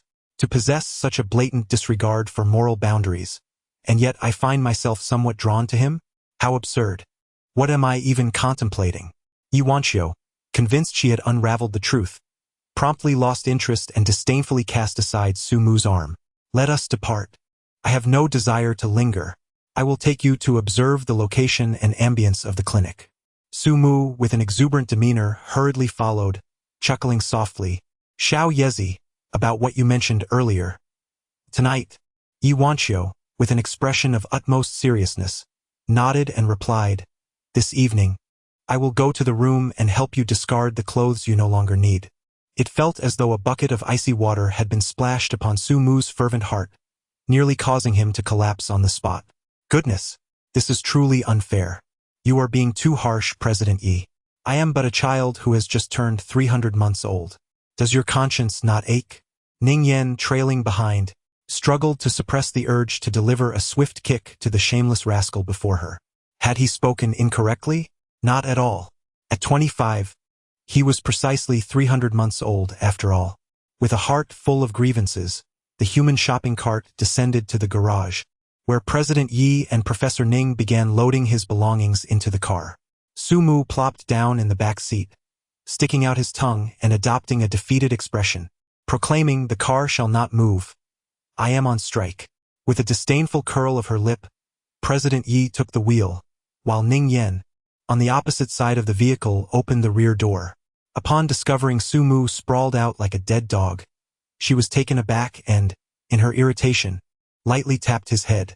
Sumu reacted with remarkable speed, his movements akin to lightning as he swiftly grasped Professor Ning's delicate hand, playfully grazing her palm with his fingers. A wave of panic surged through her, yet it was accompanied by an inexplicable, albeit humiliating, thrill. In a flurry, she withdrew her hand, forcefully slammed the car door shut, and hurriedly took a seat in the passenger side as if fleeing. Yi Wanqiu started the car and glanced at her, noticing the flush on Ning Yan's cheeks, her eyes misty and her entire demeanor radiating an enigmatic allure. Sister Yan, what has happened? Your skin suddenly appears so enticing. Ning Yan gasped. Quickly covering her face with her hand, and feigned composure as she replied, Really? Is that so? Perhaps it's just the effect of having consumed a bit of alcohol. I feel somewhat warm all over. Sumu couldn't help but laugh heartily within, yet he refrained from displaying his amusement outwardly. He feigned concern and remarked, Professor Ning, have you perhaps dressed too warmly? The weather will be pleasant from now on. You all should remember not to overdress before heading out, as it will become quite warm. Yi Wanqiu snorted disdainfully and retorted, Do not assume I am oblivious to the thoughts of you insufferable men. If we dress lightly, then it is your turn to feel the heat. Sumu's mouth fell agape, and it took him a considerable time to articulate a response. I am utterly speechless. Chapter 57. The Mongolian physician. The commercial property under Ning Yan's name is situated in the bustling heart of Dongyang, encompassing over 1,000 square meters. Given the current real estate prices, this single property alone is valued at over 300 million. The Ning family hails from a scholarly lineage, with generations of professors and intellectuals, yet they are not lacking in wealth. Although the Ning family's reputation is understated, their influence is remarkably profound, surpassing even that of the Yi family. Ning Yan's grandfather, Ning Qingyuan, is a globally renowned master, often referred to as a living fossil and lauded as the contemporary Qi Baisher. His prowess in painting and calligraphy is unparalleled, earning him the status of a distinguished guest among the elite in the capital. At the age of 103, a single piece of his artwork can fetch over 100 million at auction, remaining a perennial favorite in the realm of art for 50 years, a veritable evergreen in the field. Upon arrival, Sumu found himself momentarily stunned. Wasn't he here to view a property? Why were there a group of people present? Pushing the door open, he encountered two elderly individuals and one middle-aged man engaged in conversation. One of them was familiar to him, Lin Goen, the foremost expert in cardiology and neurology at Dongyang Hospital. The other elderly gentleman was thin and frail, sporting a tuft of grizzled goat's beard. He appeared delicate yet possessed a pair of piercing, spirited eyes. Accompanying them was a distinguished middle-aged gentleman exuding an air of refined elegance, whose gaze upon Su Mu sent shivers down his spine. What could this charming elder mean by looking at him in such a manner? Was he assessing a potential son-in-law? Su Mu felt a tremor of apprehension. It was evident, even without a second thought, that this debonair elder must surely be Ning Yan's father.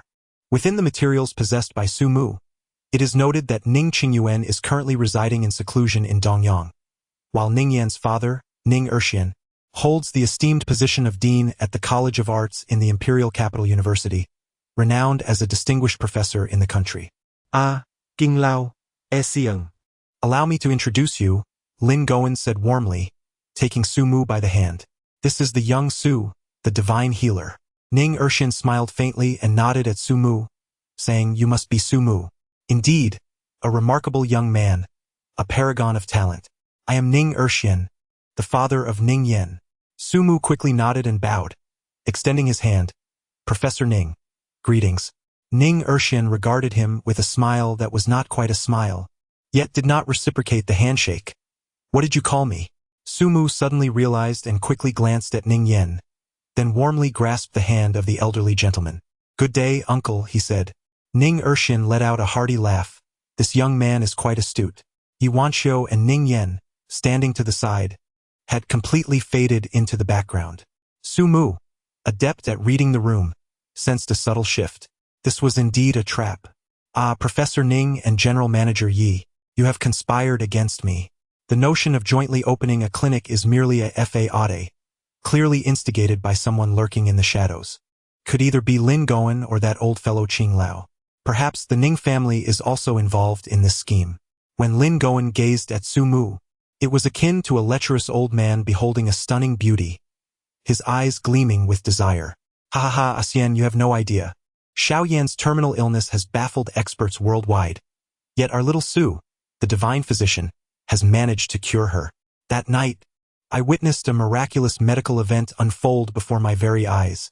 It was simply astonishing. The elder known as Qing Lao let out a disdainful snort, a glimmer of shrewdness flashing in his eyes as he coldly addressed Su Mu. Su Mu chuckled softly, refraining from rebuttal, merely shaking his head. The old man thought, I won't be fooled. Qingla observed Su Mu's silence and discreetly glanced at Lin Goen. Lin Goen exchanged a knowing look, and Ning Erxian understood immediately, turning to Su Mu with a warm smile, saying, "Esteemed son-in-law." "Oh, I meant to say, my apologies, esteemed nephew."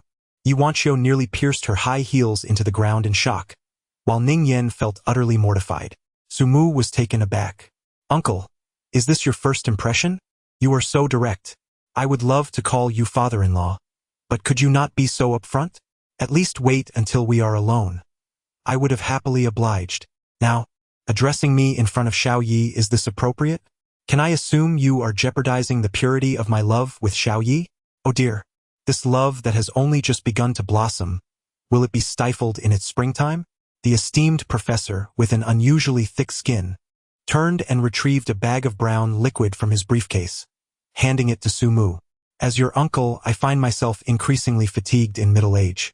I consulted a traditional Chinese medicine practitioner who prescribed some herbal remedies, yet I still feel something is amiss. Could you help me discern what might be wrong with this concoction? Since you insist, uncle, though I must say, if you spent less time sharing a bed with Aunt, you wouldn't be so weary. They say at 31 is like a wolf, at 40 like a tiger, and at 51 can sit and absorb dust. It's no wonder you feel overwhelmed."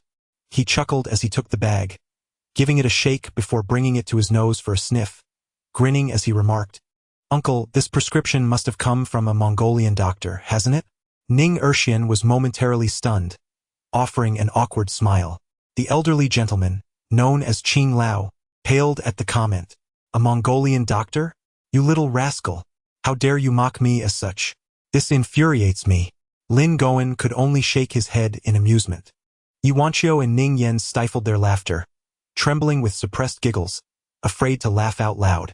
Qing Lao gritted his teeth, holding his breath before calmly responding, "Young man, if you possess the skill to deduce the prescription from the herbal concoction, my husband Yang will immediately kneel and call you master." The expressions of Lin Goen and Ning Erxian shifted slightly, with Lin Goen quickly interjecting, "Let me introduce you, Su. This esteemed elder is a close friend of the Ning family's patriarch, Ning Qingyuan, and one of the most renowned traditional Chinese medicine masters in the country, known as Gongyang Qing. He is a century old this year, yet he and Elder Ning are celebrated as the twin luminaries of traditional medicine, known as Dongyuan and Shiqing." A sense of shock surged through Su Mu's heart. Gongyang Qing? This elderly gentleman was indeed Gongyang Qing? It is well known that many heads of prestigious families in the imperial capital hold Gongyang Qing in the highest regard, venerating him as a contemporary medical sage. He discreetly cast a glance at Yi Wanqiu and Ning Yan, glaring at them with intensity. "Humph.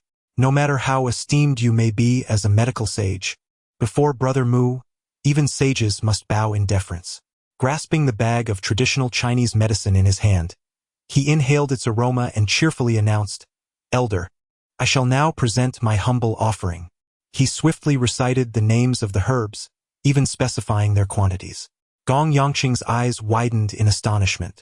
Finally, with a chuckle, Su Mu remarked, "Elder, the reason I assert that this medicine was prescribed by a Mongolian doctor is that while the formula is sound, the quantities are erroneous. At least 3 herbs are lacking in efficacy: astragalus, angelica, and cistanche." Gong Yangqing gazed at Su Mu in utter disbelief, as if thunderclaps were reverberating in his mind. Who is this young man? Even he, in attempting to deduce a formula from a decoction, would need to taste it, and still might not arrive at the correct conclusion. Yet, this young man had not even taken a whiff. Indeed, the sealed bag certainly bore the scent of herbal medicine, but that was of little consequence. Remarkably, he had accurately identified everything, even pinpointing the flaws in his own prescription. What nonsense is this? Gong Yangqing understood that Su Mu was not mistaken. He himself had erred. Accustomed to prescribing for the elderly, he often tempered the potency of his medicines, leaving a degree of leeway. When applied to Ning Erxian, the medicine naturally yielded a milder effect. This was a matter of caution, as the heads of those aristocratic families could not afford to make a single mistake. Gong Yangqing, no ordinary individual, possessed vast knowledge. He immediately contemplated certain possibilities regarding this young man's origins. In an instant, his heart ignited with fervor. Without waiting for Su Mu to react, the old man suddenly knelt before him. Thud, thud, thud. 3 resounding bows. "Master, please accept your disciple's homage." Su Mu suddenly widened his mouth in astonishment. "Goodness, I have been ensnared." Lin Goen, Ning Erxian, as well as Yi Wanqiu and Ning Yan, were all left speechless. This is the esteemed Elder Qing, the immortal physician who has lived for a century. This. I must be seeing things. Chapter 58. The dream-inducing drug and the little raincoat. As Gongyang Qing knelt down, he had no intention of rising. "Elder Qing, what merit do I possess? I am yet to be married. Please do not humiliate me. I shall not rise. Without the master's consent, the disciple cannot stand. The teachings of the master state that the ultimate skills must not be divulged. Thus I cannot accept you as my disciple. The master above. The disciple does not seek to learn the ultimate skills, but merely requests the master's guidance." Su Mu Gazette at Gong Yangqing. A surge of frustration welling up within him. Why were these old fellows so impervious? First, there was Ning Erxian, who brought forth a worthy son-in-law, and now Gong Yangqing referred to him as master. Ultimately, with no other recourse, Su Mu resolved to accept a disciple on behalf of his master, and Gong Yangqing transformed into his junior brother.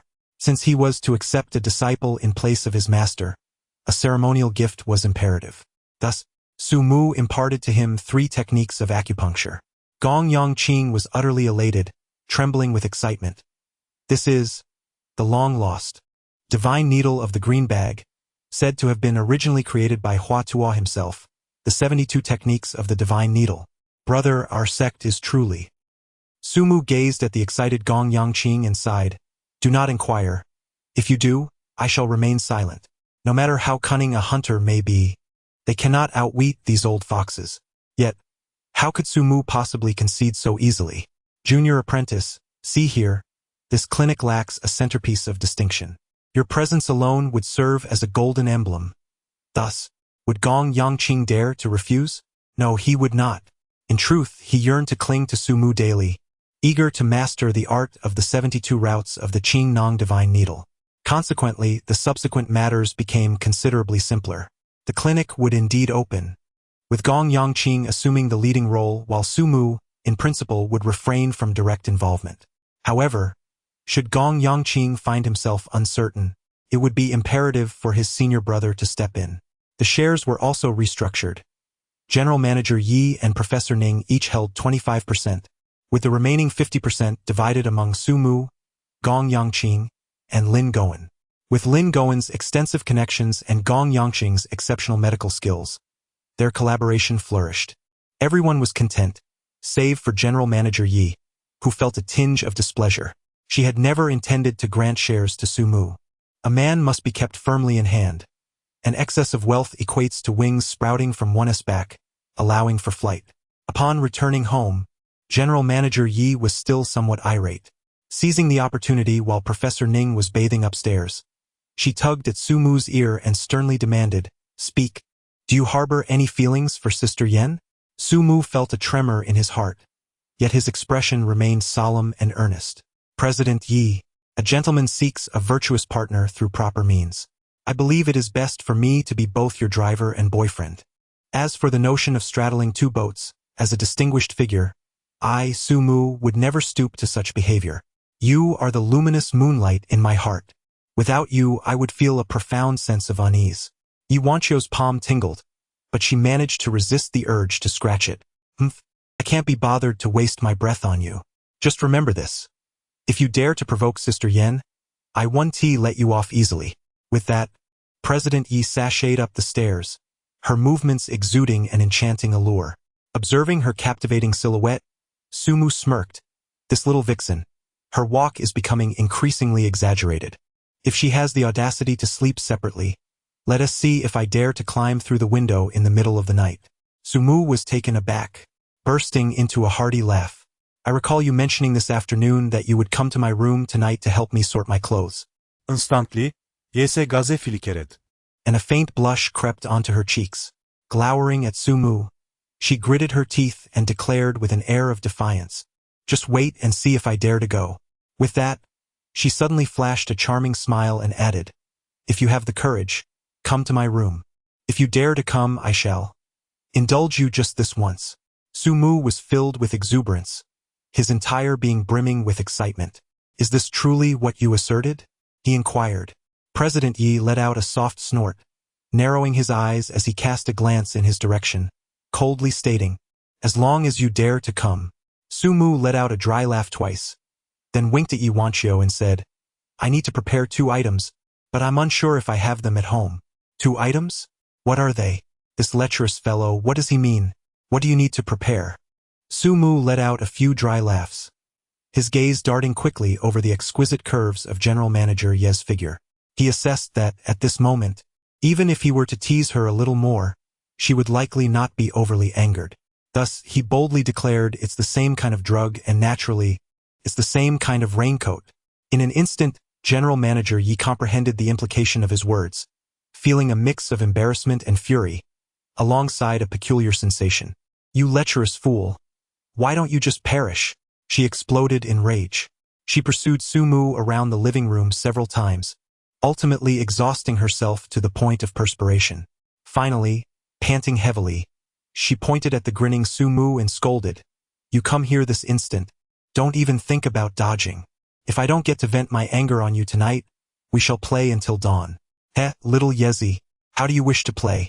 I must advise you, don't let your desires exceed your limits. Your body may not withstand it. You, go to hell." With a swift motion of his wrist, Sumu seized her hand and pulled her into his embrace. President Yi gasped, her face meeting the broad expanse of his masculine chest. A tremor coursed through her body as her hands instinctively rose to shield her heart, and with a hint of nervousness, she stammered, "You insufferable rogue. What are you planning to do? Sumu leaned closer. A mischievous glint in his eyes as he said, He, General Yi, little Yezi, am I not your husband? What do you think I want? Naturally. O god night kish. You dare. General Yi felt a mix of shock, embarrassment, and fear, yet there was an undercurrent of anticipation. She quickly glanced upstairs. Ning Yen was likely still in the shower. With a slight sigh of relief, she steeled herself and declared, Humph, Su Mu, do I not know your true nature? A cowardly thief at heart. Come on. With determination, she clenched her teeth and puffed out her chest, causing Su Mu to instinctively retreat 2 steps. Fear etched on his face. General Yi, what are you planning? I am not someone to be trifled with. Do not act recklessly, or I will scream. Act recklessly? General Yi was momentarily taken aback, her nose flaring in indignation as she delivered a swift kick to his calf. Let us hear you scream. Su Mufei swiftly planted a kiss on her cheek, his gaze intense and unwavering as he remained silent. A flush of warmth surged across Yizong's face, her heart racing as if it might leap from her chest. The two embraced, enveloped in each other's presence, listening intently to the sound of their breathing, which resonated clearly in the stillness. Su Mu swallowed hard, thinking to himself, goodness, if I don't take action now, I would be worse than a beast. Just as he was about to make his move, a voice suddenly echoed from upstairs. What are you doing? Yizong was so startled that her face turned pale. Looking up, she saw Ning Yen standing on the upper floor, wearing a half-smile that was both teasing and disconcerting. Caught in an embrace with a man, she felt utterly humiliated. In a fit of embarrassment, she pushed the insufferable man away and rushed upstairs, covering her face. Sumu appeared visibly agitated. Professor Ning. This is quite unfavorable for you. I feel as though I've incurred a loss of several 100 million. Ning Yen retorted with a slight curl of her lips. Do you think I desire this? Return my computer to me. Chapter 59. Professor Ning, please step out. Upon the mention of the computer, Su Mu suddenly recalled that Professor Ning's laptop had been left on his bedside. After borrowing it that fateful night, he had completely forgotten to return it. Following Su Mu to the 3rd floor, Ning Yen stood at the entrance, hesitating to step inside. Su Mu chuckled and said, Sister Ning, your actions truly wound my heart. Come in, the night is long, and let us discuss the intricacies of life. Ning Yen rolled her eyes and replied, I dare not wander into the lair of the tiger. Su Mu sighed softly and inquired with a hint of melancholy, Professor, how do you perceive me? Ning Yen replied impulsively, You are nothing but a fickle-hearted rogue. Su Mu curled his lips, one hand resting on his chest, gazing earnestly at Professor Ning. Yet his peripheral vision betrayed his intentions, frequently drifting toward areas below her neck. Professor, I didn't realize the extent of your misconceptions about me. Ning Yen replied with a smile that held a hint of irony. Don't think for a moment that I am unaware of your association with Emoliosu. You have become a legend within the school. You are now a social media sensation. I have heard that numerous influencer agencies are vying for your attention, and there are even rumors circulating about your entanglements with the 2 most popular girls on campus. You have become the object of envy among all the male students at Dongyang University.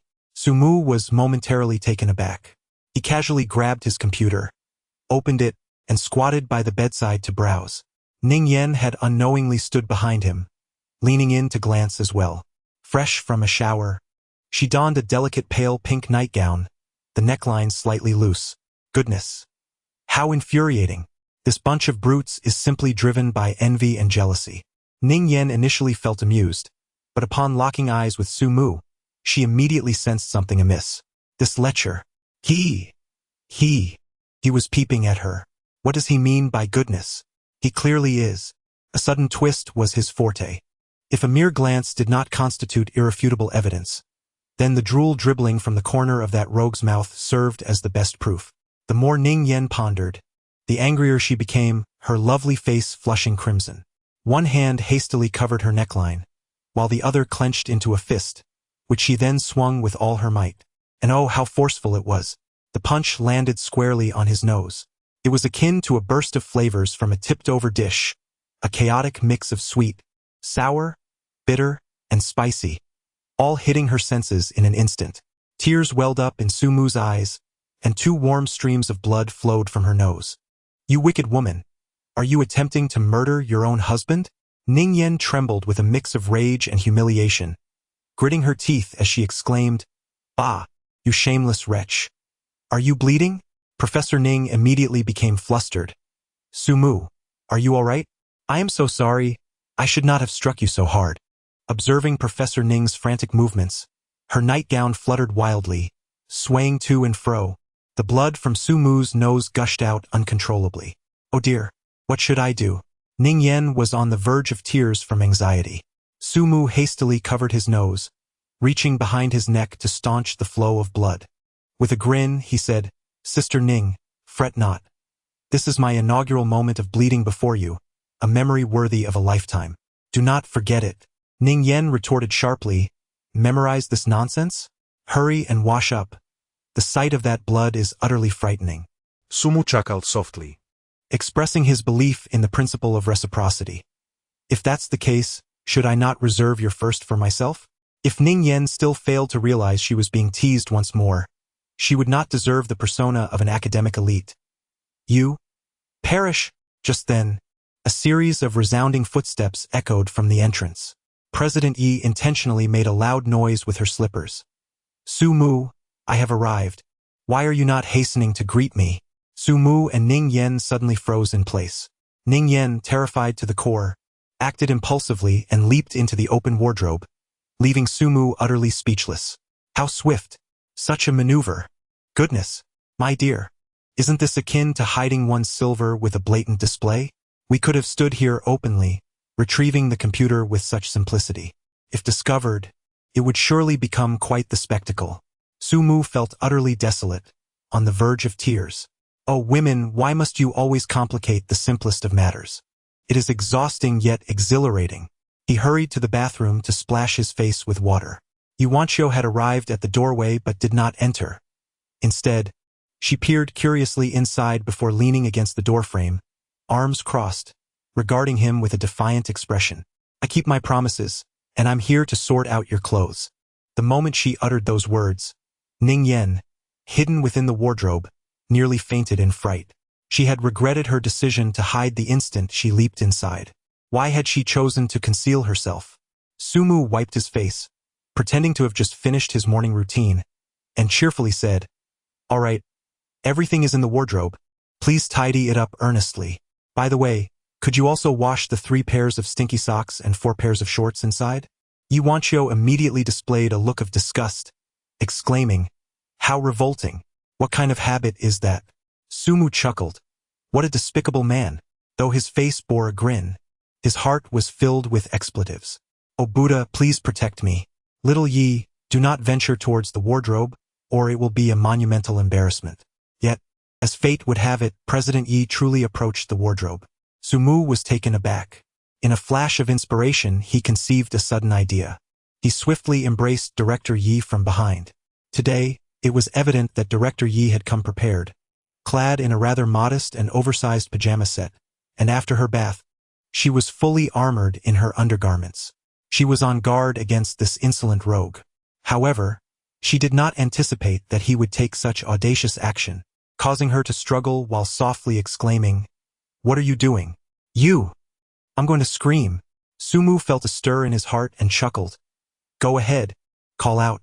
Suddenly, Mr. Yi ceased his struggles, his nostrils flaring as he inhaled deeply. "Wait.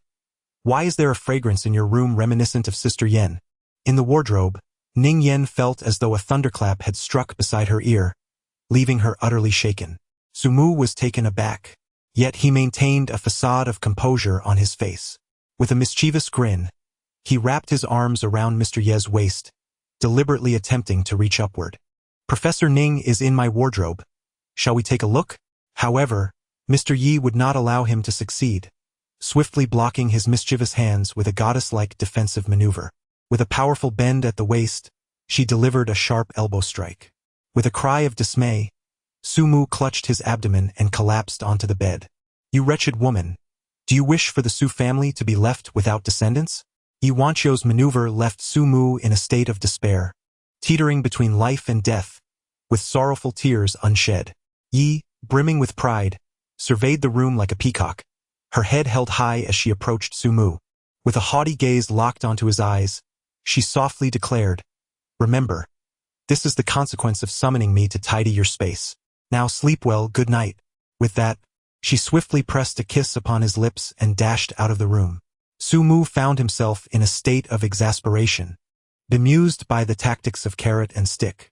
Whose teachings had inspired such a method? It seemed there was still time for him to impart some wisdom. He struck an exceedingly flamboyant pose, addressing the cabinet door.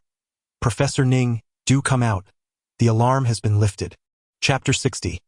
The restructuring of the Yi family the following day, Sumu, sporting panda eyes, escorted Mr. Yi to the company.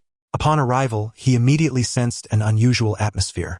The conference room was populated by 7 or 8 elderly gentlemen he had never encountered before. When Yi Wanqiu saw them, she addressed them as either uncle or grandfather, clearly indicating that these were the veterans who had once stood by Yi Zhengqiu in his endeavors. At 9:30, Yi Zhengqiu arrived at the company to convene a high-level meeting. In a moment of profound silence, he announced the restructuring of the Yi family group. Although the Yi family group was a joint stock company, it was not publicly listed. Yi Zhengqiu held absolute control, owning 80% of the shares. The remaining 20% was distributed among the 8 veterans present in the conference room. The Yi family group was officially renamed Yi Holdings, with its subsidiaries Yi Real Estate and Yi Logistics, along with the establishment of Yi Medical Corporation. Subsequently, he declared his formal resignation as chairman of Yi Holdings, appointing Yi Wanqiu as both chairman and general manager. Everyone in attendance was left astounded, including Yi Wanqiu herself. Yet, Yi Zhengqiu offered no room for dissent. Sumu has conveniently become the special assistant to the chairman. After the meeting adjourned, Yi Zhengqiu retained Sumu, dismissing Yi Wanqiu and instructing Chun Lei to guard the door, ensuring that no one could approach. At this moment, he finally shed the facade he had been wearing, forcing a smile. "After all, he is my son. I cannot bear to take action." But a glimmer of chilling murderous intent flashed in Yi Zhengqiu's eyes. "Even if it means turning to dust, I will make the true culprit pay the price."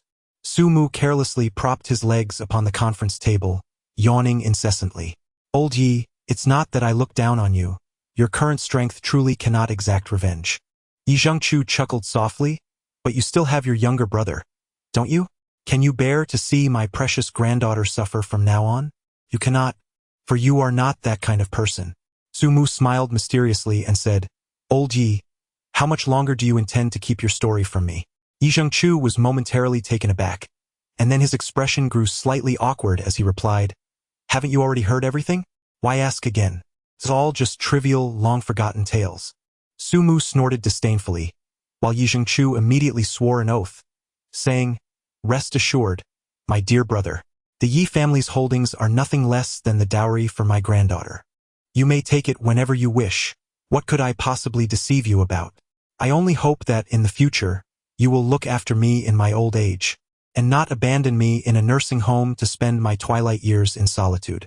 After speaking, he pretended to wipe away non-existent crocodile tears from the corners of his eyes. "Continue your performance. I am eager to see how long you can keep it up." Yi Zhengqiu opened his mouth, feeling a mix of embarrassment and frustration as he sighed. "Indeed, nothing escapes your keen perception. Alas, for the sake of my precious granddaughter.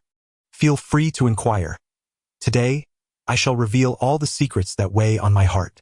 Sumu yawned widely, a smile dancing on his lips as he inquired, "I am not particularly intrigued. How do you intend to handle Yi Ziyuan and Lin Wenlan?" Yi Zhengqiu's cheeks twitched slightly, and he replied with a hint of annoyance. Sumu chuckled softly, remarking that although Yi Ziyuan's departure could be overlooked, Lin Wenlan would undoubtedly not let the matter rest easily. Yi Zhengqiu expressed some surprise. Sumu, with an expression of exasperation, remarked, "Do you truly believe that Lin Wenlan is a shrew or a vixen? Did she really become this way solely because your son indulged in fleeting romances?" Yi Zhengqiu was momentarily taken aback. "Brother, what do you mean by that?" Smiling gently, Sumu remarked, "Old Yi, what do you think? How could that fellow from the Chu family, named Chu Nan, coincidentally draw the territory of Dongyang? And how could he just so happen to seek out Lin Wenlan?" Yi Zhengqiu, filled with trepidation, abruptly fell into his swivel chair, gritting his teeth as he said, "Could it be that someone is orchestrating this behind the scenes?" Su-mu chuckled slyly and, with a playful glint in his eye, remarked to Yi Zhengchu, Lin Wenlan, once hailed as the most beautiful woman in Dongyang, comes from a family of equal standing to the Yi family. With her temperament and character, marrying into one of the four great families should pose no challenge. Yet, she chose to wed Yi Ziyuan. Is it the wealth of the Yi family or the prowess of your son that makes this choice so remarkable? Furthermore, considering your esteemed character and upbringing, it seems implausible that you would raise such a son. Yi Ziyuan may not be a prodigy, but surely he cannot be reduced to a man unable to control his baser instincts. Yi Zhengchu's eyes widened in disbelief, nearly popping from their sockets as he stammered, "Brother, what do you mean by that?" Su-mu smiled faintly, suggesting that one should comprehend it for themselves. Yi Zhengchu's body stiffened, and after a long pause, his face turned ashen.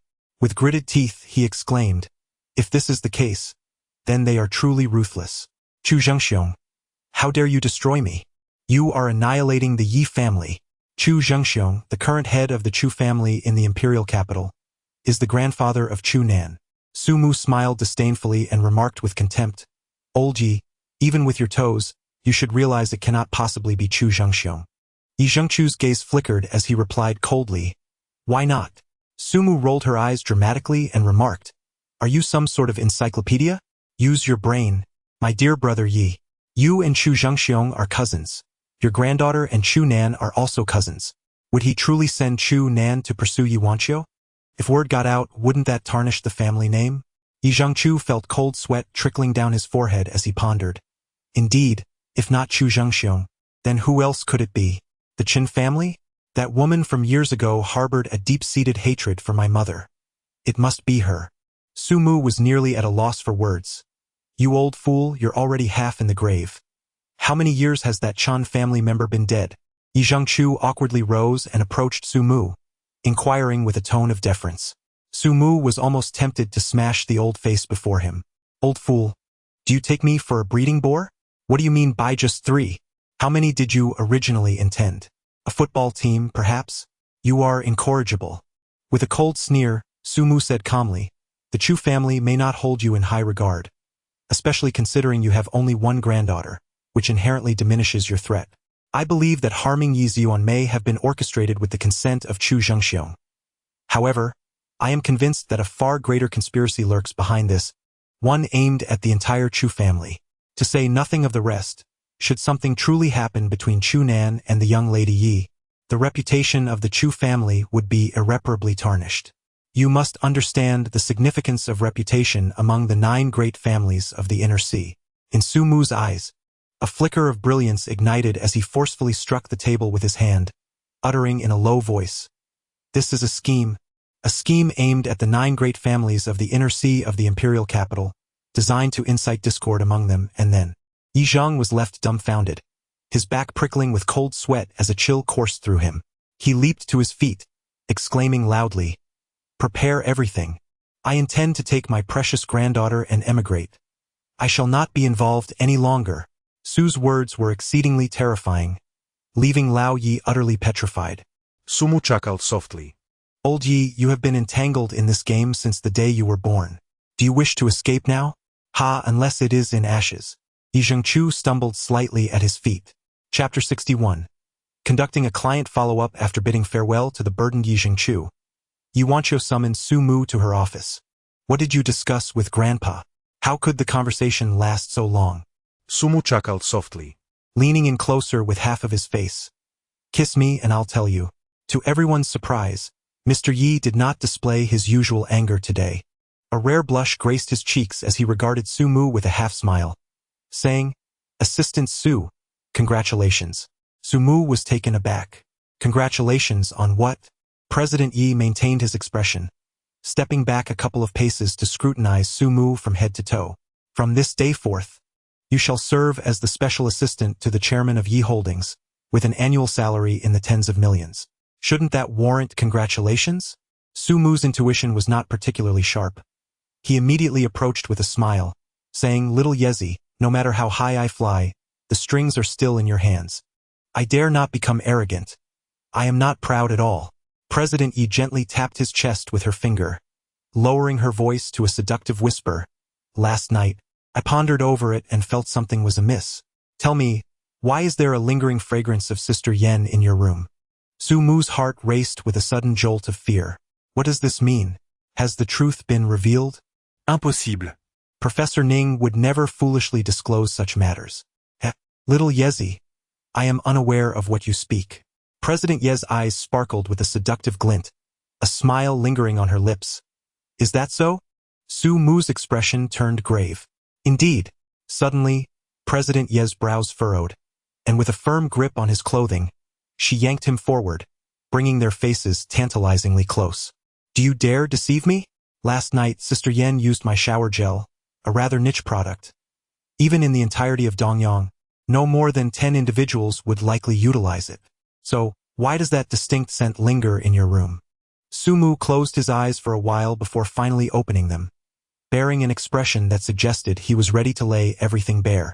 Very well, President Yi. Since you are already aware, I shall no longer conceal the truth from you.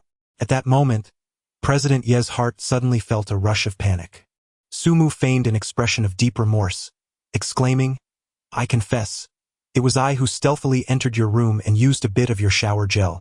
President Yi, infuriated, contorted her nose in indignation, retorting, You? You scoundrel, you! Su Mu's demeanor shifted dramatically as he donned a fierce expression, firmly encircling the waist of General Yi. With his other hand, he assertively seized her chin. Little girl, you think I can't handle you? With that, he leaned in and savagely pressed his lips against her crimson mouth. General Yi struggled desperately, but alas, the arm encircling her waist was as unyielding as steel, rendering her attempts futile. After what felt like an eternity, 2 minutes had passed, and her face flushed a deep scarlet, nearing the brink of suffocation. Before Su Mu finally relented, he chuckled and stepped back 3 paces, adopting a defensive stance. Breathing heavily, General Yi glared at the insufferable man before her, her pretty face now flushed all the way to her neck. Listen here, little woman. If you dare to entertain such frivolous thoughts again, I have my ways to deal with you, do you understand? General Yi reached out as if to scratch him, but her entire body felt electrified, a wave of tingling sensations rendering her powerless. Get out, you filthy rogue. Su Mu, still lingering in thought, licked his lips. Yi, taken aback, trembled with anger. Just for me? Are there others then? She seized the folder on the table, poised to hurl it, when suddenly her vision blurred, and that rascal vanished in an instant, as if the scene had accelerated. Damn rogue! He cursed under her breath, only to burst into laughter moments later. Upon checking the caller ID, she saw it was Chu Nan. Boss, are you free? Su Mu, slightly impatient, inquired, What is it? Among the 4 prominent young masters of Dongyang, 3 have already allied themselves with Chu Nan. Su Mu was indifferent to how Chu Nan orchestrated his affairs. He was solely focused on the outcomes. On the other end of the line, Chu Nan spoke softly. Are you available? I have a matter of great importance to discuss with you in person. Su Mu glanced at the time and inquired, Should I go to the Tianmeng Club to find you? Chu Nan promptly replied, You may come directly to the Huajian Pavilion. I am already here. In Dongyang, there are 3 premier clubs, each distinguished by its unique offerings. The Xingqian Club focuses primarily on dining, while the Tianmeng Club emphasizes entertainment. Conversely, the Huajian Pavilion carves its own niche, centering on the art of tea drinking. Nestled beside the Dongyang City Park and adjacent to the serene Yuanxin Lake, the Huajian Pavilion boasts a 6-story structure inspired by Ming Dynasty architecture. With windows that frame picturesque lake views, it serves as an exquisite venue for tea tasting and conversation, attracting numerous affluent connoisseurs of elegance. The least expensive pot of tea here is rumored to cost no less than 5,000 yuan. Chu Nan had reserved the finest tea room, admiring the scenery outside when a waitress, adorned in the attire of a Ming Dynasty court maid, knocked and entered. Sir, your invited guest has arrived. He immediately rose and swiftly made his way to the entrance. Su Mu entered with a cheerful smile, greeting the boss. As soon as the waitstaff, including Chu Nan, stepped outside, they immediately bowed respectfully to Su Mu. Su Mu gently patted him on the shoulder and chuckled. Old Chu, what matter could possibly warrant such an air of secrecy? Chu Nan invited Su Mu to take a seat, personally preparing tea while softly revealing. The latest news is that Li Chengming is set to arrive in Dongyang. A flicker of unusual intrigue passed through Su Mu's eyes. Li Chengming. The third-ranked heir of the esteemed Li family among the 9 great families of the imperial capital, a true prodigy of the realm. Chu Nan found himself significantly overshadowed by Li Chengming. Old Chu, do you have any inkling as to why he has come to Dongyang? Chu Nan cautiously glanced at Su Mu and replied, it appears to be related to you. Su Mu was taken aback. He recognized Li Chengming, yet Li Chengming certainly did not recognize him. Ha! Does this concern me? Chu Nang hesita. But ultimately gritted his teeth and said, it is rumored that Li Chengming is enamored with that little princess from the Zhu family, and it seems that the Zhu family is also inclined towards him. Therefore, the incident at Dongyang University that day has stirred quite a commotion. I fear that. Su Mu suddenly realized. Goodness, could this be considered an unexpected calamity?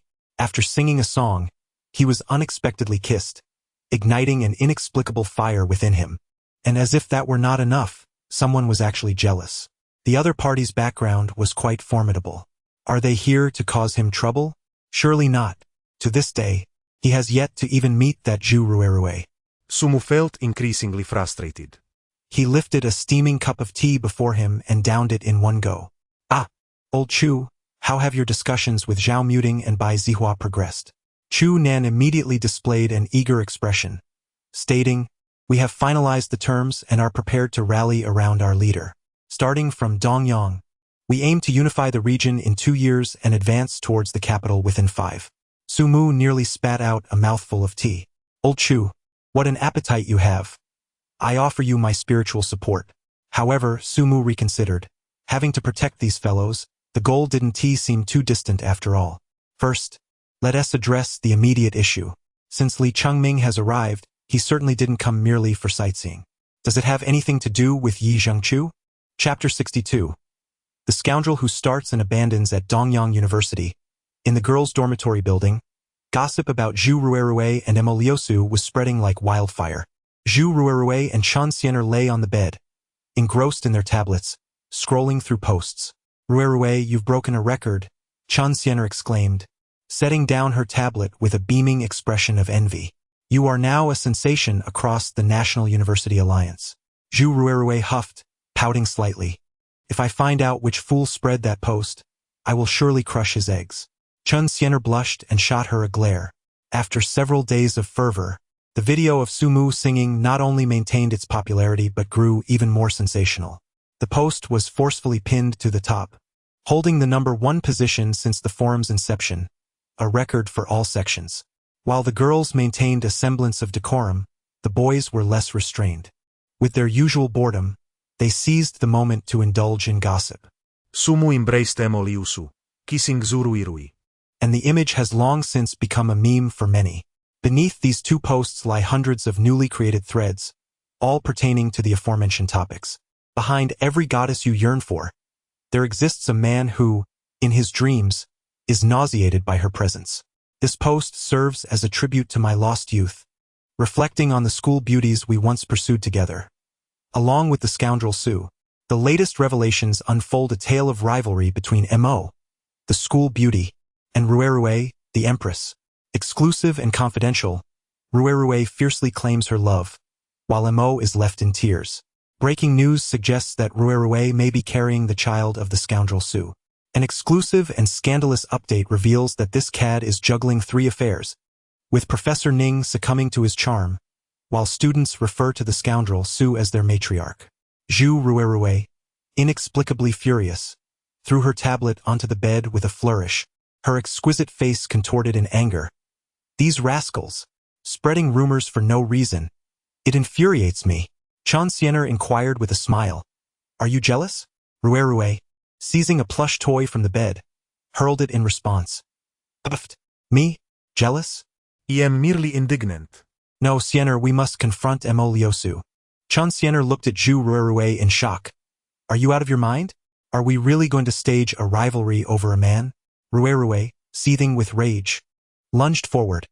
I'll take you on first. The dormitory erupted into chaos. Suddenly, Ruerue's phone rang, and she scrambled off the bed, only to be dismayed upon seeing the caller ID. Sister-in-law. Xie Yutong's voice chimed in from the other end. Look at the spectacle you've created. How will you resolve this? Ruerue huffed, her frustration palpable. Who knew your brother could sing so well? By the way, isn't your company in need of talented singers? Why not sign him? Xie Yutong chuckled, exasperated. You should focus on yourself. Li Chengming has already set off for Dongyang, accompanied by several wealthy heirs. Do you wish to see him? A flicker of disdain crossed Ruerue's face. Tell him to scram. Who does he think he is, trying to play the lead with me? He should take a look in the mirror. Xie Yutong burst into laughter. How has your lofty, dashing gentleman turned into a pig in your eyes? Ruerue, feeling vexed, raked her fingers through her hair. Sister-in-law, spare me the irrelevant chatter. I need to call that scoundrel Su. He has infuriated me. Did you not give him my number? Xie Yutong gasped in disbelief. Ruerue, you can't possibly be falling for him? Ruerue gritted her teeth. If fall for him? I am merely indignant. Why should he sing and then run away, leaving me with the reputation of a lovesick fool? Xie Yutong's laughter echoed through the line. All right, I'm hanging up. Just so you know, if Li Chengming dares to bully him, you cannot stand idly by. Ruerue fumed, but before she could respond, Xie Yutong ended the call. I am livid. Chan Xiener, get up and fight me, or I'll lose my mind. Chan Xiener rolled her eyes dramatically. If your admirers knew their beloved goddess behaved like this, wouldn't they go mad? Ruerue collapsed onto the bed, rolling about. Whether they go mad is none of my concern. I feel like I'm losing my sanity right now. Tiensierne er skrutenejst her. Asking, Ruirui. Something's off with you. Why do you keep mentioning that guy? Did you just kiss someone else and now wish to drag them to a hotel? Ruerue sprang up. Chan Xiener, I think you're the one being scandalous. At this moment, Su Mu had just emerged from the Huajian mansion. Before he could even start his car, his phone vibrated gently. It was a message from Xie Yutong. Brother, please give Zhu Ruerue a call. Here is her number. Su Mu was immediately overwhelmed. The notorious reputation of the scoundrel Su was now resounding, leaving him at a loss for words. The eyes of the public are astute, and their collective strength is formidable. It seems there exists an invisible force orchestrating this matter, yet it maintains a delicate balance. Curiously, although this situation is kept within manageable limits, it persists incessantly. Is this a blessing or a curse? Holding the message, he pondered for quite some time before finally dialing the number. Beep, beep, beep. After several rings, the call was connected, but there was no voice on the other end. Su Mu could distinctly hear a faint sound of breathing, yet the other party remained silent. Hello, is this classmate Zhu Ruerue? I am Su Mu, your sister-in-law's younger brother, the one from that day. Just as he spoke halfway, a series of sobs suddenly echoed from the other end of the line. The Su Mu is trembling. Please do not weep. Su Mu felt an inexplicable sense of tension rising within him. Something was amiss. That night, the girl exuded an undeniable confidence, her demeanor reminiscent of a spirited young rebel as she nonchalantly sucked on her lollipop. How had she suddenly transformed into a fragile damsel? Zhu Ruerue, please do not weep. The events of that evening were indeed my fault. I should not have absconded, and I sincerely apologize. At last, the sobs on the other end of the line subsided, replaced by a timid, quavering voice. How do you intend to make amends? Su Mu was momentarily taken aback. Oh my, he exclaimed. An apology is merely a courteous phrase. Did you truly take it to heart? If that is the case, allow me to treat you to a meal. Suddenly, the voice on the other end transformed, imbued with an innocent purity, laced with a hint of playful coaxing. That is still insufficient. I need you to promise me one thing. Su Mu felt an alarm ringing in her heart. What is happening? Let me warn you. Do not cause any trouble. I owe you no apology, Zhu Ruerue said, filled with indignation. You are a wicked person, having taken my first kiss and scolding me in return. I shall report you to my sister-in-law, claiming that her brother has abandoned me after leading me astray. Humph! Su Mu was utterly speechless. Gritting his teeth, he reluctantly said, "All right, I agree. Just tell me what you need." On the other end of the line, Zhu Ruerue's eyes sparkled with a hint of cunning, sly as a little fox. "Let me think it over first," she replied. "Oh, and please take me out for dinner tonight. Come to the dormitory building at school to pick me up, and don't forget to bring a bouquet of roses." Without waiting for Sumu to respond, she hung up the phone. Sumu nearly crushed his phone in frustration. What on earth have I done? Heaven above, help me. Chapter 63. Where life's paths converge. Staring at the device in his hand, Sumu pondered for a moment before sending a message to Emoliosu. "Little girl, what are you up to? Don't bother me, you scoundrel. Go find Zhu Ruerue. She is carrying your child." Sumu, caught between laughter and tears, exclaimed, "I assure you, even if you were to conceive with her, it would not happen." At that moment, Emoliosu's phone call came through. "Where are you?" Suddenly, Sumu was overcome with a sense of guilt. The dragon slayer has ultimately transformed into the malevolent dragon. Ah, man, it seems he has become the very embodiment of that which he despises. "Mother, I do not aspire to be a master of time management. My only desire is to choose a city, meet a person, and spend a lifetime together." Well, fine, it is indeed about a city and a person, yet this city of Dongyang has ultimately betrayed my vow. I have just concluded my business at the Huajian Pavilion. What is the matter? Would you kindly treat me to dinner the night after tomorrow? Sumu pondered the timing, expressing uncertainty. Why the night after tomorrow? Montag Liusu replied. Her tone somewhat peculiar. Because that day is my birthday. Sumu found himself at a loss for words. Here you are, the esteemed young lady of the Mo family in the imperial capital, seeking my company to celebrate your birthday? What gift should I bestow upon you?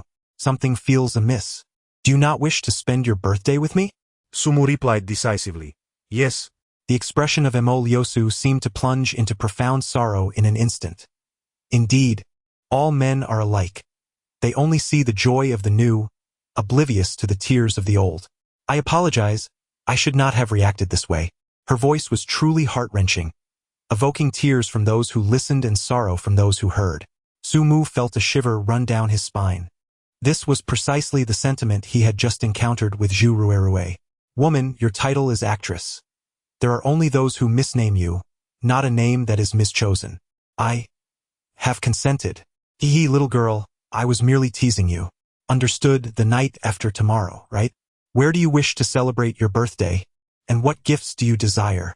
Emo Lyosu suddenly burst into joyful exuberance on the other end of the line. I'll let you know when the time comes. There will be a few of my classmates, all lovely ladies. Goodbye. During work hours, you cannot leave your post without permission. Where have you been? Upon seeing him, Mr. Yi unleashed a torrent of scolding. Do you possess no sense of contractual spirit? So accustomed to a carefree lifestyle, remember, this is a company, not your home. Sumu chuckled with a mischievous grin, shamelessly leaning forward, when Yizong abruptly tossed a stack of documents at him, coldly remarking. Sumu was filled with great joy, as if a pillow had materialized just when he needed it most. He had been pondering how to concoct an excuse to venture out that evening, and now, serendipitously, an excuse had presented itself. Clutching a stack of documents, he perused them while making his way down to the basement. With a spring in his step, Sumu eagerly drove towards the clinic. Initially, he had assumed that the renovations for the clinic would not commence for another month or two. But to his surprise, President Yi had already taken care of everything. The materials in Sumu's hands were merely design renderings. Upon arrival, the scene was indeed bustling with activity. Nearly 100 workers were diligently unloading various high-end renovation materials. The centenarian Yang Qing, full of vigor, appeared particularly exhilarated, embodying the role of a site manager, directing here and delegating there, seemingly overwhelmed with tasks.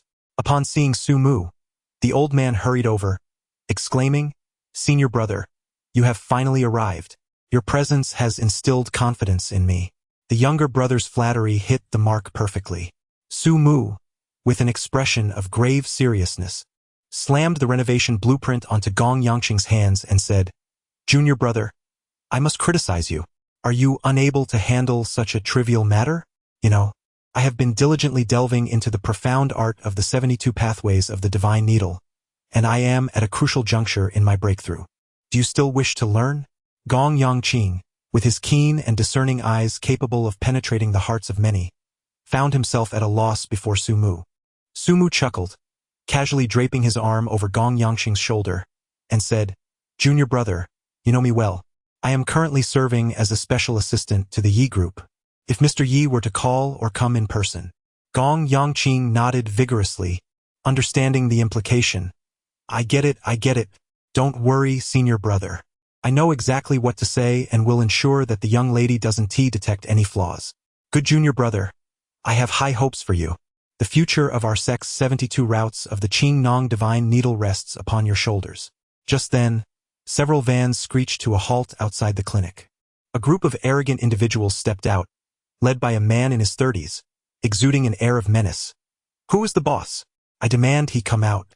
Beside him, two ruffians kicked at the construction materials piled at the entrance. Gong Yangqing was furious.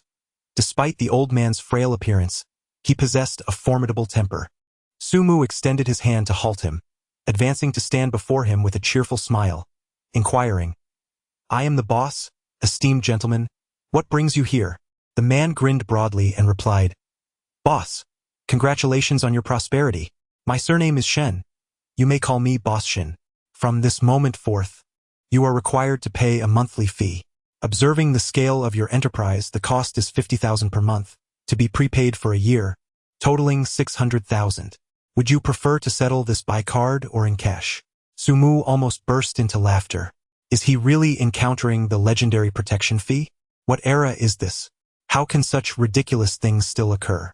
He awkwardly touched his ear and forced a smile, inquiring, Boss Shin, what kind of fee demands 50,000 a month?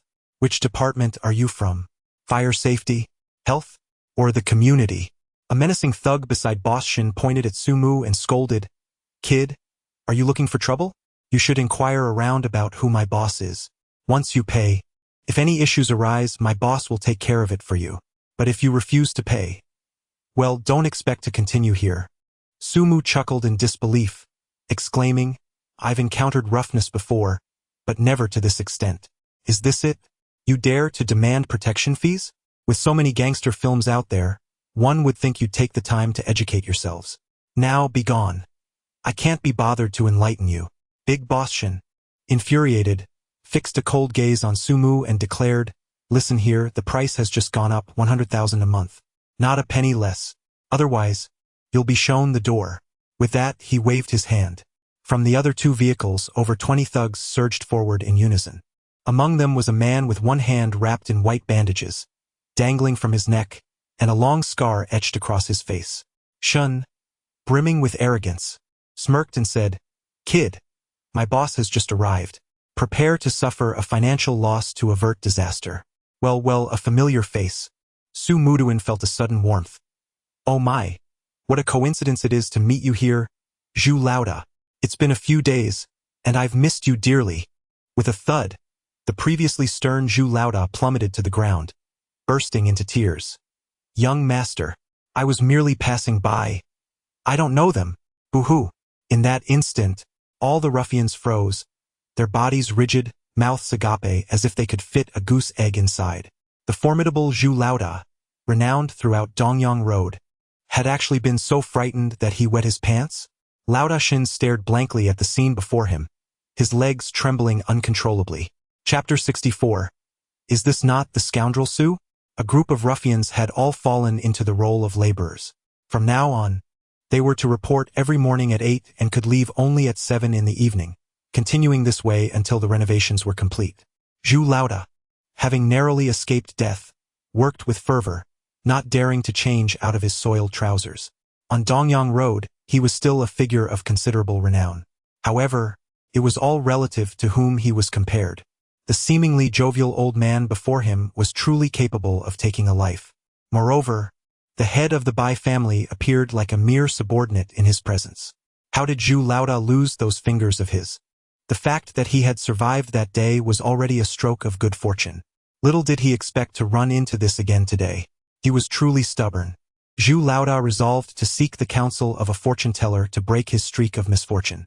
At noon, Su Mu had not partaken in any meal, merely indulging in copious amounts of tea, leaving him ravenously hungry. Consequently, he sought out a nearby restaurant and feasted heartily.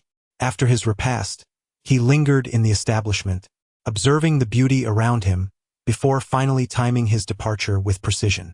Upon spotting a slacker idling nearby, he erupted in a furious roar. "You little rascal! Dare you to shirk your duties?" The miscreant, nearly brought to tears by the outburst, quivered in fear. "Damn it!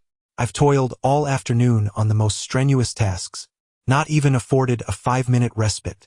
Woe is me, for I aspire to be a leader, yet these hands, meant to wield a blade, are now sullied and impure."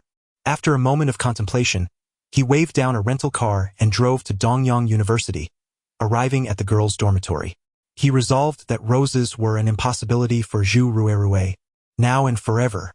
Sending her a message to confirm her building number, he followed up with another. "I am at the entrance. You have 10 minutes, or I shall not wait. The sister-in-law will surely learn of my condition."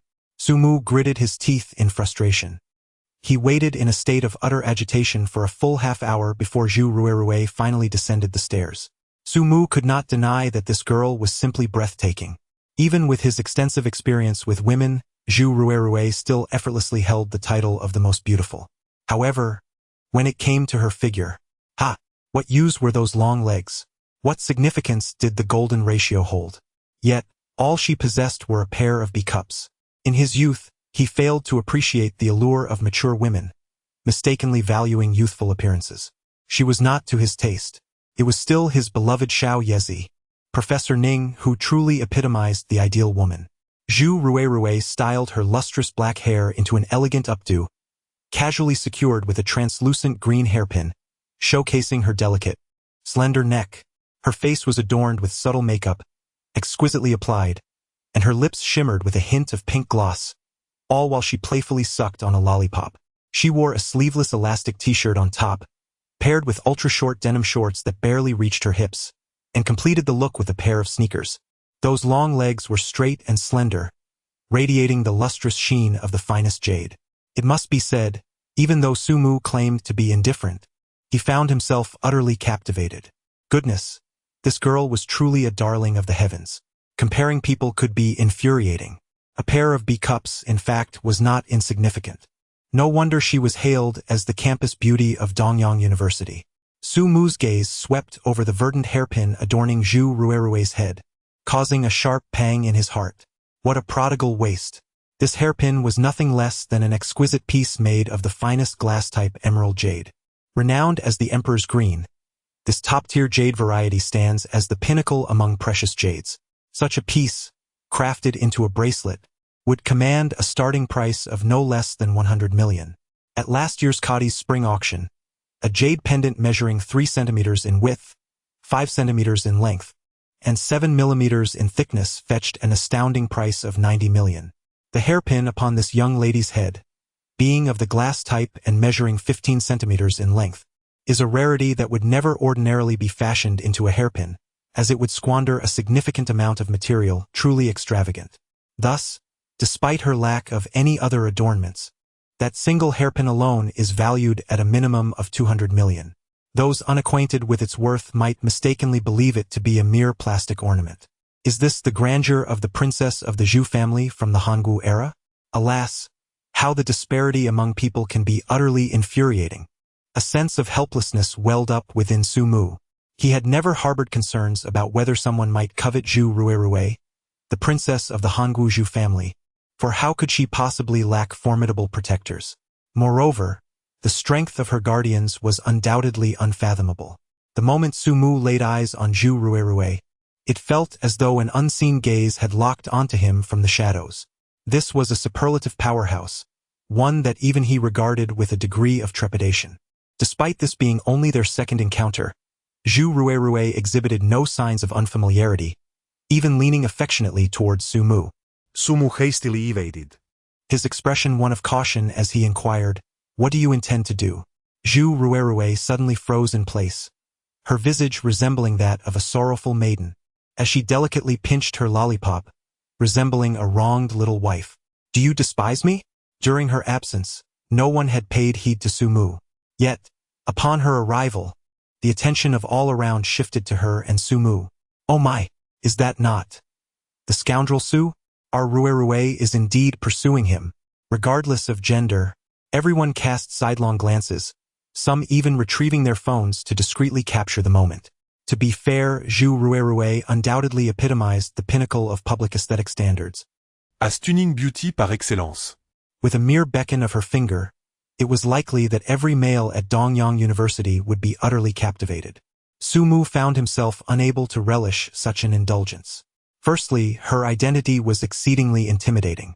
Secondly, he was acutely aware that this young lady harbored ulterior motives.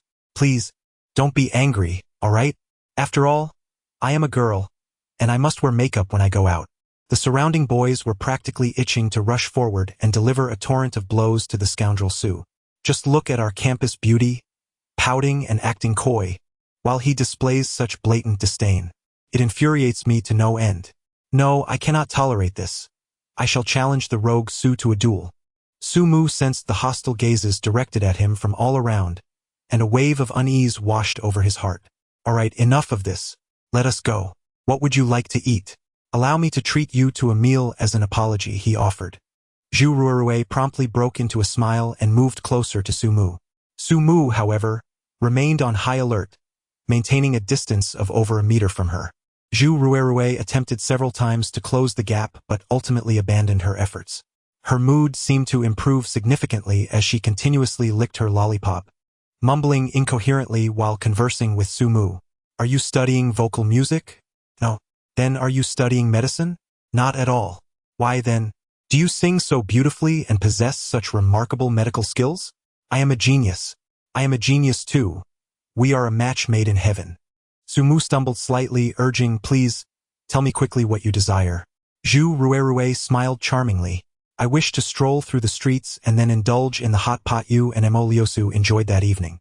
Sumu suddenly felt overwhelmed. No. Shopping is out of the question. Let us partake in something else to eat. Zhu Ruerue halted her steps, presenting yet another expression of profound grievance. Sumu expressed his frustration. How could you?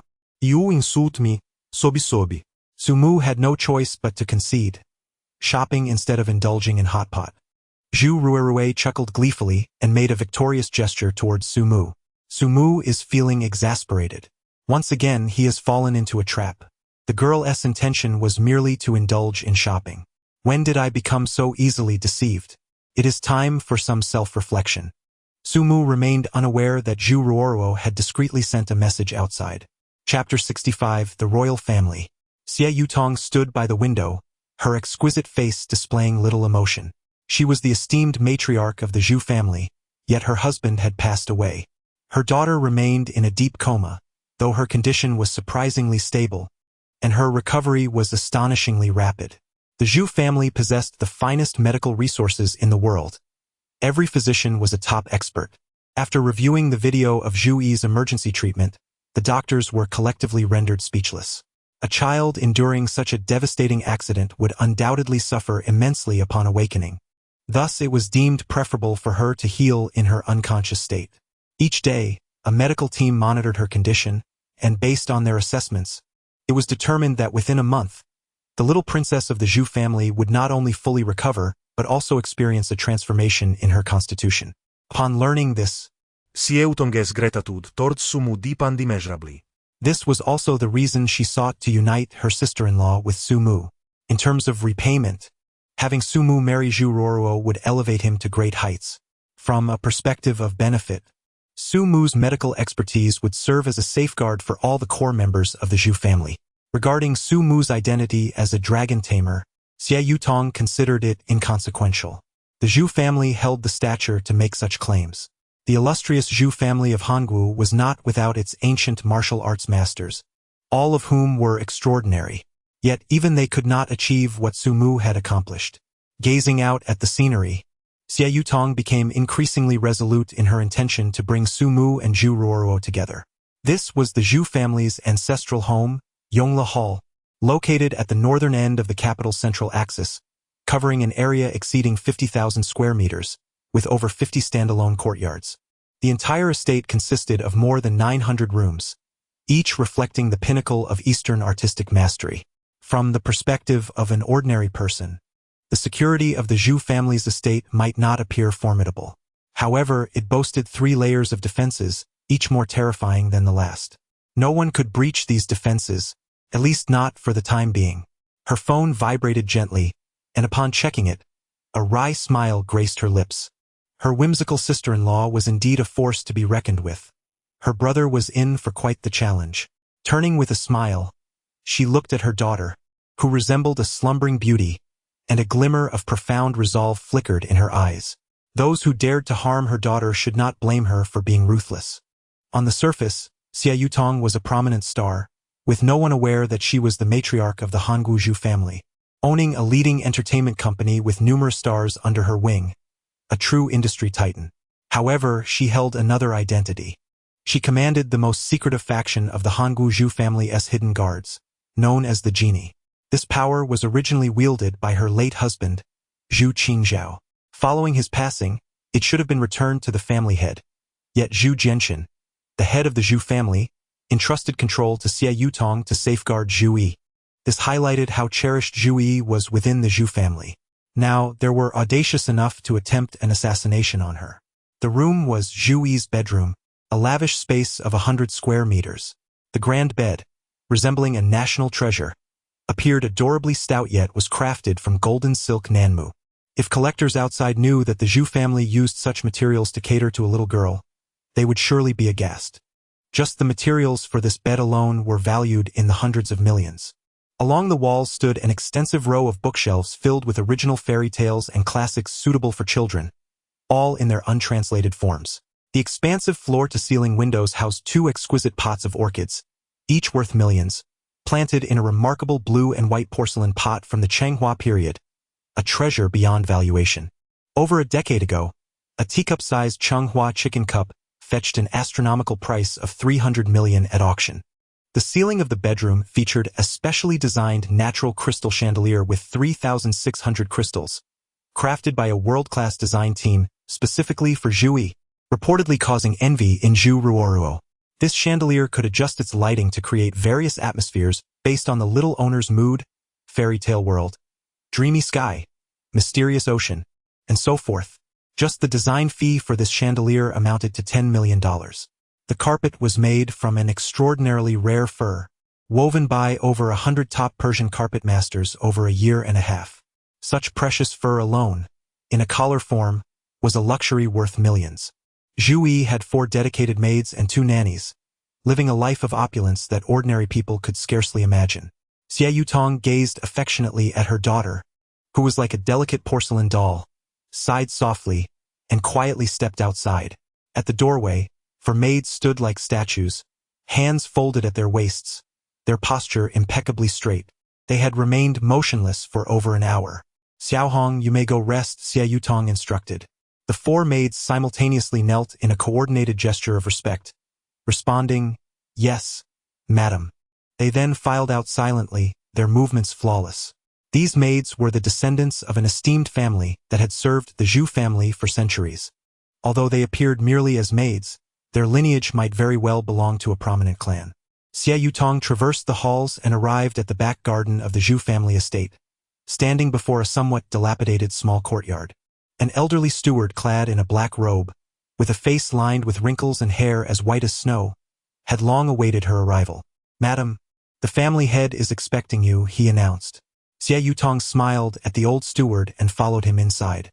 Marriages among the elite rarely stemmed from love. Even if both parties were strikingly handsome, genuine affection was often absent. Interests prevailed above all else. However, the Zhu family was an exception. Their status was unparalleled. Even in contemporary society, the Hanggu Zhu family could easily rival the so-called top aristocrats of the West. They were a bona fide royal family. At such heights, marriage alliances lost much of their significance. It was akin to ancient emperors choosing consorts. They preferred to select women of humble origins rather than daughters of high-ranking families, for powerful in-laws could disrupt the imperial authority. Xie Yutong's union with Zhu Qingzhao was a true love match. Zhu Qingzhao was the Zhu family's eldest legitimate son, and in the Zhu family, the primogeniture system afforded him an unassailable position.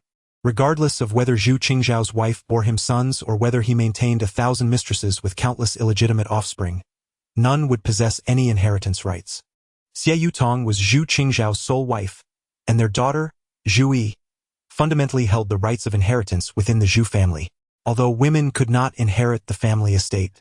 This alone was enough to drive countless individuals to madness. Chapter 66. The Scum of the Earth. As night enveloped the land, Xie Yutong's heart grew surprisingly tranquil as she walked through the small courtyard. A wall separates the small courtyard, creating the illusion of two distinct worlds. Within the courtyard, weeds run rampant, untended, while a flock of hens forages in the twilight. As they reach the entrance, the elderly steward lingers a few paces behind and gestures, "Madam, please." Xie Yutong steps inside, and the steward stands at the doorway like a steadfast sentinel. Before her lies an exceedingly ordinary traditional hall, furnished with an old sofa and weathered walls, remarkable only for its cleanliness. Seated on the sofa is an elderly man, somewhat stooped and attired like a humble farmer, who sits with his eyes closed, blissfully humming a tune. Upon entering, Xie Yutong quietly picks up an old, lint-covered blanket from the sofa and gently drapes it over the old man's legs. "Grandfather, you mustn't let your old legs get cold." The old man opens his eyes, gazing at Xie Yutong with a hint of apologetic warmth. "Yutong, you have suffered," he says. She takes his gnarled hand and playfully chides. "Grandfather, what are you saying? This is my duty." The old man, Zhu Jiaxin, is the current head of the Zhu family. Who would have imagined that the patriarch of the illustrious Hangu Zhu clan would appear as an ordinary peasant? Zhu Jiaxin exhales deeply and lightly pats the back of Xie Yutong's hand. "Do as you see fit. Take good care of that girl Ru'er. As for the others, handle them as you wish. I shall not interfere." Xie Yutong lowers her head and softly declares, "If they dare to touch Yi, I will uproot them entirely." Zhu Jiaxin nods, a flash of fierce determination illuminating his once dull eyes. "Good. And have you discerned the circumstances surrounding that lad, Sumu?" Xie Yutong nods, sharing her insights on Sumu, which she knows to be more profound than that of Mo Zongheng, the heir of the Mo family. At the very least, Mo Zongheng remains unaware that Sumu has a godfather in the capital and belongs to a prestigious lineage. The grandson of Su Yunkai, a disciple of the Tianxing sect. This boy has notable connections. He is indeed worthy of Ru'er, but his entanglements with other girls are concerning. Please give Mo Zongheng a heads up to keep an eye on his sister. Xie Yutong chuckles in exasperation, saying, "Grandfather, what are you doing? Matters of the young should be left to them. Let nature take its course." Zhu Jiaxin snorts playfully, gazing at her with fondness, his eyes dimming slightly as he sighs. "Yutong, you are still young. With so many talented youths in the capital, do not squander your prime years. Rest assured, regardless of the outcome, you will always be my beloved granddaughter-in-law, the esteemed matriarch of the Zhu family, and Yi's mother." Xie Yutong's expression darkens immediately. "Grandfather, I simply wish to raise Yi well." Zhu Jiaxin hastily retracts. I misspoke. My old mouth tends to ramble." Xie Yutong lingers in the old courtyard for over an hour before departing. Stepping out into the night, she retrieves her phone and makes a call. "Zhu-san." A respectful voice responds. "The old servant is here." Xie Yutong's eyes gleam with resolve. "Proceed." After ending that call, she dials another. "Hi, May. Orchestrate a large-scale national talent show called Super Singing. There are no limits to investment. Mobilize all the resources and connections of the company for this endeavor. I expect a detailed implementation plan within 3 days." Once concluded, she makes several more calls, each capable of triggering seismic shifts within various circles. This exemplifies the formidable influence of the Zhu family's matriarch. After finalizing everything, she sends a message to both Zhu Ru'er and Sumu. To Zhu Ru'er, she texts, "Grandfather believes this lad is worthy of you." To Sumu.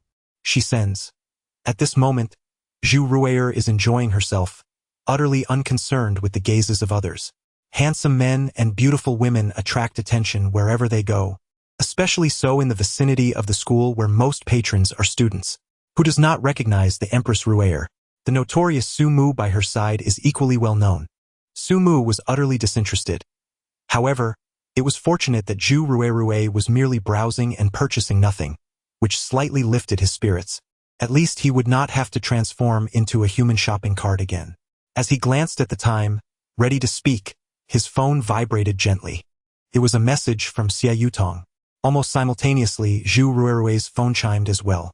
Upon reading it, a rare blush graced her cheeks, though she quickly regained her composure. "All right, it's getting late. Let us dine," she suggested. "Are you still worried about getting lost? Fear not, I shall hold your hand. You 1T stray." Su Mu rolled her eyes and said with irritation. Zhu Ruerue nonchalantly replied.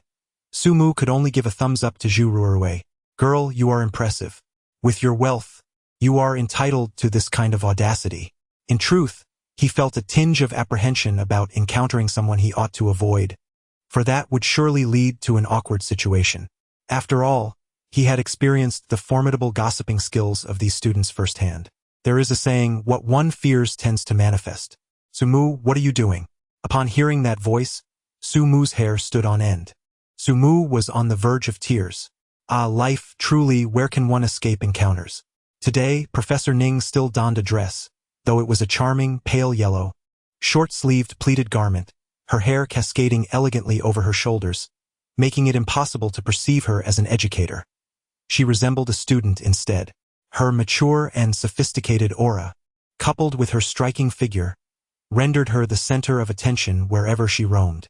With a radiant smile, Ning Yan approached him, her expression imbued with a hint of allure. Zhu Ruerue, in her heart, scoffed coldly. Humph! While her face wore a cheerful smile, internally she was seething, grasping Ning Yan's hand. "Sister Ning, you truly have a short memory. Just the other day, I attended your lecture. By the way, my sister-in-law mentioned recently that I should learn diligently from you." Su Mu felt a deep despair. Has the battle of blades and shadows begun? Ning Yan couldn't help but chuckle inwardly, yet she smiled and said, "You should come to listen more often. The teacher's lessons are quite fascinating. Don't you think?" "Su Mu? Su Mu. Professor Ning, this is rather unkind of you. When have I ever attended your class? Old Lien, if I were to encounter a situation akin to Mars colliding with Earth, I could accept it, but I implore you, do not let it happen again." In the distance, another surprised voice echoed. "Su Mu, you great oaf." Su Mu stumbled slightly. She had arrived. She came with a radiant smile, running joyfully. As expected, what seemed like an unexpected turn of events unfolded.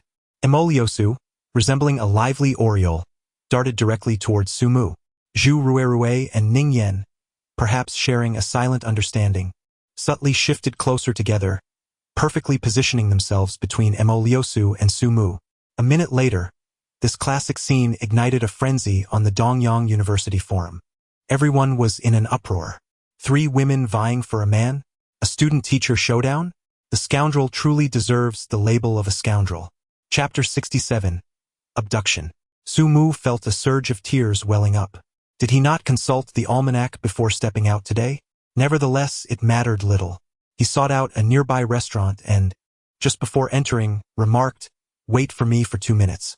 His tone was laced with a hint of threat, a touch of grievance, and a hint of playful mischief. "I 1T run away, I'm merely off to purchase a lottery ticket. After all, with luck like this, who could rival it?" Ning Yan was the first to stifle a laugh, turning to step into the restaurant. Emoliosu and Zhu Ruer exchanged glances, and with a haughty snort, Emoliosu eagerly pursued Professor Ning, exclaiming, "Sister Ning, wait for me." Emoliosu had evolved from solitary endeavors to forming alliances. Zhu Ruer, with her remarkable long legs, sauntered along at a leisurely pace, her mind swirling with thoughts. "Emoliosu, are you aware that Sister Ning is my sister-in-law's cousin? No matter how much you flatter her, it 1T bear fruit. For her, a princess of high society, social strata determined her perspective, rendering the trivialities of youthful romance mere childish play. Her sister-in-law had even acknowledged Su Mu as her younger brother, which piqued Zhu Ruer's curiosity about him. Primarily, it was her sister-in-law's subtle hints aimed at matchmaking her with Su Mu that stirred a sense of aversion within her. Thus, Her intention that day was to embarrass Su Mu. Yet, unexpectedly, it was she who found herself in a predicament. As events unfolded uncontrollably, Zhu Ruer's mindset underwent a delicate transformation. While she possessed abundant theoretical knowledge regarding love, she had zero practical experience. Consequently, a hasty error ignited a chemical reaction within her heart. To her surprise, even her grandfather had remarked positively about Su Mu, indicating that he was indeed remarkable. Zhu Ruer was acutely aware of the formidable lineage of the Hangu Zhu family. Her grandfather would never express opinions lightly. Zhu Ruer felt a peculiar sensation. She was akin to a celestial swan, gazing down upon all other gray or black swans as mere refuse. Yet one fateful day, this swan descended to earth and encountered a toad. She found herself inexplicably fascinated by this previously unencountered creature. Perhaps that was how she felt about Su Mu. Now, discovering that the toad was merely a disguise heightened her intrigue. In the face of this situation, losing was not an option. Neither could she afford to falter. Young lady, stand tall. Zhu Ruer's heart ignited with fierce determination. Alas, after an extended wait at the restaurant, the three beautiful women found themselves in a prolonged silence, only for Ning Yan to finally burst into laughter. All right, let us order ourselves. That guy has vanished without a trace. Su Mu indeed slipped away. After purchasing a lottery ticket, he vanished without a trace. Upon returning home, President Yi paid him no mind, merely inquiring briefly about the renovations before sequestering herself in her study to continue her work. The Yi Group had been restructured into Yi Holdings, and she had assumed the roles of both chairwoman and general manager, the weight of her responsibilities suddenly multiplying several-fold. Externally, she needed to communicate with the media, while internally, she was tasked with reorganizing positions amidst the tumultuous changes brought on by the restructuring. President Yi had little inclination to pursue any trouble with Su Mu. Assistant Su was quite pleased to enjoy some solitude. He took a bath, casually fried a couple of eggs, and cooked a bowl of noodles. After finishing his meal, he stealthily slipped into the bedroom on the second floor and absconded with Ning Yan's notebook. Nestled in bed, he began to peruse the forums of Dongyang University. Indeed, the forum was buzzing with activity. Upon clicking, he found the third post to be bustling with excitement. A video depicting Emoliosu's frenzied attempt to evade capture by Ning Yan and Zhu Ruerue had garnered over 30,000 views in less than 2 hours. The comments below were fervent, igniting a sense of agitation within Su Mu. Little did he know, his decision to switch off his phone would precipitate an event he would regret for a lifetime. Meanwhile, Ning Yan and her two stunning companions found themselves in a spirited discussion, which unexpectedly led to them indulging in some drinks. To their surprise, their tolerance for alcohol was quite commendable, and their revelry persisted until nearly 11 at night. As they prepared to depart, a slight intoxication enveloped them. Zhu Ruerue and Emoliosu's cheeks flushed with color, yet they remained quite alert. Ning Yan, however, felt somewhat unwell. Emoliosu, playfully clutching her arm, suggested with a grin, "Ning Jia, why not come stay at my place? I have a spacious apartment here, and Su Mu has visited before." Ning Yan smiled softly, her heart tinged with bittersweetness. Zhu Ruerue had a lollipop dangling from her mouth, which she had insisted the restaurant staff procure during their drinking escapade. Xie Yutong, Ning Yan's cousin and Zhu Ruerue's sister-in-law, tied their families together, and Ning Yan's grandfather, Master Ning Qingyuan, was often a guest at the Zhu family home in the capital. However, due to Ning Yan's reserved nature and Zhu Ruerue's whimsical disposition, their relationship remained rather superficial. Ning Yan playfully shot Zhu Ruerue a glare before bidding her farewell. Initially intending to hail a taxi, Ning Yan suddenly recalled that her lesson preparation materials were still in the car. Thus, she opted to take the elevator down to the mall's parking garage. To her dismay, as she exited the elevator, an unmarked black van screeched to a halt before her. Before she could react, two masked men leaped from the vehicle. One swiftly covered her mouth while the other seized her arm, forcibly ushering her into the van. The location where the van had stopped was conveniently out of the surveillance camera's view. Ning Yan, terrified and sobered by the sudden turn of events, shouted in alarm, "Who are you?" One of the assailants replied, "Miss, we are merely here for a job. It would be best if you complied and remained silent. We won't harm you, but if you resist, My friends might take advantage of you right here in the van. Ning Yan had never encountered such a situation and could hardly fathom that she was being kidnapped. However, since it had occurred, she could not simply resign herself to fate. Regrettably, her phone was nestled in her handbag, which had been carelessly tossed into the passenger seat. As the van emerged from the underground garage, she forced herself to remain calm and declared, "Gentlemen, I am quite wealthy. I could easily procure several hundred million. My grandfather is Ning Qingyuan. You must have heard of him, right? A single painting of his can fetch 100 million. If I were to come to harm, I suggest you contemplate the repercussions." The two assailants were visibly taken aback, while the driver appeared equally stunned. Several hundred million? Goodness! They had been led to believe she was merely an ordinary teacher. Suddenly, Ning Yan realized, both alarmed and furious, "Are you being directed by someone named Mu Qingyang?" The driver swerved, narrowly avoiding a collision with a nearby vehicle. Sumu cherished slumber in his natural state. After perusing through the posts, he had just disrobed and was about to extinguish the light when the door swung open abruptly. President Yi rushed in, flustered and distressed, clad solely in a delicate, pale beige camisole nightgown, tears streaming down her face as she flung herself into Sumu's embrace. The impact was undeniable. Sumu let out a soft grunt of discomfort, instinctively wrapping his arms around the slender waist of President Yi. The sensation was slick and yielding, so intoxicating that it nearly sent his blood racing. Yet this was not the moment for inappropriate thoughts. "Little Yi, what happened? What's wrong?"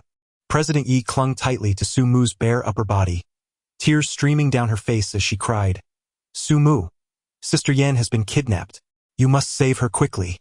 Oh, she cannot be harmed." A thunderclap of realization struck Sumu, his eyes widening in shock.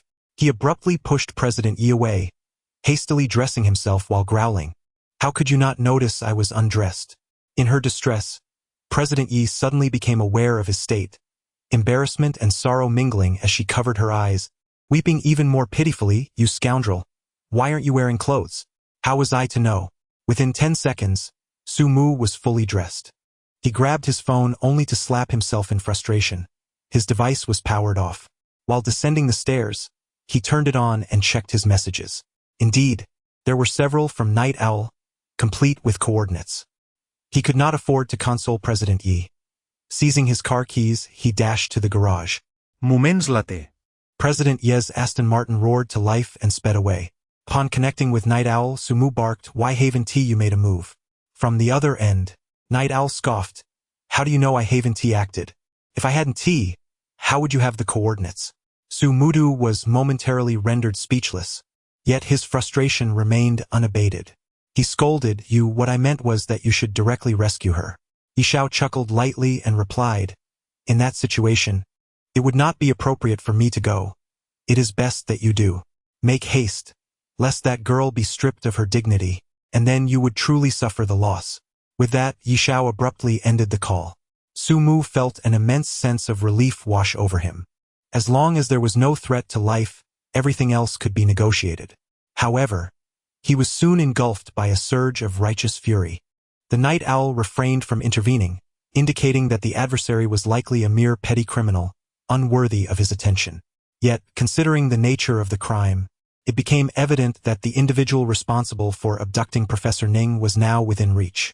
It was undoubtedly that man he encountered in the office building of Dongyang University. Indeed, it was he. Sumu was determined to press the accelerator to the floor, unleashing the full power of the Aston Martin under his command. "Mu Qingyang, you are doomed." Meanwhile, Ning Yan had been brought into a lavish room. The opulent surroundings were soundproofed, and in the center stood a grand bed, 2 meters wide. In each corner of the room, a camera was actively recording. Ning Yan was thrown onto the bed, her hands bound behind her back, her clothing disheveled, and her hair a chaotic mess, clearly the result of a fierce struggle.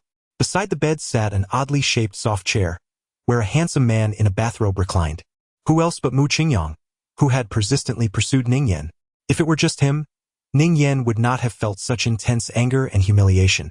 Next to him stood a burly man, a towering figure at nearly 6 feet tall, completely naked, arms crossed, leering at Ning Yan with a lascivious gaze. Ning Yan managed a bitter smile before slowly regaining her composure. She furrowed her brow and looked at Mu Qingyang, asking softly, "Do you know who my grandfather is?" Mu Qingyang leaned forward, a greedy grin spreading across his face. "Of course, your grandfather is Ning Qingyuan, right? And your father is a distinguished professor at the Imperial Capital University." "Heh, little beauty, it doesn't matter who your grandfather is. Even if he were the President of the United States, it would make no difference. Tonight I shall thoroughly enjoy you, and after that." He produced a packet of powder from his pocket and casually poured it into a nearby cup. "Just a pinch of this will turn a virtuous woman into a wanton one. Once I edit these videos and present them to your grandfather, ha ha ha, or broadcast them online, your Professor Ning will become quite the celebrity." Ning Yen trembled with rage. "Shameless." Mu Qingyang laughed heartily, "Sister Ningyan." "There's even more shamelessness to come. But soon enough, you will discover the exquisite pleasures of being a woman." Ning Yen felt her heart plummet, her face draining of color. There was no escape. If these beasts defiled her, she felt there would be no reason to live. And if these videos were to circulate, they would inflict a devastating blow upon her father and grandfather. The only thing she could contemplate was biting her tongue to end her life. Yet, she understood that such an act would not guarantee death. To be violated was one thing, to be drugged was another. A wave of nausea surged through her. It seemed Mu Qingyang sensed her thoughts as he mockingly said, "Don't even think about dying. Even if you were to throw yourself against the wall, I wouldn't let you off the hook. While you're still warm, brother will ensure you enjoy every moment on the road to the underworld. You'd at least die in ecstasy." Despair enveloped Ning Yen completely. Just as Mu Qingyang stood to remove his bathrobe, a light laugh echoed through the room. "How utterly grotesque. Do you dare to expose such shame?" Upon hearing that voice, Ning Yen felt as though she had heard the sweetest melody. Her eyes suddenly ablaze with hope. Mu Qingyang. However, was stricken with terror? Who? The other naked man swiftly reached beneath the soft chair, retrieving a handgun and loading it without hesitation. The door creaked as it was forcefully opened from the outside. Su Mu, with a cheerful grin, leaned forward, seemingly oblivious to the ominous barrel of the gun directed at him. "Hey, take it easy, don't let it go off accidentally. That would be quite the predicament," he remarked.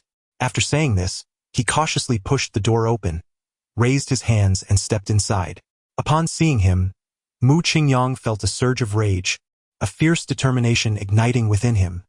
He swiftly reached for the handgun of the burly man beside him. In that fleeting moment, Su Mu sprang into action. Like a bolt of lightning, his shoes erupted in an instant. In less than a second, he rushed to stand before his opponent. Mu Qingyang's heart raced in terror, yet his pistol had yet to reach his grasp. The burly man, sensing the shift, unleashed a powerful punch aimed at Su Mu's throat. This fellow, it seemed, was indeed a skilled fighter. Alas, he had crossed paths with Su Mu. The punch missed its mark, and the pistol found its way into Su Mu's possession. As the dust settled, Su Mu had already retreated to Ning Yan's side. Overwhelmed with emotion, Ning Yan could no longer contain her tears, which flowed like rain. Su Mu raised his gun, aiming at the terrified faces of Mu Qingyang and the burly man. With his other hand, he gently embraced Ning Yan, offering her a few comforting words, before reaching out to untie the ropes binding her hands. Professor Ning fiersely threw herself into Su Mu's embrace. Akin to a drowning person grasping for their last lifeline, Su Mu gently pressed a kiss upon her forehead, softly uttering, "Be good, do not raise your head." Professor Ning responded with a soft hum, lowering her head to rest in Su Mu's embrace, enveloped in an unprecedented sense of tranquility. It is indeed peculiar how emotions can ignite in an instant. In that fleeting moment, Ning Yan resolved to embrace a singular truth. Let this lifetime unfold as it may. Su Mu smiled broadly as he raised the muzzle of his gun, pointing it at the cup of spiked water. "Now, I present you with a choice. Whoever drinks from this cup may leave." Mu Qingyang was momentarily taken aback, yet he swiftly reached for the cup. After all, he thought, if he drank it, he could simply go out and spend money on a woman. However, the burly man reacted even more swiftly. He seized the cup, tilted his head back, and drank it down in one clean motion. Su Mu erupted into laughter. "I apologize. I've changed my mind. Enjoy yourselves." After speaking, he gently embraced Ning Yan and added, "Allow me to escort you out. The ensuing scenes are not suitable for children." Chapter 69. No peeking. No speaking as he led the still terrified Ning Yen out of the room. Sumu deftly locked the door behind them. It was evident that this matter could not simply be dismissed. Sumu feigned nonchalance as he patted her shoulder, saying, "Sister Ning, are you truly certain you wish to remain here? What follows is a grand transfer event, potentially amounting to several billion, even exceeding that. I fear it may be overwhelming for you." Ning Yen trembled with anxiety, asserting that her lack of fear was merely a facade. It was unfathomable to consider the outcome had Sumu arrived just a few minutes later. What did you say? Transfer what? Sumu chuckled softly and leaned close to her ear, whispering a few words. Despite Professor Ning's overwhelming fear, her face flushed with embarrassment as she delivered a sharp punch to Sumu. At that moment, the performance in the room had already commenced. The man who had consumed the potion was utterly engulfed in madness. Mu Qingyang's terrified voice pierced the air. "Old Seven, what are you doing? For heaven's sake, stop. Don't pull down my trousers. Oh my God. Old Seven, please, cease at once. Help. I don't want this." Following this were Mu Qingyang's heart-wrenching screams and curses, which even the soundproofing could not muffle, reaching the ears of Ning Yen and Sumu. Overwhelmed with embarrassment, Ning Yen could no longer contain herself. She kicked Sumu fiercely, snatched the car keys from his hand, and, covering her face, dashed toward the distant vehicle. Sumu pondered for a moment before hastily following suit. The two brutes in the room were better left to the night owl. To eliminate them would be far too lenient. Their optimal fate would be to be sold to the most remote and impoverished regions of Africa. Mining? That was an overestimation. A far more promising occupation awaited them. A lifetime of debt collection, the kind that amassed billions at a time.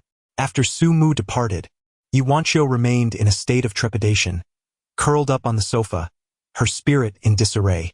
The thought of Ning Yen encountering any misfortune would drive her to madness. Ning Yan's identity was far too sensitive. Her grandfather was the esteemed Master Ning Qingyuan, and her cousin was none other than the illustrious star, Xie Yutong. While Xie Yutong's celebrity status was concerning enough, the terrifying reality of being the Zhu family's grand matriarch loomed larger. Should anything happen to Ning Yen, it would likely send shockwaves throughout the entirety of Dongyang. Yuanqiu could hardly fathom that someone would dare to kidnap Ning Yen. As the seconds ticked away, she found herself torn between the urge to call Sumu and the fear of doing so, reluctant to inform her grandfather as well. After all, when she received the initial message, the other party had explicitly stated that, except for Sumu, no one else could be informed. Initially, she dismissed it as a prank. Yet when she tried to call Ning Yen, the call connected, but no one answered, and soon after, the phone was switched off entirely. Just as Yuanqiu was on the brink of despair, the sound of a car finally echoed from the entrance. Her heart soared with joy. She dashed barefoot to the door, not even bothering to put on her shoes. Upon opening the door, she was greeted by Sumu, who waved cheerfully at her. "It's all right, just a false alarm. Help Professor Ning inside while I park the car." Scoundrel. Brute. Those wretched beings. If it were up to her, she would have castrated them on the spot. Call the police? What were they waiting for? The new year? Yuanqiu was still clad in her previous sheer nightgown, which barely concealed her form. In her excitement, she was wholly unmindful of her appearance, with her bosom heaving, causing Sumu to salivate. He quickly covered his eyes, exclaiming, all right, it's the middle of the night. As long as she is safe, I'll handle the rest. Little Yi, do be mindful of your image. There is a man in the house." Ning Yen, who had been on the verge of tears, couldn't help but chuckle at his words, casting a glare at Sumu before turning to Yuanqiu and saying, "Quickly put on a jacket. Some people are about to lose their eyeballs." Yuanqiu was momentarily taken aback, but then awareness dawned upon her. She immediately clasped her hands over her chest. Her face flushed as she shouted, "No peeking." Sumu let out a snort, baring his teeth as he retorted, "Are you allowed to gaze upon me while I am forbidden to look at you? Furthermore, I am certainly not one to." President Yi, overwhelmed by embarrassment, stomped her foot and exclaimed in a hushed tone, "Do not speak of it." Yet, with that stomp, the hem of her nightwear fluttered, revealing everything that was meant to be concealed, leaving Sumu with an unrestrained view.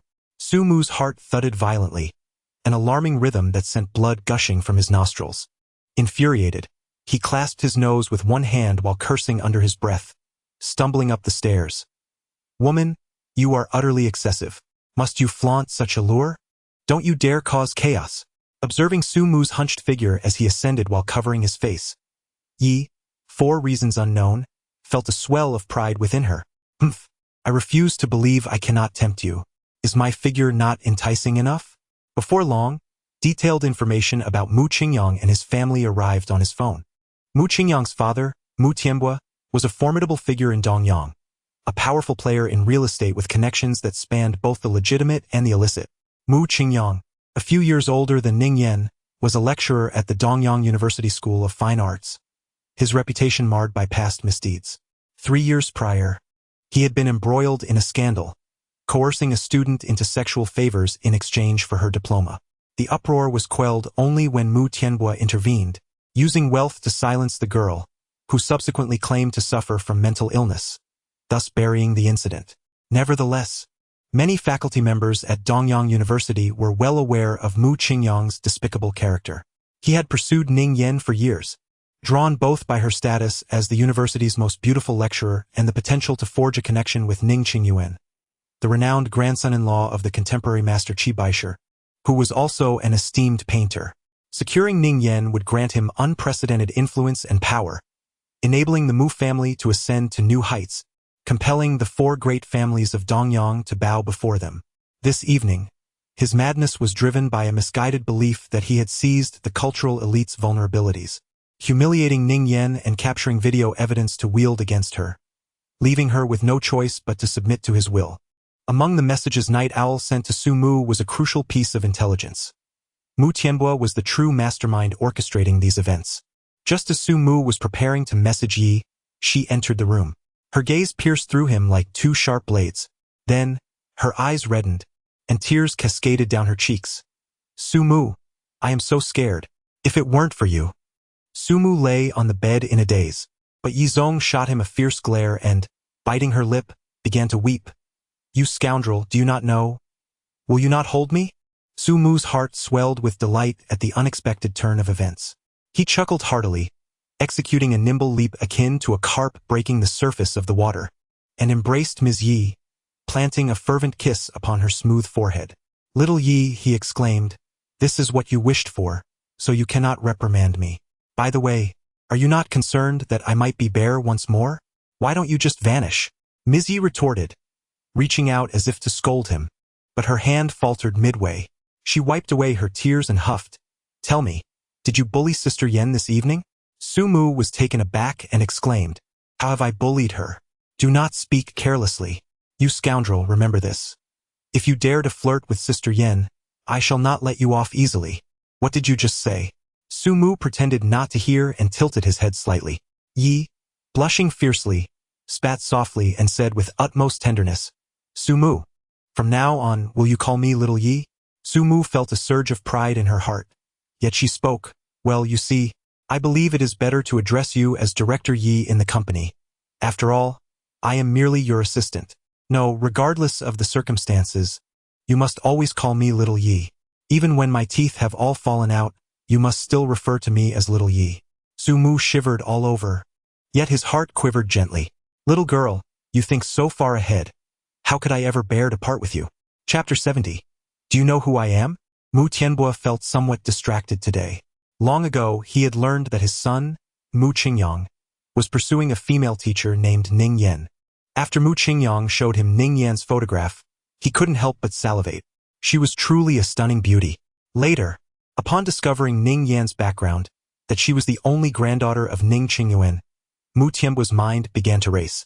Ning Qingyuan, a world-class artistic master, was a guest of honor among the affluent in the capital. If he could forge a connection with the Ning family, the Mu family would surely flourish. Thus, Mu Tianbua devised a plan for his son, to abduct her and coerce her with a video. After all, intellectuals cherish their reputation, and with Ning Qingyuan's esteemed status, they would be reluctant to make a scene. For the past few days, Mu Tianbua had dispatched individuals to covertly follow Ning Yan, but suitable opportunities had evaded him. Last night, he finally succeeded. Originally, He intended for both father and son to participate, but realizing the potential awkwardness of a first encounter, he thought it best to rely on the video blackmail for future encounters with such a delectable beauty. However, after waiting all night, he received no news from his son.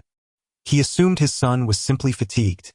After all, who wouldn't prefer to be exhausted in the embrace of such a stunning woman? Early the next morning, his reverie was abruptly shattered by a phone call from his secretary.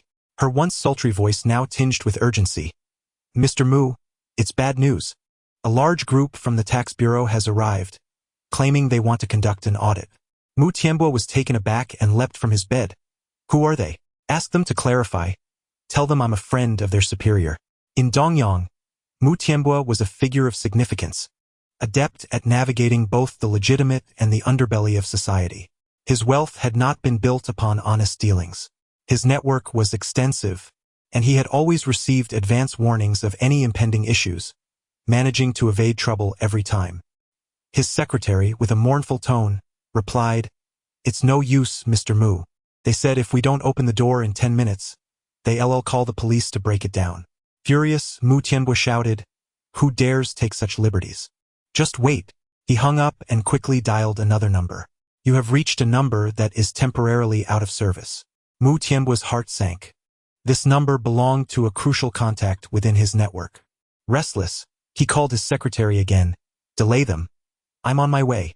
His secretary was nearly in tears. "Mr. Mu, they've already notified the police. They'll be here in 5 minutes to break down the door." I can't hold them off." Enraged, Mu Tianbo roared into the phone. "If you can't hold them off, then go die. I'll sell you off to Africa as a prostitute." He immediately dialed another number. "Xiao Wang, where's your boss?" I called him, but he's unavailable. Xiao Wang chuckled lightly on the other end. "Mr. Mu, I'm sorry, but our boss has been invited for tea." Mu Tianbo's heart plummeted. Tea was code for trouble in political circles. He rushed to the company, only to find his beautiful secretary grappling desperately with the door, preventing the tax officials from entering while other employees huddled in fear nearby. He rushed forward, plastering on a smile. Wait, I'm Mu Tianbo. What is your name?" The official regarded him with calm detachment, a hint of mockery in their eyes, and remained silent. "Comrade, I've been an honest businessman for years without issue, you see." The official smiled faintly. "Then why are you afraid?" Mu Tianbo nearly exploded with anger. "How dare you speak to me like that?" His expression darkened as he threatened, "Do you know who I am?" The official remained unfazed. At that moment, Mu Tianbo's phone rang again. It was one of his vice presidents. "Boss, we have a serious problem." Fuming, Mu Tianbo demanded. "What on earth is happening?" The vice president stammered. "All of our 2 new properties have been sealed off, accused of document forgery." Mu Tianbo had invested at least 10 billion in these properties. They represented all his efforts. If they were sealed, bankruptcy awaited him. This was a blow far worse than an audit. He nearly collapsed. But the calamity did not end there. Another call came through, this time from the bank president who had lent him money. "Old Mu, the 5 billion you borrowed has significant paperwork issues. You're suspected of loan fraud and must repay the bank immediately, along with interest. If I don't receive the money by 6 tonight, prepare for the bank to seize your assets." Mu Tianbo's mind spun. He nearly fell to the ground. If he were still oblivious, he wouldn't have survived in this world for so long. Someone was out to get him, and they intended to destroy him. This sudden and fierce assault left him no time or opportunity to react. The bank president hung up without further ado. Suddenly, a horde of officials arrived at the entrance. Fire safety inspectors, health inspectors, and general enforcement officers all appeared, their demeanor stern and unyielding, as if they had come to exact judgment. Panic seized him as he ordered the company doors closed and hesitantly scrolled through his phone for a number. After a moment's hesitation, he dialed. The phone rang for over 30 seconds before it was answered. The voice on the other end was chilling. "Mu Tianbo, remember this. I don't know you. Understand? If you dare utter a single word about this, I'll end your entire family." The call ended abruptly. Mu Tianbo sank to the ground, overwhelmed. It was over. He was utterly finished. That last call had been his final lifeline, his most formidable support, and also the most ruthless. Who was orchestrating this against him? Why had everything turned upside down overnight? Where had he gone wrong? Mu Tianbua, though not a fool, immediately recalled a possibility. Last night. A shiver coursed through him as he felt an icy dread rise from his soles to the crown of his head. In a panic, he attempted to call Mu Qingyang. He tried contacting others, but all were unreachable. He finally grasped the truth. The incident from last night had gone awry. His son was likely under the control of the Ning family, who had dispatched bodyguards to watch over Ning Yen. Mu Tianbua couldn't help but slap himself twice. The Ning family was indeed a scholarly lineage, typically low-key, but Ning Qingyuan was a national treasure, a world-class master. Moreover, having lived for over a century, he is hailed as an evergreen figure in the art world, someone whom national dignitaries must graciously meet multiple times each year. Not to mention, his influence within the affluent circles of the capital is formidable. A single painting can fetch billions. Does he truly lack for funds? What sort of bodyguards could he not procure? You ungrateful child, you have brought ruin upon me. Prior to this, he had specifically inquired with Mu Qingyang about the presence of any bodyguards around Ning Yen, to which Mu Qingyang swore there were none, claiming that even when he had been entangled in altercations, no one had come forth to offer protection. Now, what is to be done? Chapter 71. Your brother Chengming. That very afternoon, Mu Tianbua encountered his son. Observing his son walk with an exaggerated sway, as if he had been assaulted by 100 burly men, Mu Tianbua was nearly brought to tears. What does it mean to be a burden to one's father? This is it. Not only has he squandered over 20 billion of his father's wealth, but he has also dragged his father along on a journey to Africa to collect debts, or rather, to engage in dubious dealings, which is truly inhumane. That evening, they would embark on their journey to Africa together. Though Mu Tianbua was in his 50s, he was well preserved, maintaining a youthful complexion that would still garner attention in such a place as Africa. The night before, Su Mu had sent a message to Chu Nan. Given the importance of the task assigned by the boss, Chu Nan was determined to execute it flawlessly. Thus, Zhao Muxing, Bai Zihua, and Qin Peiyong collaborated to deal with Mu Tianbua, treating it as a mere game. As father and son were dispatched on their way, a group of distinguished young men emerged from the VIP lounge of Dongyang International Airport. The handsome youth at the center, nearly striking in his beauty, stood at a height of 6 feet, clad in the finest bespoke attire, exuding an air of aristocracy that made others feel insignificant in comparison. The individuals surrounding him appeared to be engaged in conversation, while he listened with a calm demeanor, occasionally offering a faint smile that only intensified their discourse. The other 4 young men noticeably lagged behind him as they walked. Sun Jie, during this visit to Dongyang, you must ensure the young master enjoys himself fully. Perhaps the young master will introduce you to a beautiful lady from the Zhu family, one suggested. Sun Jie, slightly overweight, chuckled. Ruan Yunfei, I suspect you might be running a fever. Young master, tonight I shall host at the Tian Meng Club and will certainly procure a few top-tier entertainers.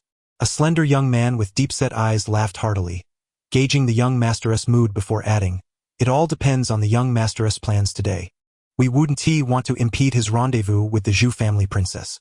The other 2 nodded in agreement. The young master in the midst was none other than Li Chengming, the 3rd-generation heir of one of the 9 prominent families of the capital. The other 4 were scions of second-tier aristocratic families in the capital. Sun Jie was the 2nd son of the Sun family, well regarded in the elite circles. Ruan Yunfei boasted a grandfather in high-ranking government, with a family influence that was formidable. Yi Jianfeng was the heir of the Yi group, which, though a second-tier family in the capital, wielded significant power in both politics and business. Han Ziyuan, the least esteemed among them, was nonetheless favored by Li Chengming. His family, while considered a 3rd-tier clan, had served the Zhu family for centuries, commanding respect despite their servant origins. The quintet's central figure was undoubtedly Li Chengming. Within the inner sea, numerous families existed, yet only 9 stood at the pinnacle. These 9 families wielded power and influence across government, commerce, and military, capable of reaching for the stars. Even in the capital, Li Chengming ranked among the elite young masters. Not only was he of noble lineage, but he also possessed several doctoral titles, making him the favored successor of the Li family. Heavens, I must call Rue. Once we settle in, I must accompany the princess. Otherwise, if she throws a tantrum, I shall be in dire straits, Li Changming mused, a gentle smile gracing his face as if he were addressing Zhu Ruirui directly. At merely 26 years of age, he was notably younger than his peers in similar positions. Though others praised his composure in dealings, he remained, after all, a sheltered scion of privilege. The families of the capital buzzed with rumors of his relationship with the Zhu family princess, with countless individuals envious of their purported romance. Even his entourage extolled him. The young master is impressive. He has quietly secured the princess's affections. Indeed, they failed to recognize that, regardless of her esteemed status, she would ultimately defer to the young master. Li Changming's demeanor grew increasingly reserved. Before Ruirui, you must refrain from such talk. With that, he dialed a number he had only called twice before, exchanging no more than a handful of words. Beep, beep, beep. The phone rang for over 30 seconds without a response, creating an awkward silence. Although Li Changming's expression remained unchanged, a flicker of displeasure crossed his eyes. Sun Jie quickly interjected. She must be preparing herself to welcome our young master. The others nodded in agreement, all too aware that Li Changming's purpose for this visit was not merely social. Finally, the call connected. Li Changming's expression brightened as he gently called out, Ruirui. However, the voice on the other end was cold, nearly indifferent. Who is this? How dare you call my name? Identify yourself, or you shall not know how you met your demise. Li Changming esas mila faltara abruptly. Just moments ago, he had been boasting, and now he found himself publicly rebuffed. His companions exchanged glances, stifling laughter, recognizing the irony of the situation. Indeed, when she was displeased, it was he who would suffer. Yet, true to his status as the heir of the Li family, Li Changming swiftly regained his composure and responded softly, Oh, you little rascal, it is I, your brother Changming. Zhu Ruirui paused on the other end, initially poised to unleash a tirade. Who the hell are you calling your brother? Do I know you? How shameless of you, Li family, to shamelessly scheme to pair me with you for publicity without ever consulting me. Last year, the Li family and the Zhu family had forged a monumental collaborative project worth trillions, leading to rampant speculation about the princess's marital prospects. The Li family was eager for such a union.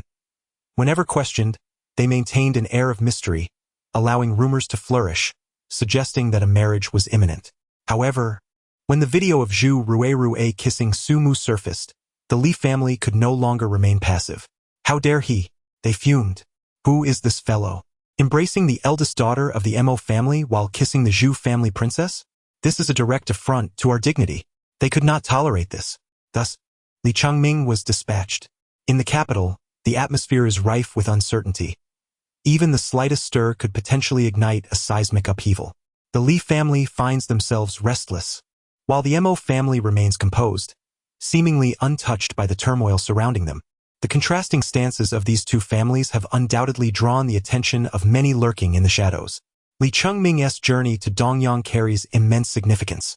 Should he successfully negotiate with Su Mu, and if the little princess of the Zhu family refrains from expressing her displeasure, indicating that the Zhu family is indeed inclined to consider a marriage for her, it would be a pivotal moment.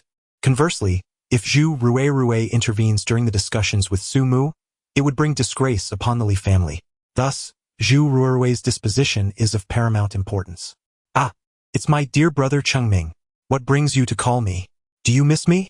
Li Changming felt as though he had ascended from the depths of despair to the heights of joy, his tone softening. I have arrived in Dongyang. What would you like to eat tonight? On the other end of the line, Zhu Ruirui's expression was icy, yet her voice took on an increasingly sweet tone. Oh, dear Changming, I can't tonight. I have plans to dine with a classmate and it's already arranged. Goodbye. With that, Zhu Ruirui abruptly ended the call. Li Changming stared in astonishment at the phone, a surge of frustration igniting within him. Su? A classmate? That wretched scoundrel. Li Gongzi felt an overwhelming disgust, akin to having swallowed several flies. Chapter 72. Your little girl misses you at 3 in the afternoon. Su Mu, the one responsible for the demise of the Mu family, sat languidly at the entrance of a clinic, idly chewing on a blade of foxtail grass plucked from a roadside flower bed, his shifty eyes darting about in search of lovely legs. Professor Ning, having been excessively startled, took an immediate 3-day leave to recuperate at home. Meanwhile, President Yi, overwhelmed with work and unable to take a break, decided to bring Professor Ning to the company. As for leaving Professor Ning in Sumu's care, President Yi harbored substantial reservations, likening it to entrusting a little rabbit to a cunning wolf. Thus, Sumu found himself unceremoniously relegated to the clinic as a supervisor. Upon encountering his senior, Gong Chong exhibited an exuberant hospitality, serving tea and water, fervently vying for Sumu's favor, eager to please in any manner possible.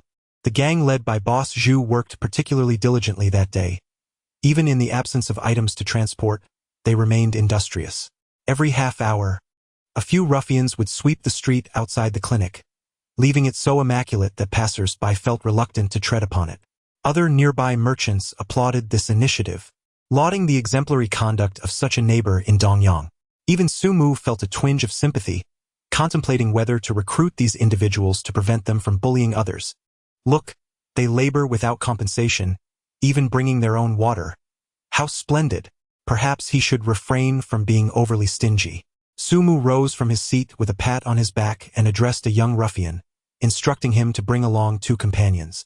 The young man, taken aback by this unexpected favor, quickly summoned 2 friends who eagerly followed Sumu into a nearby convenience store.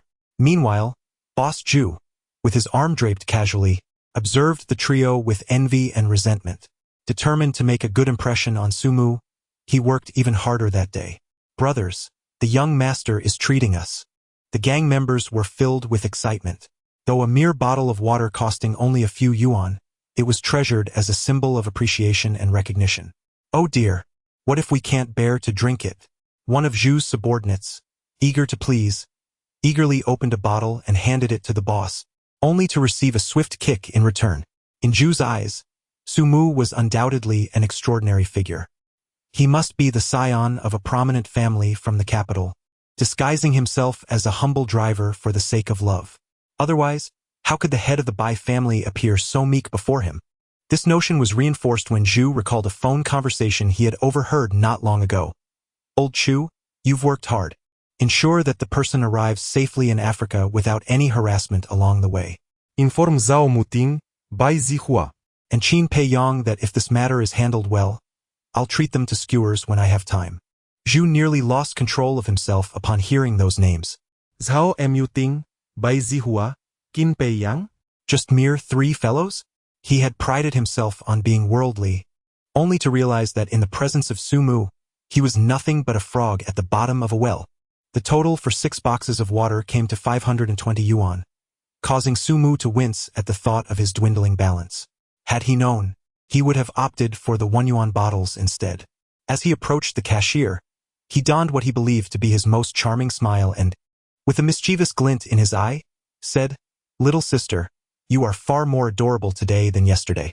Have you been indulging in something delightful?" The young cashier, blushing at the attention from the handsome yet roguish figure, felt her cheeks warm, and even the freckles on her nose seemed to dance. Shyly glancing at Sumu, she lowered her head and asked, "Have we met yesterday?" Sumu immediately seized the opportunity, grinning widely to reveal a mouthful of pearly white teeth. "How could you not have seen me before? I am just nearby, planning to open a clinic. Whenever you feel unwell, you can come to me. I shall mend your bones." The freckled beauty blushed, her large, glistening eyes fixated on Sumu, nearly clasping her hands to her heart in admiration.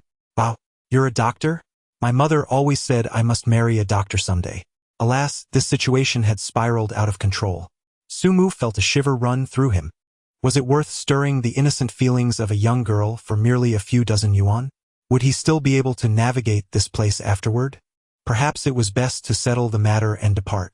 He raised his phone with a faint smile and said, "Scan the code." The young lady, blushing, replied, "It's 520. You can just give 500. Sumu quickly shook his head. 520 is quite auspicious. There's no need to reduce it. Goodbye. Upon raising his gaze, he was instantly mesmerized. A girl, stunning to the point of causing dizziness, and exuding a pristine charm that tugged at one's heartstrings. Akin to a summer lotus, descended from the vehicle with an enchanting smile. She then leapt into his arms, exclaiming, "Sumu, your little girl has missed you so much. A group of ruffians and construction workers stood dumbfounded, completely taken aback. Even Gong Yongqing could not help but murmur a few words. This lad. No, my apprentice's romantic fortune is simply too remarkable. I must give Ning Qingyuan a heads up. Such an excellent grandson-in-law must not be mishandled. Mo Liusu's attire today was truly breathtaking, a stark contrast to her previous innocent appearance in flowing white garments. She now embraced the aesthetic of a pure and beautiful young lady, donning hot pants, a halter top, and a bun hairstyle, complemented by a pair of pristine white sneakers. The simplest attire proved to be the most exquisite, surpassing countless worldly beauties. It was only when Su Mu was suddenly embraced by Mo Liusu, who leaped onto him and wrapped her arms around his, that he came to his senses and instinctively exclaimed, "Today is truly beautiful." Mo Liusu's face flushed like the blossoms of spring, and she bashfully lowered her gaze, replying, "I wore this for you." Su Mu's heart raced violently. Could it be love? Alas, how could one not be captivated by such beauty? How ridiculous, he thought, as he looked down, only to catch a glimpse of a delicate figure emerging, fair as snow. Mo Liusu, noticing Su Mu's mischievous gaze, instantly blushed and pinched him, playfully scolding, "You big oaf, don't look." In the distance, within a black sedan, Aunt Chui wore a terrifying scowl, wishing fervently to leap out and give Su Mu a good thrashing. Her young lady had always been well-behaved, never stepping out of line. Yet, ever since she became acquainted with this scoundrel, the transformation had been nothing short of dramatic. Just a few days had passed, and the changes were seismic. Moreover, the young lady had never held any materialistic desires. She even ventured out to earn money playing the piano. How admirable! And now, this pink Rolls-Royce had been delivered from the capital by private jet just the night before, all to please this insufferable rogue. Although Aunt Chui was merely a personal bodyguard, she had long considered Mo Liusu as her own child. At that moment, a freckled beauty from the convenience store stepped outside for some fresh air, inadvertently spying on Su Mu. Upon her exit, she witnessed the sight of Mo Liusu embracing Su Mu, shattering her heart into a million pieces. Chapter 73. A woman should not be left behind. Mo Liusu drove with the top down, laughter spilling forth like blossoms in spring. "Su Mu, don't you think your little girl looks beautiful today?" Su Mu sat in the passenger seat, somewhat distracted. "It's fine, I suppose." "Humph." Mo Liusu bit her teeth in frustration and pressed down hard on the accelerator. As soon as Su Mu got into the car, he sensed that Mo Liusu was rather inexperienced at driving, exhibiting a distinct clumsiness. The sudden press on the accelerator nearly took his breath away. "Could you slow down? How long have you been driving?" he exclaimed. Mo Liusu pouted her lovely lips and replied, "This is the third time I've ever been on the road." Su Mu quickly gazed at her with tenderness and gently inquired, "Would you like to rephrase the question you just asked me?" Mo Liusu, infuriated, clenched the steering wheel tightly, her silver teeth grinding in frustration. "Do you truly underestimate me? This is infuriating." Just after uttering those words, she immediately shyly asked, "Do I look beautiful today?" Su Mu, with a grave expression, nodded emphatically. "Beautiful. Simply exquisite. Is she more beautiful than Zhu Ruerue? Who is Zhu Ruerue? How dare she compare with my little girl? Let her play elsewhere. He. Are they more stunning than your esteemed Professor Ning and President Yi? To me, they pale in comparison." Su Mu silently contemplated. "That is allure and beauty. What can a mere girl like you compare with them?" Mo Liusu finally broke into a joyful smile. The surrounding vehicles, all trembling with trepidation, kept their distance. What Su Mu was unaware of was that the Rolls-Royce Dawn he was in was equipped with the most sophisticated eavesdropping system. At the other end of the system, far away in the capital, a middle-aged man with an elegant demeanor and handsome features, somewhat resembling his son, sat before Mo Zongheng. Beside him was Uncle Yuan, dressed in a long robe, his back straight as a spear. Next to the middle-aged man sat a graceful and dignified middle-aged woman.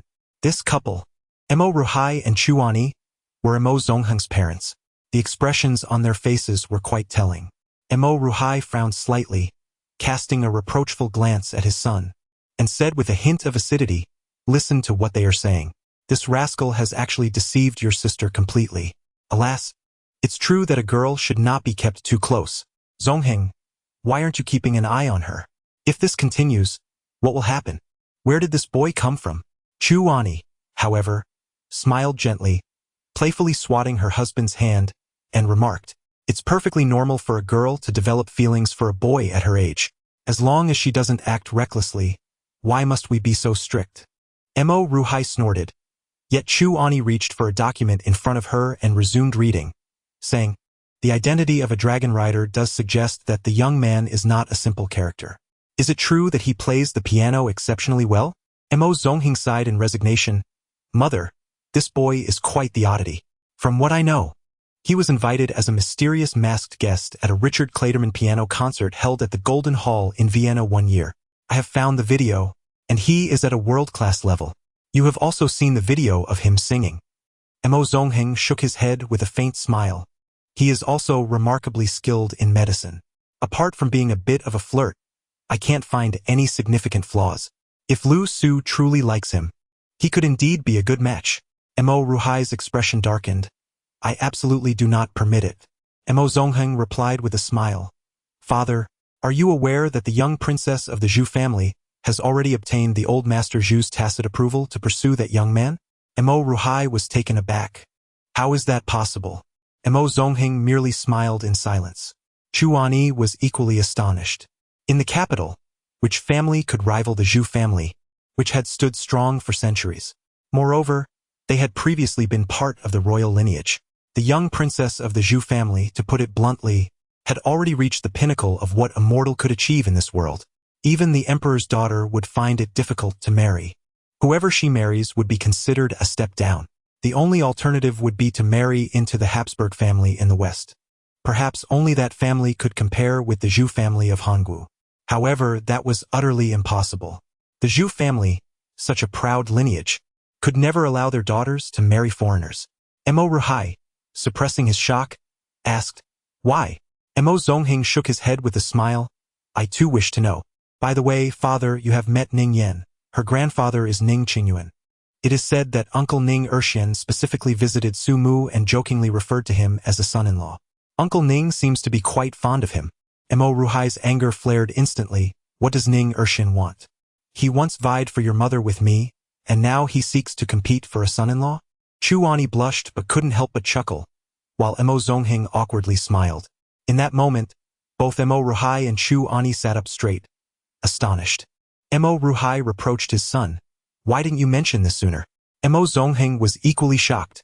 In the capital, he hardly regarded any of his peers as equals. To be honest, there was only one, Xie Yutong. The other so-called heirs of the 9 prominent families were at best half of an equal. Su Mu, coming from the Dragon Riders, essentially represented the internal guards. He had never heard of anyone retiring from the internal guards. Either he had a remarkable story behind him, or he possessed another intimidating background. The rigorous selection process for internal guards ensured that only those with impeccable lineage could qualify. In other words, anyone who could become an internal guard would undoubtedly be without any issues. Once you entered the internal guards, it was a lifetime commitment. Yet, strangely enough, Su Mu had retired. Therefore, Su Mu must possess a background so formidable that even the state could not constrain him. What could it be? An ancient martial arts sect? This would explain everything. If so, Su Mu would indeed be more than worthy of Mo Lu Su. Even the Zhu family would dream of marrying their daughters into such an ancient martial arts sect. In the secular world, the Zhu family stood at the pinnacle. However, there existed another world altogether, ancient martial arts sections. They were the true supreme existence in this world, and the esteemed families of the secular realm were merely stepping stones in their eyes. In the eyes of the elite families in the capital, the Zhu family was an extraordinarily dazzling presence. Yet, before the ancient martial arts sects, the Zhu family was but a slightly stronger ant among ants. Once his parents departed, Mo Zongheng closed his eyes in silence for a moment before opening them again. Slightly turning his sharply contoured face to the side, his profile strikingly cold and sculptural. "Uncle Yuan, mobilize 100 billion to Dongyang and activate all our hidden pieces within 1,000 kilometers of Dongyang. Since we are to compete, we must show our resolve. A journey of 1,000 miles begins with a single step. I want that fellow to understand that the Mo family is his best ally. I will ensure that he becomes a son-in-law of the Mo family. No one shall take him away, not even the Zhu family." Chapter 74. The bill arrives. What should have been a 30-minute journey took Mo Su a full hour and a half. Upon arrival, Su Mu was taken aback. The Dream Club? This was where Chu Nan resided? Among the 3 major clubs in Dongyang, Dream Club was the most vibrant yet also the most chaotic. It was now 7:30 in the evening, and the entrance of the club was ablaze with lights, with a steady stream of young, handsome men and beautiful women entering and exiting. The parking lot was vast, nearly filled with various luxury vehicles. There existed a hierarchy within the parking lot as well. Mercedes, BMW, Audi, Porsche, Maserati, and even several of the top supercars were present. In the most prestigious spots, a row of 7 Rolls-Royces was parked. When Mo Su's pink Rolls-Royce drove in, it instantly became the center of attention. The security personnel at the entrance welcomed her like a princess, opening their arms to reserve the best spot for Mo Su. As she pulled up to the parking space, Mo Su smiled awkwardly at Su Mu and playfully said, "I can't park." Su Mu let out a sigh, smiling softly as he said, "Fool, they can all help you park." Mo Su pouted in response, "I don't want anyone else touching my car." Su Mu was filled with rage. "Am I not a human?" Mo Su was taken aback, quickly wrapping her arms around his, nuzzling her little head against his arm, causing Su Mu to feel a flurry of emotions. "How could you be anyone else? You are merely my old flirt." Su Mu nearly spat out a mouthful of blood in exasperation. In the imperial capital's Mo family, Mo Zongheng sipped tea while attentively eavesdropping on the commotion inside the carriage. Suddenly, he inadvertently sprayed a stream of tea onto the documents before him. In the shadows, Uncle Yuan couldn't help but chuckle and shake his head. Mo Zongheng was well aware of the old lecher's reputation. His younger sister was truly something else. Shaking his head once more, Mo Zongheng returned to perusing the documents. Su Mu skillfully parked the car and retracted the convertible roof before securely locking the vehicle and handing the keys to Mo Su. Mo Su then nestled closer, wrapping her arms around his, casting a glance to the left and right. With a playful flick of her tongue, she whispered, "Su Mu, hold me a little tighter. I'm feeling a bit anxious. I've heard that this place can be quite chaotic." Su Mu nearly delivered a playful tap to her head, knowing the chaos. "Yet you still come?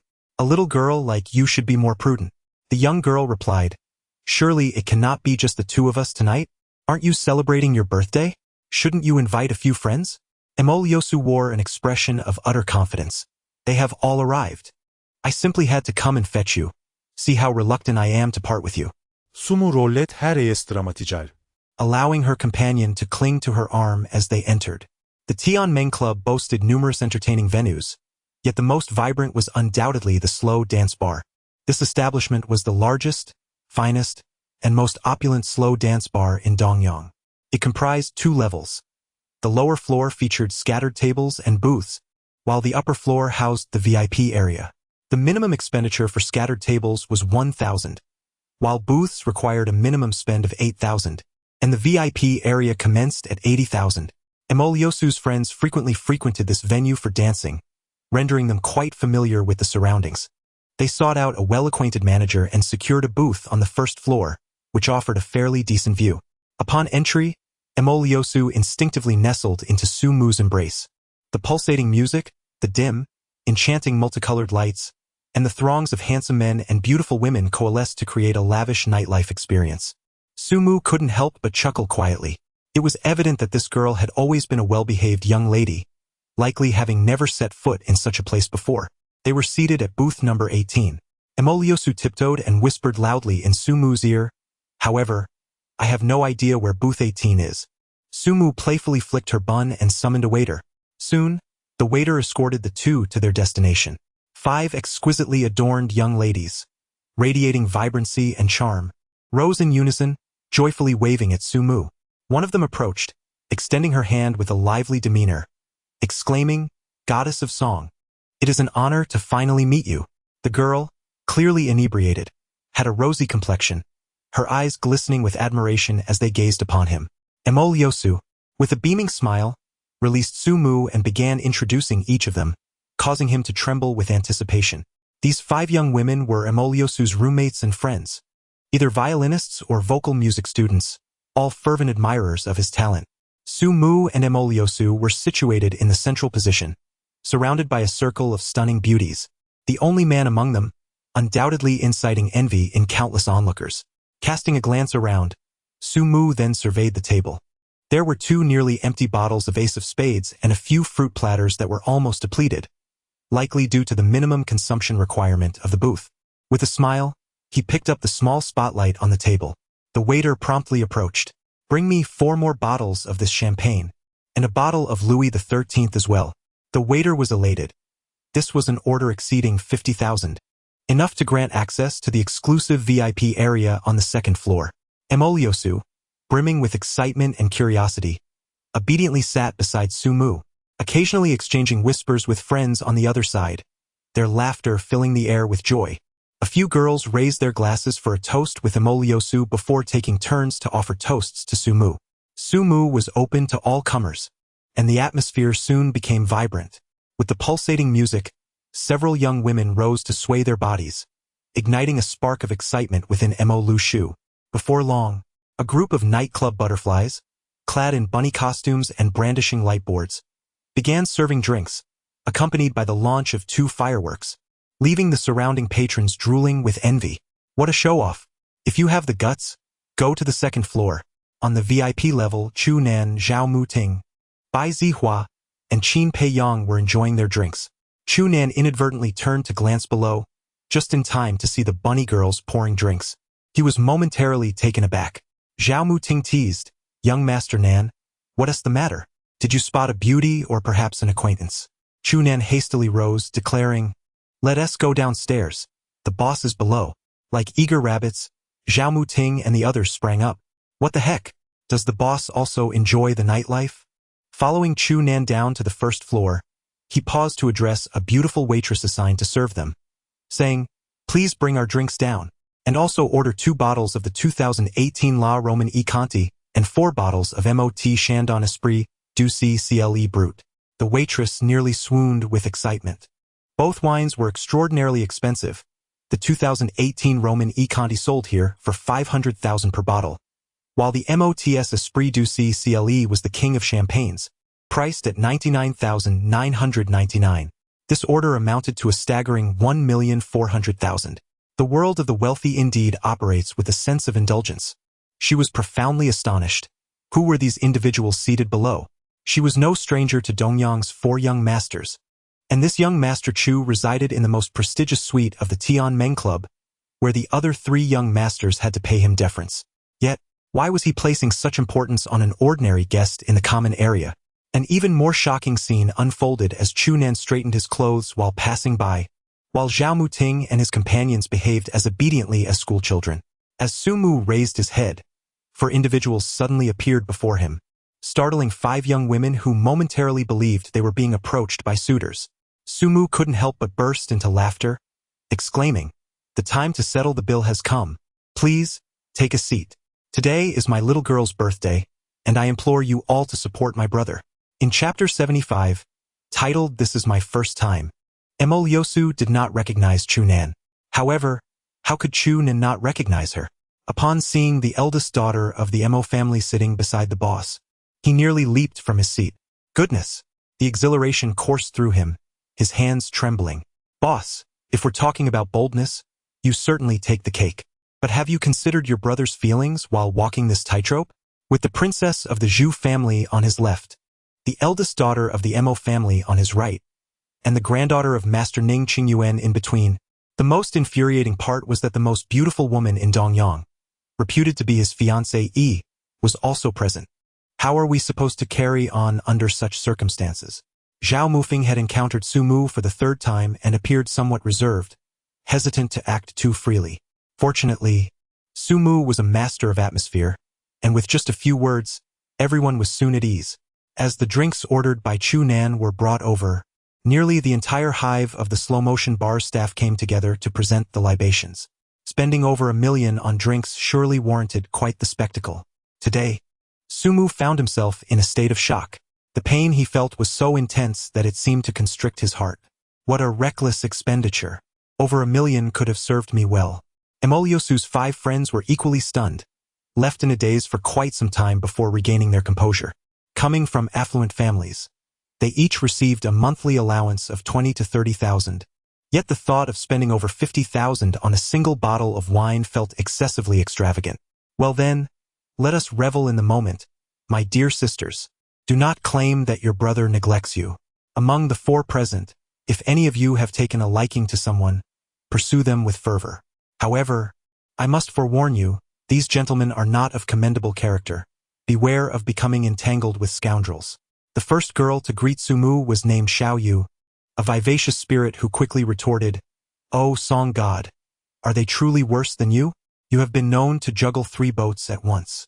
Sumu's face flushed with embarrassment, and he could only grasp his wine glass, gritting his teeth as he shouted at Xiao Yu. "You, drink." Xiao Yu chuckled, clinking glasses with Sumu before downing the champagne in one gulp. She then looked at him and said, "Be a bit kinder to Lu Su. She's just a simpleton. If I were in her shoes, someone like you would have been rendered a eunuch long ago." The faces of several others turned pale with shock, yet Sumu burst into hearty laughter. "Xiao Yu, is it? I shall remember you. Come. The song god offers you 3 cups. Refuse, and you shall be but a little dog." Xiao Yu promptly set down her glass and playfully barked at Sumu. The girls erupted into laughter, while Mo Lu Su, irritated, gave Xiao Yu a sharp slap on the backside, then turned to Sumu with a shy smile. "She's just like that. You mustn't be angry." How could Sumu possibly be angry? This little Yu is simply too in tune with his temperament. Such tricks of petulance he has often employed with President Yi. Beautiful faids are all too common, yet captivating souls are rare beyond measure. Little Yu, you are studying vocal music. Am I correct? Little Yu cast a sidelong glance at Sumu. "I am aware of your remarkable singing abilities. If you wish to torment me, I shall not take the bait."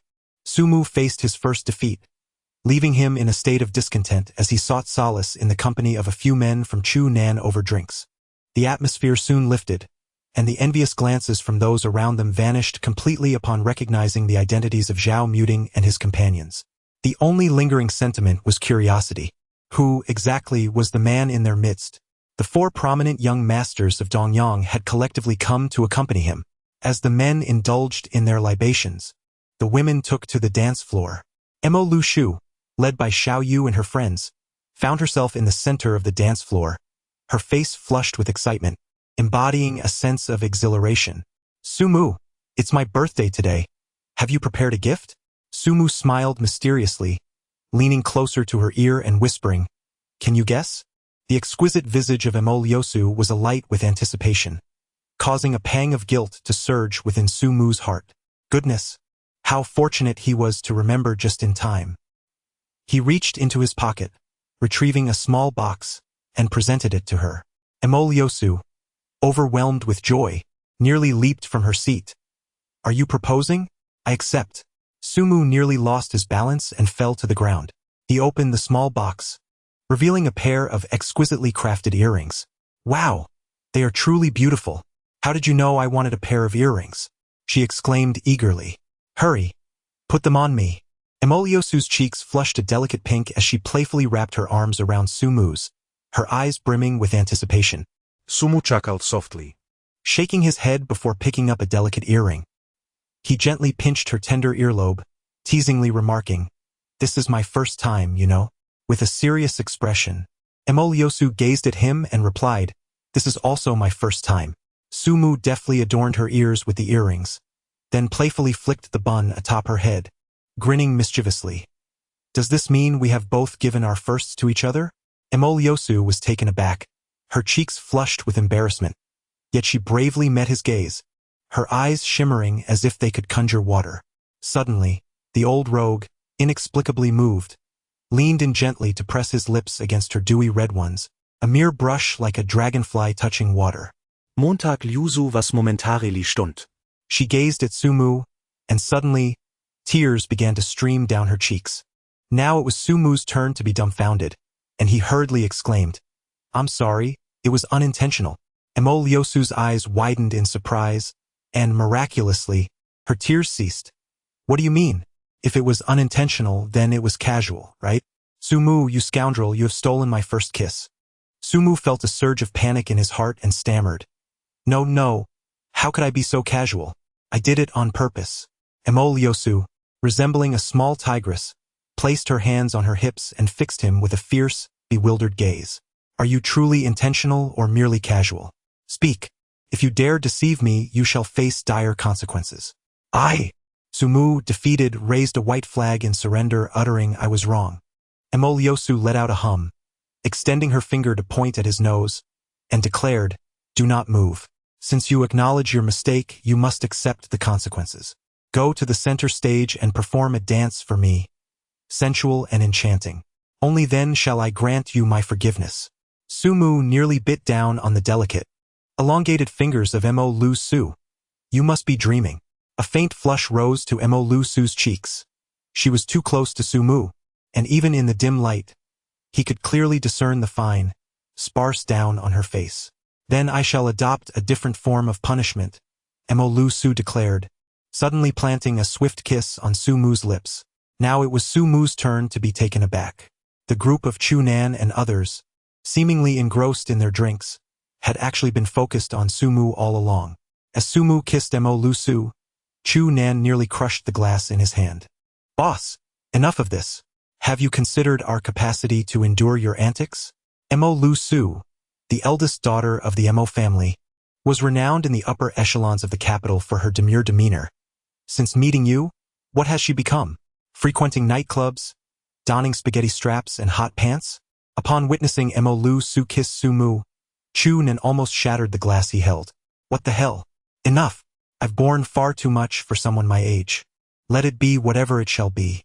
Who told me to follow such a boss? Chapter 76. I want to marry you. After reveling until 11 o'clock and realizing their drinks were nearly depleted, Chunan suggested they find a place for some late-night snacks. The girls unanimously agreed, with Xiao Yu directly insisting that Sumu foot the bill.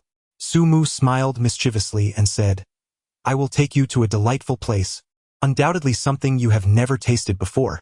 Without further ado, the group exited the nightclub. Zhao Muting and his companions each had their own vehicles and drivers. Yet with 3 drivers and 4 cars, they needed to summon a designated driver. Before the designated driver could arrive, a middle-aged woman, stern in appearance and exuding an air of formidable authority, approached them. Silently, she took the keys from Emo Lyosu's hand and quietly settled into the driver's seat of the Rolls-Royce. Throughout the encounter, she did not cast a glance at Sumu. Emo Lyosu playfully stuck out her tongue at Sumu and whispered, that Aunt Chui, who has watched me grow up since childhood. With a mischievous glint in his eyes, Sumu chuckled and beckoned to Chunan, saying, Old Chu, I'm riding with you. Allow me to guide the way while you follow. After uttering these words, he slyly pulled Chunan into Bai Zihua's car.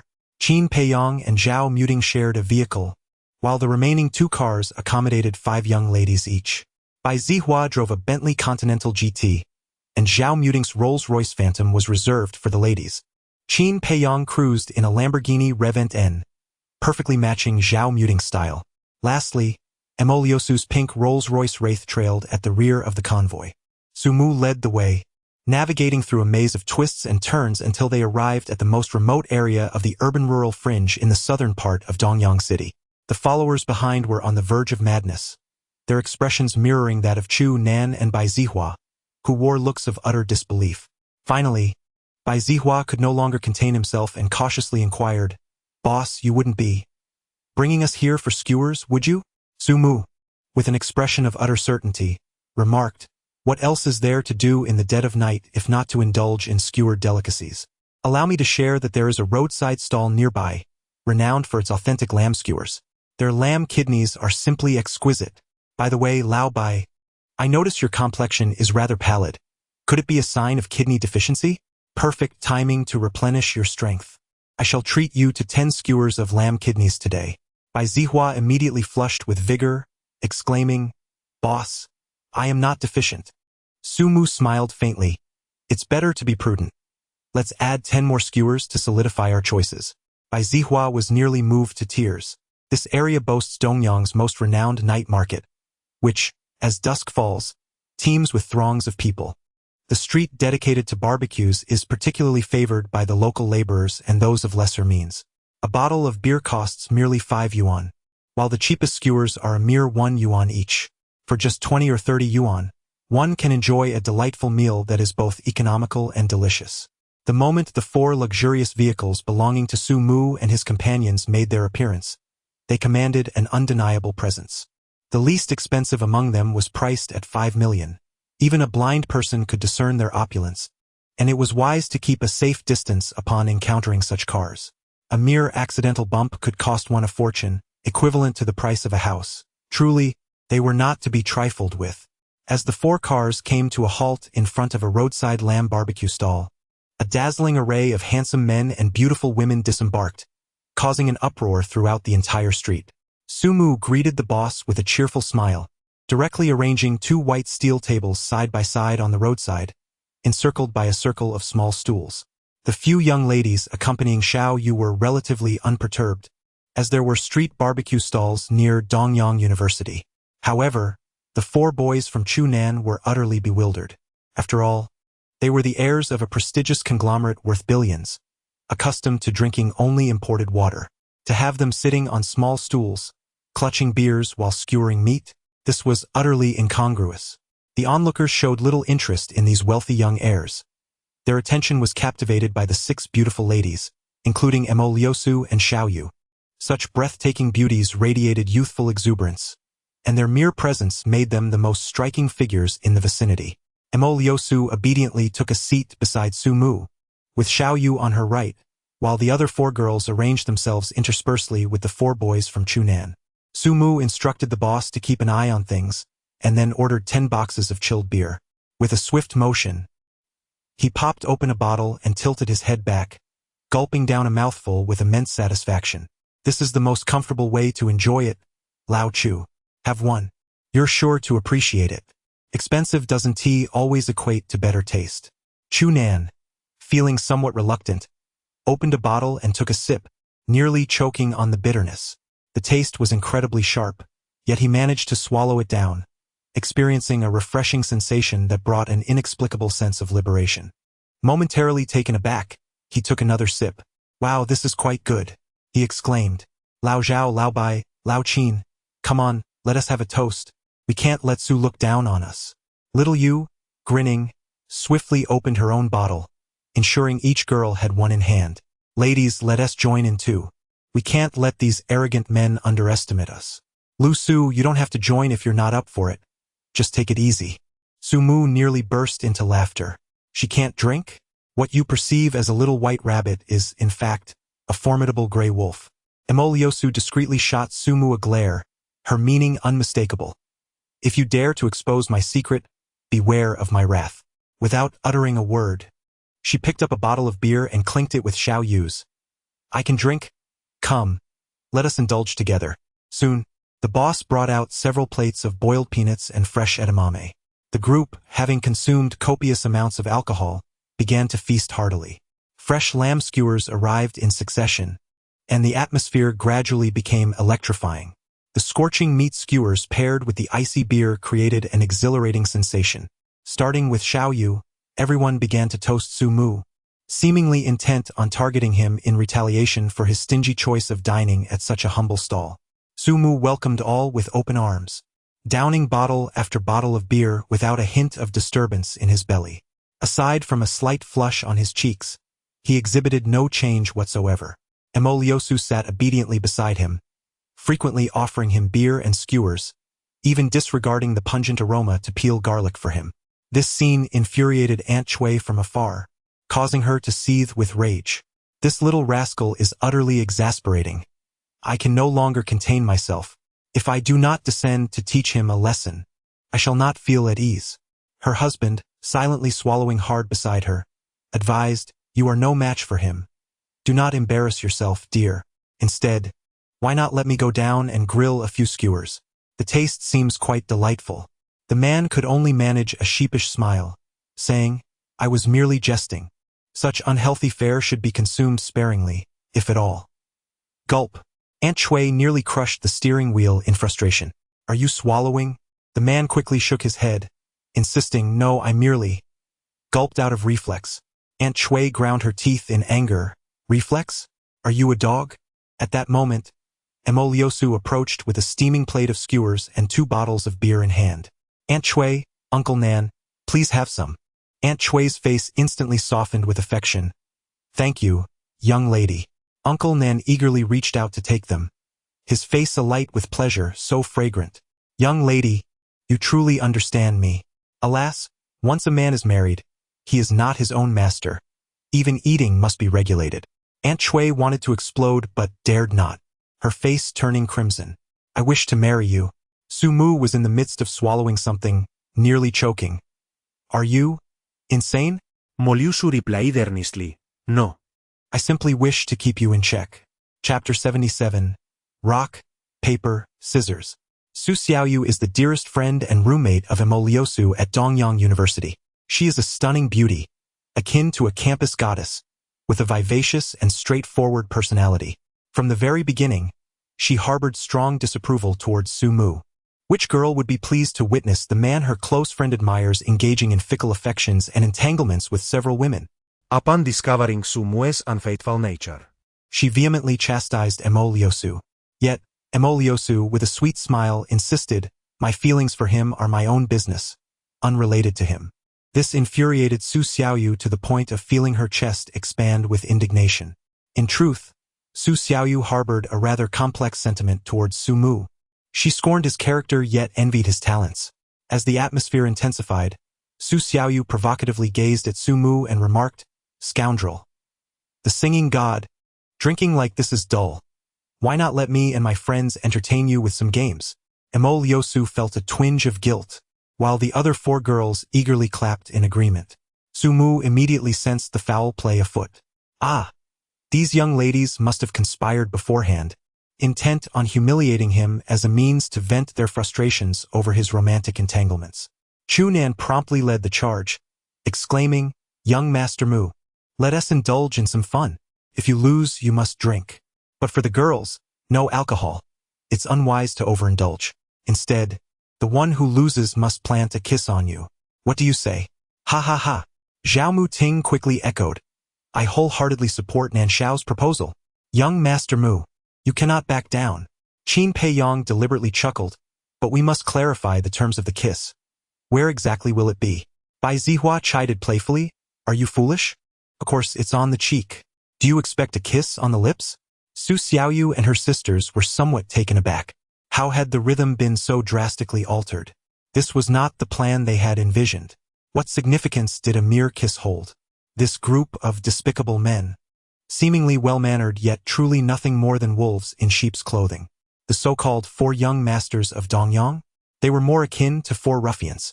If Emohan, who was absent, were to discover that he had been unjustly labeled a scoundrel instead of a gentleman, he would undoubtedly be thoroughly disheartened. Su Mu cast a glance at a few troublemakers, just as he was about to speak.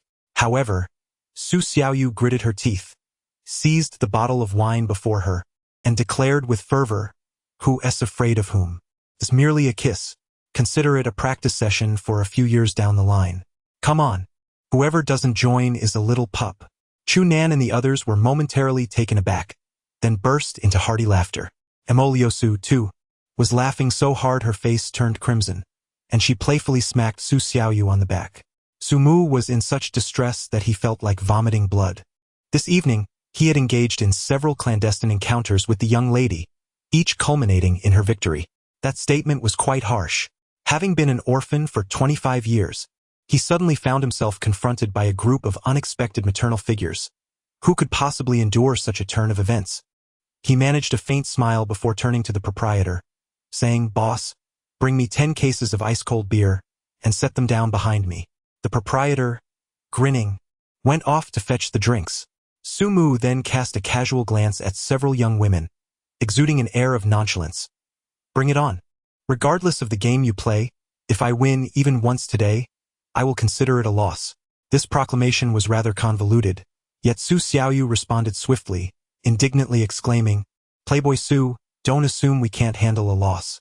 If you're capable, then show us your true prowess. Do not dare claim that you're intentionally going easy on us. We won T-fall for that.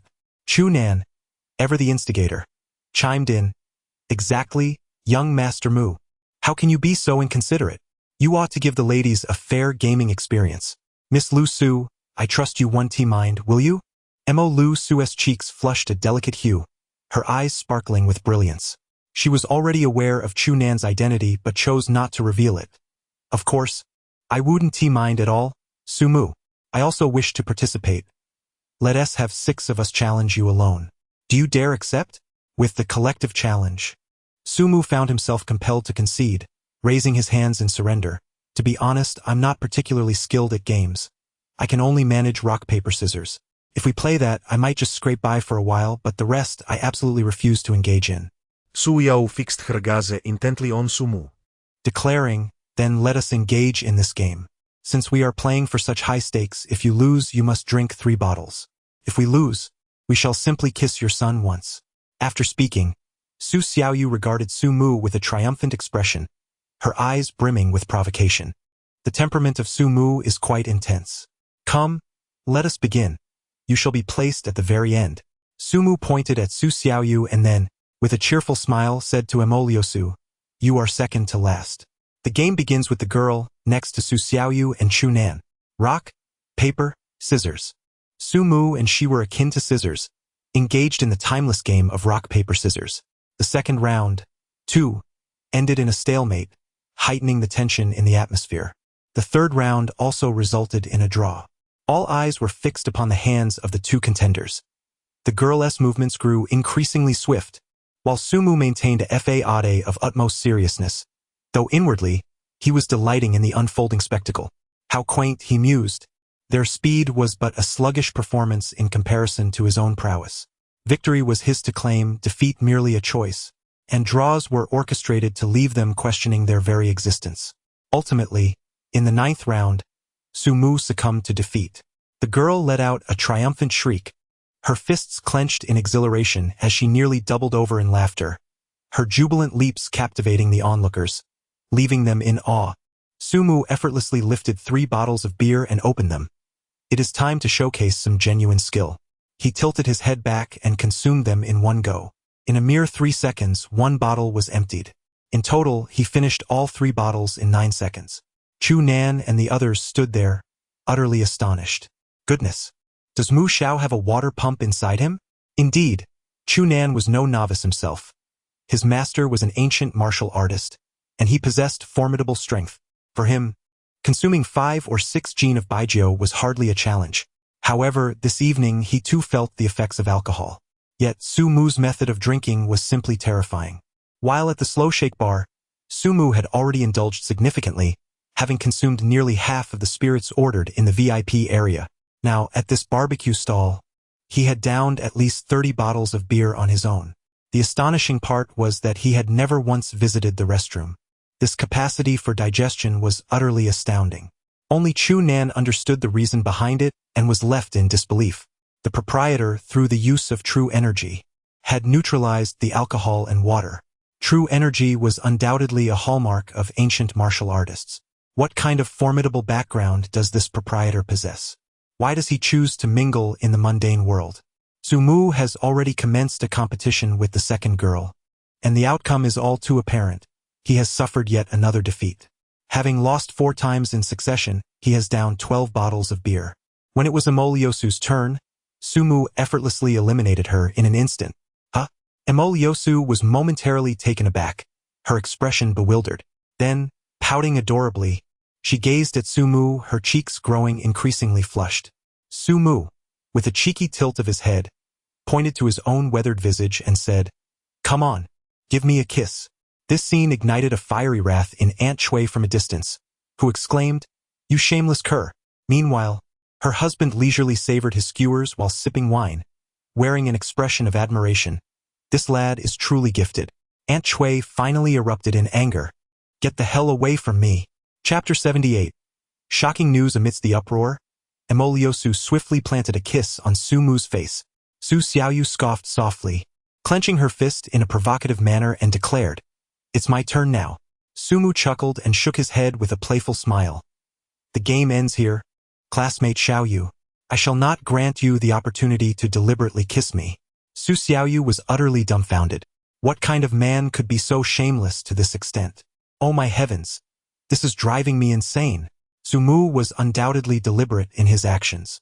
Initially, he intended for Su Xiaoyu to falter as well, hoping to provoke this little firebrand. However, upon reflection, he realized that she genuinely cared for Mo Liusu, embodying the qualities of a true best friend. Moreover, he greatly appreciated her character, forthright and unpretentious. So why bother? Furthermore, with so many eyes around, he had, after all, garnered a bit of fame. Should an ill-intentioned person capture a moment and share it, the label of scoundrel Su would be nearly impossible to shake off. Most critically, if President Yi were to find out, the consequences would be dire. Having just made tangible progress with the domineering CEO, from disdain to affectionate gestures, was it easy for him? He needed to remain composed and not overindulge. As for Mo Liusu, with Aunt Shui and her husband present, her safety was assured. Leaning against Su Mu. She was reluctant to part ways. The budding feelings of a young girl made her yearn to be together at all times. Su Mu leaned closer and whispered softly into his ear, "Send the girls off to their cars."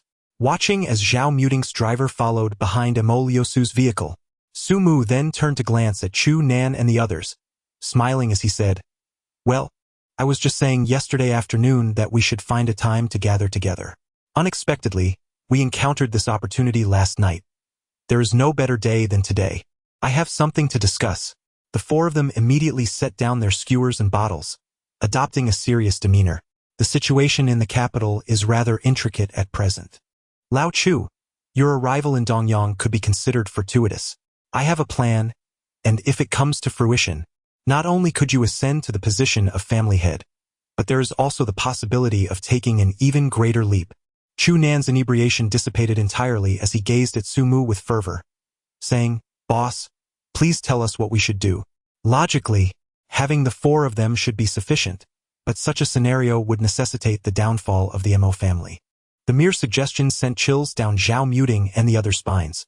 Despite the Zhao family's dominance in Dongyang, they would not dare to lightly propose the annihilation of any of the other three families. Chu Nan leaned in slightly, his eyes flashing with intensity. "Boss, are you considering absorbing the Mo family?" Su Mu smiled gently and lightly tapped the surface of the white steel table. Publicly speaking, bringing the Mo family into the fold would alleviate a great deal of unnecessary trouble. After all, a conglomerate worth hundreds of billions is in a precarious position, and the variables are immense. Moreover, the Dongyang Mo family is, after all, a branch of the Mo family from the imperial capital, and in terms of seniority, Mo Han must still address Mo Lu Su as aunt. Privately, considering my relationship with Lu Su, we must also take into account the feelings of the Mo family from the imperial capital. Therefore, let us find a suitable time to summon Mo Han. I will bring Lu Su along. The Mo family has always wished to align themselves with the Mo family of the imperial capital. The opportunity is there for him. Whether he can seize it depends on him. Zhao Muting exchanged glances with the other two, their eyes brimming with uncontrollable astonishment. They had little understanding of their boss, Su Mu, only that he was shrouded in mystery. Chu Nan narrowed his eyes slightly and nodded, saying, "I will handle this matter. Old Zhao, you three should put in some effort. In the future, not only Dongyang but also the imperial capital will have a place for you." Su Mu nodded with a smile, agreeing, "Old Chu is right. Our ultimate goal is not Dongyang. Are you all prepared? The opportunity lies right before us." Chu Nan felt a jolt in his heart, as if pondering something, and then suddenly, two beams of light shot from his eyes. "Boss, are you suggesting?" Su Mu chuckled and nodded, teasingly inquired, "Do you still consider your arrival in Dongyang for training to be unfortunate?" In an instant, a rush of blood surged to Chu Nan's brain, rendering his face crimson. After a considerable pause, he gradually regained his composure. "My goodness! If that is the case, it would be nothing short of a divine opportunity bestowed upon him. To reject the heavens' gifts would indeed be foolish. Who could have anticipated that such matters would ultimately be settled in Dongyang? Wasn't it still undecided? The information possessed by Zhao Muting and the others was evidently far inferior to that of Chu Nan, leaving them utterly perplexed. Zhao Muting ventured to ask, "Boss, what exactly do you mean?" Su Mu spoke lightly. 3 years ago, the nation began preparing a national-level economic zone project, planned to be constructed in 3 phases over a decade, with an initial investment of 1 trillion. The project and its plans have matured. However, the location has yet to be determined. There are 4 potential sites, with Dongyang being an unplanned alternative. Regardless, Dongyang is unlikely to secure this project. Nevertheless, I possess a channel of information. The authorities have already decided that Dongyang's economic zone will commence construction in 1 month. To facilitate this, the state has established a special committee for the zone's development. The committee chair is a prominent figure from the capital, while Mo Zongheng will serve as the vice chair, specifically overseeing this matter.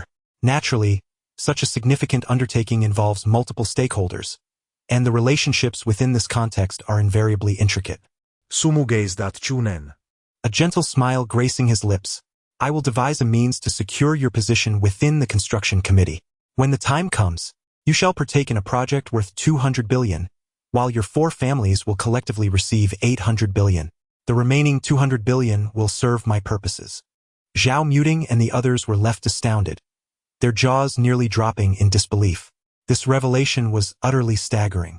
Though the allocation to their families amounted to a mere 200 billion, this particular project was unlike any other. The true wealth did not merely stem from the project itself, which, while profitable, also bore the potential to stimulate ancillary industries. This was where the real profit lay. For instance, consider a construction site employing 10,000 workers. If one were to secure the contract for the water consumed by these workers, the earnings could be staggering. At $2 per person daily, that would total $20,000 a day. Over a month, this would accumulate to $600,000. The combined expenditures of 10,000 individuals engaged in their daily activities would yield an astronomical figure.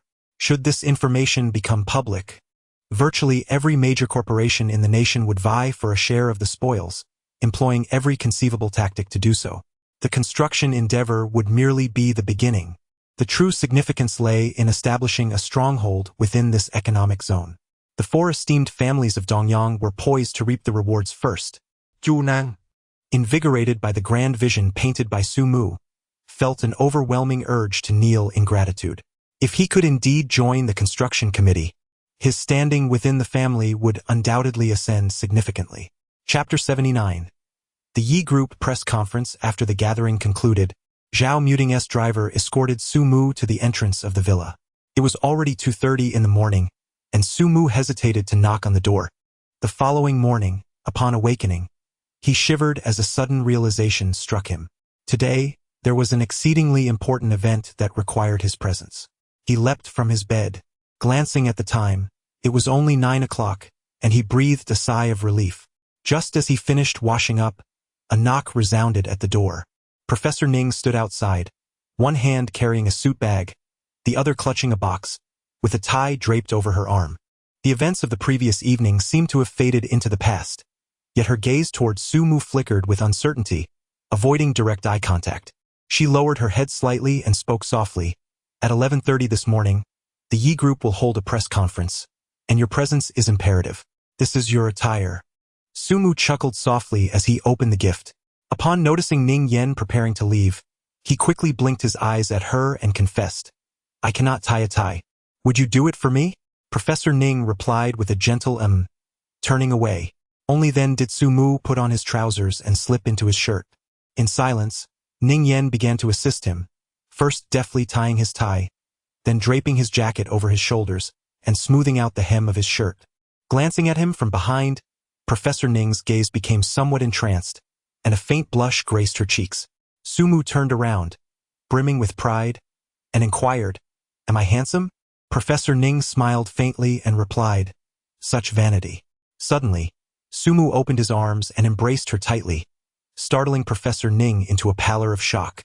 However, he released her almost immediately. Thank you, Sister Ning. I know this suit was chosen by Xiao Yi, but the tie must have been selected by you, am I right? Ning Yen, suppressing her embarrassment, asked in astonishment. How did you know? Su Mu chuckled softly, gesturing towards his heart. My heart has revealed it to me. Ning Yan's face instantly flushed a deep crimson as she turned and fled, exclaiming, Don't forget to put on the watch strap. It was specially chosen for you by Wan Qiu, though it will be deducted from your annual salary. Su Mu was suddenly filled with anxiety, hastily opening the watch box on the bed. his heart feeling as though it had been pierced by countless tiny blades. The pain was unbearable. Mr. Yi, how could you do this? You are already so affluent. Why must you deduct from my annual salary a whole year's income? Gone just like that? After finally receiving a raise, I had envisioned ascending to the pinnacle of my career, only to have my dreams dashed in an instant. Inside the box lay a limited edition Patek Philippe chronograph watch. Though it was not the brand's multi-million-dollar flagship model, it still bore a price tag of nearly 10 million, precisely equal to Su Mu's annual salary. The money had yet to be earned, yet it had already been spent in advance. What kind of situation was this? Nevertheless, it was undeniably exquisite when worn. After indulging in a moment of vanity, the ache in Su Mu's heart gradually subsided. Once he had composed himself, he descended the stairs, where Professor Ning was already waiting. Su Mu's eyes widened in astonishment. At that moment, Professor Ning exuded a captivating allure, a blend of nobility and sensuality that was simply breathtaking.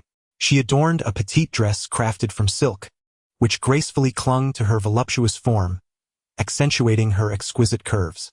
Her long, raven hair was casually styled atop her head, yet it imparted an undeniable air of intellect.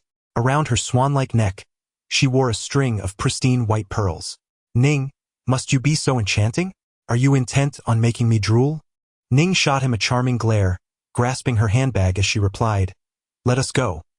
Uncle Chun is waiting for us outside." Upon exiting, Yi Jingchu's driver and bodyguard, Chun Lei, had been awaiting them for some time. "Young master, Miss Ning, we are ready to depart. We will arrive at the company just in time." With a smile, Su Mu greeted Chun Lei and then opened the car door for Ning Yen before taking his seat in the passenger seat, which inadvertently made Chun Lei a bit anxious. Shouldn't the young master occupy the position of honor? It appears to be a matter of avoiding suspicion. Indeed, the young master harbors deep affection for the young lady. At 10:50, they arrived at the headquarters of the Yi Group, which was adorned with festive decorations and abundant congratulatory floral arrangements, numbering in the hundreds. Numerous media personnel and invited guests were making their way inside. Following the press conference, a banquet was scheduled, attended by long-standing partners of the Yi Group, special guests, and other significant figures related to the affair. Of course, with the Yi Group's valuation exceeding 100 billion, it still falls short of the stature of the four prominent families. In a strict sense, the Yi family in Dongyang ranks only as a second-tier player, and its fame is largely attributed to Yi Wanqiu, the most revered goddess of Dongyang. When Su Mu laid eyes on Yi Wanqiu, he found himself captivated and unable to look away. Today, she was dressed to the nines, undeniably the center of attention. Nearly all the men present were unable to divert their gaze from her. The purple gown she wore exuded an air of dominance and pride, bestowing upon her an extraordinary allure. The image of a formidable businesswoman was unmistakably established, complemented by her impeccably graceful demeanor. Even the seasoned veterans of the industry couldn't help but marvel. Had she been a man, the Yi family would either soar to unimaginable heights or have been swiftly eliminated by a coalition of adversaries. Your Excellence surely casts a shadow over other prominent families. The cutthroat nature of the business world is no less fierce than that of the battlefield. Amidst the multitude, Yi Wanqiu stood proudly at the center, observing as Su Mu and Ning Yen approached. Ning Yen deliberately lagged a couple of steps behind while Su Mu, beaming with joy, advanced towards the CEO. From a distance, he spread his arms wide and, amid the envious and resentful gazes of the crowd, embraced her, planting a gentle kiss on her flawless cheek. Yi Wanqiu let out a soft huff, her expression remaining unperturbed. "Did you enjoy yourself last night?" The nearly inaudible question was laced with a biting undertone. Su Mu felt a shiver run through him, yet in the presence of such a multitude of journalists and esteemed guests, he dared not act recklessly. This was a grand hall at the pinnacle of the corporation, spanning an impressive 1,500 square meters, elegantly arranged for a cocktail reception. Aside from the reporters, every other guest held a glass of red wine or champagne. Yi Jingchu chose to remain in the background today, entrusting the proceedings entirely to Yi Wanqiu. He mingled with a group of seasoned gentlemen, sharing laughter and conversation, occasionally casting a glance in Su Mu's direction. At this moment, Su Mu is the fiancé of Ms. Yi. After engaging in some social niceties, they glanced at the time, and the host, microphone in hand, stepped onto the stage at the center of the gathering. Esteemed guests and friends, respected members of the press, today marks the press conference and gala of Ye Holdings Group. Now, let us welcome the chairwoman and general manager of Ye Holdings Group, Ms. Yi Wanqiu, to deliver her speech. In the grand hall, all eyes were drawn to her. Yi Wanqiu smiled faintly, released Su Mu, and, surprisingly, stood on tiptoe to gently touch his face with hers.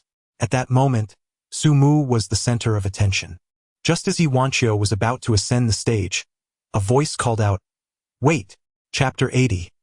The arrival of distinguished guests as the host took the stage. A long line of luxury vehicles arrived at the entrance of the Yi headquarters. Almost all were Rolls-Royces, each followed by a Lexus MPV.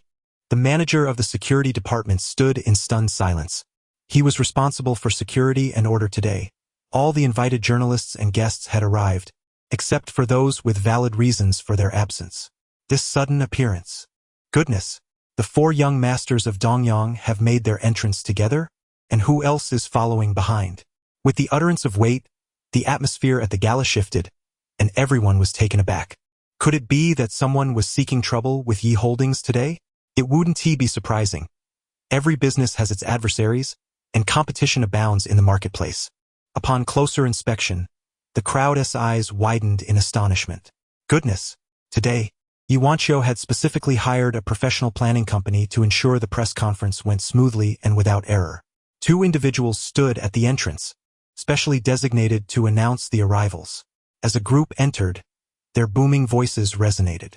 Mr. Mo Jingwei, chairman of Jiashun Group, along with all his staff, extends heartfelt congratulations to Ye Holdings for their bright future.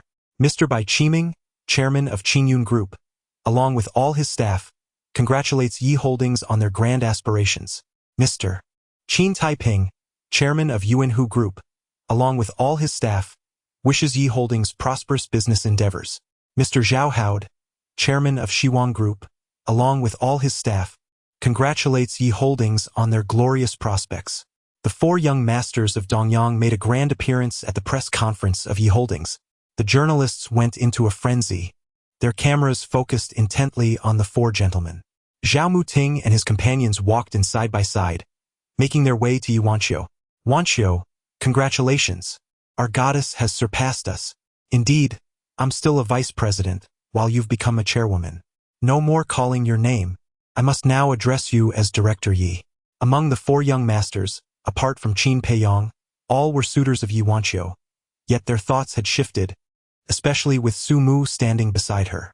Su Mu was momentarily taken aback. Just last night, he had mentioned bringing Mo Han into the fold, and here he was already? Such remarkable efficiency. With the heirs of the four prominent families present, Yi Zhengqiu had no choice but to personally entertain them. But that was not the end of it. Soon, voices were heard at the entrance. Mr. Chu Nan, the seventh young master of the Chu family from the Inner Sea, extends his congratulations to Ye Holdings for their prosperous venture, and best wishes to General Yi and young Master Su for a harmonious union. Boom! The assembled guests were left in awe, mouths agape. If the simultaneous appearance of the four great families from Dongyang could be deemed an unparalleled spectacle, the presence of the Chu family from the imperial capital was on an entirely different level.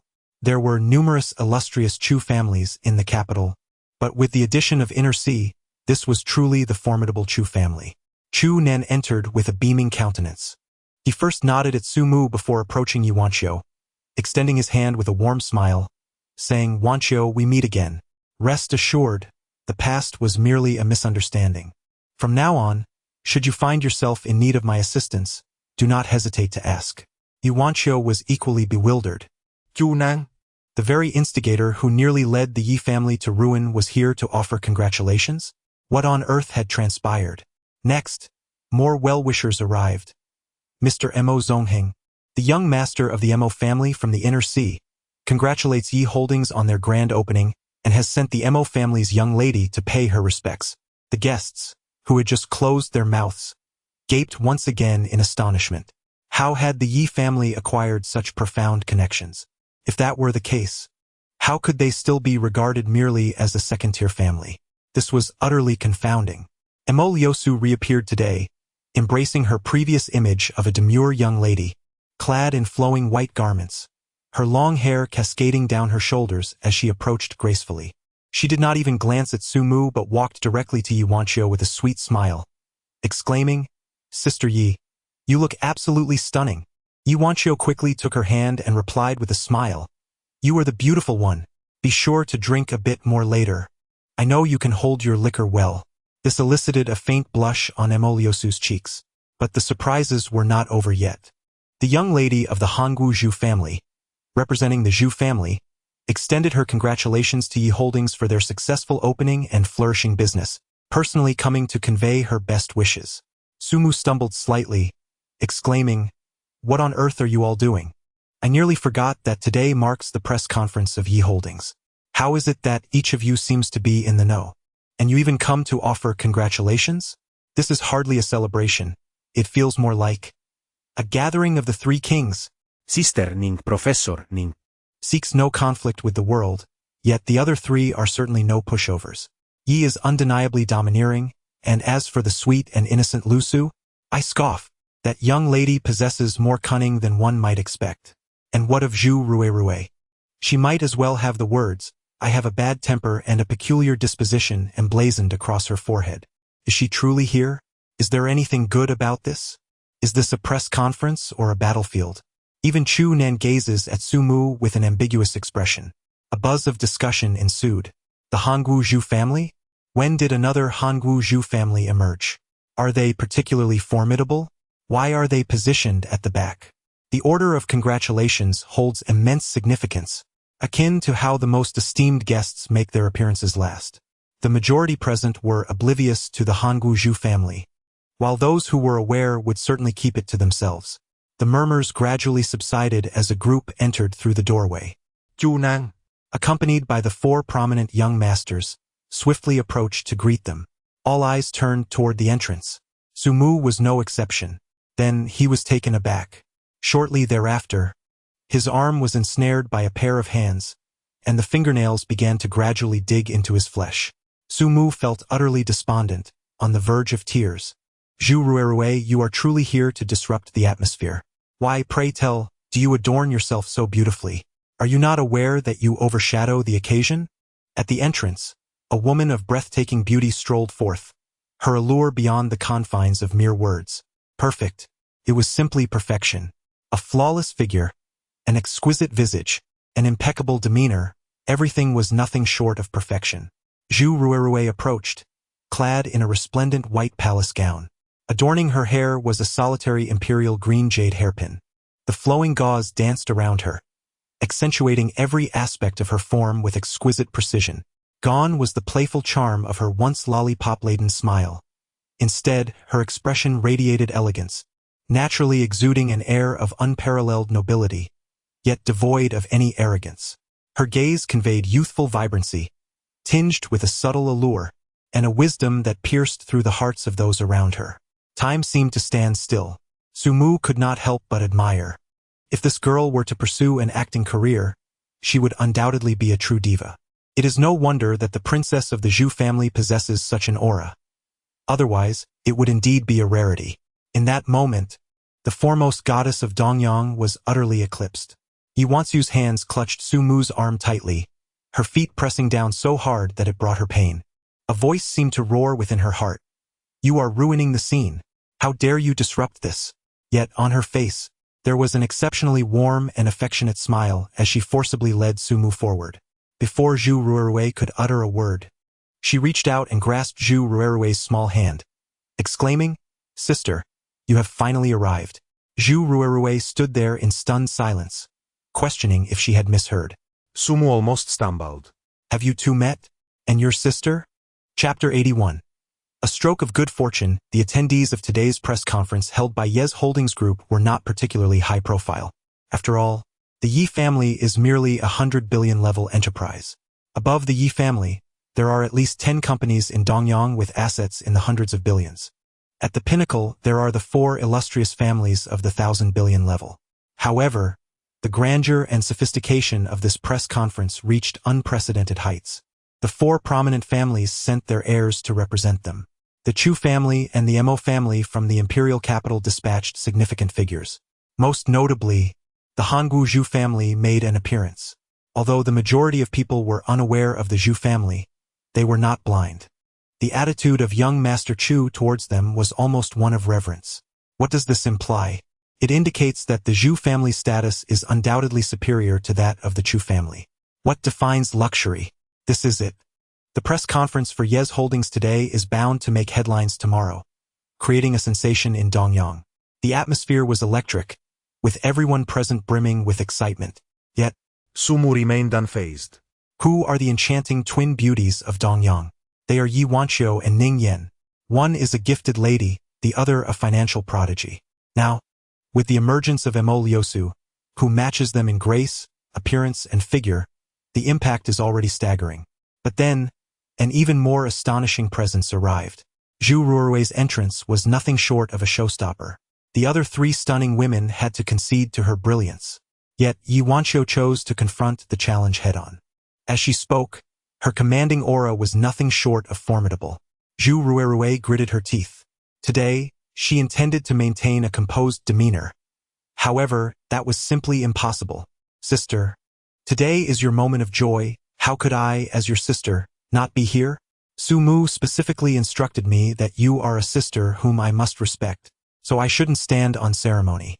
Chu Nan nearly choked on his own blood, while Zhao Mu and the others looked at Su Mu with eyes filled with admiration.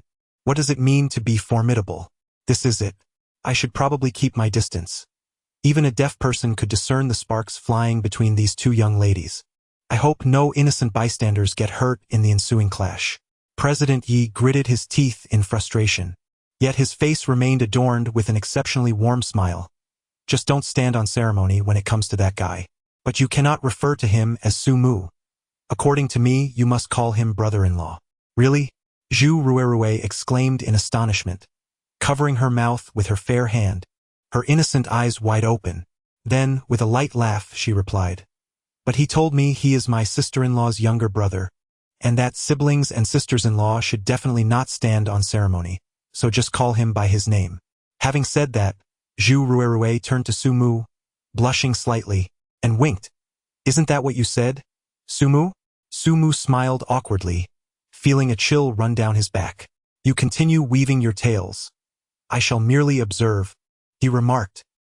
He exchanged a glance with President Yi, who was also watching him, a faint smile gracing his lips, exuding an air of elegance and nobility.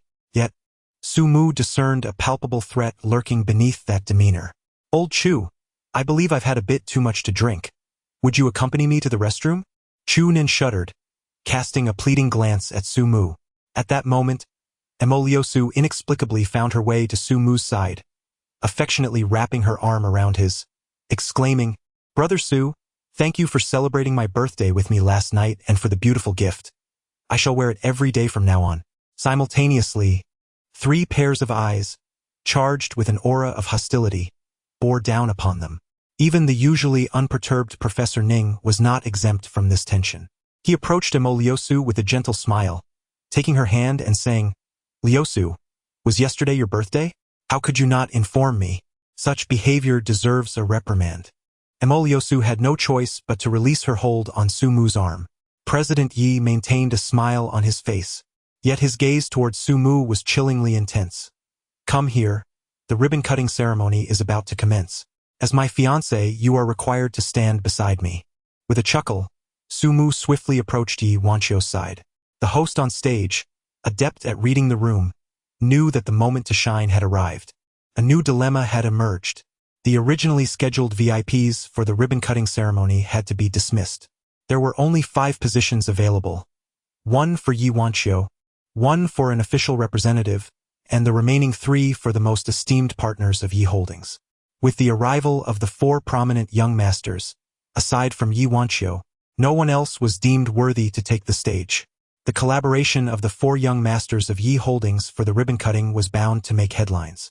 However, now 3 heavyweight figures from the capital, the Emo family, the Chu family, and the Zhu family were present. In an unexpected turn, Yi Wanqiu called Su Mu, who was not supposed to ascend the stage. What now? The 4 young masters could only stand aside obediently. Emo Liusu, perhaps intentionally, held on to Ning Yan tightly, smiling at Chu Nan as he said, Old Seven Chu, you needn't go up. I'll join Ning Jie instead. Chu Nan readily agreed, nodding and grinning. Liusu, that's a splendid idea. Old Zhao, let us 4 of us stand at the back and observe. Thus, the lineup for the ribbon cutting became 4 stunning beauties alongside Su Mu. In a symmetrical arrangement, Su Mu found himself at the center, flanked by Chu Nan, Zhao Muqing, and Bai Zihua. The other guests had to take a step back. The reporters were in a frenzy. Such drama was precisely what they relished. As for the guests, they were left in awe. Where was Yi Zhengchu? Why wasn't he stepping up to address the gathering on such an important day? How could he allow a group of young people to frolic about? Yet, upon reflection, if it were his own company opening, having such illustrious figures present would make even a raucous celebration permissible. The 4 breathtaking beauties on stage were no ordinary individuals. Ning Yan represented Ning Qingyuan, who was rumored to have his grand work displayed in the chairman's office. Mo Liusu was the esteemed daughter of the Mo family in the capital. Zhu Ruerue, though enigmatic, boasted an even more noble lineage, and the individuals serving as mere background were no less impressive. One couldn't help but feel as though they had missed out on a fortune. What was most frustrating was the apparent affection the 4 ladies harbored for Su Mu. It was not just fondness.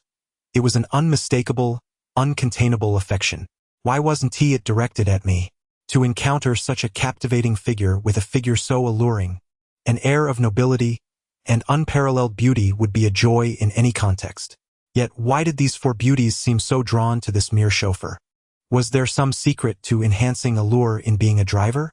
On stage, as the host eloquently delivered a plethora of celebratory remarks, Su Mu finally brought down the scissors, concluding the ribbon-cutting ceremony. Goodness, why did it feel more exhausting than engaging in battle? No, something felt amiss. A chill wafted through his trousers. He discreetly glanced down to ensure everything was in order, only to be startled. Yuanchio's piercing gaze seemed to fixate on that particular area of his. The implication was unmistakably clear. In Su Mu's mind, the clever Ikkyu began to sing. Cut the chicken, cut the chicken. What a splendid performance it was. Chapter 82, Ante. Following the ribbon-cutting ceremony, a celebratory banquet ensued. The journalist friends were welcome to stay for a drink or choose to leave. This time, Yes Holdings had prepared generous gifts for them, each receiving a fruit phone valued at over 10,000 yuan, along with a red envelope of 2,000 yuan, a gesture brimming with sincerity. Not a single journalist opted to depart. Typically, at events hosted by other companies, they would collect their gifts and leave, as partaking in a drink with unfamiliar faces seemed unnecessary. Yet today, every journalist remained. There was a captivating story at hand, one that was both tantalizing and provocative. How could they possibly miss such an enthralling narrative? That would be a dereliction of duty for the gossip king. Or rather, the journalists. Yuanchio was now obliged to have Su Mu accompany her wherever she went, while Ning Yan was engaged in hushed conversations with Zhu Ruerue and Mo Liusi, their whispers shrouded in mystery. Chu Nan stood out among the 4 prominent young masters, a figure apart, and no one dared approach him. Even if acquaintances came over to greet, Zhao Muthing and the others merely offered perfunctory nods, and the more perceptive guests discreetly withdrew. President Yi, with one arm linked to Su Mu and the other holding a champagne flute, continuously nodded and smiled at those congratulating her. However, in a barely audible whisper, she seethed through gritted teeth. How does it feel to be involved in such entanglements, Su Xiao? In Su Mu's heart, there lingered a sense of emptiness. Yi Xiao Yezi, do you still not believe me? In my heart, you will forever hold the foremost position. Without a hint of emotion, President Yi elegantly lifted her glass of champagne and took a sip, her snow-white neck resembling that of a proud swan. Yet the hand entwined with Su Mu's arm subtly tightened. Is that so? Then among those 3 who occupies the 2nd, 3rd, and 4th places, Su Mu inwardly lamented in pain, yet dared not reveal it upon his visage. He turned his gaze, filled with profound affection, towards General Yi. My dear, my character dictates my heart. It can forever hold but a singular place, and that is for you. As for others, they may frolic elsewhere. The utterance of my dear utterly dismantled General Ye's composure. Her face flushed with a visible intensity, transforming her once fearsome claws into gentle, tender hands. Why are you calling me that? I am not yet your wife.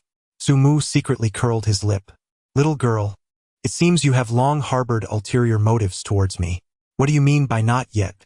Are you certain that the future will be so? I beg to differ. It is all my fault. My benevolence is not to blame, yet I am willing to err repeatedly. It is rare for President Yi to exhibit shyness. With a single utterance of wife, she released Su Mu's arm and went off to entertain the guests alone. Chu Nan seized the opportunity to follow closely behind, wearing an expression of admiration. Boss, I do not rely on walls, but I admire you. Teach me a thing or two. I wish to learn as well. Su Mu felt a sense of satisfaction within, though he dared not display it outwardly. In a crowd where many eyes were present, who could tell how a scheming individual might exploit the situation? With a serious yet heartfelt gesture, he placed his hand on Chu Nan's shoulder and remarked, "Talent is something you cannot learn." Chu Nan, amused yet indignant, chuckled and then softly replied, "That fellow Mo Han is quite astute. Zhao Muting contacted him late last night, and he arrived bright and early today. How about I summon him to meet you?" Su Mu chuckled and nodded, saying, "I will go and fetch the young girl to watch the performance." Chu Nan could not help but roll his eyes. Mo Han was already in his 30s, yet in terms of generational hierarchy, he was significantly younger than Mo Lu Su. The Dongyang Mo family was a collateral branch of the prominent Mo family in the imperial capital, and as the lineage was passed down, the age gap inevitably widened. It is not only in illustrious families like the Mo clan.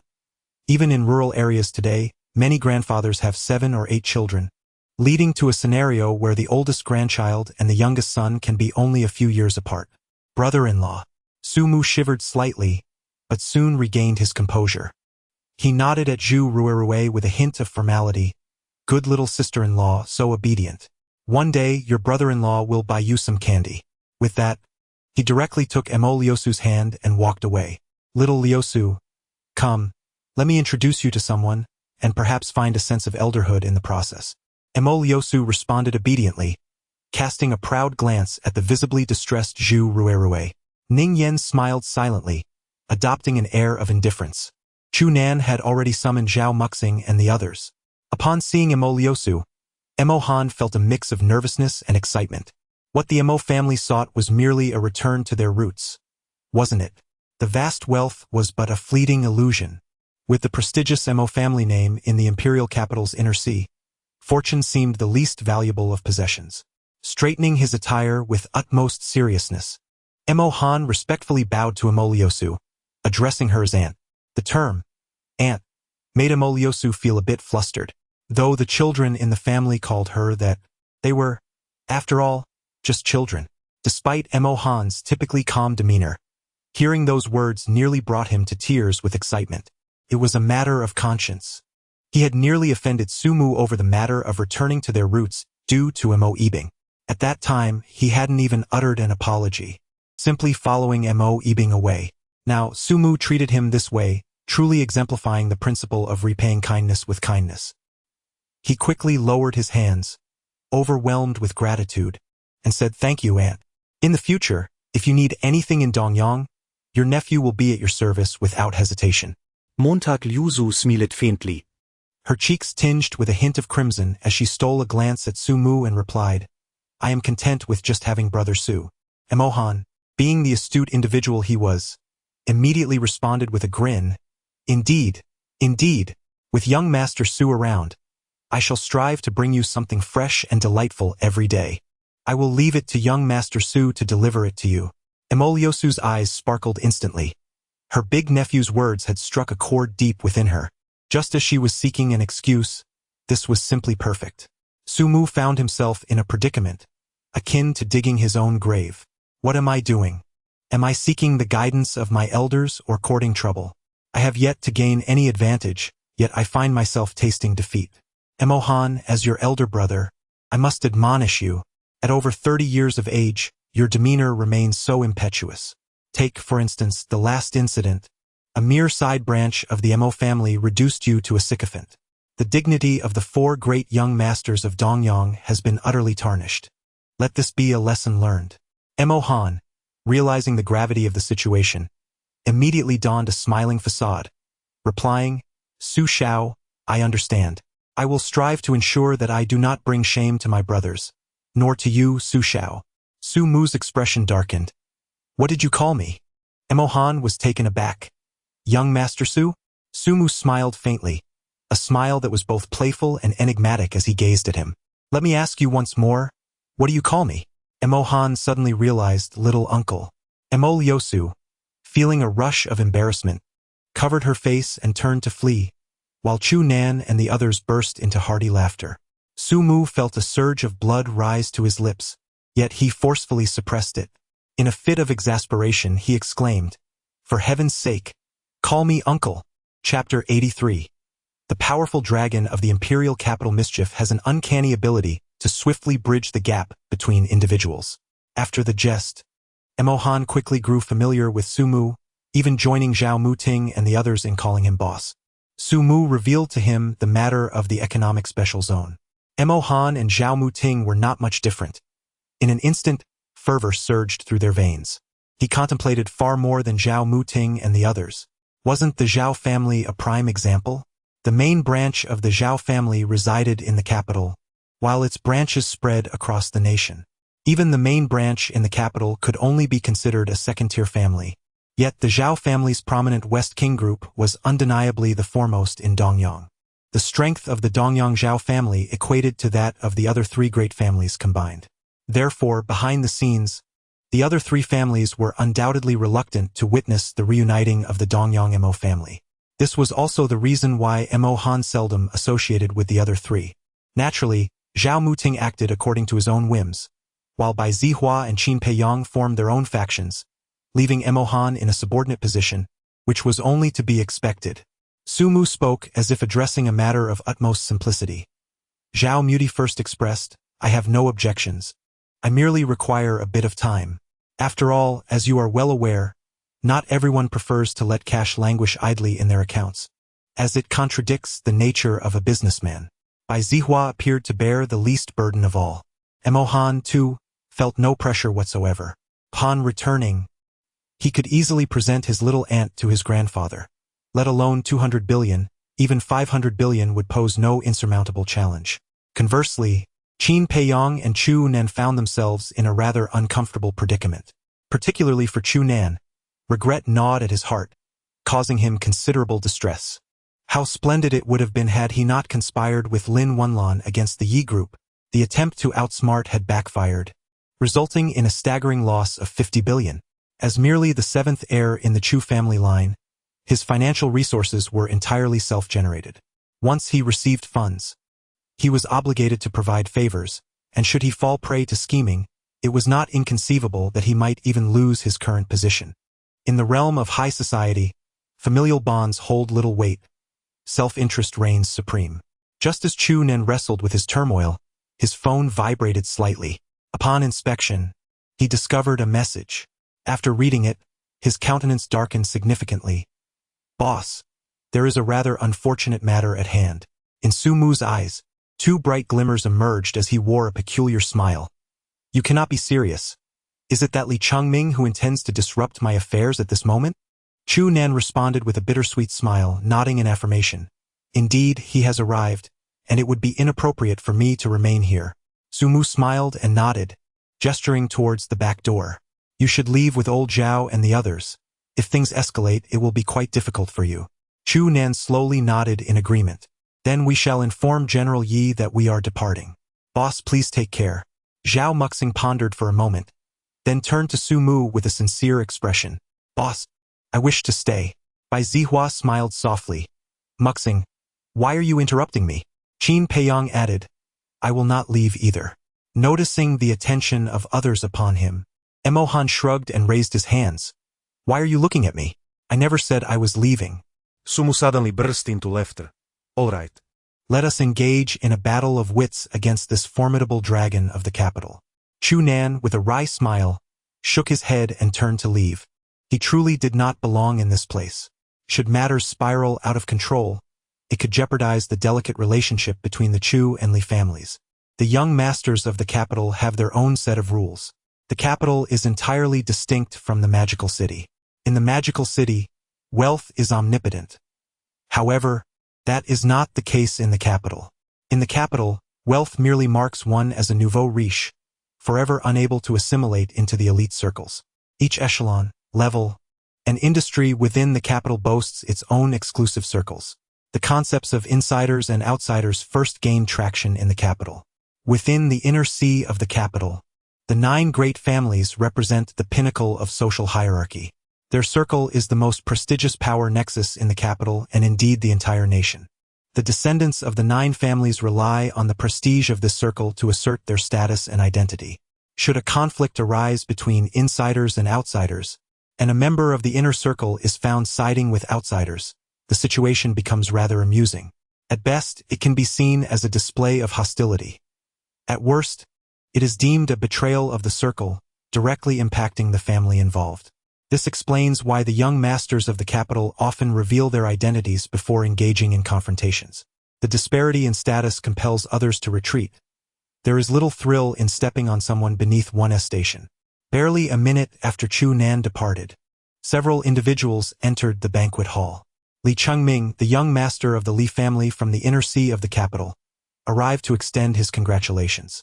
A sudden silence enveloped the entire hall, with every gaze turning toward the entrance.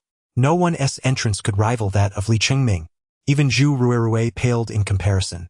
Zhu Ruirui captivated attention due to her beauty, yet the Zhu family's stature was so elevated that most were oblivious to it. In contrast, the Li family was a visible pinnacle of power for ordinary individuals.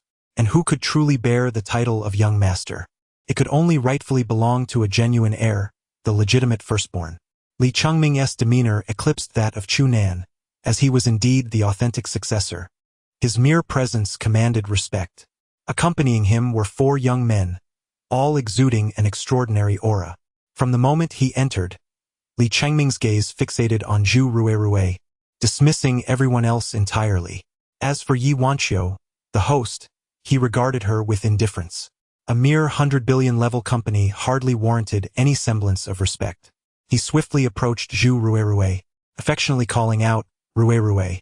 Upon hearing Li Chengming's name, Zhu Ruirui's expression shifted, and she could no longer conceal her mischievous nature. Her eyes sparkled with thoughts racing through her mind. Suddenly, she smiled radiantly at Li Chengming.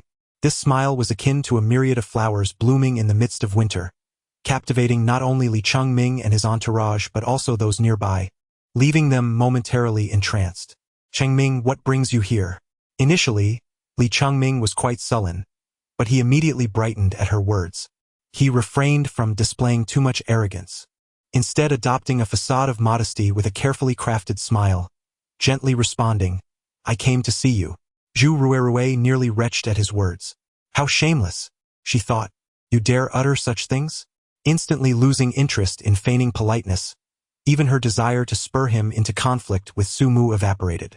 Her smile vanished, replaced by the cool demeanor one typically reserved for strangers, as she coolly remarked, "All right, you've seen me. You may leave now."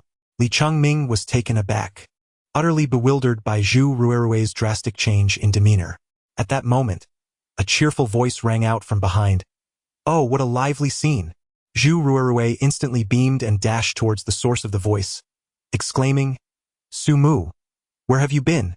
I missed you." Li Chengming's expression darkened ominously. "The Su Mu? You are merely this insipid crawler." Chapter 84. Eliminate him. Li Chengming stands as one of the most distinguished and youthful young masters in the imperial city. For others, his youth only accentuates his prominence and grandeur. Yet, this very youth begets a significant dilemma. His cultivation of character and temperament is woefully inadequate. Were he another young master, he would never allow himself to publicly clash over jealousy, as it would tarnish his esteemed status. At the moment Zhu Ruirui seized Su Mu's arm, Li Chengming lost all composure. He cast a penetrating gaze at Su Mu, his eyes brimming with malice. In contrast, Su Mu merely glanced at him with a casual, cheerful demeanor. Even if Li Chengming possessed tenfold the depth of character, he could not endure this moment. "How dare you provoke me, you insolent wretch?" He felt profoundly humiliated, believing his family had also suffered a grave affront. Such disgrace must be expunged with blood. Yet, he conveniently overlooked his own transgressions. Regardless of his status, a guest ought to respect their host. To belittle or disregard them is, indeed, a form of humiliation. Fortunately, as one of the top young masters of the imperial city, he did not completely unravel. Suppressing his overwhelming rage and envy, Li Chengming approached Su Mu with a forced smile and coolly inquired, "Are you Su Mu?" The words were light, yet they drew the attention of all present, focusing their gaze upon Li Chengming. The journalists, who had not yet departed, stifled their excitement and shock, discreetly retrieving their phones to record the unfolding drama.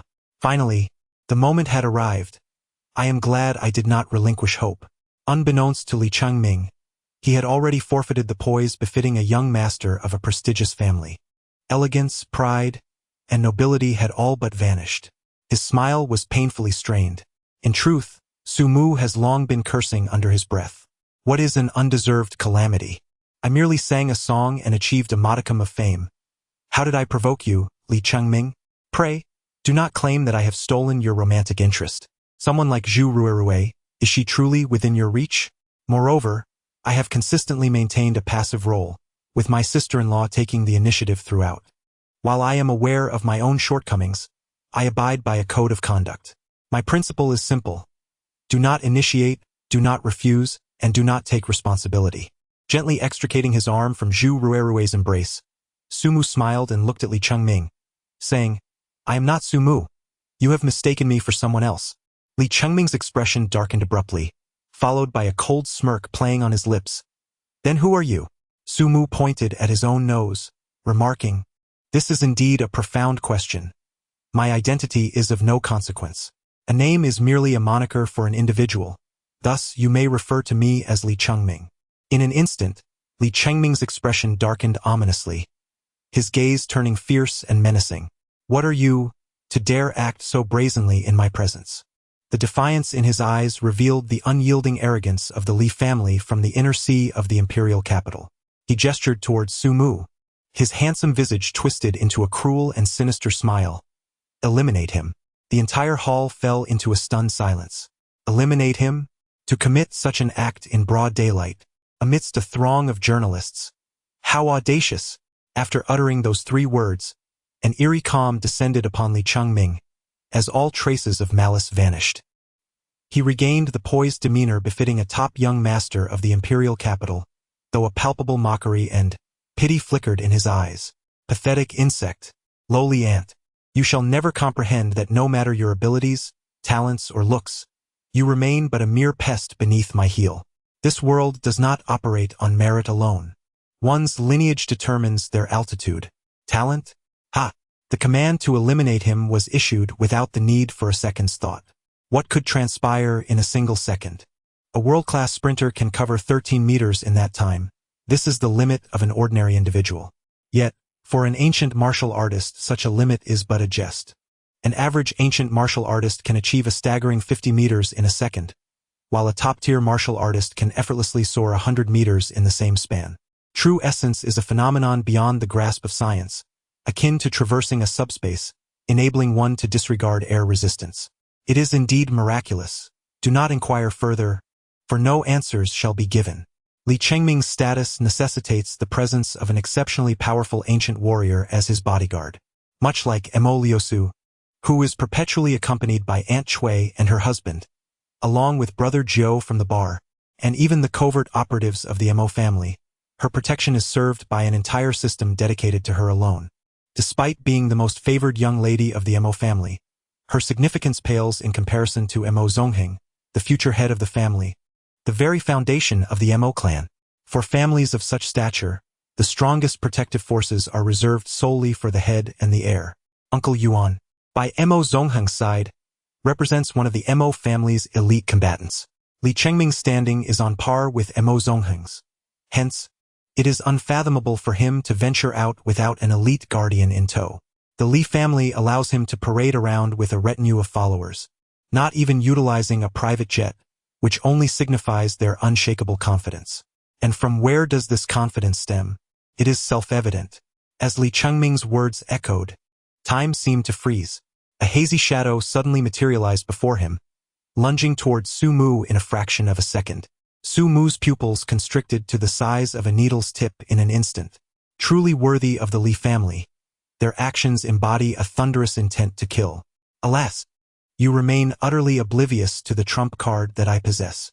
The rhythm of Su Mu's heartbeat surged instantaneously from a normal pace to over 300 beats per minute. An astonishingly powerful force erupted from his heart. In that fleeting moment, time seemed to decelerate by at least 100-fold. No one comprehended the extraordinary nature of the cultivation technique Su Mu practiced. This scene unfolded like a divine miracle. The formidable warrior from the Li family appeared in an instant. To the untrained eye, his speed was akin to that of lightning. However, to Su Mu, it seemed as slow as a snail. An elderly man, shrouded entirely in black, with a gaunt physique, gripped a dagger as delicate as a cicada's wing. The blade was poised against Su Mu's throat, ready to make a gentle incision. Su Mu wore an enigmatic smile as he reached out to grasp the hand of his opponent, gently propelling it away. His strength was remarkably tender. The dagger glided mysteriously across the adversary's throat, leaving behind a faint trail of crimson. Suddenly, time resumed its normal flow. Within the grand hall, everyone was struck with horror as they beheld a figure clad in black standing rigidly before Su Mu, one hand clutching at his throat and the other pointing accusingly at him. Su Mu, filled with disdain, pulled Zhu Ruerue aside. Suddenly, a thin stream of blood erupted from the throat of the man in black. In the hall, everyone was struck with terror. A murder. The smile on Li Chengming's lips had yet to fade when he noticed Su Mu approaching him with a cheerful demeanor. What? In a moment of distraction, he found Su Mu's hand gripping his hair, yanking his scalp down with fierce force. The excruciating pain compelled him to kneel immediately. Chapter 85. Bowing in the center of the banquet hall, the panicked individuals momentarily froze in shock.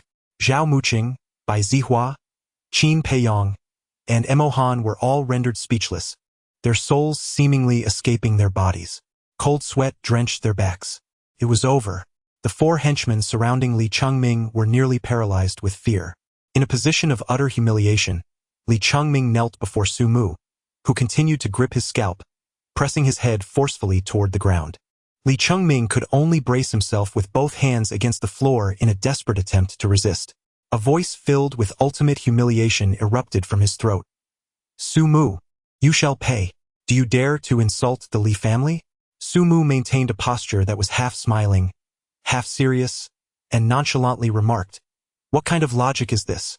You intend to kill me, yet you do not permit me to collect a bit of interest?" Among Li Chengming's entourage, one named Han Ziyuan could no longer contain himself and shouted at Su Mu, "Kid, do you not understand the identity of the young master? How dare you act so recklessly? Are you not afraid that all those connected to you will suffer misfortune?" Su Mu paused his actions and turned to glance at Han Ziyuan, a smile gracing his lips as he said, "Am I to assume that you are threatening me through those close to me?" Han Ziyuan, believing his intimidation had taken effect, sneered and replied, "If you don't want them to die, then you must." Bang! The response came in the form of Li Chengming's face meeting the cold, unyielding marble floor in an intimate encounter. Li Chengming felt as if he had suddenly ascended to the clouds, surrounded by an all-encompassing darkness, with stars of gold twinkling and cascading before him. Shortly thereafter, warm blood began to flow from his nose, and the searing pain finally descended upon him. The intensity of that humiliation eclipsed even the sharpness of his agony. A foot pressed down upon his neck. Su Mu slowly rose to his feet, casting a mocking glance at Han Ziyuan, a faint smile gracing his lips. "It is your threats that led to young Master Li's disfigurement. Do you truly believe I would hesitate to snap his neck under the weight of your intimidation?" Han Ziyuan was on the verge of tears from fear. How absurd. Was it really his fault? Although the Han family was a subordinate clan to the Zhu family would not easily intervene to safeguard the Hans. At most, they might spare a life, but the generations of wealth amassed by the Han family would be lost. Without their legacy, what would Han Ziyuan be but a mere shadow of a young master? The best outcome would see the Zhu family relegating him to the status of a lowly servant. Yet, having been attended to since childhood, he had no inkling of what it meant to serve others. Li Chengming's entourage fell silent, no one daring to utter a word. Su Mu cast a mocking glance at the bloodied face of Li Chengming, slowly articulating, "Did you truly believe that I, Su Mu, am a mere soft persimmon to be manipulated at will? Do you think any stray dog or cat can lung at me for a bite? Is your esteemed face of the Li family more significant than mine? You would threaten my life with mere words. Therefore, by that logic, does it not follow that I may take yours, given that I am indeed your superior? With a gentle press of his toes, the force intensified. Li Chengming was left convulsing underfoot, utterly powerless to escape the weight pressing down on his neck. In a fit of rage, he bellowed, "Dare you insult me? Dare you insult the Li family?" With a mocking laugh, Su Mu declared, "I am indeed humiliating you, and I am humiliating the Li family. If you have the courage, rise and bite me." This statement sent a chill through everyone present. How audacious could this young man be? Was he implying that Li Chengming was akin to a mere dog? Zhu Ruerue, unable to bear the scene any longer, reflected on the root cause of this turmoil, her own capriciousness. Had she not impulsively sought to kiss Su Mu after he stealthily departed, none of this would have transpired. While the Zhu family was formidable, its power had waned significantly over time. The mysterious death of her elder brother, Zhu Qingzhao, still loomed as an enigma. The Zhu family, lacking a rightful heir, found itself amidst brewing unrest, with countless eyes lurking in the shadows. Rumors even suggested that someone had dared to target Zhu Yi.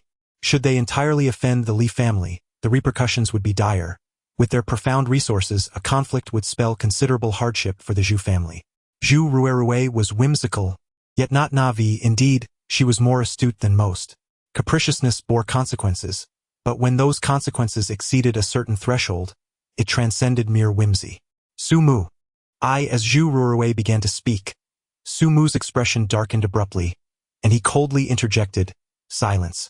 If you do not wish to remain, then leave." Fury ignited within Zhu Ruerue. When had she ever been so rebuked? Just as she was about to unleash her wrath, her gaze met Su Mu's, which was imbued with a chilling indifference, almost bordering on cruelty. In that instant, her heart ached with a profound intensity. Did he truly disdain her? Tears cascaded down Zhu Ruerue's cheeks as she hastily covered her face and fled towards the door. Those who were aware of her identity were left in shock, as if their souls had been snatched away. How could this audacious individual dare to command the Zhu family's princess to leave? Had he lost his mind? Offending the Li family was one thing, but now he had thoroughly antagonized the Zhu family as well. Did he not value his life? Such recklessness was beyond comprehension. Zhao Muting, Bai Zihua, Qin Peiyong, and Emo Han exchanged glances, each feeling a sense of dizziness. Was their leader's vessel truly seaworthy? Had they boarded the wrong ship? They wished to disembark. This was unnervingly frightening. A mere word from the Li family could obliterate the four great families from Dongyang. Indeed, this exemplified the terrifying influence wielded by the elite families of the Inner Sea. The four felt their hair stand on end, their muscles tensed as if petrified. Unable to move even slightly, they were gripped by sheer terror. After dismissing Zhu Ruerue, Su Mu cast a glance at Han Ziyuan and the others, who could not muster the courage to meet his gaze. Su Mu then lowered his head once more, gazing at Li Chengming, who lay beneath his feet, and with a smile he said, "If you wish to take my life, how shall we settle this score? I shall present you with two choices. Either death or kneel before me and bow your head 3 times in apology, and I shall spare your life." Li Chengming, in a position of utter humiliation, crawled on the ground, the foot pressing against the back of his neck akin to the weight of Mount Tai, forbidding any resistance. Yet, upon hearing Su Mu's demand for him to bow, a surge of rage erupted within him. He screamed in desperation, thrashing his limbs violently, his eyes bloodshot, and the congealed blood from his nostrils began to flow anew. You must be dreaming, if you have the capability. Kill me then."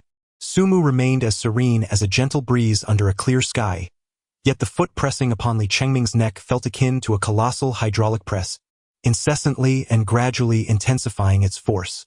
The looming specter of death shattered the already fragile resolve that resided in Li Chengming's heart.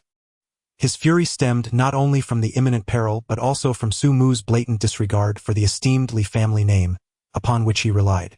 An overwhelming blend of terror and loathing warped his emotions to a grotesque extreme. Yet what difference did it make? The foot upon his neck was genuinely capable of snapping it asunder. "Ha! Beg for mercy. At last, Li Chengming uttered a series of incoherent words. Every onlooker present bore witness, their spines tingling with an icy dread. Good heavens! The most distinguished young nobleman at this moment lay prostrate upon the ground, pleading for his life? The contrast was utterly staggering. How dare Sumu act so boldly? Does he truly give no thought to the consequences of his actions? Sumu released his grip on that foot, standing there with a smile that seemed almost serene.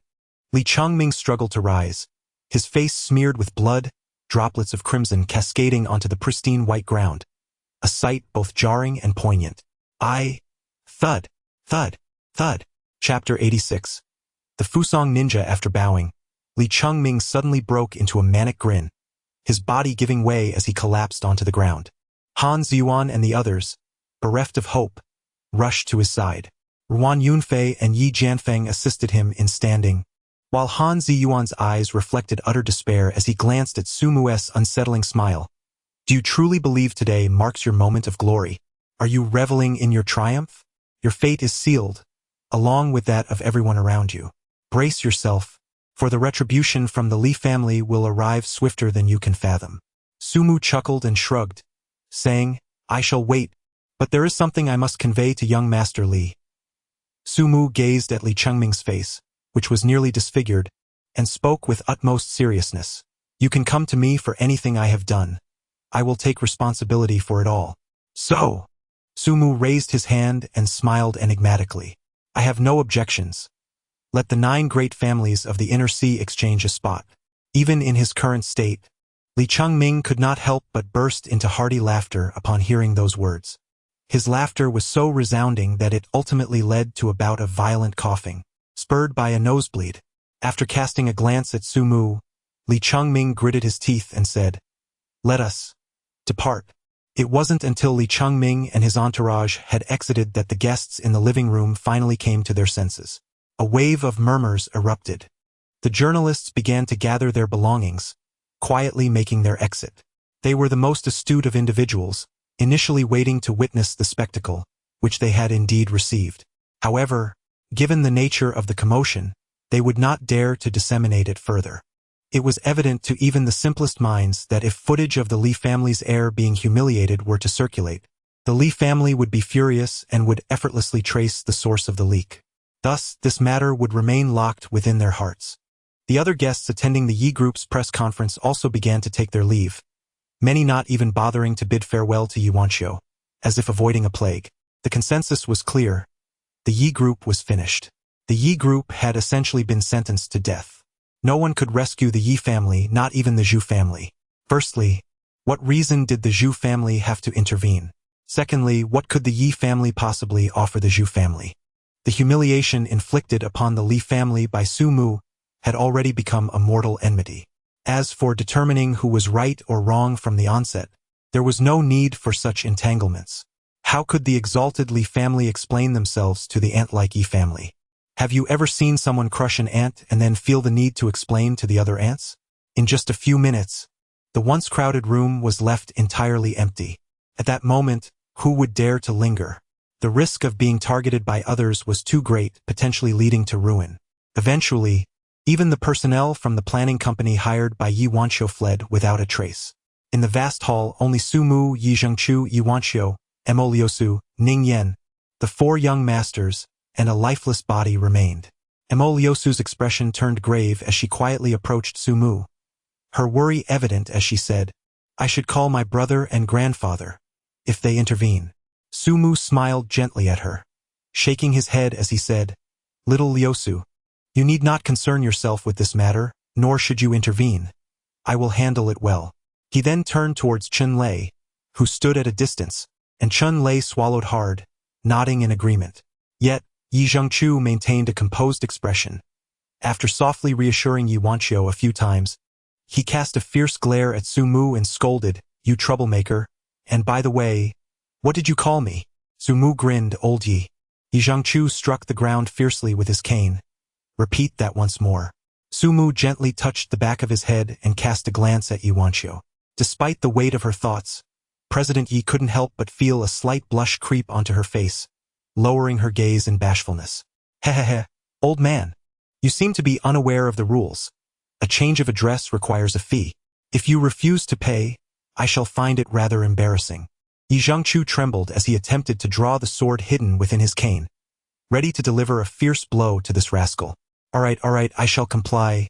Is that not sufficient? Do not become agitated. At your age, should you swing that cane, I would be left to don mourning attire for you. Even the most oppressive atmosphere could not withstand Su Mu's relentless teasing. With a heartfelt call of grandpa, Su Mu left Yi Zhengqiu utterly content. The four young masters, each with their heads bowed, resembled quails in their demeanor. Su Mu murmured softly to them for a while, and gradually, the faces of the four individuals regained a semblance of color before departing. You scoundrel, always stirring up trouble. You should leave quickly and find a place to hide far away. Yi, no longer resembling the domineering CEO he once was, looked at Su Mu with tear-filled eyes, nearly collapsing into his embrace in tears.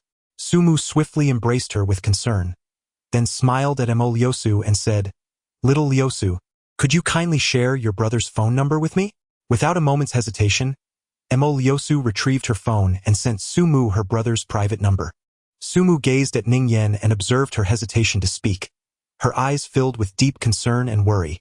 Mo Liusu suddenly suggested, "Perhaps it would be best if I moved in with them?" Moved by the thought, Su Mu found the idea to be quite splendid. However, he could not involve Emo Liusu in this matter. His engagement with Emo Zongheng was purely transactional, a mutual exchange of interests, devoid of any further implications. In contrast, Emo Liusu was different. Accepting this would create a debt of emotion. While emotional debts are often the easiest to repay, they are also the most challenging. After sending off Yuanqiu and the others, Su Mu finally approached the corpse of the formidable master from the Li family, reaching out to unveil the black veil that shrouded his face. Beneath the veil lay a visage marked by deep wrinkles, yet with a cleanly shaven head, presenting an elderly countenance. Su Mu removed the opponent's shoes once again.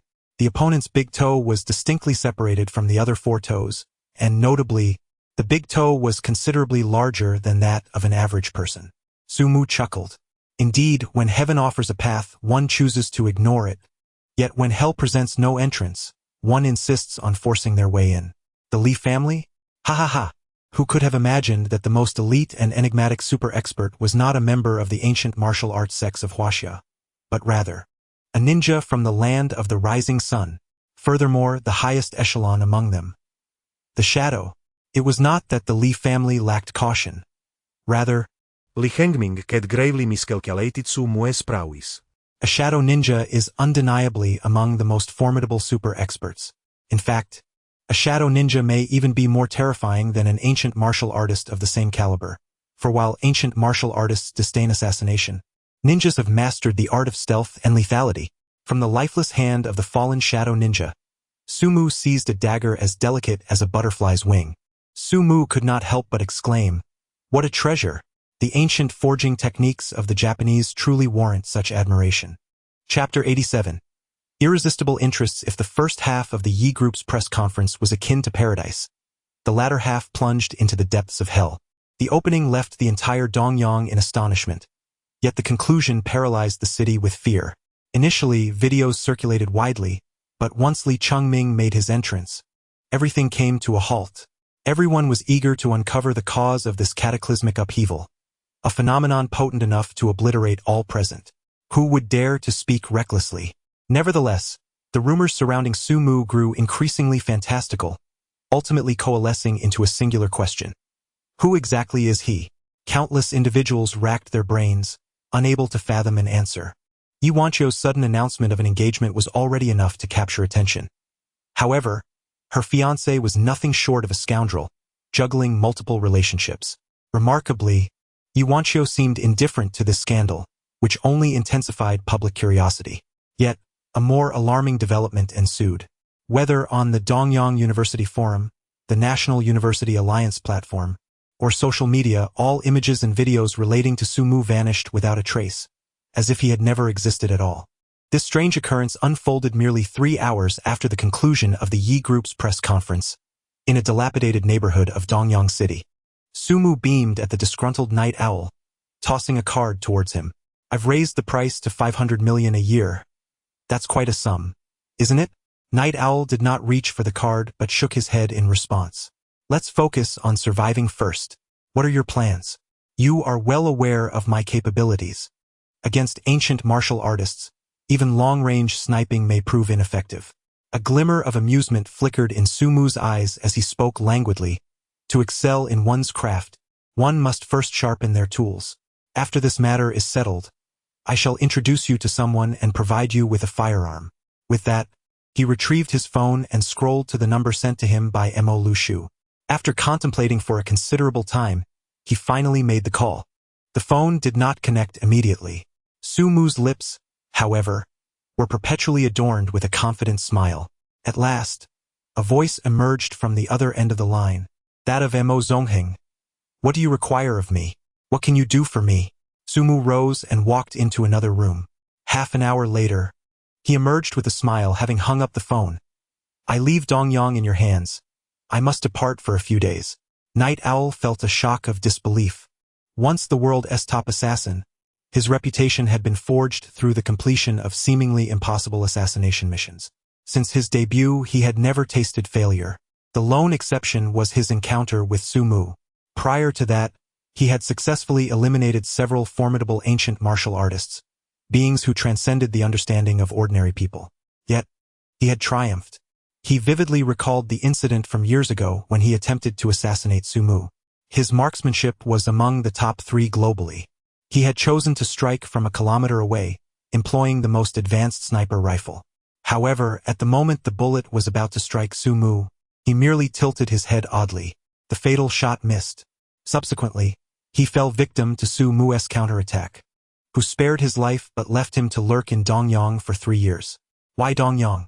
Night Owl did not inquire, nor did Sumu elaborate. However, it appeared that Sumu had begun to lay plans in Dongyang years prior. What was his intention? Moreover, who had offered such an exorbitant price on his life back then? That contract still held the record for the highest bounty in the assassin world, $15 billion. That was 3 years ago, and someone had actually placed a bounty of $15 billion to assassinate Sumu. In the capital, Mo Zongheng reclined on the sofa, lost in thought. Behind him, Uncle Yuan seemed hesitant to speak. Young master, what did you promise him?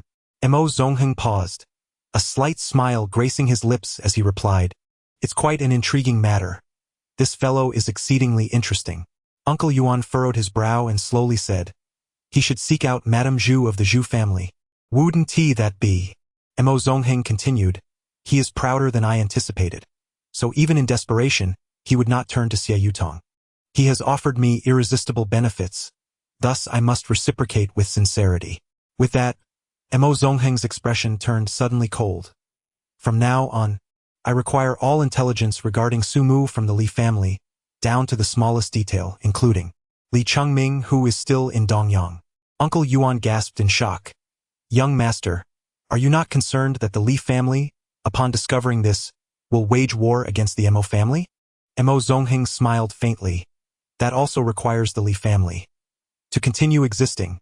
Even Uncle Yuan, with his profound composure, felt a chill run down his spine. What did the young master mean by this? Was he proposing an insurrection? That young man, was he not a dragon tamer? Where did he acquire such power? Overthrowing the Li family? Such a dreamer. As Mo Zongheng instructed Uncle Yuan, a group had stealthily infiltrated Dongyang from the capital. They did not disturb anyone, ignoring Han Ziyuan and his 3 companions, and instead took only Li Chengming. Subsequently, Han Ziyuan and his companions were ostentatiously sent to Dongyang Airport to board the Li family's private jet, flying directly to the capital. To all observers, this private jet was explicitly there to retrieve Li Chengming. Yet, in truth, Li Chengming did not depart. In a specially designed, luxurious compartment, Li Chengming's face was wrapped in thick bandages, revealing only his eyes and mouth. His nose was broken, and his cheekbone shattered, but modern medicine promised a full recovery. The anesthetic dulled his pain, yet his heart felt as though it were being gnawed by venomous serpents, twisting in agony. Behind him stood an elderly man clad in a black robe, the personal steward of the head of the Li family. Young master, it is still early. They will arrive in 5 hours. Li Chengming let out a cold, mocking laugh, the anesthesia making his speech unclear. I want to personally eliminate that worm and the 2 harlots by his side. The steward shook his head gently and replied, Young master, the patriarch has instructed that the Ning family member is off limits. Anger flared in Li Chengming's eyes, his teeth gritting in frustration. After a struggle to rein in his overwhelming fury, he nodded, Very well, I shall refrain from touching her. However, if others do, it is not my concern, is it? The old steward nodded. As long as the young master does not act personally, I have no right to intervene. Li Chengming smiled sinisterly and slowly closed his eyes. Leave now. I wish to rest until they arrive. Understood. The old steward bowed and exited the compartment. This was a military high-speed rail transfer station on the outskirts of Dongyang, surrounded by barbed wire, where no one dared to approach casually. The Li family's exclusive insignia marked the area. Chapter 88. Come chase me, what enmity and grievance. What has become of people today? They resort to violence upon arrival. It is truly impolite. The night had deepened in the outskirts of Dongyang. Su Mu lounged nonchalantly with one leg crossed over the other, reclining against the sturdy branch of a grand tree, a twig casually held between his lips. Not far away lay the rendezvous point where Li Chengming concealed himself. The intelligence provided by Mo Zongheng was both timely and thorough, reflecting the full extent of his resources. The Li family remained oblivious to the fact that the identity of the formidable expert who had perished beside Li Chengming had been compromised. Su Mu conveyed this matter to Mo Zongheng, who, after their conversation, promptly sought an audience with the head of the Mo family. Among the most prestigious families in the inner sea of the imperial capital, it was astonishing to discover that the protector of the heir was a ninja from Fusang. This revelation was akin to an explosive bombshell, perhaps even a nuclear detonation. If Mo Zongheng failed to capitalize on this intelligence, he would hardly deserve the title of heir to the Mo family. Merely this piece of information warranted the exertion of his influence to negotiate with Su Mu. Moreover, Su Mu had even more to offer. An increase without a rise in cost. This tactic was undeniably foolproof. Were it anyone else, Mo Zongheng would harbor doubts. However, this individual was Su Mu, a renowned dragon tamer, an illustrious title indeed. Deep within Mo Zongheng's mind lingered another thought. His brother-in-law, aiding whom was not a matter of concern. Quite reasonable indeed. Of course, should Su Mu dare to abandon his sister, Mo Zongheng would not hesitate to unleash his wrath upon the scoundrel. It was now 1 o'clock in the morning. Their movements, gestures, and even breaths were almost perfectly synchronized. Strangely, the 40 individuals standing together created an illusion of unity, as if they were but a single entity. Li Chengming, his face swathed in bandages, emerged from the carriage, followed closely by a cloaked elder. The 40 guards simultaneously raised their fists and struck their chests, exclaiming, Young master! Young master! The resounding shout sent forth a wave of energy that surged skyward, lingering in the night air with striking clarity. In the distance, Su Mu silently grinned. This was the secret of elite trained by the Li family, admittedly formidable. Yet, Su Mu's attention was not fixated on these expendable pawns. In the carriage that followed, 2 nearly ethereal presences could be felt, accompanied by 6 somewhat lesser auras. In total, 8 individuals. These were the true masters, possessing the terrifying prowess to annihilate the entire Dongyang region. Su Mu's aura was tightly restrained, exuding an icy demeanor akin to a frigid stone. His gaze shifted towards Li Chengming, whose pain was a persistent reminder of the impending actions he must undertake, now that the effects of the anesthetic had worn off. Excellent. You have finally arrived, he exclaimed with a chilling laugh that abruptly ceased as he grimaced in agony. Li Chengming's voice dripped with malice, sending shivers down spines. This insignificant Dongyang has brought me disgrace. Beneath the bandages, his eyes glowed a blood-red hue. You will be divided into 5 groups, each led by a devotee to visit the Yi family, the Zhao family, the Bai family, the Qin family, and the Mo family. Moments later. 5 elderly men descended from the back of the carriage, their expressions exuding an air of authority, moving with the poise of masters, standing steadfast beside Li Chengming as if mountains themselves. Li Chengming turned his gaze towards the urban expanse, his eyes gleaming with cruelty. Proceed. The 40 guards responded in unison, thumping their chests as commanded.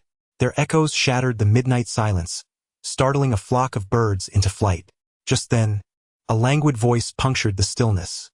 In the dead of night, who is so impolite as to disturb my rest? Truly, a reflection of poor upbringing. As the words faded, 2 white figures shot forth from the carriage.